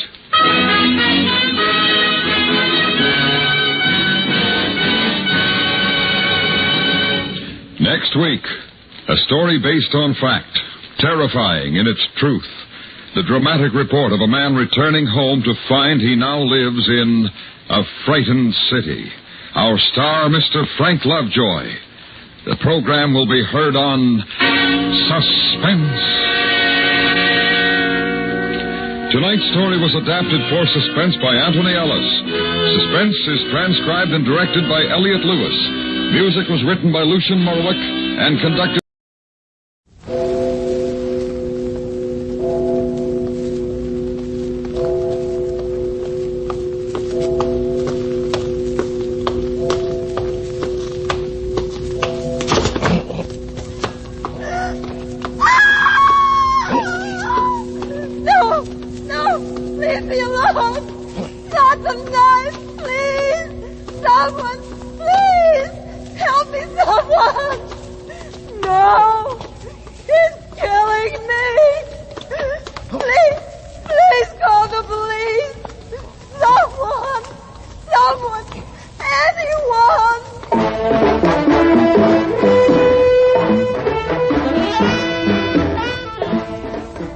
Theater 5 presents Cry in the Night.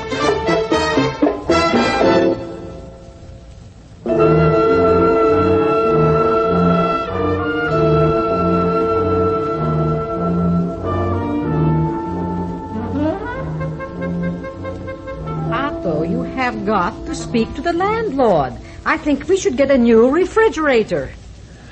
Yes, Bessie. 19 years. The first thing, Monday morning, yeah? It still runs good. Yeah, for how long? And it's so old-fashioned. 19 years. We are entitled to a new one. You speak to Morrison. Speak, why should I? Morrison has enough troubles. They are no trouble. They are good tenants. Too good. You tell Morrison either he gives us a new refrigerator or we move out. He won't give, and we won't move. With rent control, he can't give. And I can't move from my store. Store. You support it. It don't support you. 27 years. We've never starved. It's made a living.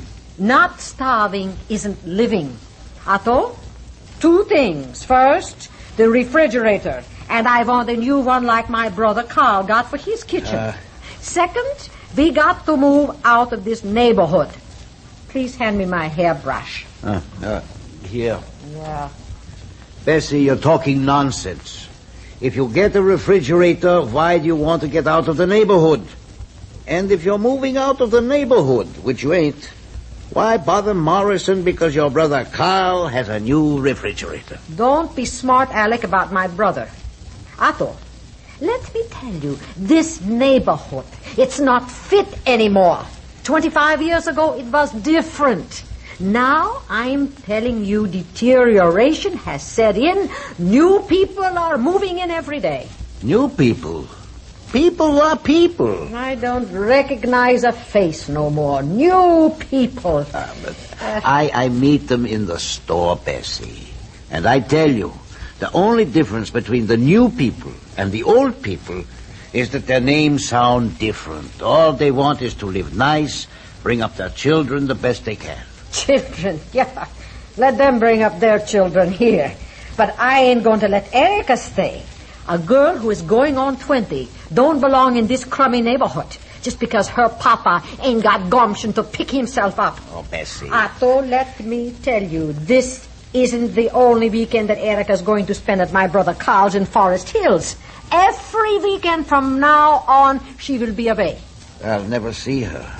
My daughter. Yeah, when she brings home a nice fella from Forest Hills, you will see her.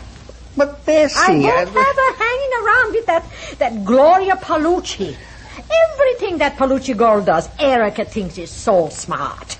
Last week she bought a dress like Gloria's, so tight around here and here that she could hardly breathe. The coat, the hat, the shoes. Now she wants to blonde her hair like Gloria.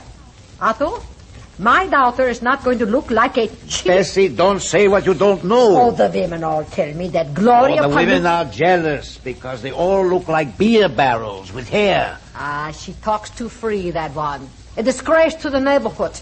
Coming home every night with a different man. And how do you know who she comes home with? Oh, don't worry, I know. And don't think I don't know how she hangs around your store, Otto. I got a few friends, too. A lonely girl, Gloria. Lonely. As far as I am concerned, she can stay lonely.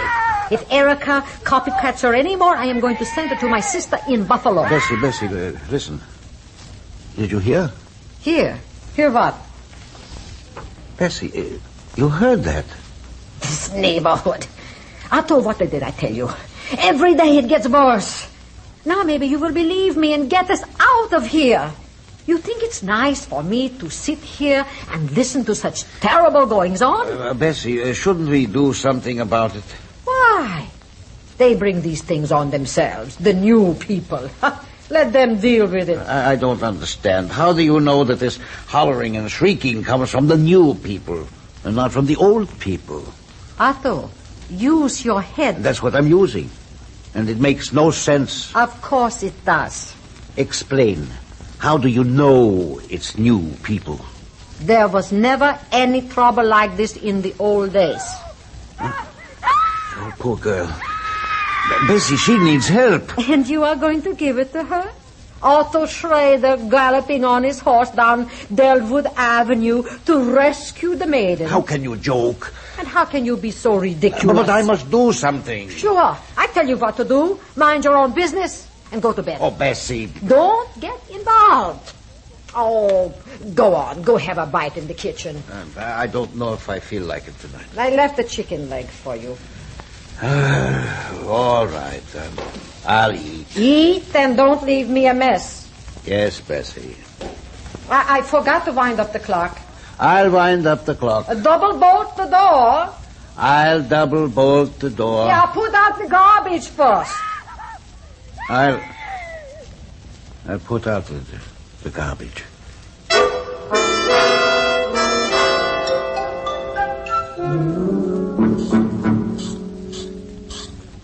You wound the kitchen one, huh? Yeah. Have you heard that girl? I haven't been listening. I've been reading. The police came, an ambulance maybe? I couldn't hear in the back. I told you. I was reading. No. Well, I'll put out the light. Yeah, okay. I am beat. Good night. If you snore, I will give you a shove and you shut up. If I sleep. Why shouldn't you sleep? I'm worried about that screaming. You better worry about your own family. Yeah. I'll speak to Morrison Monday morning. Maybe I can make a deal. I'll get you a refrigerator. Bessie, how can you sleep? I can't sleep. Another human being. The world is full of human beings. Well, I can't sleep when I know someone is suffering and is being hurt. So never sleep. All over the world, every minute, every day, people are suffering. I know, but it hurts me. And this is in Brooklyn. This is here. This is right outside my bedroom window. I listen to the screaming, then I listen to you, to what you say, and I close my ears. I close my eyes. I close my heart. It's not right. Otto, you are getting yourself all worked up. It isn't good for you. I tell you, Bessie, it's not in me to lie here and not look. You are keeping me awake with your noble talk. You want to look? Get one good look, and then come back to bed. Yeah, well, I think I will. Yeah, look with your eyes open. See what kind of a neighborhood you make your family live in. And thank heaven you got a brother-in-law rich enough to live in Forest Hills. So Erica don't have to be here tonight to listen to such frightfulness. Well, go ahead. Pull up the blind. I can't see very good, Bessie. Not out in the street. But the whole neighborhood is up. Across the street, the Ryans are looking out the window. Where are they looking? I can't tell, but Paddy and Margaret are both watching something. And the corner of the curtain, the Miller's is pulled back. Yeah? I think it's the old lady. There's all the blinds pulled at the Taylor's, and those new people, I think their name is Richie. But you can't see nothing? No. Yes, I can. Now I can. What? Just over in the shadows near their private house way down the corner. There's a girl fighting a man. How do you know then? I can't see that good. Just the two figures struggling. Looks like there's something in the man's hand. I can see by the streetlight when he turns. A knife, I bet. They don't stop at anything in this neighborhood now. The girl is kicking and scratching and biting Bessie. There she goes. She's getting away, coming towards here again. Man's catching up with her now, right under the streetlight. I think I know who it is. Who? The man? No, the girl, the blonde hair. Sometimes it's caught in the streetlight. Yeah, it must be. It is. It's Gloria Palucci.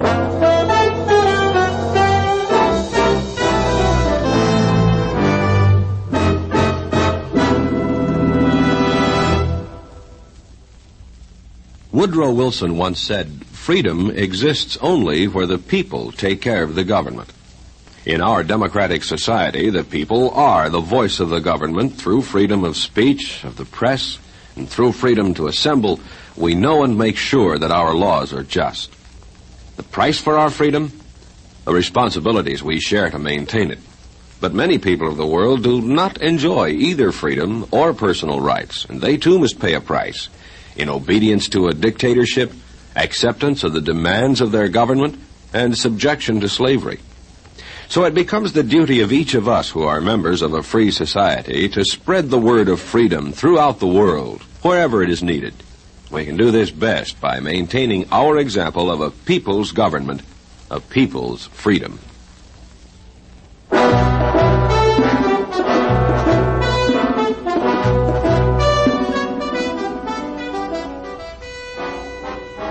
I can't see her no more.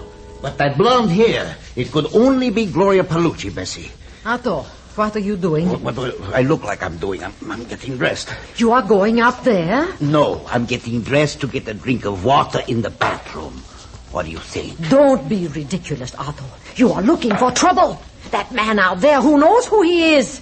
You say he has a knife? You are going to challenge him? The girl's being hurt, perhaps killed. I read in the paper about another Badinsky like you. He stopped the fight, Otto. And you know what? He landed in jail because he hurt the man on the West Coast.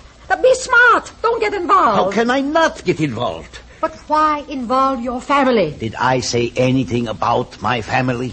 Otto, how can you not involve your family? You get hurt, who takes care of you? The Red Cross? No, I do. Who else? It's Gloria Palucci. She's not your wife, not your daughter, and she's not your business. Nobody asked Gloria Palucci to move into this neighborhood. We were better off before she came, and we'll be better off when she goes. She's no relative of ours. You go to church on Sunday, Bessie. You hear the minister say we are all God's children. Well, we are God's children on Saturday night as well as on Sunday morning. At least I'm going to call the police. Over my dead body. You know what happens when you call the police? Questions. Lots of questions. I got nothing to hide. I just want to help that poor girl. Sure, Mr. Hero. They will ask your name and you will tell them. They'll ask you the girl's name and you tell them. What's wrong with that? How do you know the girl's name? A stranger? I'll say she's my daughter's friend. Bessie, please, now out of my way. Otto, some father. You let your daughter's name get into the papers with a girl like that? Bessie. You will do no such thing. And don't think you can say she's your friend either. The women have already told me how she makes up to you in the store. Like you weren't twice her age and a respectable married man. Gloria's a good girl. Maybe she talks wild, but what is talk? Should she be killed for talk? How do you know she's good? Otto! Oh, stop it. No, get out of my way. Otto! You told me the whole block is up. Let them call the police. Maybe somebody did already. Old Lady Miller. Let her be the busybody. But maybe they haven't. Maybe everybody is saying like you. Don't get involved. And all the while the girl is fighting off a wild man with maybe a knife. Bessie, don't you have any feeling for humanity? Sure I have. For my humanity. You with your ideals and your feelings and your highfalutin sentiments. Where has it got now, you? Bessie, please. A shabby little store in a crummy old neighborhood that you can die in. Otto, do you know what it means if you call the police? Hours of questioning. Who, what, when, where? So? Not only now, but later in court. And sometimes there's a second and a third trial. And sometimes it might be a gangster involved. And they don't like you so good if you testify against them. What they could do to your store. How can you weigh these petty things against a human life? These petty things ain't so petty to me. Who takes care of the store while you are in court, at the police station, or thrown in the East River? Me. Yes, me. Mr. Idealist. You are not volunteering yourself. You are volunteering me. Now, Bessie. You think you have a great concern for humanity. Well, what you have is no concern for your own family. I'm going to call the police. Otto, I warn you. Bessie, take your hand off the chair. So, help me, Otto. If you dial again, I will pull the wire from the wall. You are hurting me for that girl. Take your hand off, Bessie. Don't think I don't know. If it was me, you wouldn't raise a finger. Just because he's a floozy with our short skirts, peroxide hair, and her blouse cut all the way down to here. You are just like all the other men. That's all you care about. Coming home every night with a different man. Well, she's not getting anything she didn't ask for. For the last time, Bessie, take your hand off the phone. No, I won't. Fighting with your own wife? How can you be so selfish? With me and mine, the world will come to no good end. Fine bards don't make a living. Take care of your own. and let everybody else take care of his own. What? Otto? Telephone. There. You've done it. Me? What are you blaming me for now? You pulled the telephone wire. You must have made a short circuit. Nobody asked you to grab the telephone. Well, maybe it's for us. Take your hands off and I will answer it. Nobody calls us in the middle of a Saturday night. Yeah, okay, Mr. Smarty. Now we'll never know who it was. It was nobody. You just made a short circuit. Otto, I know who it was. It was Erica. Maybe she met a nice, rich fella at her Uncle Carl's, so she called to tell her mama and papa. Otto, this time, answer. Sure, answer a short circuit. Ah, well. Hello? Hello? Bessie, it's nobody. Hello, Otto. Yeah. It's Carl. What's the matter with you people? You don't answer your telephone. Well, we were asleep, Carl. Then it stopped ringing. Carl? Oh, let me talk to you. Carl, your sister wants to talk to you. Hello? Hello, Carl. How come you are calling so late? I was expecting a call from you, Bessie. From me, Carl? I didn't promise. Of course you didn't promise. Erica did. Erica? Yeah, sure, Erica. You know, I gave her a little present when she came here. A present? Oh, not very much. 10 or 15 bucks. Oh, Carl, you're very nice to your niece. Otto, my brother gave Erica $15. And the next thing I know, she tells Irma and me that she changed her mind. She don't want to stay with us this weekend. I apologize for Erica, Carl. She should be nicer to you and Irma. No, that's not what I mean. I mean, she said she was going home. Home? Home? When? Erica's coming home. She left about 9. I said, call here when you get home. So right away she forgets. No, Carl, no. She's not here. She didn't come in. Are you sure she said she was coming home? Straight home? Not straight home. She said she was going to an all-night beauty parlor first. A beauty parlor? How? What? Where? She was going to use my present to surprise you, Bessie. Surprise? What kind of a surprise? You don't know? Carl, I don't know anything except Erica ain't here. Erica ain't here. Erica ain't here. Funny, she said she'd be home around midnight. She was going to this beauty parlor in Manhattan that keeps open all night. A beauty parlor on a Saturday night? Why, Carl? Why? She was going to have the color of her hair changed to blonde. Oh, my God. No, Carl, no. Not blonde. Not blonde. Oh, why not, Bessie? She's a smart girl. She knows that the really up-and-coming guys go for blondes. Hold it, Carl. There's the door. Otto, go let Erica in. Coming. Bessie, it's Gloria Palucci. She's all right. Oh, Mr. Schroeder. Mrs. Schroeder, something terrible has happened to you and Erica. Something terrible. Yes. I know.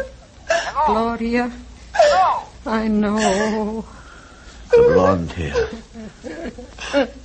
I saw it. I know. I saw it. I know. I know.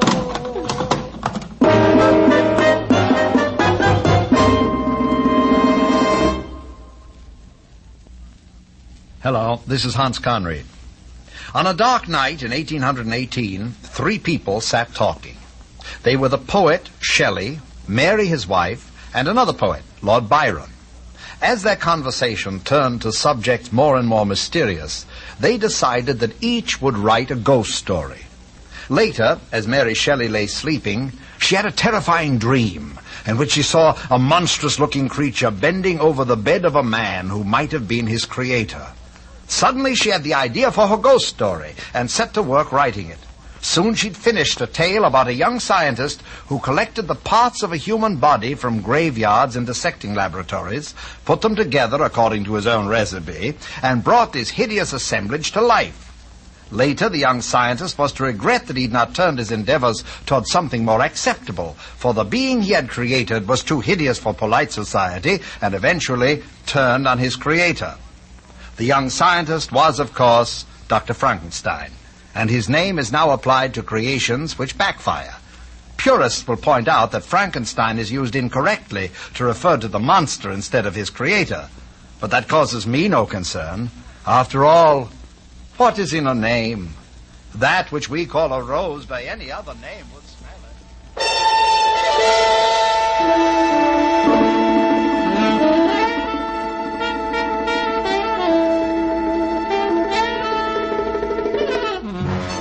Theater 5 has presented Cry in the Night, written by Raphael David Blau and directed by Ted Bell.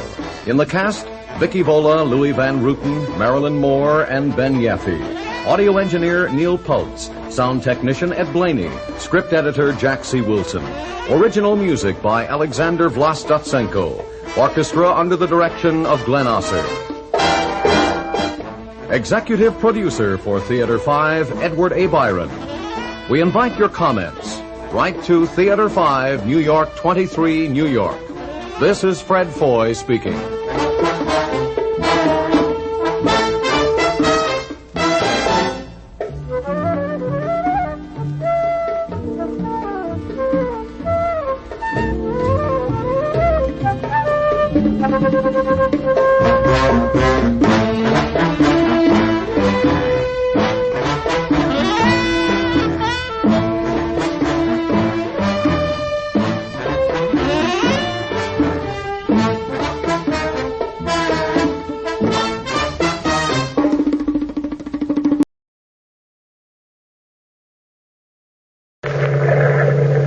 We are met in this cave by the restless sea to reveal the horror in man's mind. Listen to the weird circle.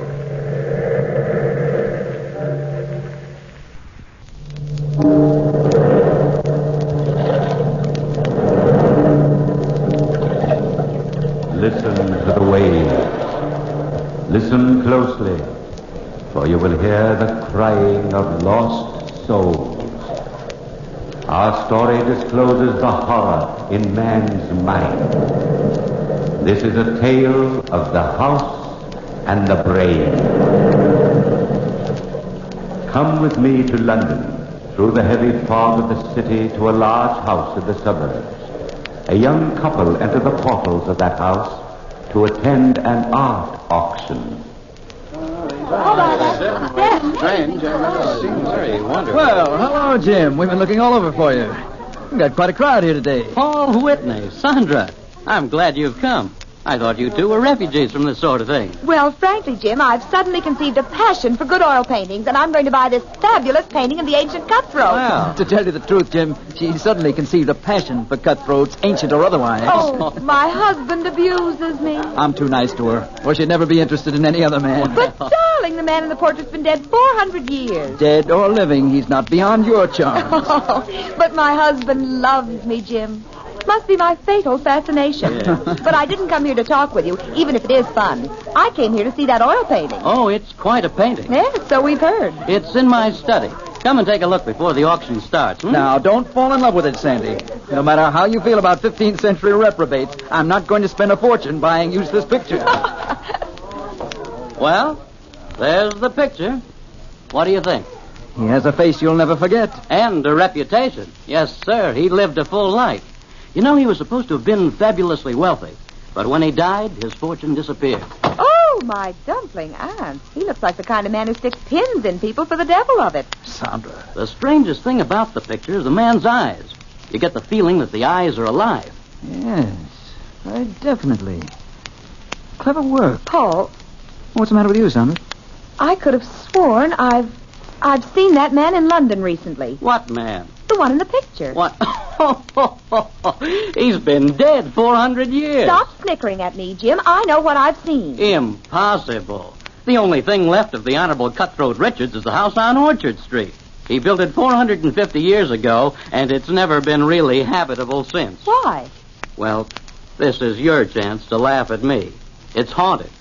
Haunted? Oh, not really. Really? Oh, Jim, I've never met a ghost. And you never will, Sandra. Jim, oh, Jim, please, oh, please. Imagine a really, truly ghost. Wonderful, Jim. Take us over. Or, better yet, I'll rent the place for a week. I've heard a lot about ghosts, but I've never been able to pin one down. You know, I've been a student of the occult for a long time. Jim, please. Oh, Sandra, I'm serious. It's dangerous business, this ghost hunting. Please, fella, anything to get Sandra's mind off buying that picture. Very well, but you'll find some very real ghosts over there. The housekeeper, Mrs. Browning, will rent you a room if you want one. But she's the only person who's ever been able to stay in the old house. Thanks, old man. Come along, Sandra. But the picture. Hang the picture, my sweet. I've got a genuine ghost for you.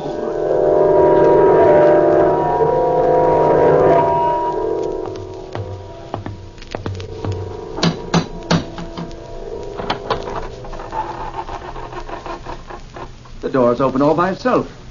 There's no one there. Doors aren't supposed to open by themselves, Paul. Well, what do you expect?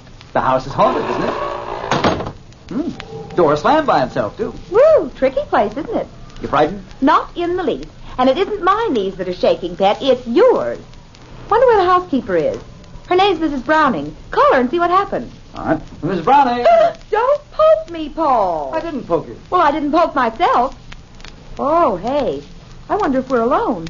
Look behind me, Paul. If it's a ghost, I don't want to meet it quite yet. Silly, it's broad daylight. Anybody knows ghosts never appear until nightfall. Paul, look. It's a child's footprint right there in front of me, a wet footprint. Great heavens. No, another one. Looks like the footprint of a child who's taken a bath. Oh, my chubby ass. Listen. The footprints lead upstairs. Shall we follow? Well, it's the obvious thing to do.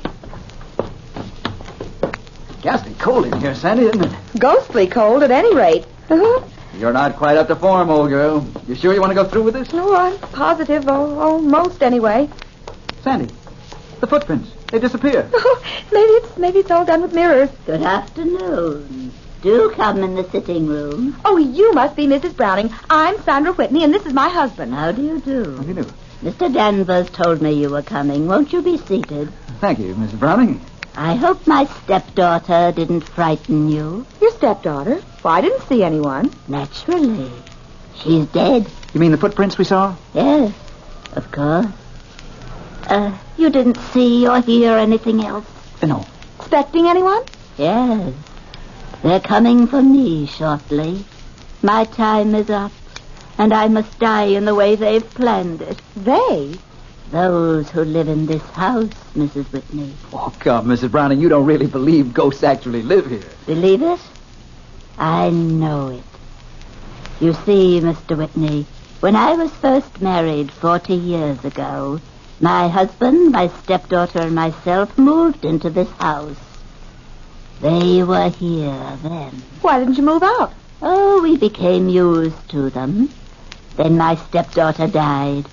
My husband had an unfortunate accident, and I was left alone. You've lived here alone ever since?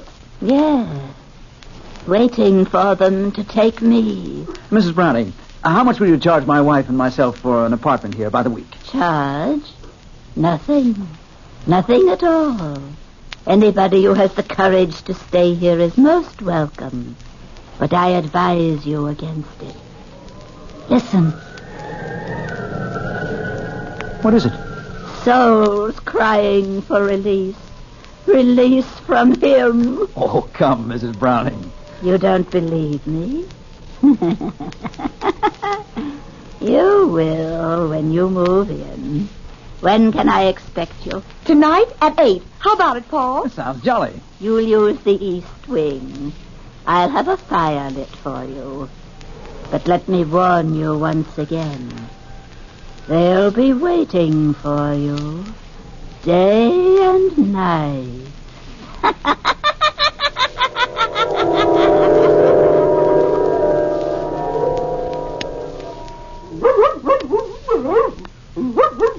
Sandra, call back. Of course, Paul. Down, Blackie. Down, I say. Oh, if you keep squirming, I'll never get you on a leash. I'd better take some pistols along with us. Well, I'm not at all sure you can shoot a ghost, Paul. I'm not at all sure it is a ghost. Something awfully phony about all that. Oh, no. My intuition says there were ghosts in that house, darling, and I've a very perceptive intuition. Sandra, you're not going to take Blackie with you. Well, of course I am. He's a watchdog, isn't he? But a dog. Now, darling, remember how nicely he caught pheasant last year? But pheasants aren't the same thing as ghosts at all. Stuff and nonsense. You ready? All ready. Here's your coat, dear. Oh, look out the window, Paul. So peaceful out there. You've always been partial to twilight. Oh, reminds me of the time you courted me. It was such a nice time. Paul, that man, the one on the street. What man? The one standing right out there. Look at him. That's the same man whose portrait we saw at Jim Danvers' house today. Sandra, where are you going? To talk to him, Pat, of course.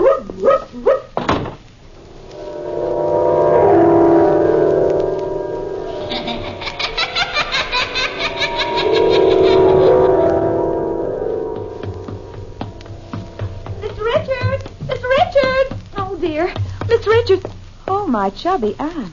It is him. Oh, excuse me, sir. I couldn't help noticing you, and...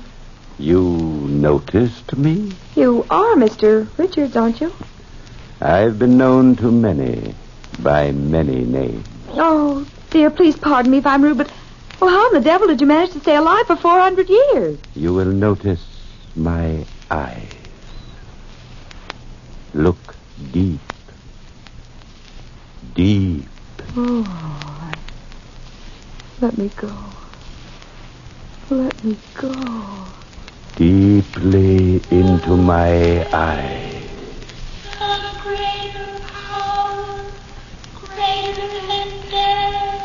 You've never seen me before. You don't know me. You can never remember me again.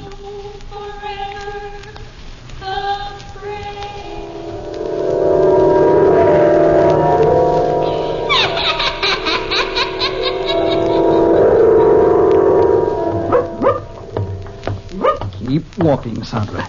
I hope you're properly ashamed of yourself, approaching strange men and asking them silly questions. Well, I'm sorry, Paul. It was stupid of me, but anybody can be wrong. Of course they can, but on the face of it, it was silly.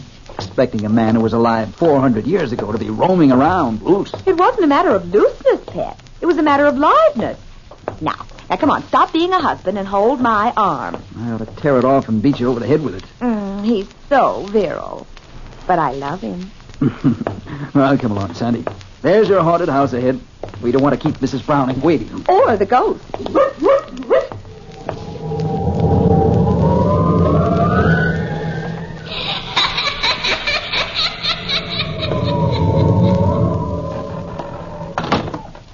That door again. Insidious feeling, doors opening and slamming. Mrs. Browning! Mrs. Browning! I'm in the east wing, Mr. Whitney, just lighting the fire. You better go on up. This hall's drafty. Hey, Paul, more than cold in here. It's almost as if something or somebody is draining your body of all warmth. That's a pleasant thought, Sandy. Now that you've scared yourself stiff, move. Well, I was just getting in the mood for ghosts. Where's the east wing? This way, Mrs. Whitney. Oh, hello, Mrs. Browning. Well, this room looks cheerful. It's as gay as my mood. Nice fire, nice candles. Quiet, Blackie. You'll scare somebody. A dog scare somebody? Not tonight. They came tonight. What came tonight? You'll see. Better make yourselves at home while you can. Blackie, sit down. Over here, Blackie. Look at him, Paul. The hairs on his head are standing on end. Be quiet, Blackie. Blackie! Look! I told you they were here. A luminous mass. A blue mass. Sandy, be careful. It's materializing. Coming for me. I knew it. Coming for me. Oh, Mrs. Browning, Paul. Fingers are choking her. Good heavens. Mrs. Browning. Oh, Paul, stop this horrible thing. Coming for me. Send me. Send me. It's horrible. It's all right, Sandra. All right, darling. Oh, it's gone, hasn't it? Yes. It's gone. But Mrs. Browning, she's dead.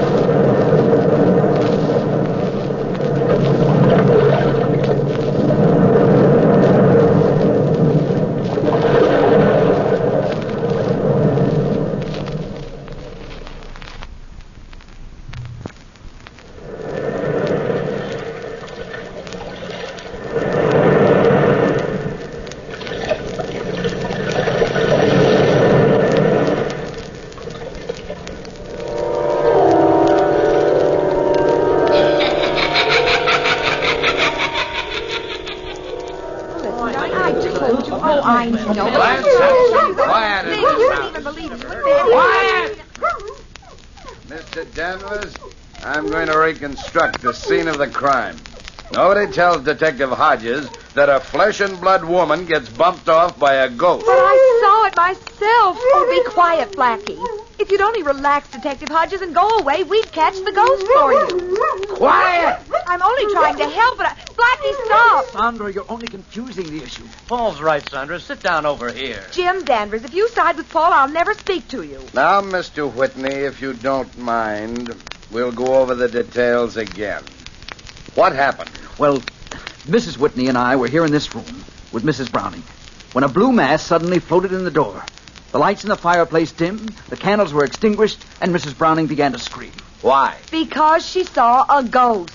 It's really all so simple. Sandra, my dear. And then what happened? The mass suddenly materialized, at least sufficiently for us to see two hands. Two hands without a body. The hands reached out, grasped Mrs. Browning by the throat, and... That was that. Thank you, Mrs. Whitney. I suppose you expect me to believe that story? There's no reason for you to doubt Mr. Whitney's word, Detective Hodge. I'm not saying there is. But there was only 3 people in this room, and one of them is dead. Everybody's under arrest. Everybody, do you hear? Oh, Paul, it's here again. Look, Detective Hodge. Paul, Sandra. Oh, Paul, for heaven's sake. What is it? An axe murderer in ectoplasm. Sandra, don't be funny. Let's get out of this house before it gets all of us. It's gone. Yes, it's gone. Now, do you believe us, Detective Hodge? Yes. Yes, I believe you. I'll have Mrs. Browning's body removed to the morgue right away.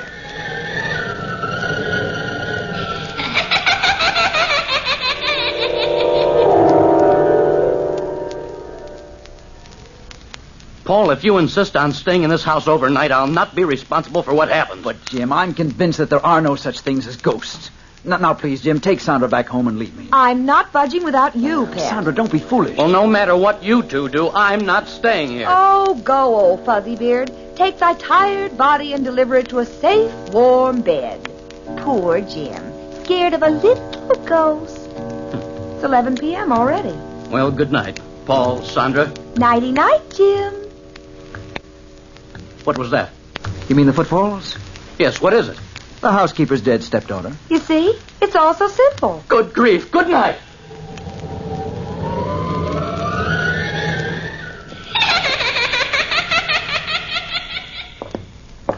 Oh, we've been all through the house, Paul, and I'm dead tired. Come on, let's go to bed. You go to bed. I'll sit up and read these letters we found in the attic. Here, Blackie, come here, come here. Now lie down next to me. There, poor Blackie, poor doggy. You don't like the ghosties, do you, Pet? Poor Blackie. Hey, this letter's interesting. What is it?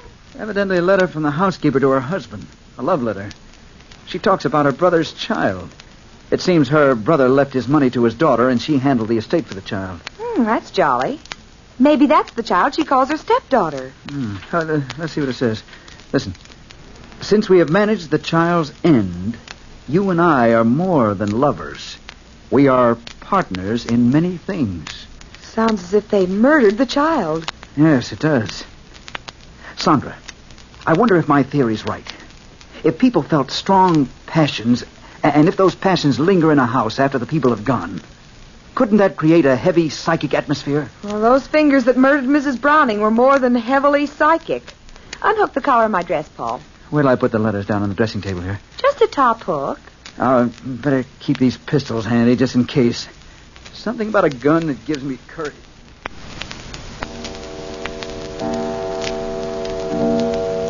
Funny. Oh, it's midnight. I'm tired and nothing's funny. You know Mrs. Browning's sitting room? It seems to be an extra addition to this house. It juts out from the rest of the building like a sleeping porch. What's funny about that? Well, that horrible cold and the footfalls all seem to emanate from that room. Oh, you and your logical mind. Oh. What's the matter, Sandy? Oh, look. The fire's dimming.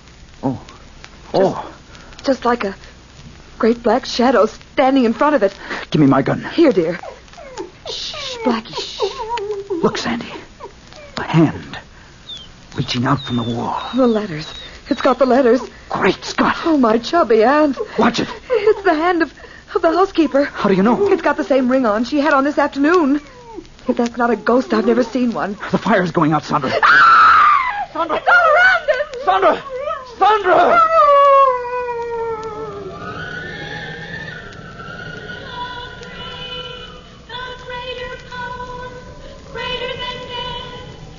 You can't get your will against mine. My will is greater. No. Succumb, succumb. My will is greater. No, you're a shadow. And you are a mere mortal who knows no secrets beyond the veil. I control the world of shadows. Succumb, fool, succumb. No, go away. You're nothing but an image. You will die by my command in this house. You will die before morning. Admit my will. No, I will not admit your will.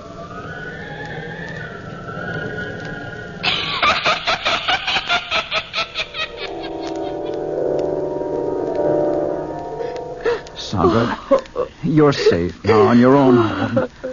Just lie still, darling, and drink this. Paul. I was a fool to allow you to stay in that accursed place last night. I ought to have my head examined. I came over as soon as I got your message, Paul. Oh, come on in, Jim. Sandra's recovering from a bit of a shock. Yes, I heard about it. I warned you, Paul. That house is definitely haunted. I'm going to board it up. It's completely useless. No, that's not the answer, Jim. It isn't ghosts. At least, not in the real sense of the word. Why, Paul, after what you went through, you say that? It's too malignant for a ghost. Do you believe in the power of hypnotism? Well, I've heard some amazing theories about it anyway. Well, I believe some power controls that house. Well, that's still ghosts. No, because the brain that controls the house is still alive. I'm convinced of it. Well, where do you think this man who controls the house is? He might be thousands of miles away. Remember you said that the eyes in the picture of the fabulous Richards seems alive? Oh, that's ridiculous. Not at all. In some crazy, mad manner, Richards has kept himself alive all these 400 years. In some hypnotic way, he controls that house. Well, if your theory is right, how can we break his control? Well, I'm certain that his control emanates from the little sitting room which once belonged to Mrs. Browning. Yes? Now, if you'll let me, I'd like to hire workmen and tear that room off the rest of the house. Oh, but Paul, the room is only an extra addition, Jim. It can't do any harm to try.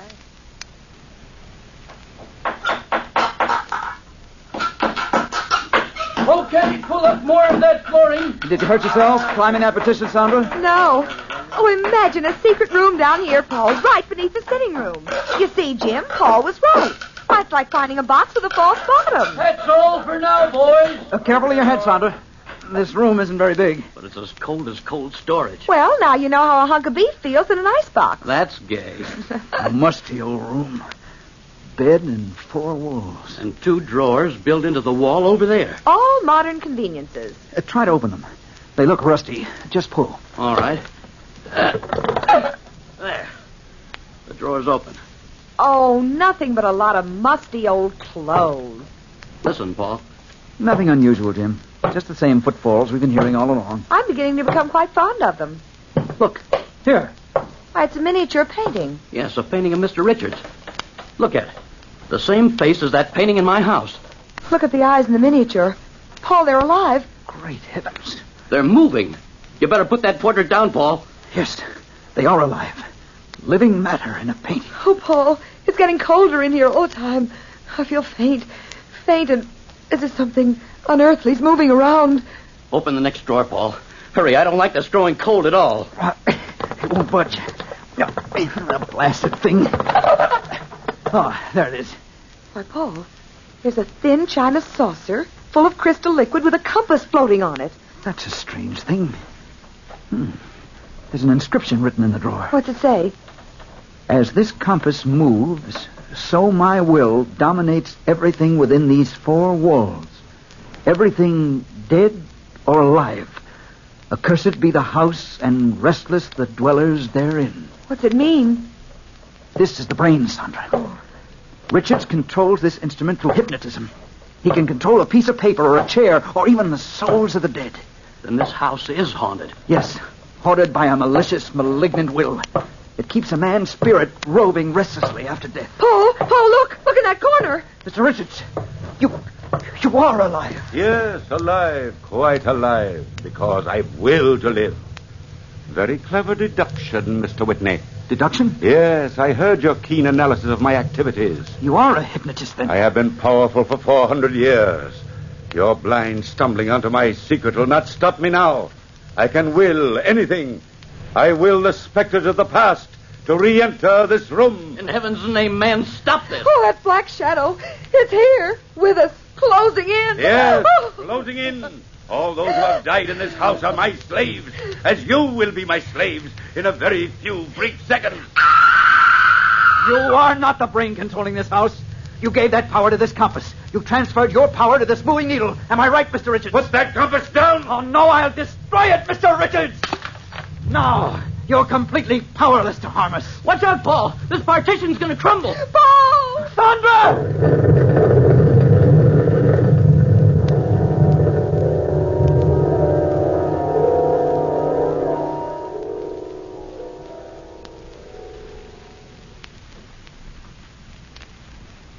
Gosh, Paul, it's good to be back in our own home. What happened to Mr. Richards when the petition collapsed, Jim? Well, the workmen searched the debris around the house for Mr. Richards' body, but no trace of him was found.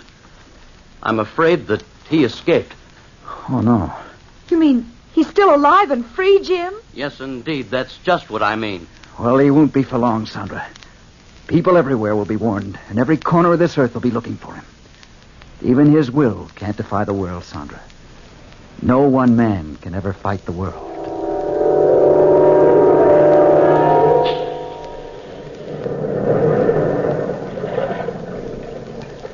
From the time-worn pages of the past, we have recalled the house and the brain.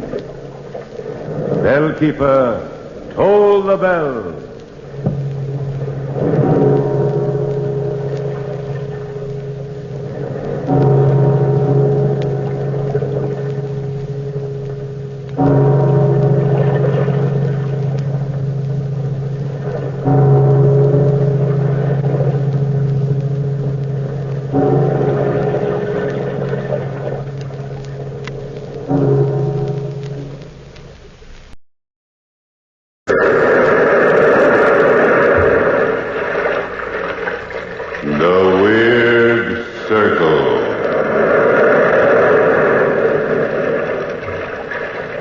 In this cave, by the restless sea, we are met to call from out the past stories strange and weird. Lands of a world gone by, speak again the immortal tale, the Hand.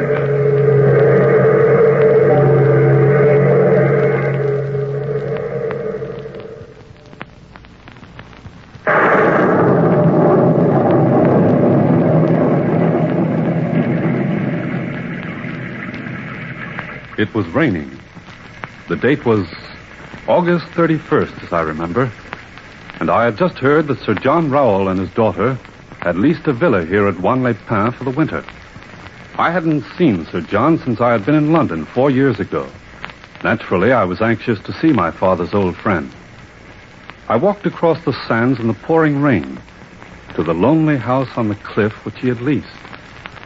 I remember wondering at that time why any man would choose such an isolated and cheerless spot. But then my taste for his villa might have been dulled by the constant fall of the rain and the dreary, overcast skies. I knocked on the door and then waited.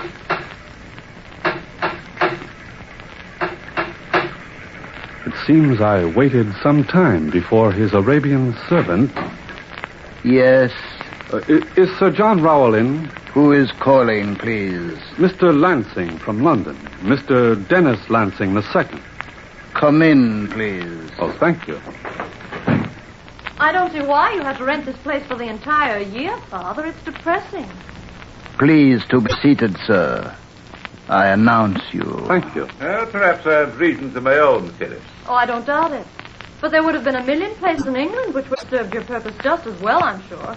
Mr. Dennis Lansing II to see you, Sir John. Dennis Lansing? Show him right in, Kiara. Show him right in. Another one of your head-hunting friends, Dad. You'll see, Phyllis, you'll see. Sir John. Well, come in, my boy, come in. Let's have a look at you.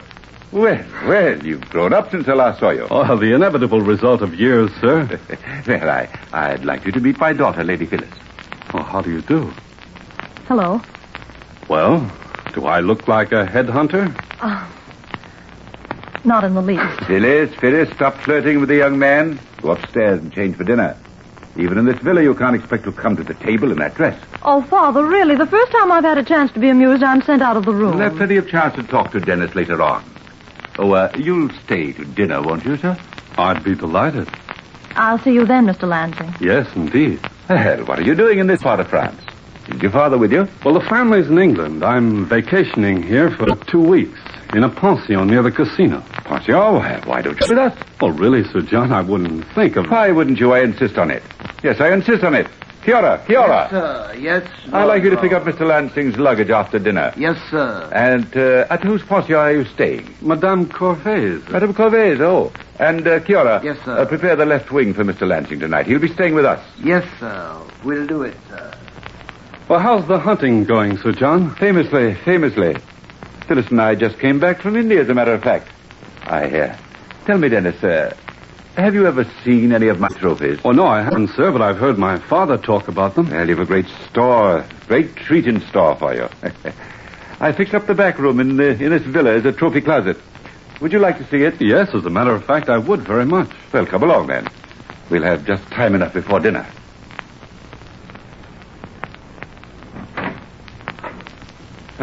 This is the room.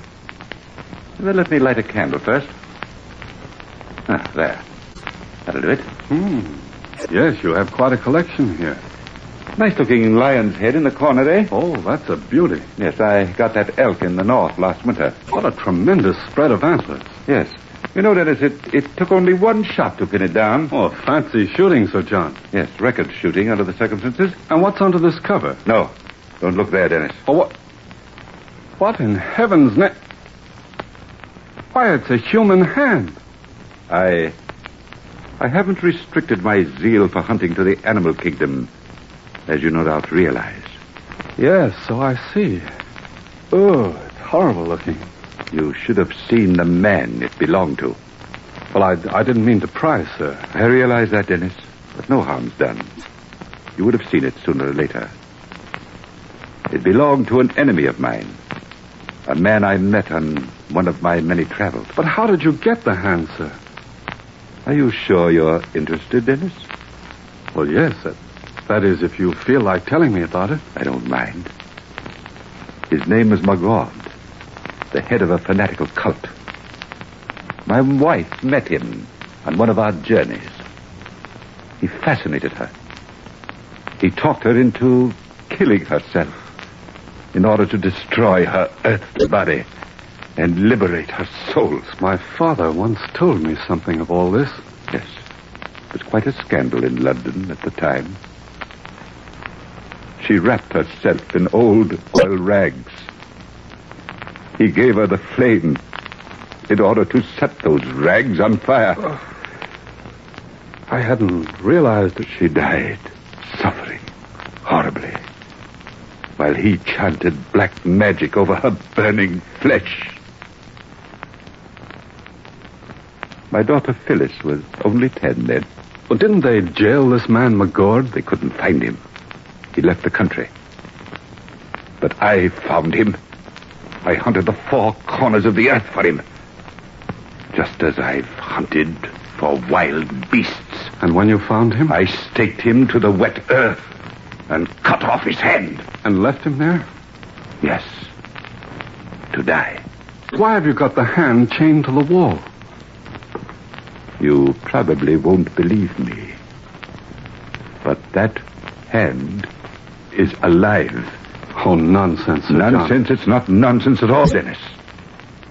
My life is safe only as long as that chain holds that hand. But how can a severed part of a body retain life? I wish I knew. The dinner bell. Well, we'd better hurry down. Kiora hates to be kept waiting. He's quite a cook, you know. Doesn't want his food spoiled. Look, Sir John, the hand. I could have sworn it moved. Yes, it does. frequently. Come along. And oh, Dennis, don't say anything about the hand to Phyllis. She hates the thought of it. You have my word, sir. I won't mention the hand at all.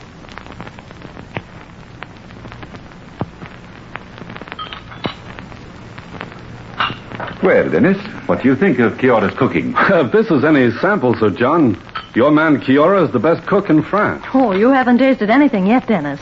Wait till Kiora makes one of his famous curry dishes. He's quite an expert on curry. Do you like curry? Well, at times I do. It's a little peppery for my taste. Oh, don't say that to Father. It's sacrilegious. I beg your pardon. Letter came just now, Sir John, for you, on the door. Another one, Kiora? Yes, sir. Another one. I say should move now. Phil, Dennis, will you excuse me? Suppose you young people take your coffee in the parlor. Oh, of course, Father.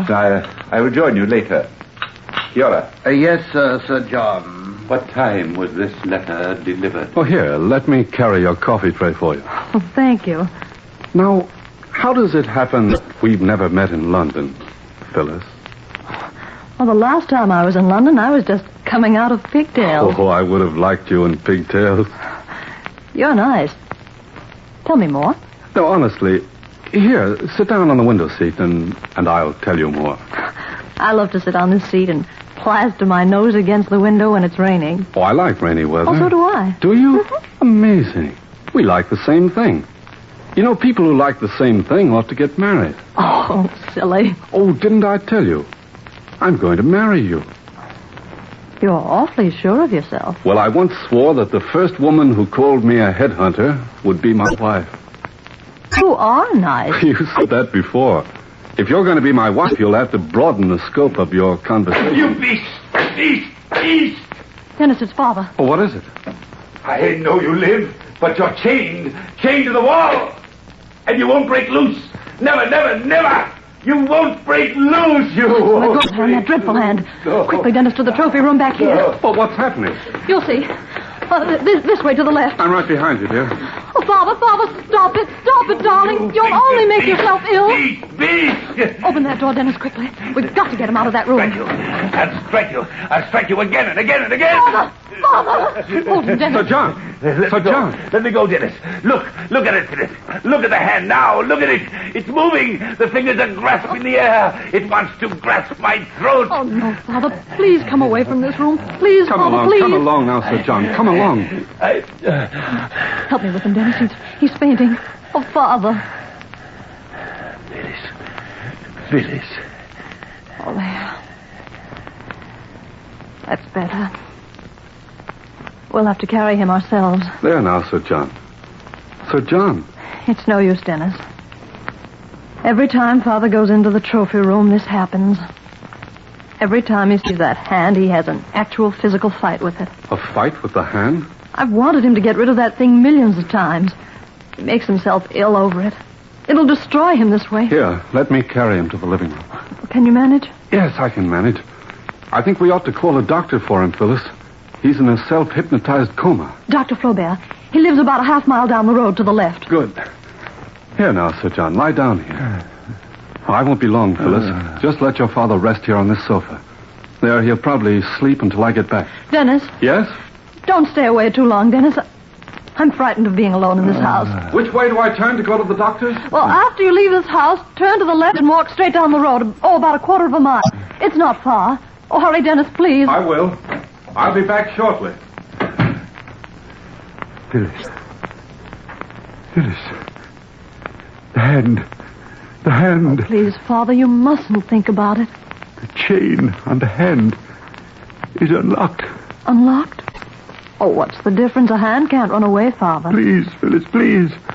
Lock the chain. Lock it. Go now. Then lock it. All right, if you want me to, of course. Will you be all right alone here? Yes. Yes, quite all right. Oh, if only you hadn't sent Kiora into town. I'm so hot. Hot. No. No! Phyllis! Phyllis, help me. Help me. It's the hand. The hand coming for me. Crawling on the wall like a scorpion. Closer. Closer. Nearer. Nearer. It's coming for me. Now.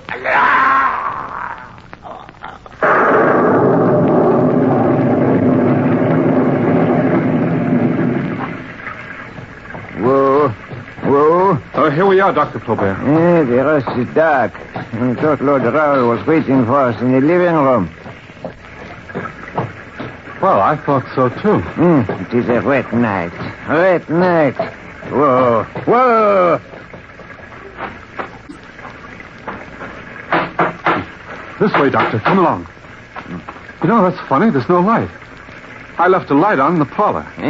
Perhaps Lord Raoul turned it off so he could sleep. Well, perhaps. Yes, perhaps. They do not answer, no? No, they don't. Who's out there? Phyllis! It's Dennis and Dr. Flaubert. Let us in. Oh, Dennis. Dennis, father's dead. Eddie's been murdered. Murdered? Dr. Flaubert, my father's been choked to death by the hand. Where is he, my dear? On the sofa in the living room. Come along, Doctor. You can take a look at him. I'll light a candle. I'm frightened. So frightened, Dennis. Father asked me to go to the trophy room to be sure. The hand was locked safely to the wall. As soon as I left him alone, I heard Dad screaming. When I came back, look, that's what I saw. Let me examine him, mademoiselle. Here's a candle, Doctor. Thank you. There. Phyllis, try to control yourself. You're safe now. Father. Phyllis, now stop crying, my dear. It's so incredible, Dennis. A severed part of a human body being able to commit murder. Murder? Did you see the hand? No, I didn't. It was gone by the time I returned, and all the lights but that one candle near the window were out. Dr. Flaubert, is it possible for that hand to be alive? Under ordinary circumstances, I would say no, Monsieur Lansing. But these are anything but ordinary circumstances. Then you admit it's possible for this hand to have done the murder? I admit nothing, monsieur. Only I must judge from the evidence which confronts me. And no human hand ever performed this murder. Look at the imprints on the neck of Lord Raoul. Skeleton imprints. They're imprints of skeleton fingers. Then the hand is still loose in the house somewhere. Did you see the hand in the trophy room, Phyllis? I never got back there. Oh, Kiora. I have brought your luggage back, Lord Raoul. Yes, Kiora. Lord Raoul is dead. I knew it. I told him not to stay in this house. I could feel the danger around us. Could you indeed, Kiora? Perhaps you understand more of this than we do. No, it is pity. Lord Raoul was fine hunter. Tell me, Kiora, what was in that letter that Lord Raoul received this evening which threw him into such a panic? I do not know, Mr. Lansing. Well, where did it come from? I do not know that either. This isn't the case for us to solve, Mr. Lansing. It's up to the police. Oh, not the police. Please, Doctor. It will only start an old scandal all over again. But, mademoiselle... No, my father wouldn't have wanted it. The publicity over my mother's death ruined his life.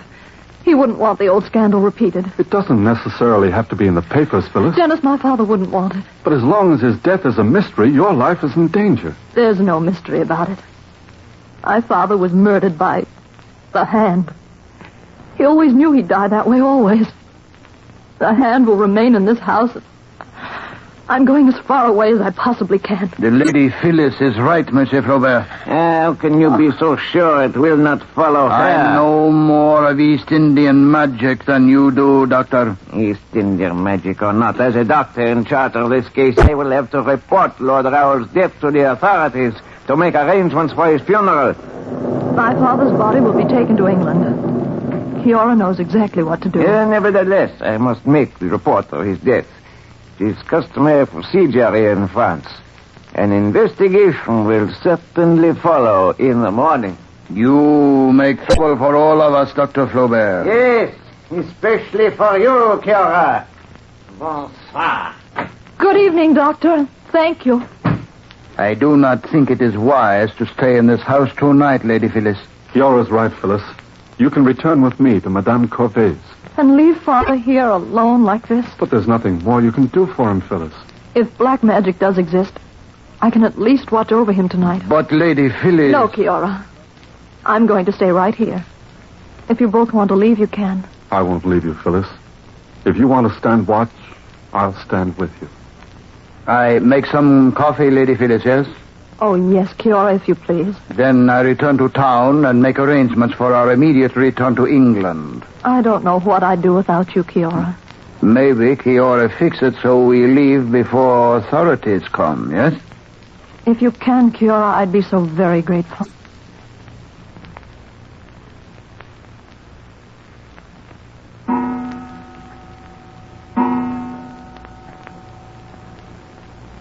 It's so late, Phyllis.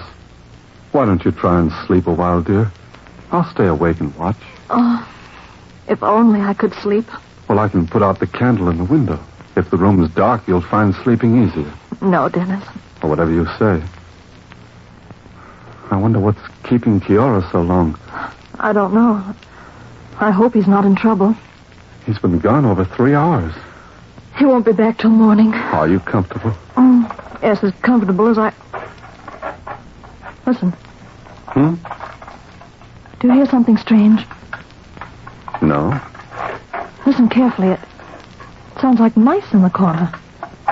Oh, yes, now that you mention it. Like mice or a scratching hand. You hear it now, don't you? Yes, I do, very plainly. Dennis, look on the windowsill. It's the hand. Crawling like a scorpion towards my father, crawling. It's going toward the light. Dennis, don't touch it, don't touch it. Be quiet, Phyllis. Look at it, look at it. What? Going to try and turn off the light. I've got to grab it. The light, Dennis, the light. I've got it. Light the candles, Phyllis, hurry. I'll light them, hang on to it. Just hold it until I get a taper. What? Oh, there. There. Now we can see. Look.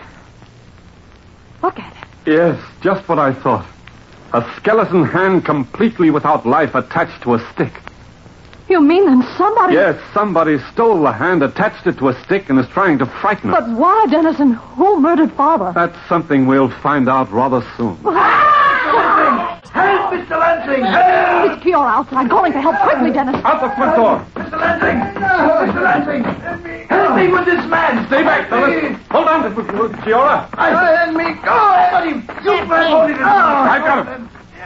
Dr. Flaubert, what are you doing here? Mr. Lansing, help me bring him into the house. You'll pay the gods heavily for this, Kiora. He's wounded. Yes, sir. I used knife on him, unfortunately. Bring him inside. Dennis, I don't understand I think I'm beginning to. Take his feet, Kiora. Yes, sir, I've got him. Feet. Nothing to be proud of. They are the feet of a dog. Close the door behind us, Phyllis. Here, we can put him down here. Yes, sir. You fool, Kiora. I shall imprison your soul for eternity. That is too late, Monsieur Margot. Margot? My father hunted him down and left him to die long ago. Dennis, he can't be Margot. He is, though. He didn't die. He was staked to the ground, Phyllis, but managed to free himself. Kiora suspected the doctor from the first. That's quite right, Lady Phyllis. He kept writing letters to Lord Raoul. He, the only one near enough to drop letters on the door. When he leaves house this evening, I wait outside for him to return. I hide in bushes.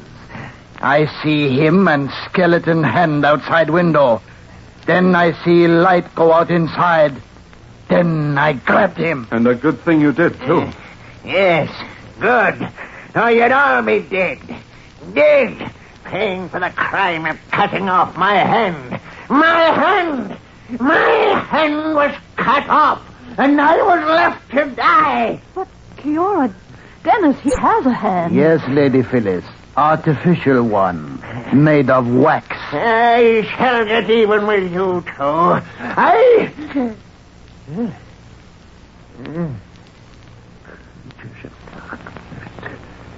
They've come for me.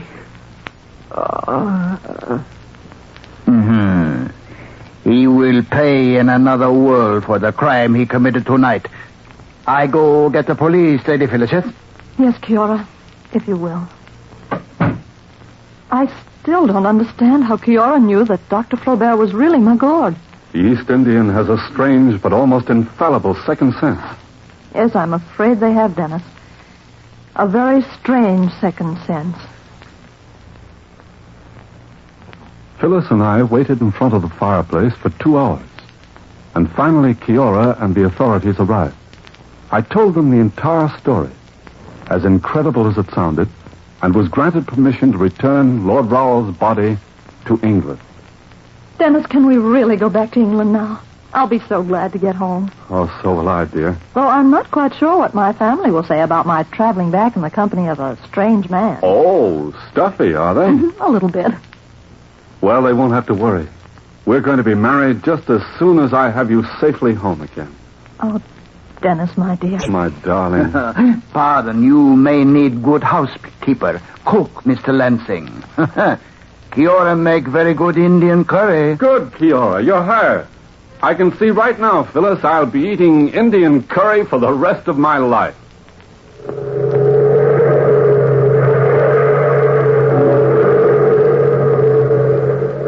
From the time-worn pages of the past, we have brought to you the immortal tale, The Hand.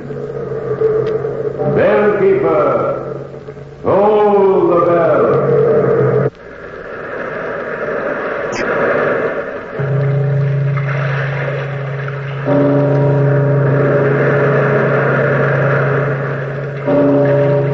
This is the United States Armed Forces Radio and Television Service.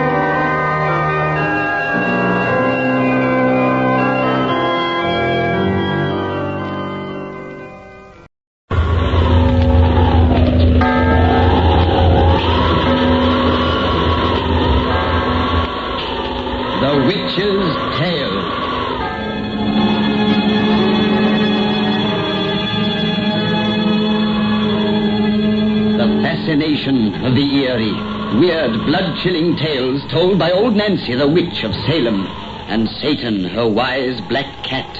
They're waiting for you, now.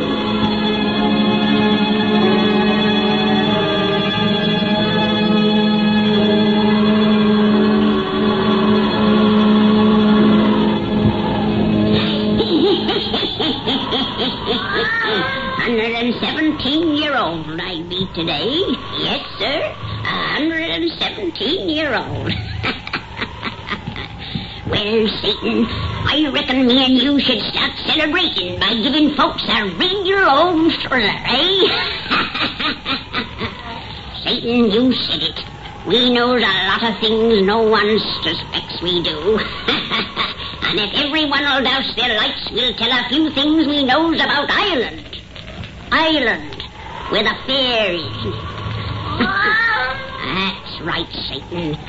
Tell folks to make it nice and dark.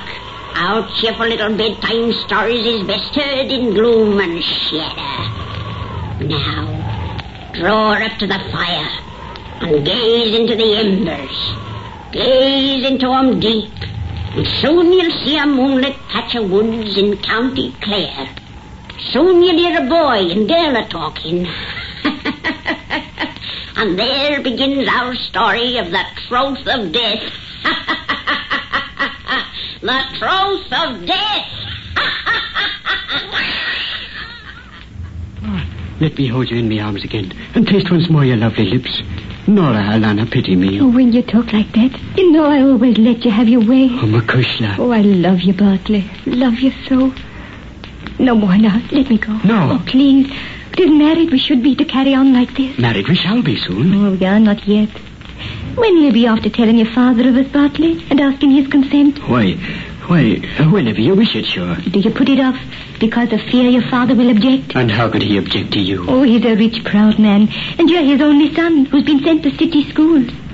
Sometimes I'm after thinking he'll not be happy to have anyone so poor and ignorant as Nora O'Neill for his daughter-in-law. Nora, darling. Oh, tell me fair. He's not already forbid our marriage? My father's never said a word against you. And if he should, his words would have no weight, for I'd give up everything in all this world for you. You tell me truth. Can you disbelieve me as I take you in my arms? Oh, let me go. Please, no more kisses. Nora, Alana, pity me. Oh, you know I can't deny you. Enough now. Take me home. Not yet. Yes, Mother will be waiting for me. And tread lightly on the listen. Sure, the banshees are about a moonlight night like this. You're a superstitious Ghassine. Can you never be persuaded there are no such things as fairies? How different you are since you've been away to city schools. You don't seem to believe in anything anymore. I believe in love. My love for you that overflows my heart. That's all that matters. Will you tell your father of it soon and ask his blessing for us? Be sure he said no word against me. Never a word. And I'll tell him soon. Now kiss me again before I take you to your mother. No, please. Nora, Alana, pity me. Oh, you know I can't deny you. I love you, Bartley. Love you so.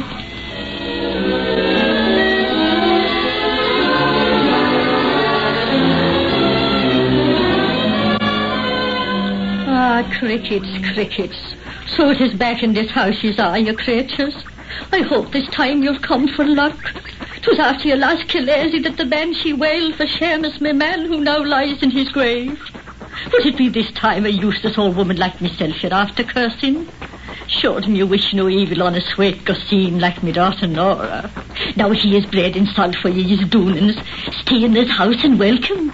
But this time be your visit for good instead of ill. Come in, whoever you are, and peace be with ye. Good evening to you, Susan O'Neill. Good evening to you, Michael Glennon. Is it alone you are? Well, you have eyes to see that I am. And who did I hear you talking with as I just passed by you, Windy? 'Twas the crickets, may the Son of God preserve us. You were talking to the crickets? Aye, close they are to the little people, and much harm or good they can bring to the house they enter. Crickets, little people. Ah. Michael Glennon, you know not what you say. Ah, they've stopped their chirping. Quick, speak them soft, apologize, or they and the she's will do you harm. Oh, enough of such old woman's talk. I'm here for speech with you concerning Bartley, my son, and your daughter Nora. I've come to warn you that all goings-on between them must end. What do you mean? My Bartley has been to school in Galway. He's an educated man, and I have ambitions for him that I'll not be after seeing spoiled by his marriage with an ignorant country wench. Is it after telling me you are that a simple Connaught Lennon objects to marriage with an O'Neill of Ulster? You see my point.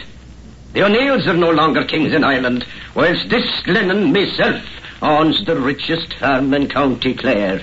There can be no marriage, as I've already told my son. You've told Bartley? Weeks ago. Yet every night he's called here for my Nora. Now they're out together on the heath. So I've suspected, and that's why I've come to warn yous fair. I saw you was a fool when just now you passed mortal insult on the crickets and the shees. But are you such a fool as to think you can curb young men and women in their love as you curb horses in their traces? Bartley is my son. You'll see I'll mould him to my will. No, Bartley, no. Nora, Alana, pity me. So? Sure, and I've pitied you enough this evening. Now you've had your last kiss. Darling, just one. Oh, you know I can't deny you. I'll do the warning of your girl myself, Susan O'Neill. Sure, and there's no stopping a fool. Do so and you must. Bartley! Oh, Father! Come inside here, both of you. Oh, Mr. Glennon, what? Come to your mother, Nora, me angel. Aye, and stay with her. You, Bartley, come here with me. Father. No words. Long ago I told you to leave off courting of this girl. Bartley, you said... Long ago he knew me wish, and now this night he'll know me will. Either he breaks off seeing you forever, or he's no longer son of mine. Away from him I'll take everything that I've given. The money from his pocket and the roof from over his head. Father, wait. You've heard me, Will. Say what's your choice, but say it now. Father, you don't know what you ask. Have pity. Oh, tell him, Bartley. Nora. I leave this house. You either follow me, or you stay behind for good. No, Father. You either come with me now, or stay. Father, wait for me. Bartley. I'm coming with you, Father. I'm coming with you. Oh, Mother. And I believed the lies he told me. Oh, Mother. Nora, my angel. Oh, cricket, I might have known it was an omen when you stopped your chirping. Again you brought evil to this house and gone away.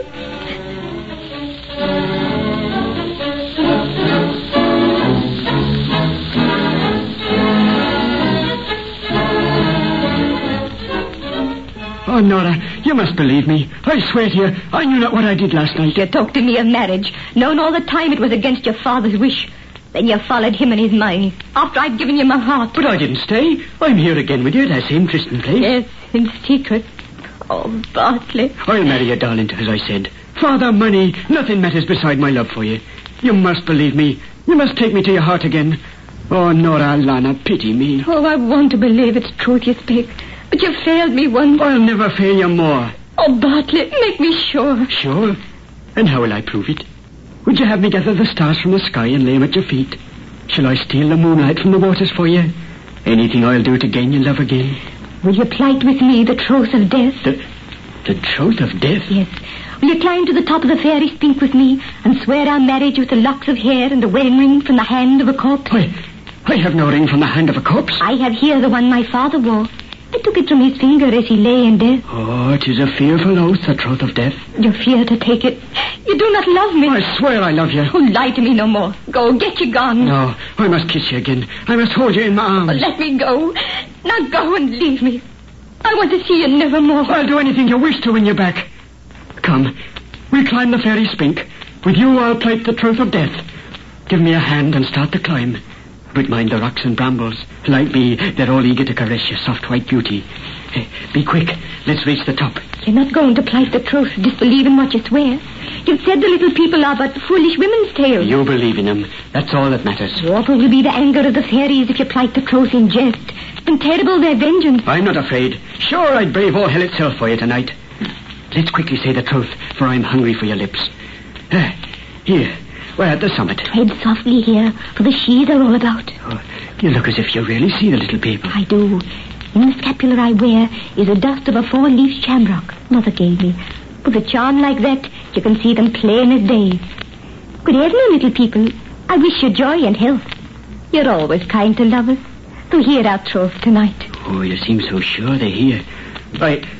Let's leave this ghostly spink. Without the troth? Oh, no, too great is my desire for you. But let's be quick. We have a knife. Cut the lock of hair from your head. There, it is done. Give it in my hand. I do the same with mine. Here, take it in exchange. Now break the ring in two. The gold is thin and soft. I break it. A wedding ring from the finger of a corpse. You keep one half and give the other half to me. Now take my hand. I speak the troth of death. Oh, 'tis gloomy here. O Son of God, and all the saints bear witness. Wait! I thought it was only on the chaise you meant to call. I speak the troth of death. You swear it with me, or we part forever. I'll swear. O Son of God, and all the saints bear witness, and fairies of the glen, and fairies of the hills, all spirits of the oceans, earth, and sky, witness how we plight our troth. Oh, the air is thick with shadows. The spirits hear, the fairies see. Look upon this man and I. Here before thee, we now plight our marriage. With a ring from the dead we bind our vow, and with locks of our living hair. Never shall we break our oath. Never shall we be untrue, one unto the other. Oh. If this pledge be broken, may the guilty one be stricken dead, and suffer punishment till God's great judgment day. I, Nora O'Neill, do swear this oath. You, Bartley Glennon, swear it too. I, Bartley Glennon, swear it too. No, I'm afraid. Nora, give me back my oath. The troth of death, once plighted, stands forever. Oh, Bartley, I love you. I'm your wife now. Take me in your arms.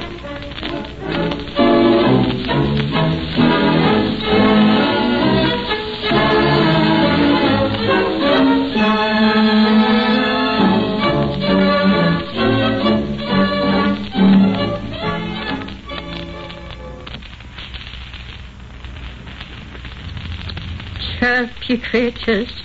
As if 'twasn't enough evil you wrought in this poor house since 2 years ago you came before. Sure, and for all I spoke you decent and gave your bread and salt. Come in, whoever yez are, and peace be with ye. So, 'tis you, Michael Glennon. Susan O'Neill. Is it hating me forever you'll be because of the black-hearted son I brought into this world? Why have you come to this house of shame and sorrow? To tell you Bartley's ship is coming home. At last. Well, as you know, I didn't want him to marry your daughter.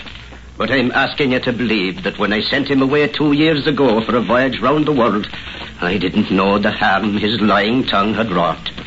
I'm a hard man, but a just one, and that's why I've come tonight. Yes, you's but a man, neither hard nor just, only vain and foolish. Perhaps you're right. Where is Nora and the babe? Out by the fairy spink. Every day she goes there, hoping your Bartley will come back and fulfill his vow of holy marriage. I hear her coming now.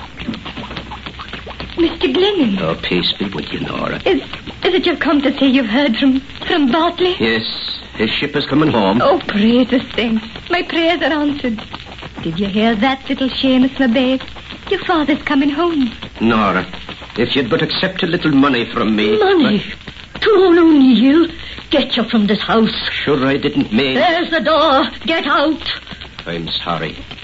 When my son comes home, I'll see that justice will be done. You'll see. You who molded him to your will and brought this all about. Get out. I didn't know.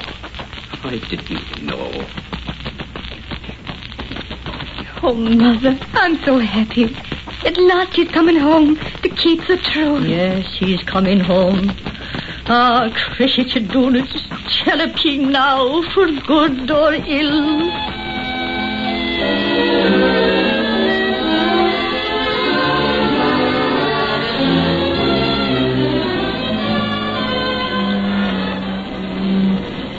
Oh, Patrick, my lad, pour me out another drink.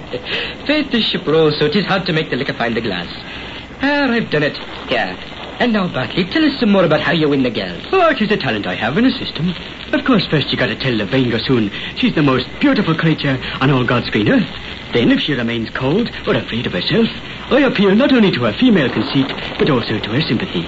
I make her think I'll fall dead at her feet from now if she doesn't ease my ardor with a kiss or two. Molly, or Bridget, or Kathleen, I see, looking deep into her eyes. Oh, Alana, pity me.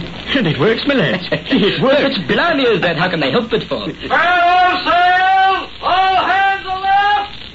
What is it, Stephen Murphy? Sure you look all battered. Captain's orders. All hands on deck. You passengers, no sleeping. We're not in any danger, are we? That no one knows when they're at sea. It's a slip storm. How far are we off Ireland now? Just off Hag's Head. If we don't go on the rocks, soon we'll be in Galway Bay.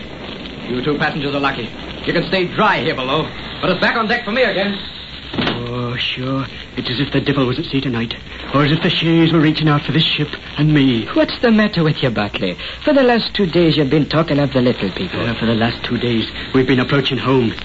Patrick, you've been to school like me, yet you believe in the little people. Can schools make you forget what your mother taught you as a babe? Oh, I used to think so. Now, when I'm coming back to Ireland again, I'm not so sure. Patrick, do you also believe in oaths? What kind of oaths? The kind you vow to heaven, and the spirits, and the she's. Sure, I do believe in that kind. I won't. She forced it on me. Blinded me, she did, with the whiteness of her skin, the softness of her body, and the beauty of her face. I won't believe. Twist, me lad, you're drunk and talking riddles. Yes, that's it. I'm drunk. That's what makes me afeard of things I don't believe in. And soon we'll be in Galway, only 50 miles from home. and from the fairy Spink. I won't get off this ship. The Shays can't get me here. What you talking about? No, nothing. The Shays can't get me here. What's that? What? The cry. 'Tis but a whistling of the wind. No! Hey, listen. It sounds like the keen of a woman. I hear nothing but the storm. Oh, once more it wails. She called the spirits of sea and sky, as well as earth, to witness. Thirdly, you're drunk and talking mad. Oh! I know it! I know that keen! It's the wailing of a banshee! The banshee of my death!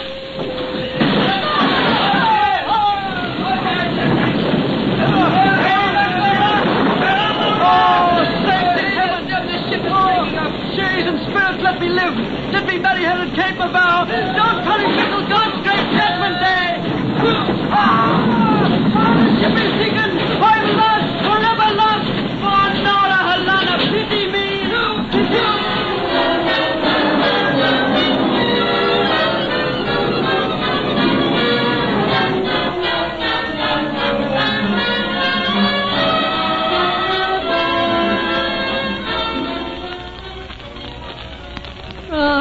Still your crickets scrape out your tunes in this poor old house of mine.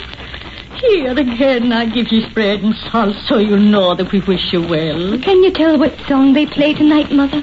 Is their speech at last for good instead of ill? 'Tis hard to say, but I think, sweet Nora, that your Batley will be coming soon. Oh, his ship should have entered Galway Bay last evening. Mother, that wailing which I heard, 'twas but a whining of the wind. Yes. 'Twas not a banshee, 'twas a whining of the wind. Oh, it must have been. I shouldn't worry. But there's always danger for the men who sail in ships. An easy death at sea would be too good for one of his black heart. I've never believed his heart is black. He was only weak and thoughtless. And I love him. Yes, you love him. Are you sure it was just the wind that wailed last night, and not the banshee of his death? Oh, Mother, you know how I prayed for him to come to me at last. He'll come to you. With ye he vowed the troth of death, and so spirits and the she's will bring him to our door. 'Tis midnight and time for that woman to be in bed. I'll be staying up a while. Who knows? He may come tonight. Who knows? Sure, the little people know and do all things. Good night, sweet Nora, and God bless you. Good night, Mother. And the blessed saints protect you. Good night, crickets of Oni. Please heaven you chirrup for good this night. The little people know and do all things. Oh, fairies of the glen and fairies of the hills, spirits of the ocean, earth and sky, bring my Bartley back to me. Nora! Nora! Bartley! Nora! Nora! Oh, you've come to me at last. I'm coming to meet you, Bartley. Nora! Nora! Oh, Bartley, dear, where are you? Lover, I cannot see you. Nora! Where are you, dear? Where are you? Lost, forever lost. From a broken trough, I'm punished till God's great judgment day. Oh, Bartley! Nora, Alana, pity me. Pity me. Oh, it was not a wailing of the wind I heard last night. There's nothing I must wait for now.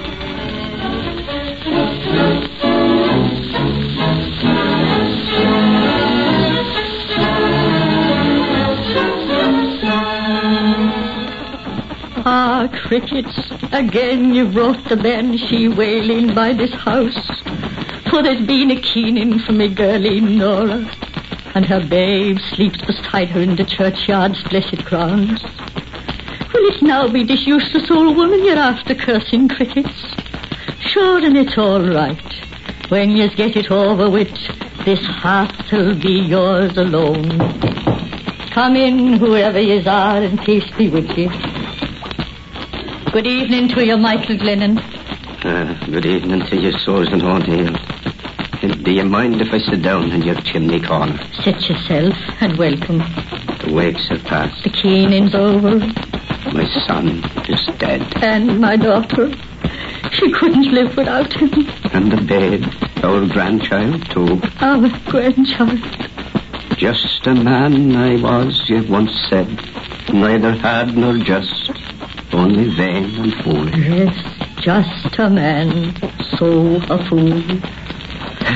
'Tis lonesome when you're old and all alone. We won't have long for lonesomeness. Nothing is long except eternity. Nora. Hushed. Nora. Every night he walks abroad, a formless ghost that none can see. Nora. Searching for her always to repair his wrong, but never will he find her till the judgment day. Punished forever for his sins. Oh, Lord, and how will mine be punished? Pity me. Here, crickets, your creatures, is your bread and salt.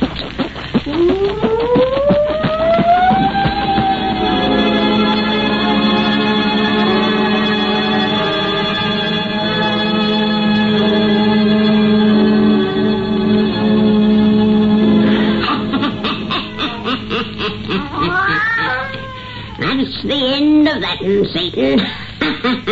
You folks come see us when old Nancy has a birthday again.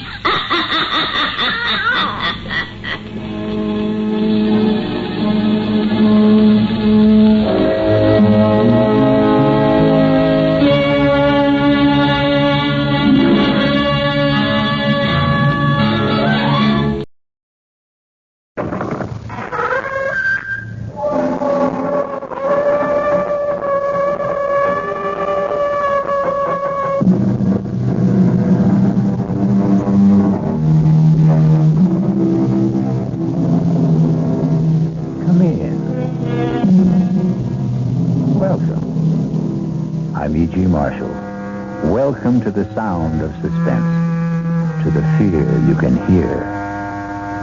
A psychiatrist once said that the human brain is like a spider's web. Together all the strands are strong, but taken one by one, each can easily be broken, and the web destroyed. There are countless cases of human brains broken and smashed in just this way, step by step, strand by strand. And I can't help wondering, is this what happened to young Jennifer Brady? Please, officer, I'm not out of my mind. I didn't say you were. No, but everybody else does, and I'm not. I don't mean you're off crazy because you had a bad dream. It was no dream. It happened. I tell you, it happened. No, ma'am, it didn't. You see, it couldn't have. A thing like that to happen. Impossible.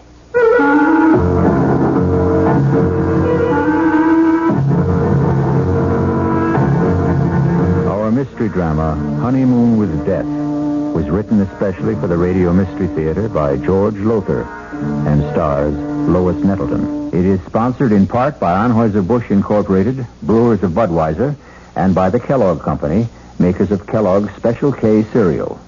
I'll be back shortly with Act One.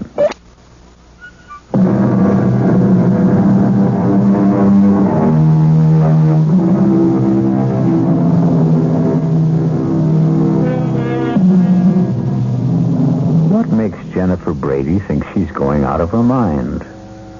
What strange thing happened that couldn't have happened? Perhaps we can find out together. It was a wonderful honeymoon, Howard. I can't tell you how much I enjoyed it. Adored it. But you know something? Howard, you know something? What, Jennifer, what? It's wonderful to be back home. These last 10 days driving back from San Francisco, I kept thinking, when, oh, when will I be back in my own bedroom, in my own bed, in my own little old New York brownstone house? Oh, I shouldn't have said that, should I? What? Said what, Jennifer? Am I bothering you with all my chatter, Howard? Bothering me? How could you possibly bother me, sweetheart? I'm just trying to catch up with all that mail Margaret left on the living room table. Oh, hey, I haven't seen that negligee before. I saved it for a homecoming night. Like? I can see a whole month of honeymooning hasn't changed you a bit. When I've got a bride as beautiful and sexy as you, our whole life is going to be a honeymoon. Now, tell me, what was it you shouldn't have said? What? Oh, I've forgotten. Something about your own little old New York brownstone house. Oh, well, what I meant, it's not just mine anymore. It's yours now, too. And your sister Maggie's. You both inherited this old brownstone from your father. Though I must say I think that we, have the better of the bargain. What do you mean? I much prefer this top floor apartment, don't you? Oh, yes. Luckily, Maggie always preferred the downstairs part. No climbing stairs. Stairs won't bother me. I'll take them 2, 3 at a time, knowing that you're waiting at the top of them. Oh, darling. Well, you better finish brushing your hair. I'll finish that mail in the living room. Howard? Yes? About the car. Well, what about it? You think it's safe parked out in the street? One night won't hurt. I'd feel awful if anything happened to us. You know, sometimes on a honeymoon trip I couldn't help wondering which you loved more, your new car or me. Oh, well, I guess one night in the street is safe enough. You can find a garage tomorrow. Howard, you locked the car. You have the keys, haven't you? Howard? Howard, can't you hear me? I asked you.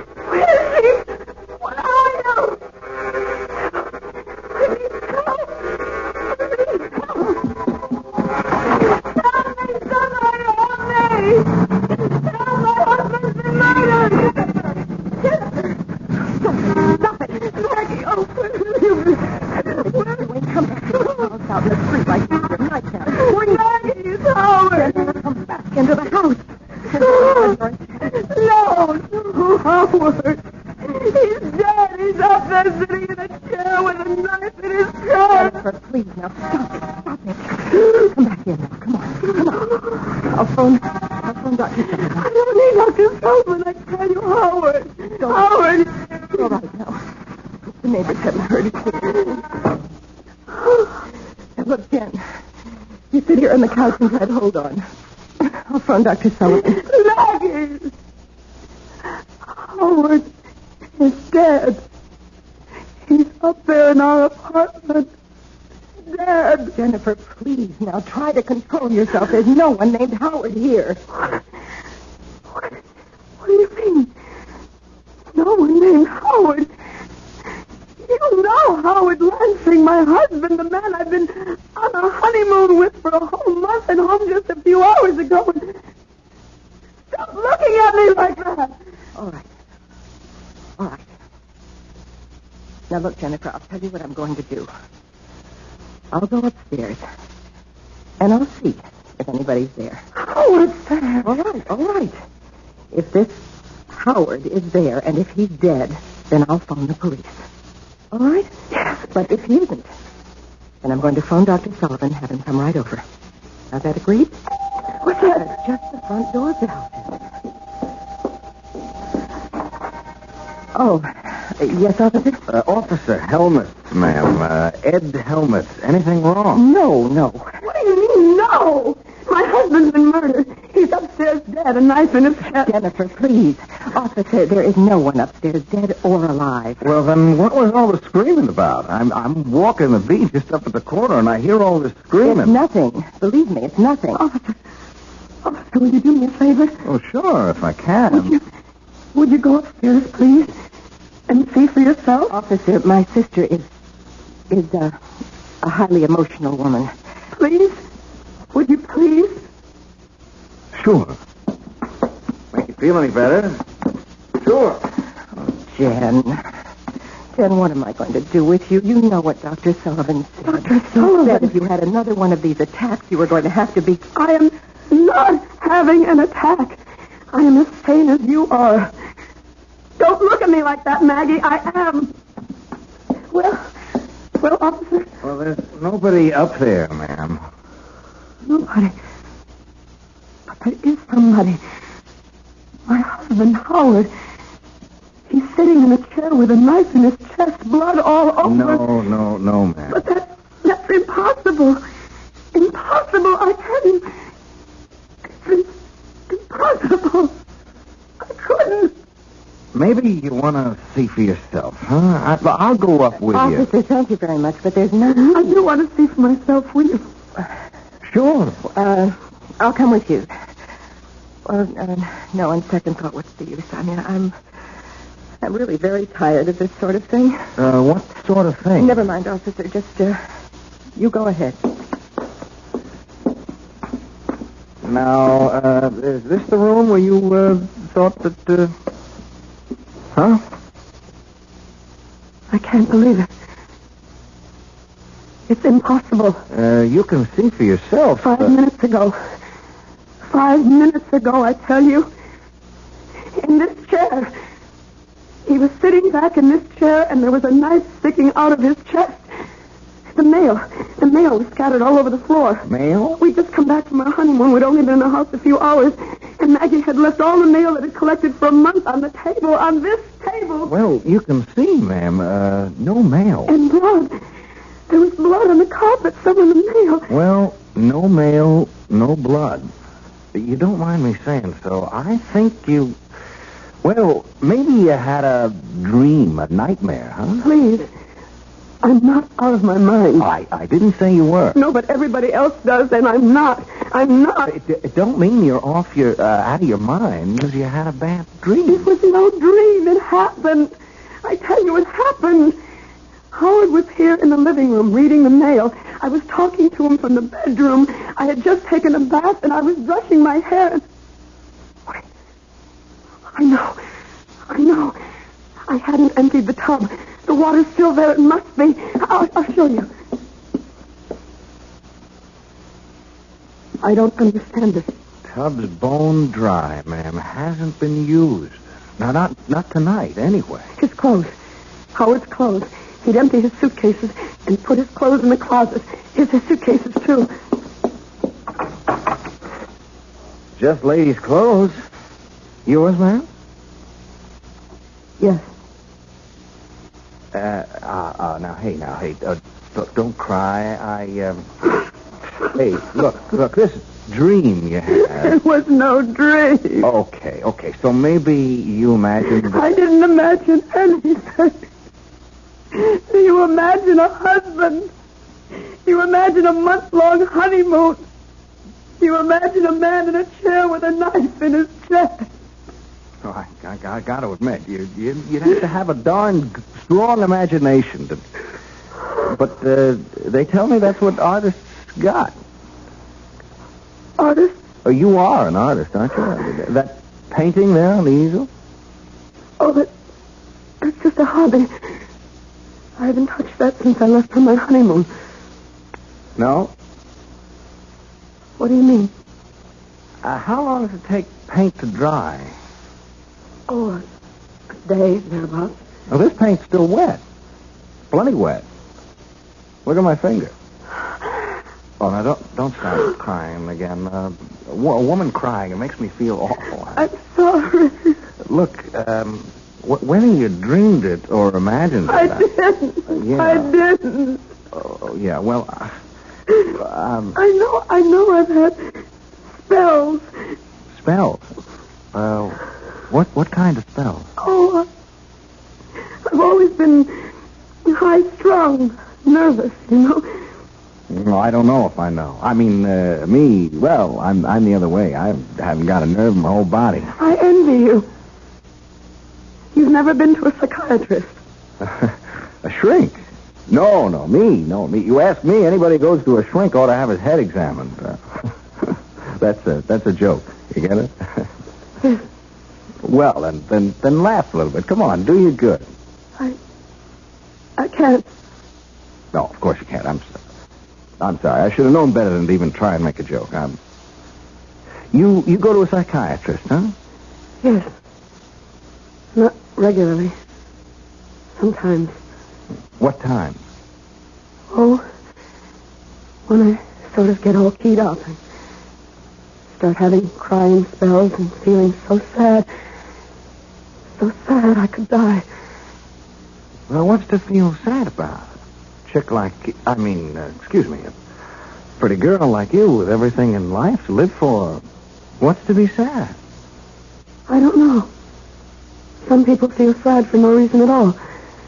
They just suffer from depression. Oh, excuse me? Oh, yes, ma'am? Jennifer, Dr. Sullivan is on his way over. I just phoned him.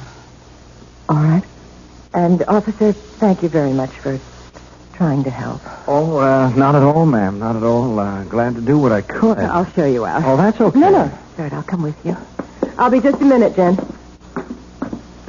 Officer, I wanted to ask you, you don't have to say anything about this, do you? I mean, put it in your report or anything? Oh, no. There's been no damage or anything like that. Does she get this way often, your sister? Well, often enough. She hallucinates, you see. Huh? Come again? Hallucinate, it means, well, just what you saw. She was totally convinced there was a murdered man up there. Her husband, no less. Well, you saw for yourself. Husband. Jennifer's never even had a boyfriend. A cute doll? A pretty girl like that? Well, it's all part of her condition. She's afraid of people, men especially. I wish she could become less afraid, more outgoing. If these spells of hers get any worse, she may lose her mind altogether. Oh, say, I hope not. A sweet kid like that, I sure hope not. I know, so do I. Well, looks like we've had a little shower. Street's wet. It was drizzling a little when I came in. Well, good night, ma'am, and if you need... Wait! The car! The car! What car? Howard's. The little red sports car he was so fond of. It isn't there. But it was. I know it was. Officer, thanks again, and good night. Good night, ladies. Jen, dear, until Dr. Sullivan gets here, I think you should lie down and rest.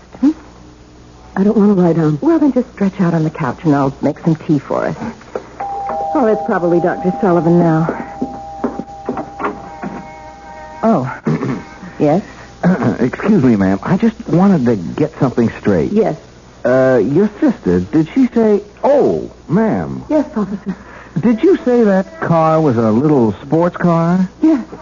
Why? Well, nothing, only there was one parked out there in the street. What do you mean? Oh, we've had a shower, see, and I happened to notice the street's dry in one spot. There must have been a car standing there while it was raining. A small car. Officer, please don't make things worse for me or for my sister. I mean, there's nothing unusual about a car being parked in the street. No, only... Good night, officer. Funny, though. Funny. What exactly is it that strikes Officer Helmut as funny? Perhaps we'll know when I return shortly with Act 2.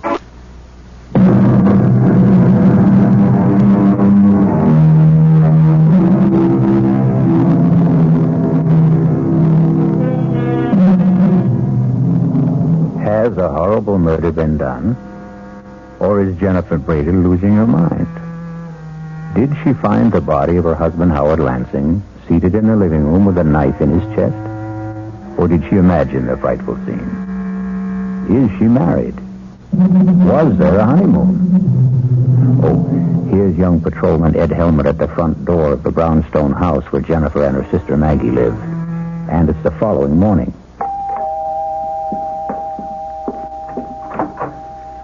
Oh, it's you.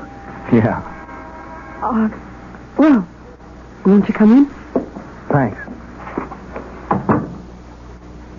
Thank you for, what you did last night. Oh, just doing my job, Mrs. I don't know what to call you. I don't know what to call myself. I don't know if I'm Mrs. Howard Lansing or Miss Jennifer Brady. Not after last night. Well, suppose I just call you Jennifer. You can call me Ed. Ed Helmet. What are you doing here? Well, I'm off duty, see. I'm on the 4 to midnight beat, and I just thought I'd drop around and see how you were doing. Oh, well, I'm all right. You mind if I ask you a couple of questions, Jennifer? No. It's your job, isn't it? Well, yes and no. In fact, being off duty now, I'm kind of asking these questions on my own. You know what I mean? I don't. Not really. Well, I tell you, that car of your husband's... If I didn't just imagine a husband. Yeah, well, if you didn't, that car of his, that little red sports car you mentioned, well, there was a car parked out front last night, and it was a little sports car. If it wasn't there when you left... Well, the space it left. It rained, remember, while the car was standing at the curb? Oh, yes. So at least you were right about there being a car. I mean, you didn't dream that up. It could have been anyone's car, as Maggie said. Oh, that's for sure. Still, though, it could have been a car belonging to a guy named Howard Lansing. Couldn't it? Why are you doing this? Come again? Well, you know that I'm not well. That all my life I've had nervous problems. Oh, I can't believe it, but I must have dreamed it all up. Howard Lansing, marrying him, going on a honeymoon across country and back, coming home last night, finding him murdered. I must have imagined it all. Maggie says I did. Dr. Sullivan says I did. So why are you... You know something? I don't know. Maybe it's because, Well, what? I kind of like you, and, me, I didn't get much sleep either last night, thinking about this whole thing, thinking about you, and, I'm kind of wishing I could straighten things out for you. That's very sweet of you, officer. But... Call me Ed. Ed? It's sweet of you. But you're wasting your time. I'm mentally... Oh, come on now, don't cry. You had a bad dream, that's all. A nightmare. Oh, it was more than that, much more than that. When you dream something, you wake up and you know it was a dream. I'm still living it. I remember the ceremony, the hotels we stayed at, the things we did. Even Howard's constantly fussing with his new car. Yeah, there's that car again. What do you mean, fussing with it? Oh, just that he was always polishing it, checking this and that. Fussing, that's all. And you remember all about the ceremony and the hotels and like that? It's all as vivid as if it had actually happened. Tell me about the wedding. Who married you? Nobody married me, Ed. I imagined... Okay. So where did you imagine you got married? A little town in Jersey. By a justice of the peace. What little town? What JP? I don't know. It was night and we just pulled off the Garden State Parkway. Howard had said he knew a place, a justice of the peace. Okay. What about hotels? Well...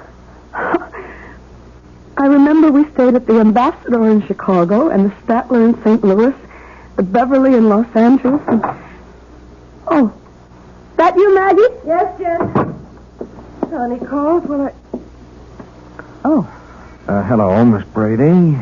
Aren't you the policeman who was here last night? Yeah, that's right. You're wondering what I'm doing here now, huh? Well, yes, I am. I just dropped in to see how Jen was doing, that's all. Jen? Excuse me, Miss Brady. I was never much for being formal. Yes, obviously. Have you been here long? No, 10 minutes or so. Well, I don't mean to hurry you, officer, but Jennifer and I have an appointment in 1 hour with her psychiatrist, Dr. Sullivan. Say, would that be Dr. Martin Sullivan on Park Avenue? No, Dr. Arnold Sullivan on East 82nd. Oh. You seem terribly interested in Jennifer's psychiatrist. Me? Oh, no. I just ask a lot of questions. I trained myself. You trained yourself? You're going to laugh. I know you're going to laugh, but would you believe I want to be a detective someday? Of course I believe it. Why shouldn't I? Ask my sergeant. He thinks I'm something else, wanting to be a detective. Laughs himself silly. Well, I certainly wouldn't laugh. I think it's commendable. You think I could make a detective? Of course you could. Well, say, that's a real shot in the arm. I mean, someone like you thinking that someone like me, just a cop and new on the force. As I said, officer, I don't like to hurry you, but I'm going, Miss Brady. Going right now. Nice seeing you again, Jen. I'll show you out. Oh, that's okay. Some detective I'd make if I couldn't find the front door. Why, Jennifer, would you answer that, please? Of course. Oh, my God. Jennifer, what is it? Help me. Oh, my God, Maggie. Ed, help me. What? He's there. At the front door, he's there. Howard. Oh, I'm sorry. Is something... What's all the trouble? You're dead. Murdered. What? Last night after we got home from our honeymoon, I found you in your chair, stabbed to death. Last night, honey, stabbed. Maggie, what is this? Jen's having another one of her spells, Howard, that's all. Oh, I see. What do you mean you see? You see what? Well, just... Excuse me, who are you? My name is Ed Helmut, Officer Ed Helmut. I'm a cop. A cop? Howard, I'll explain later what went on here last night. I don't understand this. I don't understand it. You're talking to Howard as if nothing had happened. Jennifer, nothing did. He exists. He's standing right here. He exists. And last night you acted as if you'd never heard of him. As if there was no such person as Howard Lansing. I don't remember. You did. Jennifer, stop it. Now, stop it. Control yourself. Officer, you were leaving. There's some questions I'd better get the answers to Officer, first. this is a private matter. It's a family affair. Well, now, that depends on how you look at it. Are you Howard Lansing? Of course I'm Howard Lansing. Why do you ask such a question? Howard, Jen had one of her mental lapses last night. She imagined that you and she were married. We were. And that you'd just come back from your honeymoon. Oh, good Lord. And then during this hallucination, she thought she had found you with a knife in your chest, dead. Oh, no, poor little Jenny. She ran screaming into the street. Luckily, I got her back into the house before she caused a disturbance, although this officer did hear the screams and came to investigate. Well, did you call Dr. Sullivan? Well, of course I did. He came over, but there wasn't much he could do except order some new sleeping pills. We're seeing him in his office at 11 this morning. Just one more question, Mr. Lansing. Yes? Just where do you fit in here? I mean, who are you? To the family, I mean. I'm Miss Brady's fiancée, Margaret, not Jennifer. Oh. I see. No, I'm afraid you don't see. Not all of it. Look, since we've gone this far, you might as well know the rest of it. Jennifer has always had a thing for Howard. She's not jealous that he's going to marry me and not her. Don't think that. But the whole situation has been a severe strain on her, a very severe strain. Almost certainly that's why her hallucination last night took the form that it did, thinking she'd been married to me and all the rest of it. Yeah, that makes sense. Well, I'll be on my way. Hey, now, you take it easy, huh? And me, if it's okay with you, I'm going to be in touch. I'll see my way out. Hey, Mr. Lansing, you have got a little red sports car. Well, yes, that's it, parked at the curb. Why? Well, Jen, Miss Brady, she seemed to make a big thing out of it. On the honeymoon that didn't happen, I mean. Big thing? Well, what I mean, she said you were always fussing with it, polishing it and like that. Sure looks as if you do. Oh, I do. I'm a sports car buff, if you want to know. I wish I could own a car like that. But on a cop salary, you had it long? 2 or 3 months. Oh, like, cross country. Well, maybe someday I will, but so far I haven't had the interest. Yeah. Well, see ya. Bye. Where is she? Upstairs, changing for appointment with Sullivan. I don't... Oh, boy. If I had a car like that, I'd go for long trips, like cross-country. Well, maybe someday I will, but so far I haven't had the interest. Yeah. Well, see ya. Bye. Where is she? Upstairs, changing for appointment with Sullivan. I don't like this, Maggie. You don't like it. You don't like it. All the stupid things walking in here when a cop was here. I know he was here. If it comes to that, why'd you let her run screaming into the street last night? Howard, come to your senses. Was there any other way? No, I guess there wasn't. I'm afraid we're going to have to move faster than we planned. Why? That young cop, pretty nosy. Come over here to the window. What? Look, down there. What the hell is he doing? He's measuring the size of your car from front to back wheels. What's he doing that for? I don't know. He's doing it. I don't like it. No, Howard, we won't commit Jennifer now. Well, if we don't commit her, what will we do with her? Kill her.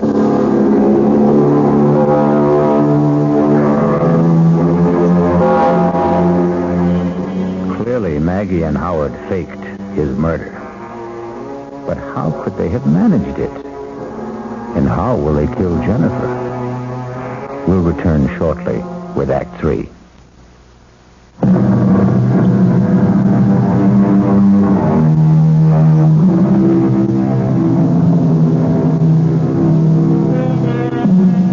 Were you as shocked as I to discover that Howard Lansing is very much alive? I can't fathom it. Can you? No more than, 10 minutes could have passed between the time Jennifer saw him slumped in that chair with a knife in his chest, blood all over everything, and the time Officer Helmut entered the room to find no body, no blood, nothing to indicate that a murder had taken place.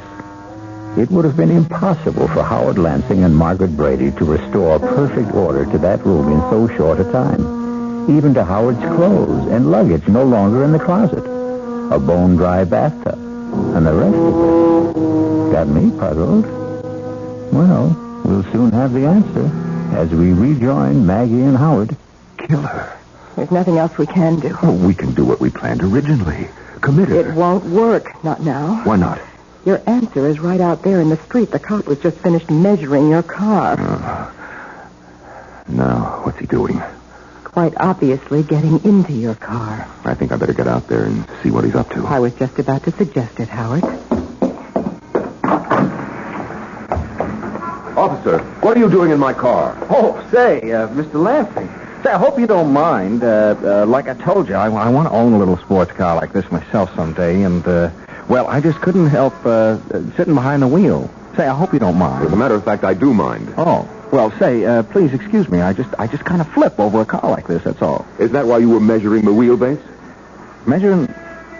Oh, that. Yes, that. I saw you from the window. Yeah. Well, now, I tell you, I want to get to be a detective someday, see? And I'm studying, like, fingerprints and stains and like that, and measuring. Now, measuring things is important, very important.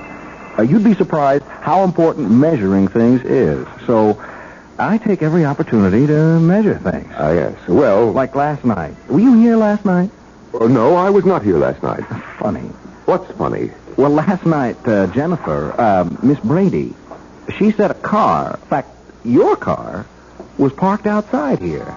Only it wasn't. I mean, when we looked, no car. Well, I just told you that... Yeah, but there had been a car. You see, it had rained, and the car was standing out here during the rain and left a dry space in the street. And I measured that, too.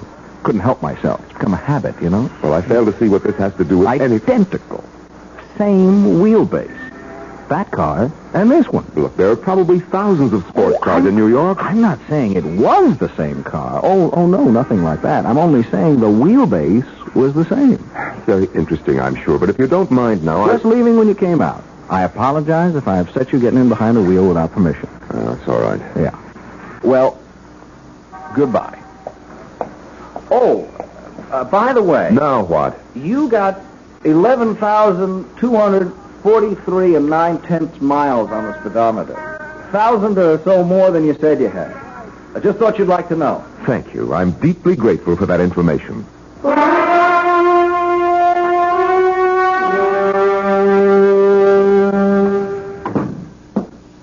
He is up to something, Maggie. What else is new? He checked the mileage on the car. What of it? Over 11,000 miles.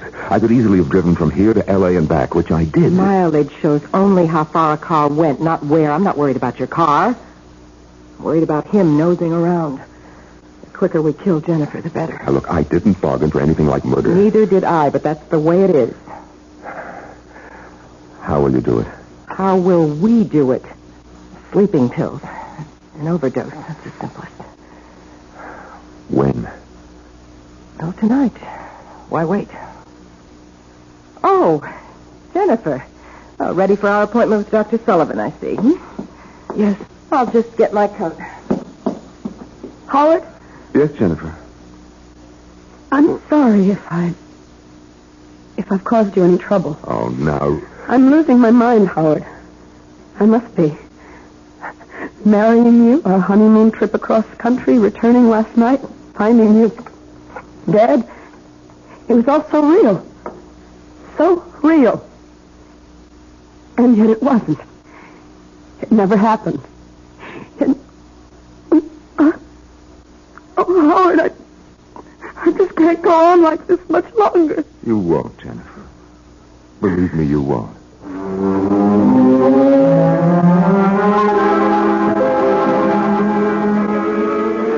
You sure of that? Did you check all marriage license applications for... And there's no Howard Lansing and Jennifer Brady, huh? For you at Beverly Hotel, Los Angeles. Right there. Okay, sorry I troubled you. Thanks. Hello? Yeah. Yeah, how far back did you check your guest register? And there's no Mr. and Mrs. Howard Lansing. Hey, Ed, another one. The ambassador of Chicago. You going on a trip or something, Ed? Thanks. Officer Ed Helmut here. Yeah, I think I can tell you what you're going to tell me before you tell me. No record of a Mr. and Mrs. Howard Lansing. Yeah. Well, thanks. There's got to be a clue. There's got to be.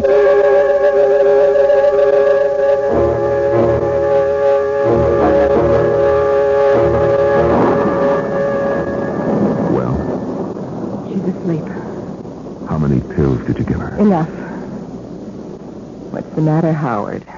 Why that look on your face? I'm a murderer. I'm just beginning to realize it. I am a murderer. Not yet, Howard. She won't be dead for a while. How can you be so calm? You frighten me, Maggie. I've never seen this side of you before. You've got to be kidding. All the time we spent planning this. To commit her, not murder her. What's the difference? We're not doing all this for peanuts, you know. We inherited $1.5 million from my father, Jennifer and I. You and I will have all of it once she... Who could that be? I'll see. Wait. No, I guess we can't pretend no one's at home. The lights are all on. And my car's parked out front. Oh, it's you. Okay if I come in, Mr. Lansing? Oh, well, now, I Thanks. Rotten night out there. Just plain rotten. It's Officer Helmut, Maggie. Yes, so I see. Getting to be a regular visitor, aren't you? To be honest with you, Miss Brady, it's a real nasty night, and walking a beat, I didn't think you'd mind if I came in for a few minutes. Also, I wanted to see how Jen's getting along. Jen is getting along very well, if it's any concern of yours, which it is not. Oh, well, I only... Officer Helmut, circumstances beyond my control brought you into this house last night, but I do control whether you'll keep coming here like this.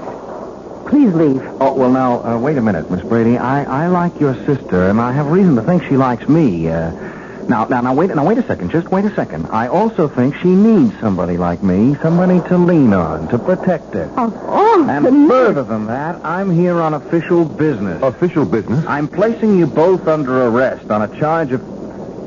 Where is Jen? That's no business of yours. What's all this about? Where is she? She is upstairs asleep, if you must know. Asleep? At 8 o'clock at night? She took a couple of sleeping pills. Where are you going? How dare you go up there? Maggie, my God. Any nerve, don't lose it now. Well, he'll know.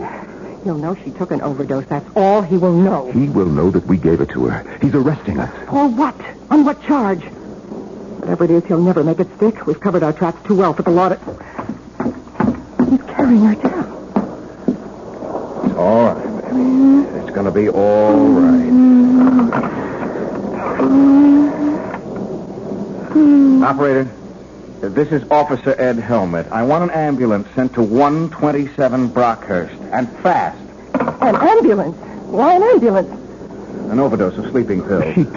She didn't take them, Buster. They were given to her, shoved down her throat, you ask me. I'm changing the charge against you two. I'm booking you for attempted murder. You must be out of your mind. You're as crazy as my sister. Who isn't crazy at all. That was a real far-out scene you two tried to pull. I gotta hand it to you two. You planned it so careful, so good. There wasn't a loophole in it, except one. I don't know what you're talking about. You don't, huh? Then let me explain. You set the whole thing up, the two of you. The marriage, the honeymoon trip across country and back, the fake murder, and the whole bit. Oh, and you played it smart. Very smart. Not a clue. I checked the marriage license bureau. No license. Easy enough. You could have bribed the clerk to destroy it. Now, look, I checked a few hotels. The big ones like the Ambassador, the Beverly in Los Angeles. No Mr. and Mrs. Howard Lansing listed. A piece of cake. When you registered, you gave a different name. You're making yourself look like a fool. What you're saying is you could find no evidence. Oh, but I did. One little clue that neither of you thought about. The car, Mr. Lansing. Your pretty little red sports car. I don't follow. You will. I told you I found that dry space out on the street last night because a car, a little sports car like yours, had been standing there during the rain. Well, it could have been anyone's car. Sure. Same size as yours. Same wheelbase, but I agree, it could have been anyone's. Only it wasn't. It was yours. You want to know how I know? We'd be enthralled. I know, because last night, that car wasn't parked outside this house, but the one next door. I got to wondering about that. I kept saying to myself, if it was his car, why did he park outside the house next door? I came up with the answer today when I entered that house. Nobody there. And found fake blood all over the upstairs room. A gag knife. The kind you attach so it looks like you're stabbed. Even your clothes. And your luggage in the closet. Mr. Lansing. Oh, God. So you see, if it hadn't been for your car, I'd never have realized that brownstone houses in a row like these are identical. You bought this place, or leased it while Jen and him were on their honeymoon, didn't you, Miss Brady?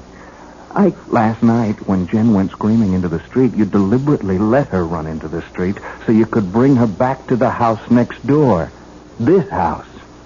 In her state, wound up tight like she was, she never realized what you were doing, as you knew she wouldn't. You'll have to prove these accusations. I will. I can. With the one little clue that nails it all down at all four corners. The little red sports car again. What about it? Well, you told me you'd never driven across country. I never have. If you're thinking of the mileage on the car, that proves nothing. Well, not the mileage, Mr. Lansing. The servicing. Servicing? You had it serviced at the Beverly Hotel in Los Angeles. A lube job, oil change, new filter, the works. And like they do at all service stations, they slapped a little sticker on the door jamb. That little sticker that carries the name and address of the service station. That little sticker that practically nobody ever notices. Anyhow, you didn't. And it says, Beverly Hotel Service Station, Los Angeles, California. Date and all.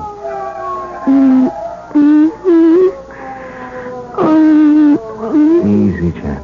Easy. You're gonna be okay. From here on in, you're gonna be just fine.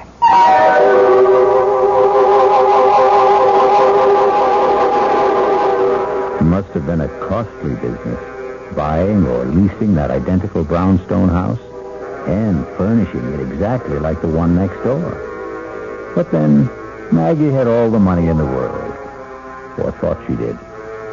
I'll return shortly.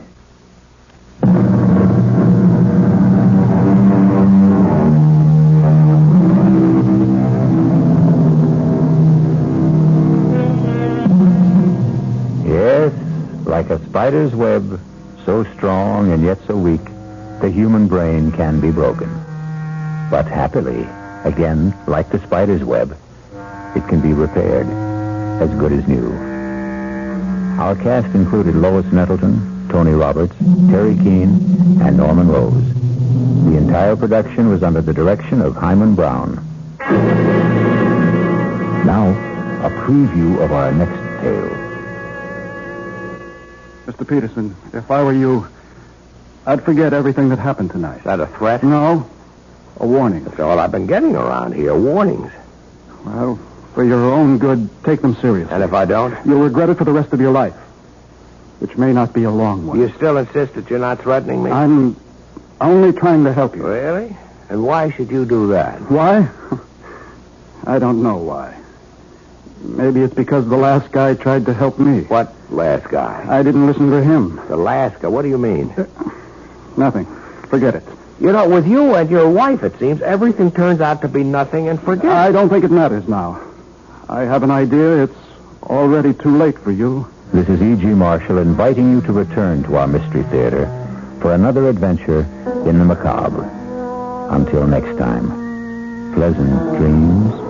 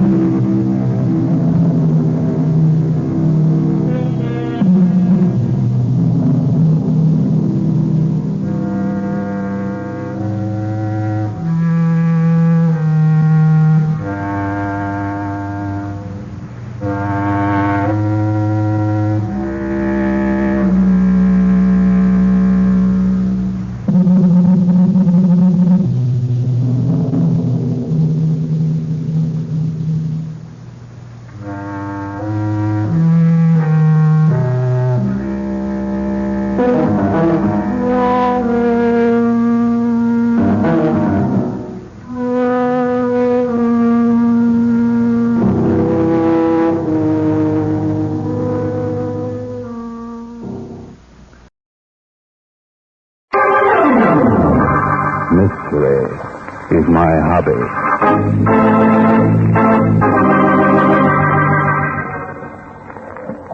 Ladies and gentlemen, Barton Drake speaking.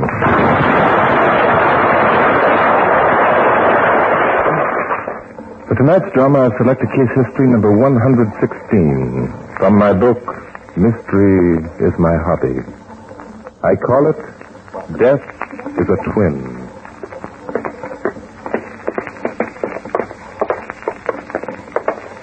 This is the place, Riley. You wait out here. I'm going in. Okay, Chief. I'd better try again. Come in. Come in. The door's unlocked. I'll call you if I need you, Riley. In here, in the living room. Be right there. You're the police? I phoned for the police. Inspector Noah Danton. You're Susan Waterstone? Yes. Okay. Yes, Inspector. Okay, Miss Susan. What's this all about? It's my sister, Claire. Something's happened to her. I know it. Huh? What? She went into the library about 10 o'clock this morning with George Gale, our attorney. Told me if I needed anything to call out. I'm a cripple, you see. Yes, I see the wheelchair. A spine injury. I'm unable to walk a step. Claire does everything for me. If anything's happened to her, what would become of me? No. Just calm yourself. Maybe nothing's happened to her. But it has. I've been calling for her for the past half hour. She won't answer. Why didn't you wheel yourself into the library and see what was the matter? But I did wheel myself to the door. The door is locked. From the inside? I'm afraid so. I can't see through the keyhole. Well, guess I better take a look. Oh, we'll be along, will you, please? I want to see this. Yeah, sure. Which one? This door right here.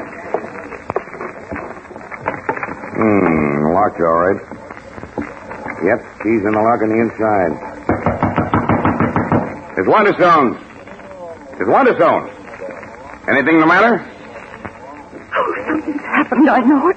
Well, guess I'll have to break in the door. Oh, no, please don't. That's such a beautiful old door. If you had to break anything, why not a window? Okay, it doesn't make much difference. I'll get Riley to do it. Hey, Riley, try and get in one of the library windows. They're all locked. Break one. Okay, Chief. Riley will be in the jiffy. Oh, what do I do? Poor Clifford. Oh, maybe she just had a fainting spell. Guess the windows must have been locked. Holy cow.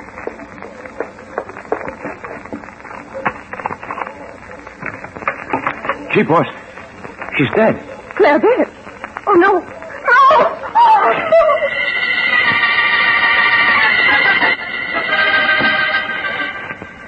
Mike Fatt, Barton Drake's Chinese houseboy, carefully twirled the bottle of rare old vintage in the ice bucket and carefully adjusted a spotless napkin around the top. Carefully, he set just the right glass on each stand beside the two easy chairs, and then, just as carefully, placed a carpet tack point upwards in the chair where the good Inspector Danton would soon be planting his very ample frame. Mike Fatt loved the good inspector, but he also loved his little joke better. Mike,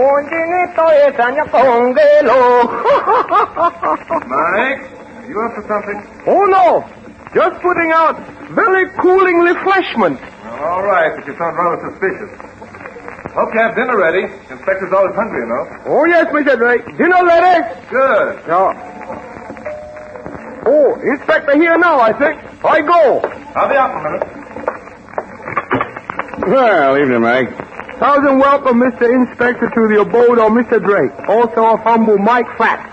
Please to wait up. Yeah, thanks. Where's Bart? Dinner ready? Mr. Drake enjoying pleasure of admiring new hand-painted necktie in the mirror. Uh-huh. Please sit down. Yeah, sure. Oh, no. This the chair, please. Huh? What's the matter with this one? Oh, that Mr. Drake's chair, please. Oh, I think I'll stand for a while. I'm tired of sitting. Oh, no. Better sit. Old Chinese proverbs say, quote, man who sits in friend's house is friend of long standing, unquote. All right, Oh, something the matter? Inspector, was that you yelling? I sat on something. Oh, yes, in one moment. Oh, only carpet tack. Mike, did Funny you... thing, carpet tack should be in carpet. Excuse me, please. I get emergency blinding. That conniving, scheming celestial heathen. I had to take him and... Now, Inspector, mustn't accuse without proper evidence, you know. Evidence? The carpet tack. I'll bet you Mike didn't leave a single clue. Well, Sit down, Inspector. I'll have Mike pour you a drink. I'll take mine standing up, thank you. Have it your own way. Oh, here, lead flossy bandage. Yeah, well, you can take it right back where you got it. Pour the Inspector a drink, will you, Mike? Not on your life. I'll pour my own. All the Chinese proverbs say, he who drinks from white bottle, get red nose. Well, you get that... Get out of here. Oh, yeah, all right. You can sit down safely now, Inspector, I'm sure. Well, okay. Pour yourself some wine. Okay. Pour mine, too. I'll trust you. Well, Inspector, have a hard day? No, nothing interesting. Few robberies, hit-and-run driver, wife beat up her husband, and a suicide. Oh, well, suicides are always interesting. Always some very tragic reason that makes a man take the matter of his life into his own hands. Nothing odd about this one. Just plain open and shut case. Yeah? Who was it? Gal with the name of Claire Waterstone. How did you do it? Poison. Glass of milk. Look, Bart, how about dinner? Fingerprint? Sure. Dead girls on the glass. What did it happen? In the library. Sat there reading a book, drank her poison milk just as calm as you please, then dropped over dead. Reading a book, huh? Now, look, Bart. Don't start getting any ideas. This was suicide. Plain and simple. Why, even all the doors and windows were locked on the inside. We had to bust a window in order to get in. And the only other person in the house was a crippled sister who couldn't walk 2 steps if the house was on fire. Now, come on, let's eat. Reading a book. What book was it, Inspector? If any satisfaction to you, it was one of yours. Huh? The first edition of Mystery is My Hobby. What do you know? Now, will you tell that Chinese boy to start serving the food? Food will have to wait, Inspector. Huh? If that girl was reading my book when she died, I feel duty-bound to look into this case. But it was suicide. I solved the case myself. Yeah, so it would seem. But anyway, get your hat and coat. We're calling on the remaining Miss Waterstone. Come along, Inspector. Oh, but I'm hungry.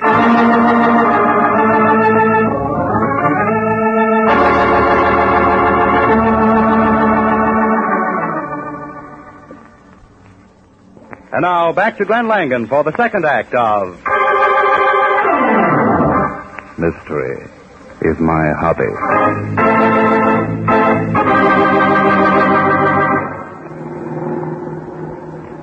Waterstone.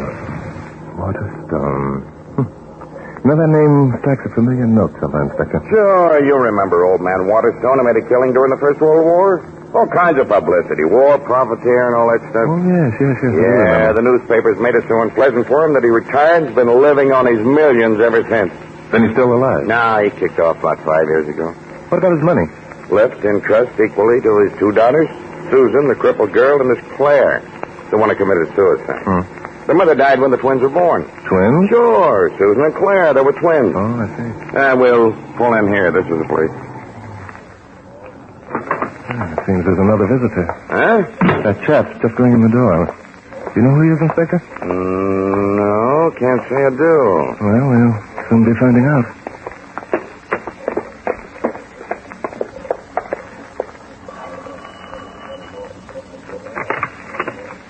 Miss Waterstone isn't at home, gentlemen. Just a minute, you. We're the police. Police? Oh, well, that's different. Come right in. Thanks. I thought this matter had all been settled. It has. Well, then what? This is just a final checkup, Mr. I'm George Gale, Miss Waterstone's attorney. How do you do? I'm Barton Drake. This is Inspector Noah Danton. How do you do? How do you do? George? George, is that you? Yes, Susan. Is that someone with you? Yes, Susan, the police. And a Mr. Barton Drake. Well, bring them on in. Follow me, gentlemen, please.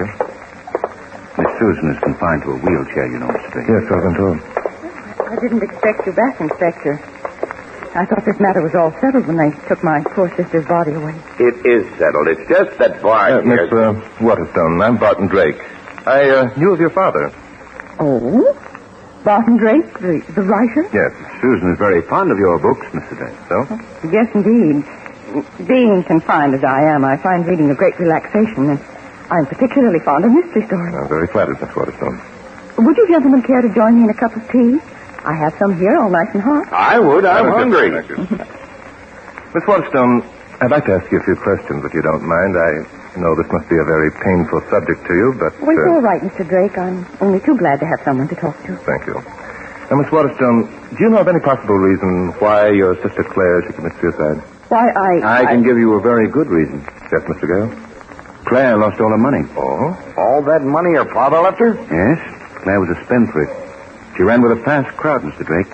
Why, I've seen her lose 10,000 over a gambling table in one night. But if you handled the trust fund, why did you let her?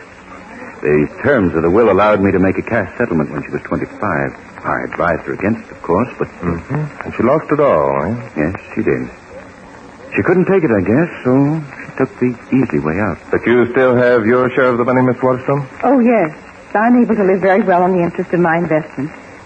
You see, Mr. Drake, I've taken the precautions never to be a burden to anyone. A very wise move, I'm sure. Claire didn't think so. She was mad as hops because Susan wouldn't give her half of what she had. Poor Claire. I did take care of her, Mr. Drake. I gave her an allowance of $100 a week. I see. Inspector, I want you to show me around the library. Oh, well, come on. You'll excuse us for a bit, won't you, folks? Yes, indeed. What's the matter with you, Bart? I've never seen you act this way before. Not just over a plain old suicide. This the door? Yeah. Well, come on in if you're coming. Just a minute, wait a minute. Did you oil this lock when you were trying to get the door open, Inspector? Oh, of course not. Riley opened that door with a key from the inside. That's strange. Well, now, where was the body? Slumped over in this chair. And the book, my book? Laying in her lap. That's the book for fingerprints? Sure. Whose? Hers. Oh? What was the glass of milk? Laying on the floor. That spot there was the milk. I see. How do you know the milk contained the poison? We analyzed the spot.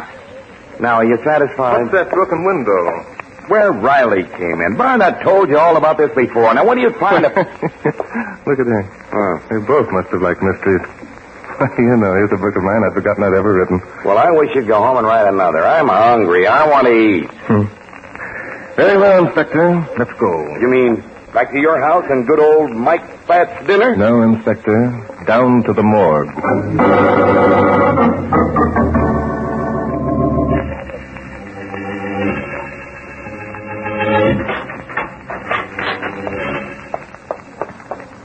Good evening, Charlie. Oh, good evening, Mr. Drake.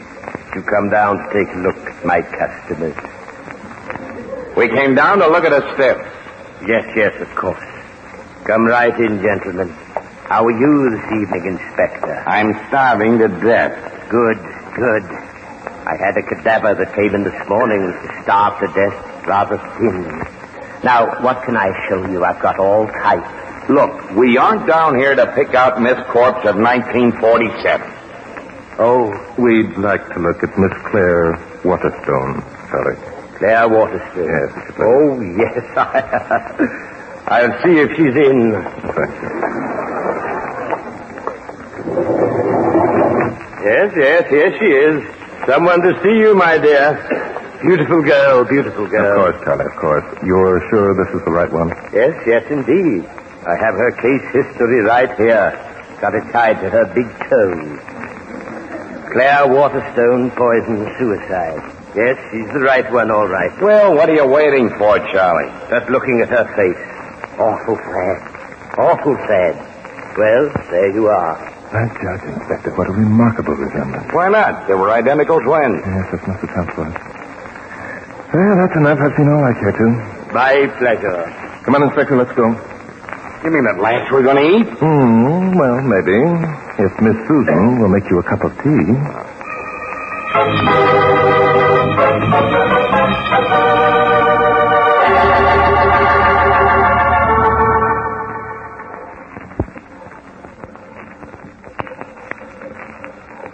And now back to Glenn Langan for the third act of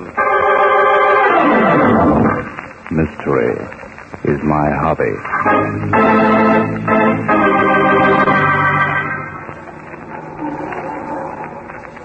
Well, I hope at last you're satisfied, Bart. Yes, Inspector. I'm satisfied. I told you it was suicide all the time. I'm satisfied that it's murder. Murder? Oh, now, Bart, Stop look. at this drugstore, Inspector. I want to make a phone call. Phone call to whom? My stockbroker. Stockbroker? Are you nuts? I don't think so. Well, while you're phoning, I'm going to have a double banana split.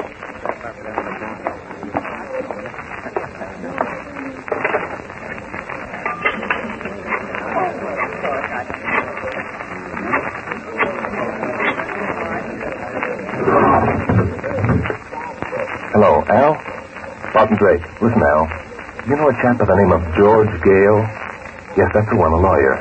Yeah, down at the stock exchange, that's right. Okay.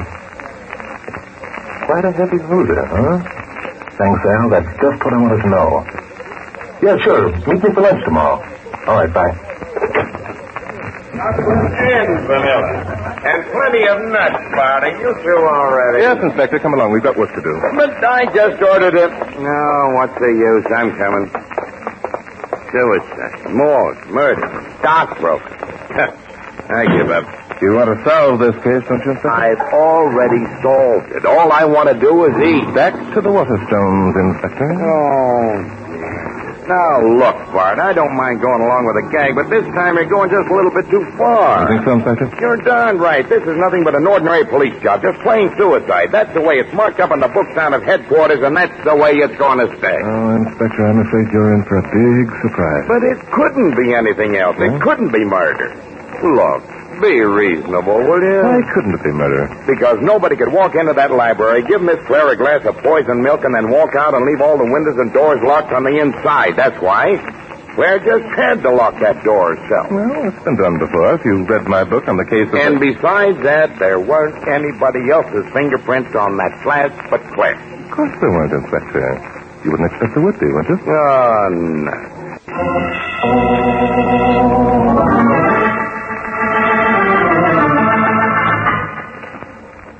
And now, Miss Susan, just one more little thing, and then we'll go, maybe in peace.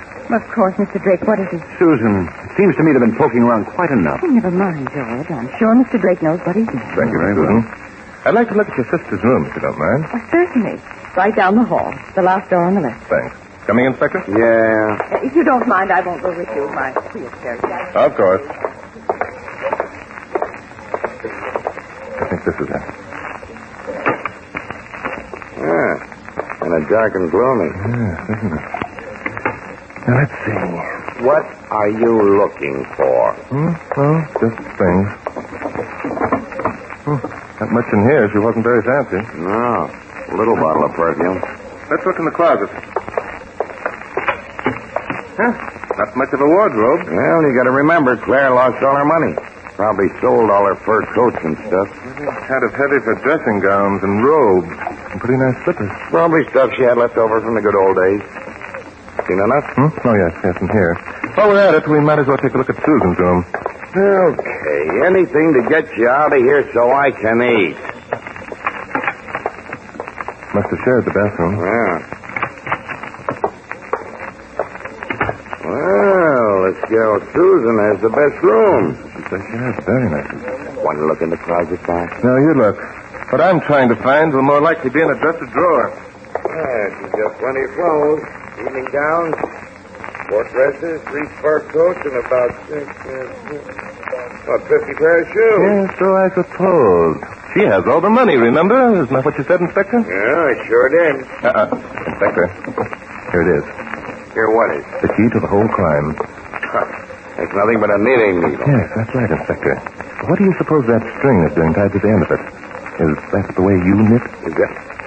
I don't know. I suppose she... What is it doing tied there? Just another fatal mistake our murderer made, Inspector. This knitting needle sews up the whole case. Now I'm able to tell you who our murderer is.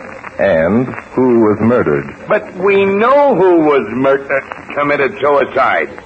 It was Claire Waterstone. You're sure of it, are you, Inspector? Of course I'm sure. I'm sure. Glad you had to figure it out, Mr. Drake. Hey, Bart, look. Susan Waterstone. She's wanted. Your mistake, Inspector. Not Susan, but Claire. Then where's Miss Susan? We just left her... We just left Miss Susan Waterstone with Charlie down at the morgue. I would like to know just how you figured this all out. Well, stop me if I'm wrong, but here's the way I think it happened. After you lost your money, Miss Claire, you were forced to depend upon your sister, Susan, for your very existence. In order to get the weekly allowance she gave you, you had to wait on her hand and foot. You're right so far. That got to be pretty tiring after a while. You couldn't see why a crippled girl who was unable to go anywhere should have all that money while you, who were young and healthy, didn't have a dime. So you decided it would be wonderful to change places with your sister and have all that money for yourself. Yeah, but one of them was crippled, Bart. Susan, why did you get out of the chair? Oh, it's no use, George. Mr. Drake knows everything. Oh? That's too bad. You don't think I'm going to let him tell, do you? Barty's got a gun? Yes, indeed. I wouldn't use this, though, Mr. Gale.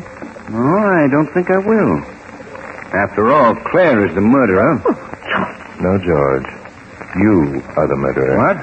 Why, This morning, when Susan was in the library, you brought her a glass of poisoned milk. You'd been careful to hold the glass with a napkin in order not to leave any fingerprints.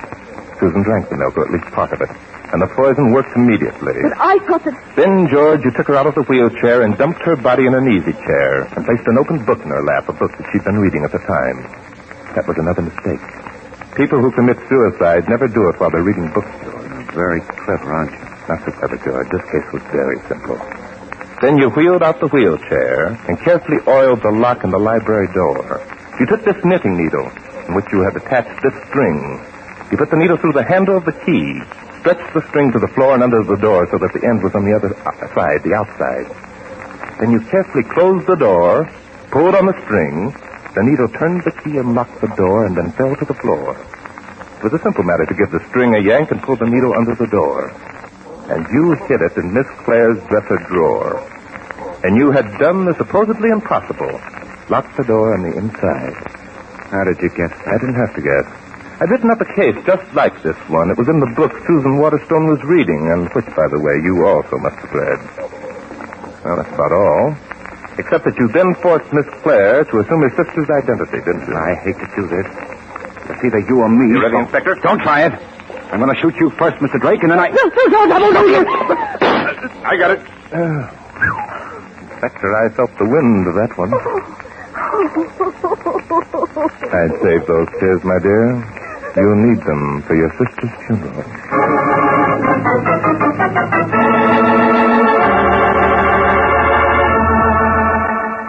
And now, back to Glenn Langan for the conclusion of... Mystery is my hobby.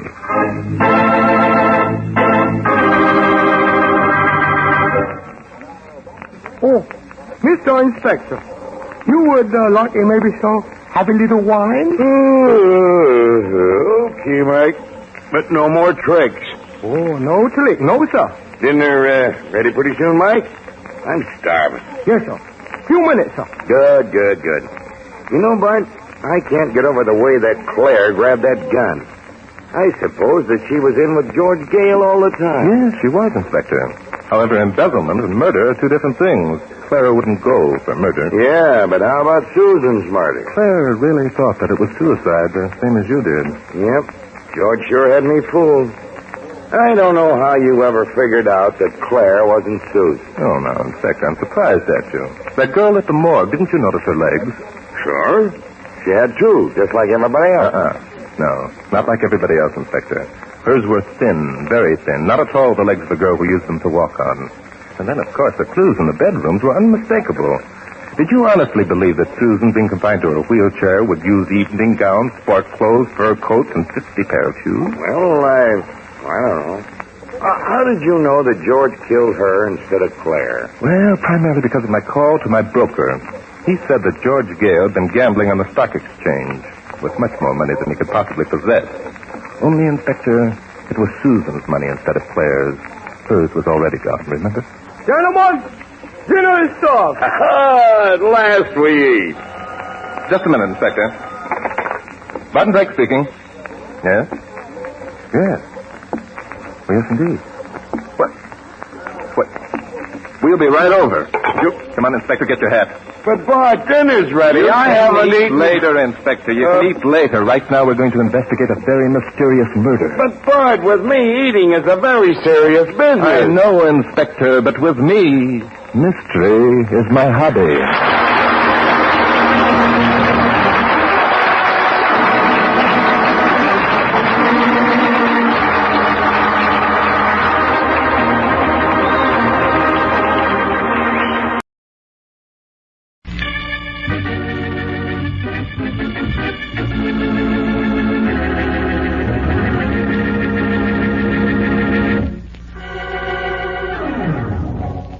Mystery is my hobby. Ladies and gentlemen, Barton Drake speaking.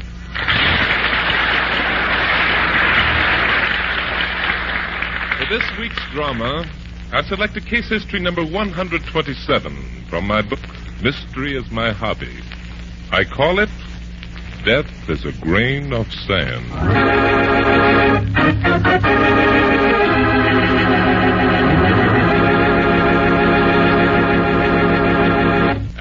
To Glenn Langan as Barton Drake and the first act of Mystery is My Hobby.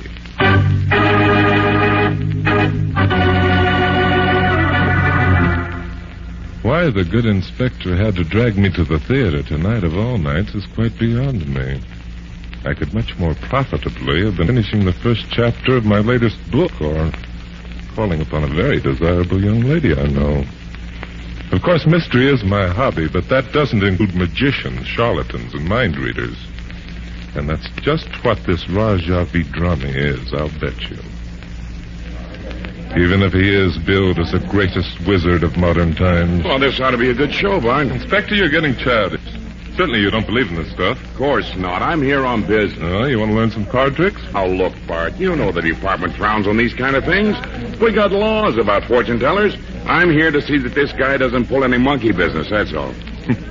And incidentally find out how your great aunt is doing in the other world, Inspector? Now, Bart.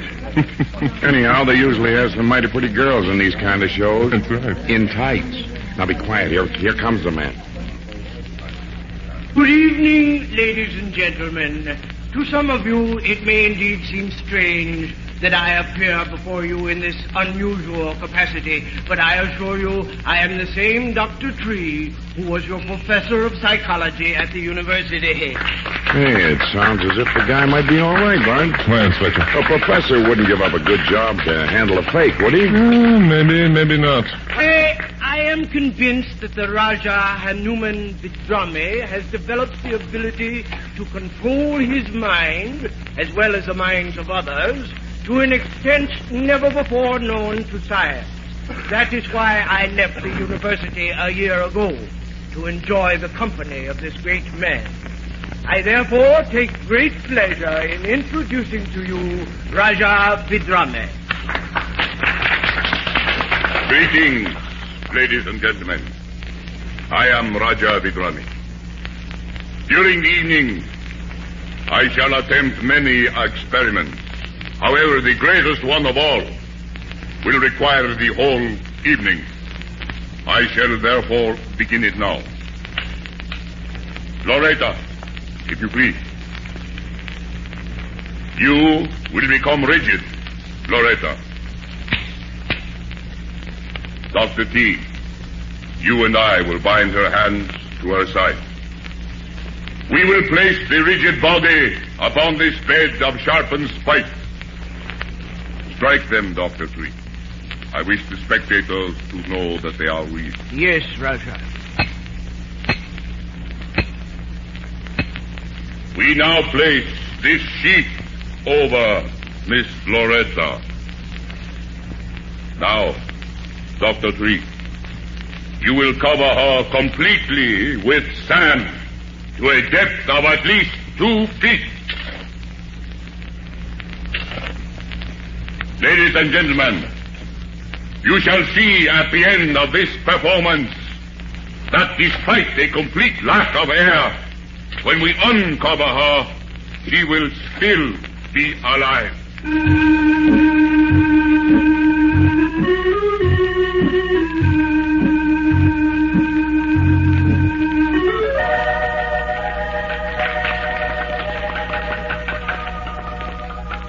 Dr. Tree is now removing the sand. Buried in sand for 2 hours, you shall see that Miss Loretta still lives. You may remove the sheet now, Dr. Tree. Miss Loretta. Miss Loretta. Dr. Tree, please. She's dead, Raja. She's dead. Impossible.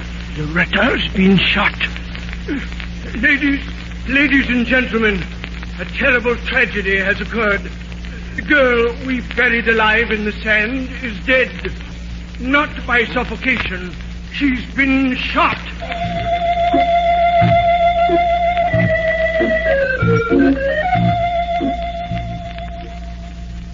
I'll pick out a couple of men and put them on the stage door, Bart. Then I'm going to call for a detail. Okay, Inspector. Raja, could we have the curtains closed, please? Yes. I attend, Sherlock. Well, Dr. Tree, something seems to have gone wrong. It's impossible. It couldn't be done. Death isn't very pretty, is it, Doctor? Well, the Raja can at least close up the curtains. The Raja can do anything. Yes, except bring this poor girl back to life. Help me turn her over, Doctor. Maybe we can find the wound. Yes, of course. Thanks. We'll set her down here, off the spikes. That's better. Yes, indeed. It's terrible, sir. That gaping hole in the back of her head. Bullet still in the brain. It couldn't happen. It couldn't. Yes, but it did. Let's take a look at this bed of spikes. Well, there's nothing... What's this? What, sir? This bent metal tube running to this spike. There's a mouthpiece on the end of it. Well, it's... There. I'll pull it out of the spike. Well, this particular spike is hollow. There's a hole borrowed in the stage just under it. There are 2 other holes slightly larger right alongside of it. Well, Dr. Tree, this exhibition was a fake, wasn't it? What do you mean? All the time the girl was lying buried in the sand, supposedly in a trance, she was breathing through this tube. But she had to breathe, of course. The whole thing was a fake. That's a funny thing, Dr. Tree. Even I was tempted to believe it was real, and you completely fooled the inspector. Well, why not? I staged it.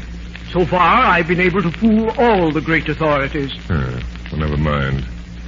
Who was backstage, Doctor, during your act? Only the girl, Mildred, Raja's other assistant. You saw her yourself. Yes, she was quite alluring. There's one thing I think you should know, Mr. Drake. This girl here, Loretta, was my wife. Very interesting. We've been married just a few months. And I see you're completely overcome with grief. Hey, Barnes, Yes, Inspector. I've got guards on the doors and a homicide detail. I'll be here any minute. Good old Inspector. You follow the routine to the letter, don't you? You bet. Where's our friend the Rajah? Did you let him go? I'll say I didn't. The Rajah couldn't possibly have committed this crime, gentlemen. He was on stage during the entire performance. Where is the Rajah, Inspector? Downstairs in one of the dressing rooms. Perhaps we'd better go have a talk with him. Hey, what's that? Who's shooting? Come on, let's find out. He's there! He's in there! Hey, give me that gun. Who's in where, Mildred? Man, I don't know who, but he ran him back to the mummy case. I'll drag him out. Wait a minute, Bart. Let me get him out. Okay, Inspector, go ahead. Come on out, you. Come on or I'll shoot. Come out of that box. That'll get him. You're so thorough, Inspector. Nobody in there. I'm sure I saw somebody. I'm sure I did. Hey, what was that crash? Where's Dr. Tree? How do I know? He was just here. I'm afraid this little pretty has tricked us, Inspector. She's distracted us long enough for Dr. Tree to go downstairs and conceal some evidence.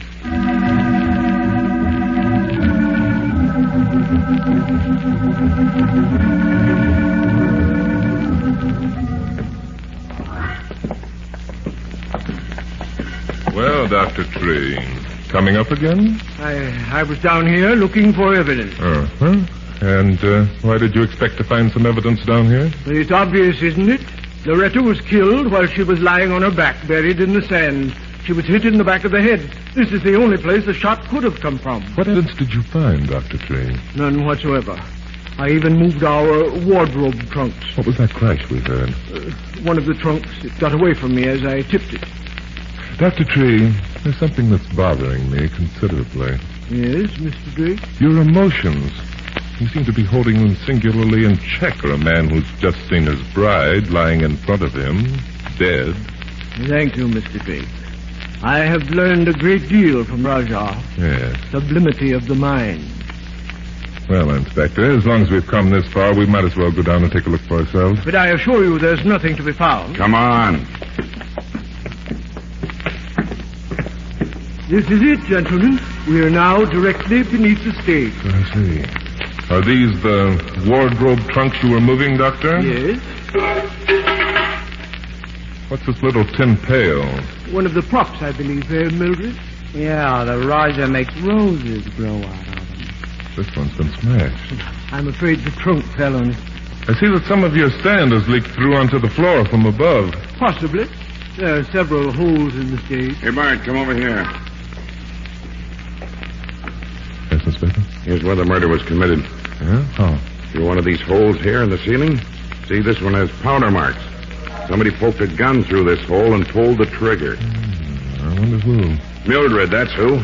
She's the only one who was off stage, and I took a gun away from her, remember? But Mildred's gun was an automatic. An automatic wouldn't fit into that hole, Inspector.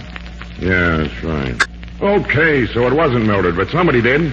I'll bet I'd find the gun, too, right here in this basement. Mr. Drake, could I speak to you alone? Well, Go ahead, Bart. I'll stick with the doctor here. I'm going to find that gun, and I'm betting he'll help me find it.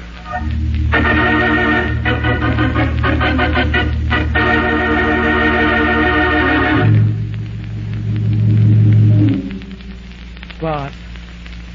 Mind if I call you Bart? Why not? Bart, do you believe love is overpowering? Are you trying to tell me that this is a crime of passion? With me loves everything. It has its points. Just what do you want to talk to me about? Well, you're more the romantic type than the inspector. Why? I could go for a guy like you. It's pretty easy to go for yourself. I'm in an awful jam. Really? Love, kiss me. Well, I never refuse a lady in distress. When I get out of this mess, we'll have fun. That depends whether the sheriff will let you out. Oh, now, Bart, don't spoil it. Open your heart, darling. What crooks? Dr. Tree never would have married Loretta if he'd been here teaching the school. He was out of his environment. Something like I was a few minutes ago. Oh, now, baby. Be nice. After the ceremony, he found out his mistake, but it was too late. She wouldn't give him up. After all, managing the Rogers, $100,000 racket, she wanted her part of the take. You admit it's a racket, huh? Only you. I can trust you, Bart, can I? With certain limitations. What's the rest? Well, I saw Dr. Tree needed sympathy, so I gave it to him. In other words, you made a play. Well, and when you play hard. That isn't very nice, Pot. Let me say it for you. Loretta became jealous of you. She became so jealous that the doctor felt he had to kill her. You know better than that. Dr. Tree was on stage all evening. That's so. Then Loretta became so jealous that you had to kill her. You weren't on stage all evening. That's the kind of conclusions I thought the inspector'd make. That's why I wanted to talk to you. It would be a very simple matter to find out if you fired the gun. Those things leave powder marks embedded in the skin of your hand. I did fire the gun. Out there on stage, remember? Mm-hmm. Well, that's all you have to tell me. We're wasting time, my sweetheart. I haven't mentioned the most important thing. You mean there's more?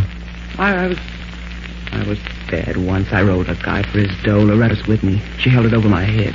Said if I didn't leave her husband alone, she'd go to the police about me. And while she was there, she'd expose the Raj as a fake. When she turned to leave me, the Raja was standing there. He'd heard everything she said. So, you think the Raja killed Loretta? Well, I didn't actually see him do it, but he had a darn good motive. But Dr. Tree made a great point of the fact that the Raja couldn't have killed her. Remember, the Raja, too, was on stage all evening. That's all. Dr. Tree said that? Yes. That the Raja couldn't have killed Loretta. Well, I thought that he... Yes? What did you think? Yes, Mildred. Tell us, what do you think?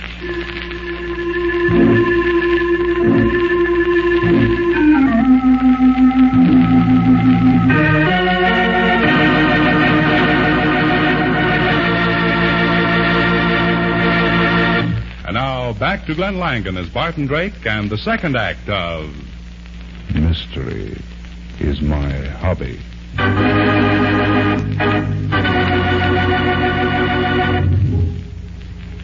Yes, my dear.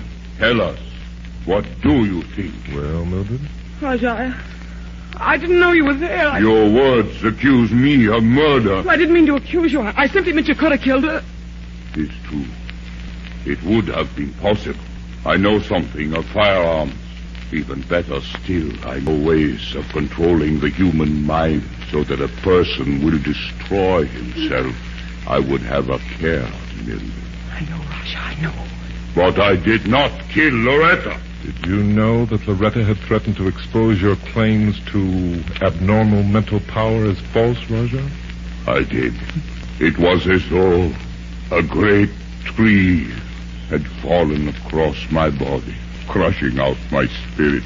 How was I to know that these three had contrived to embellish my miracles with the use of mechanical contrivances, fraud and trickery? Since I learned this through Miss Loretta's thoughtless words, my life has become a mockery. I am nothing but a bit of chaff being ground in the mill of commercialism. You must hold a great hatred of them, Raja Bidrome. And especially for Loretta, who threatened to expose you. Hatred is not within the concepts of my mind, Mr. It is an unworthy emotion. I can sympathize with you. Then, besides, when this crime becomes public knowledge, my work as a charlatan for this past year will also become public, will it not? Afraid so. Help us! Help! Help! Good heavens, that's the inspector. Help! Help! Where are you, Inspector? In here! In the mummy cage! Stand where you are, Mr. Drake. Dr. Tree, he has a gun. Yes, and I use it. Unless you let Mildred and me go free. What about the Raja? Don't you want him to go free, too? No. I'm certain that he killed my wife, Loretta. Help! Let me out! What makes you so sure, Dr. Tree? Because the inspector found the murder weapon, this gun, in the Raja's trunk. I'm sure that the inspector must be mistaken. Hey, Party, you gotta let me out. I'm sure he's not mistaken. This is the gun. I've seen it before. But how could it be the murder weapon when I have a murder weapon right here? Look out! You shot it out of my hand. Now, will you please release the inspector from the mummy case? I shall be happy to do so.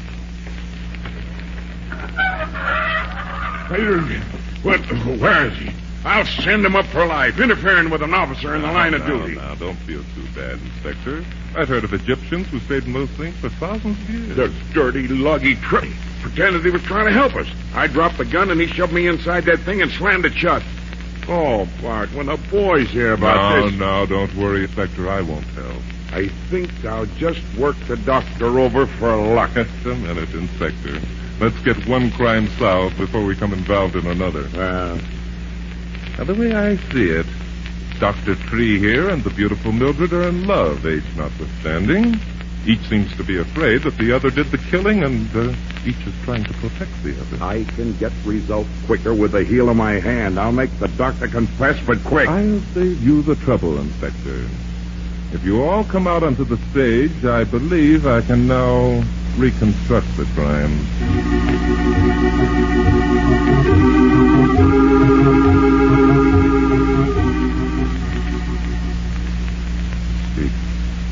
If you will be so kind, Mr. Gray, I would like to go to my dressing room and lie down.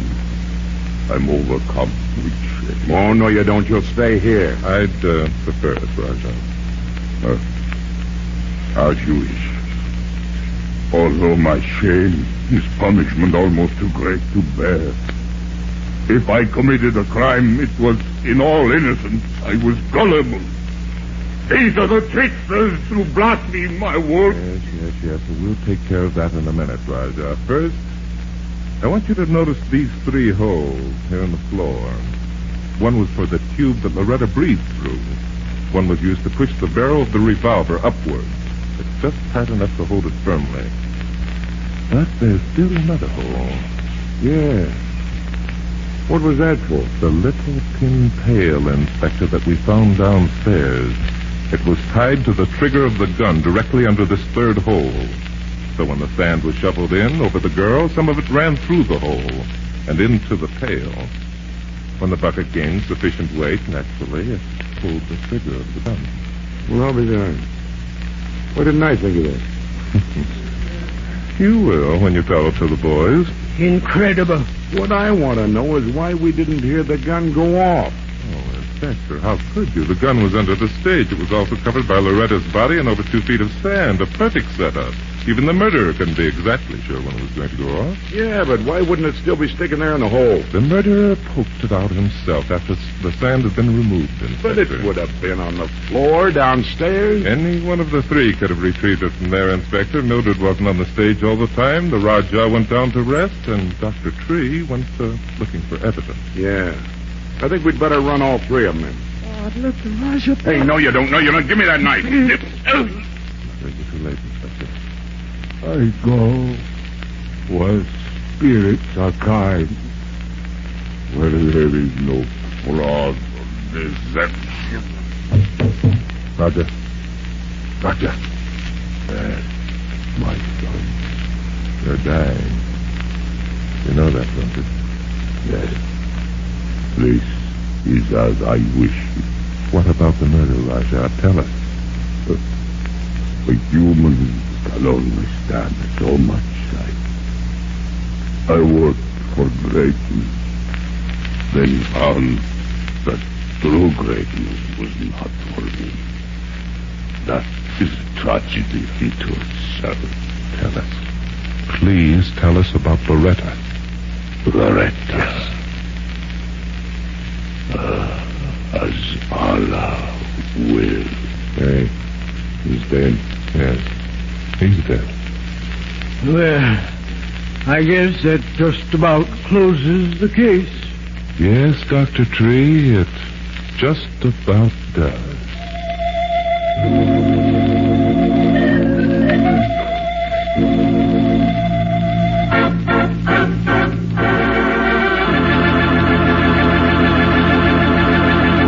And now, back to Glenn Langan as Barton Drake in Mystery is My Hobby.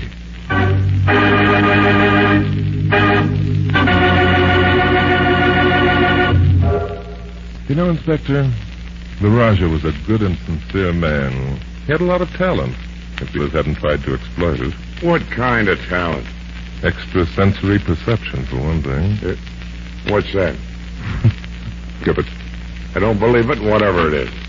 Now, don't tell me that he gave you some kind of a thought transfer that made you tell me to arrest Dr. Tree for Loretta's murder. Or maybe you read his mind. No, Inspector. It wasn't a thought transference. In fact, it was Dr. Tree's complete lack of thinking that put me on the right track. Yeah? Yes, indeed so. You remember when he announced Loretta's death from the stage? He said she'd been shot. But when we looked at the body lying face up on that bed of spikes, there was no visible wound. We didn't find the wound until we turned her over. Well, I'd have seen that, too. Only I was out posting guards on the doors and phoning headquarters. Why, of course you would, Inspector. Just as you knew that Dr. Tree was the only person who could possibly have pushed that gun barrel down through the hole in the floor. Did I know that? I certainly did. He was the one who shoveled the sand all the way. He was the only person who came near the body and the gun. You knew that, Inspector. You wouldn't have insisted on staying downstairs and searching for the murder weapon. I found it, too. Yes, you certainly did, Inspector. In the Rajah's trunk, right where Dr. Tree had put it. I'm good, ain't I? Yes, you are. You certainly are. It was you who also pushed the trunk aside, Inspector, the trunk that Dr. Tree used to hide and smash the little tin pail, which was attached to the trigger of the revolver. That was easy. Oh, I don't It was you, though, who found the little pile of sand. Mm-hmm. You know, Bart, love is a terrible thing. Oh, Inspector, don't tell me that you're down on love. I am when it makes a guy kill his wife because he wanted a babe like Mildred. Mildred isn't so bad, Inspector. You can blame greed just as much as love. Loretta hung on to the doctor not because she loved him. She only wanted a wife's share of his $100,000 racket. Yeah, love and greed. Both of them are terrible. Hey, Bart, remember, you promised that you wouldn't tell the boys down at headquarters about me being locked up in that mummy case. Oh, Inspector, of course I won't. I don't get any pleasure out of telling the world that a man is a fake. Mystery is my hobby. Frank, who's up first?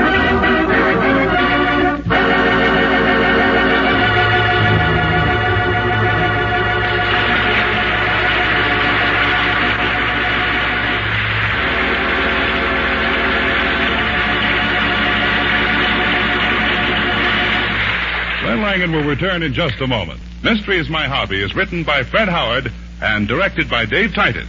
This episode was based on an original story by Ray Wilson.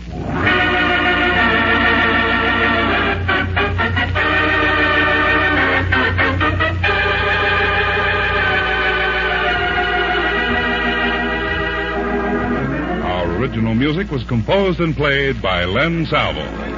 Included in our cast were Ken Christie as Inspector Denton, Junius Matthews as Dr. Tree, John McIntyre as Raja Vedrami, and Betty Lou Gerson as Mildred. The events depicted in this story were entirely fictional, and any resemblance to actual places or people, living or dead, is purely coincidental. And now, here's Glenn Langan with a word about next week's story.